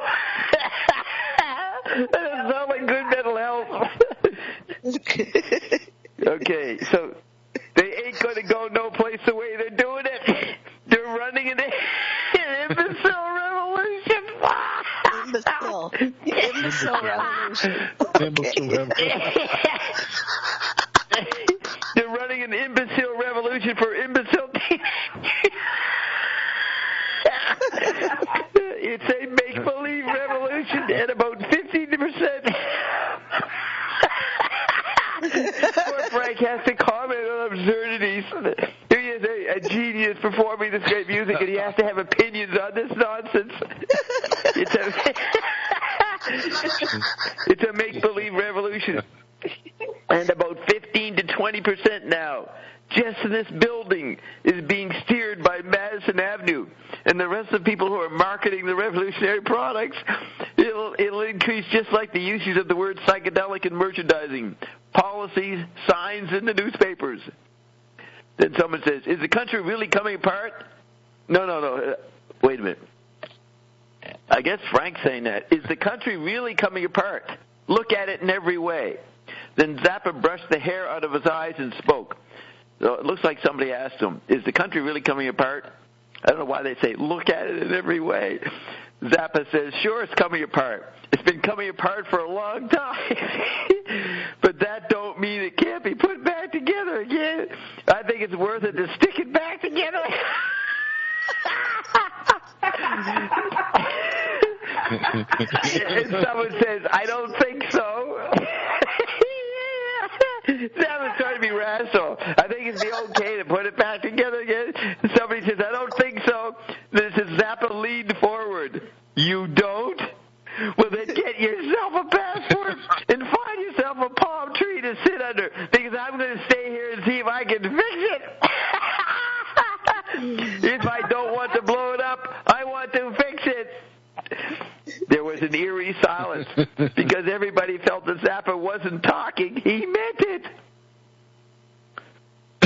There wasn't. What is this? I think that's it. I think that's the end of the article. Wow. Yes, that was it. There was an eerie silence because everybody felt that Zappa wasn't talking. He meant it.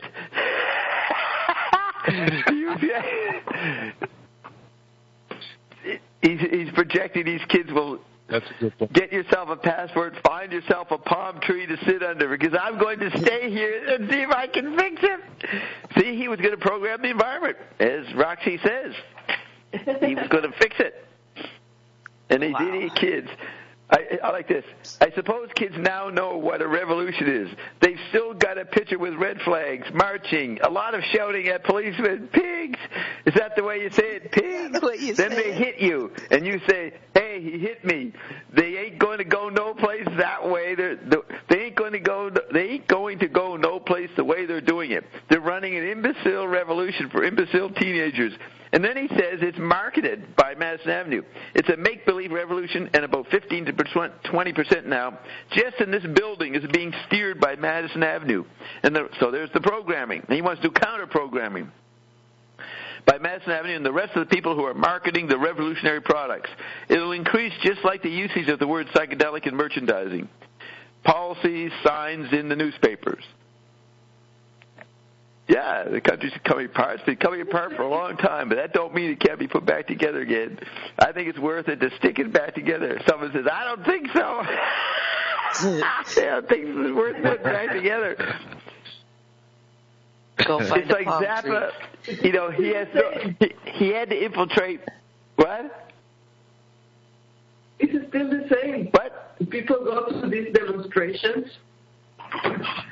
Yeah, people go to these demonstrations, but they actually are not willing to change anything for real. It's just like another type of entertainment. It's another type of being cool. Like all these. Yeah, it's a mindset. A fad, an attitude for each. Now everybody. Here's what's interesting. Everybody's into communism and veganism, and it's just because of the trend. It's not really. Right. Yeah. It's and people, here you are, Bob. Here you are. Here you are sitting under a pine here's the same thing. Or a palm tree. Yeah, here I am running a revolution. I've resolved the conflict. I am both the kid and Zappa. I'm doing both. But listen, sitting under a palm tree. I resolved the dialectic. I am the synthesis. But look at this. Zappa's this genius guy. We're still talking about him, making huge music that the kids can't even hear, and he knows they can't hear. But he's forced to play it to little kids. It's the only avenue where he can express himself. No one else will let him play anywhere else. So he's forced to play this amazing new scientific breakthrough to a bunch of retarded 10-year-olds. And they're running around, if they have the guts to talk to him, they'll actually bring up their little trivial concerns, and he's got to answer their stupid questions.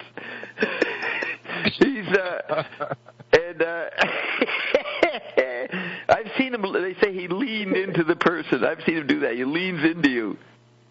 He goes, the guy goes, I don't think so. He goes, you don't?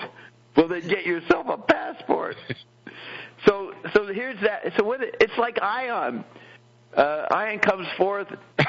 Everything is collapsed beyond any human imagination, and he's here talking to idiots. You know, all he's got is a bunch of people calling in. I don't want to name names, but you know what I mean. Ion says, "Oh." It sounds like you don't. He's nice. Yes, Zappa's arrogant responses is intimating Ion. He's miming Ion. Okay, Bob, what was the name of that article again? That was pretty good. What was the name of that article? That you just made it through. It's called, I don't know what magazine it's from, but it's called Rap with Zap. Rap with Zap. So do you think it's online somewhere, or is this in your collection? No, these are obscure teen magazines that, aren't even... Yeah, it says Rap with Zap, an unusual interview with a very unusual man, Frank Zappa of Mother's Invention. He actually is being practical. He's actually trying to do a revolution. He's going to run for president that year, in that period, and he's got to deal with idiot youth culture. Now, let's look at this. It's the only place he can play. It's like, we're running this amazing thing. The only place we could possibly get on the radio was James Martinez's, whatever his name was, his fucking cash flow show. Well, we had to listen to James's nonsense while we waited for him to shut up so that Ion could talk and dispense the wisdom of the centuries. And we were polite. We let James go on. Eventually, he had run out of things to say, so all he could do was laugh. So we had to wait till he stopped laughing so that I could come on, continue dispensing the awesome knowledge. And here we are today. We're still here and still talking to ourselves. I mean, you heard that reading. I dealt with Tiberius and Emperor Komodo in 212 A.D. We've been running this revolution for millennia. Okay, now we come to August 1969, and Zappa has disbanded the Mothers. He broke up the Mothers. This is like a week after Woodstock. So it says, Mother's Day has finally come by Jerry Hopkins. And this Jerry Hopkins guy seems to be the main guy interviewing Zappa for the Rolling Stone and different magazines. It's always Jerry Hopkins, who's a pretty interesting guy himself. He did some radical writing and books and stuff. He's sort of like a renegade teacher. So it says, he writes, Frank Zappa, quote, tired of playing for people who clap for all the wrong reasons, unquote, has dissolved his invention. Okay, so he's saying that he played for people who clap for all the wrong reasons. Have people ever clapped for the correct reasons? They usually just clap because they're supposed to, right? They sort of fill in the intervals. So, Jerry says, the first indication that the revolutionary, now they call the revolutionary 9-member band, they wouldn't say it when it was happening, the first indication that the revolutionary 9-member band was approaching the end of its musical career came with an announcement that the Mothers had canceled all bookings from now until the end of the year, so Zappa could concentrate on other projects long in progress. A talk with Zappa revealed the break was more complete than that. Quote, Zappa says, it all started in Charlotte, North Carolina. Is that where Sheila is and that? Are they in Charlotte? Is Greg in Charlotte? Are they near Charlotte? Deb and... One of them is around there. Yes. Deb, yeah. So it starts Deb and Jenny with fucking ionic. We never noticed this before. It starts with the ionic zone.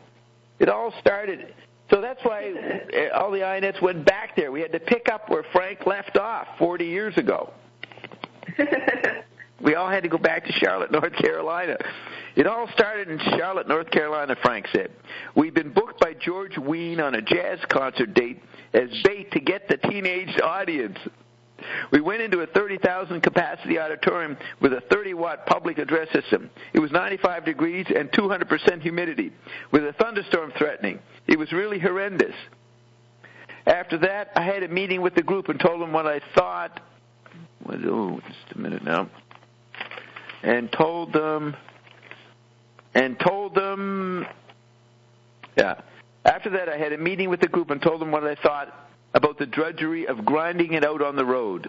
And then I came back to L.A. and worked on Hot Rats, an upcoming solo album, which becomes a huge classical, unbelievable album that spreads Zappa's reputation. So he comes back and works on this great album, but nobody knows it's going to be good.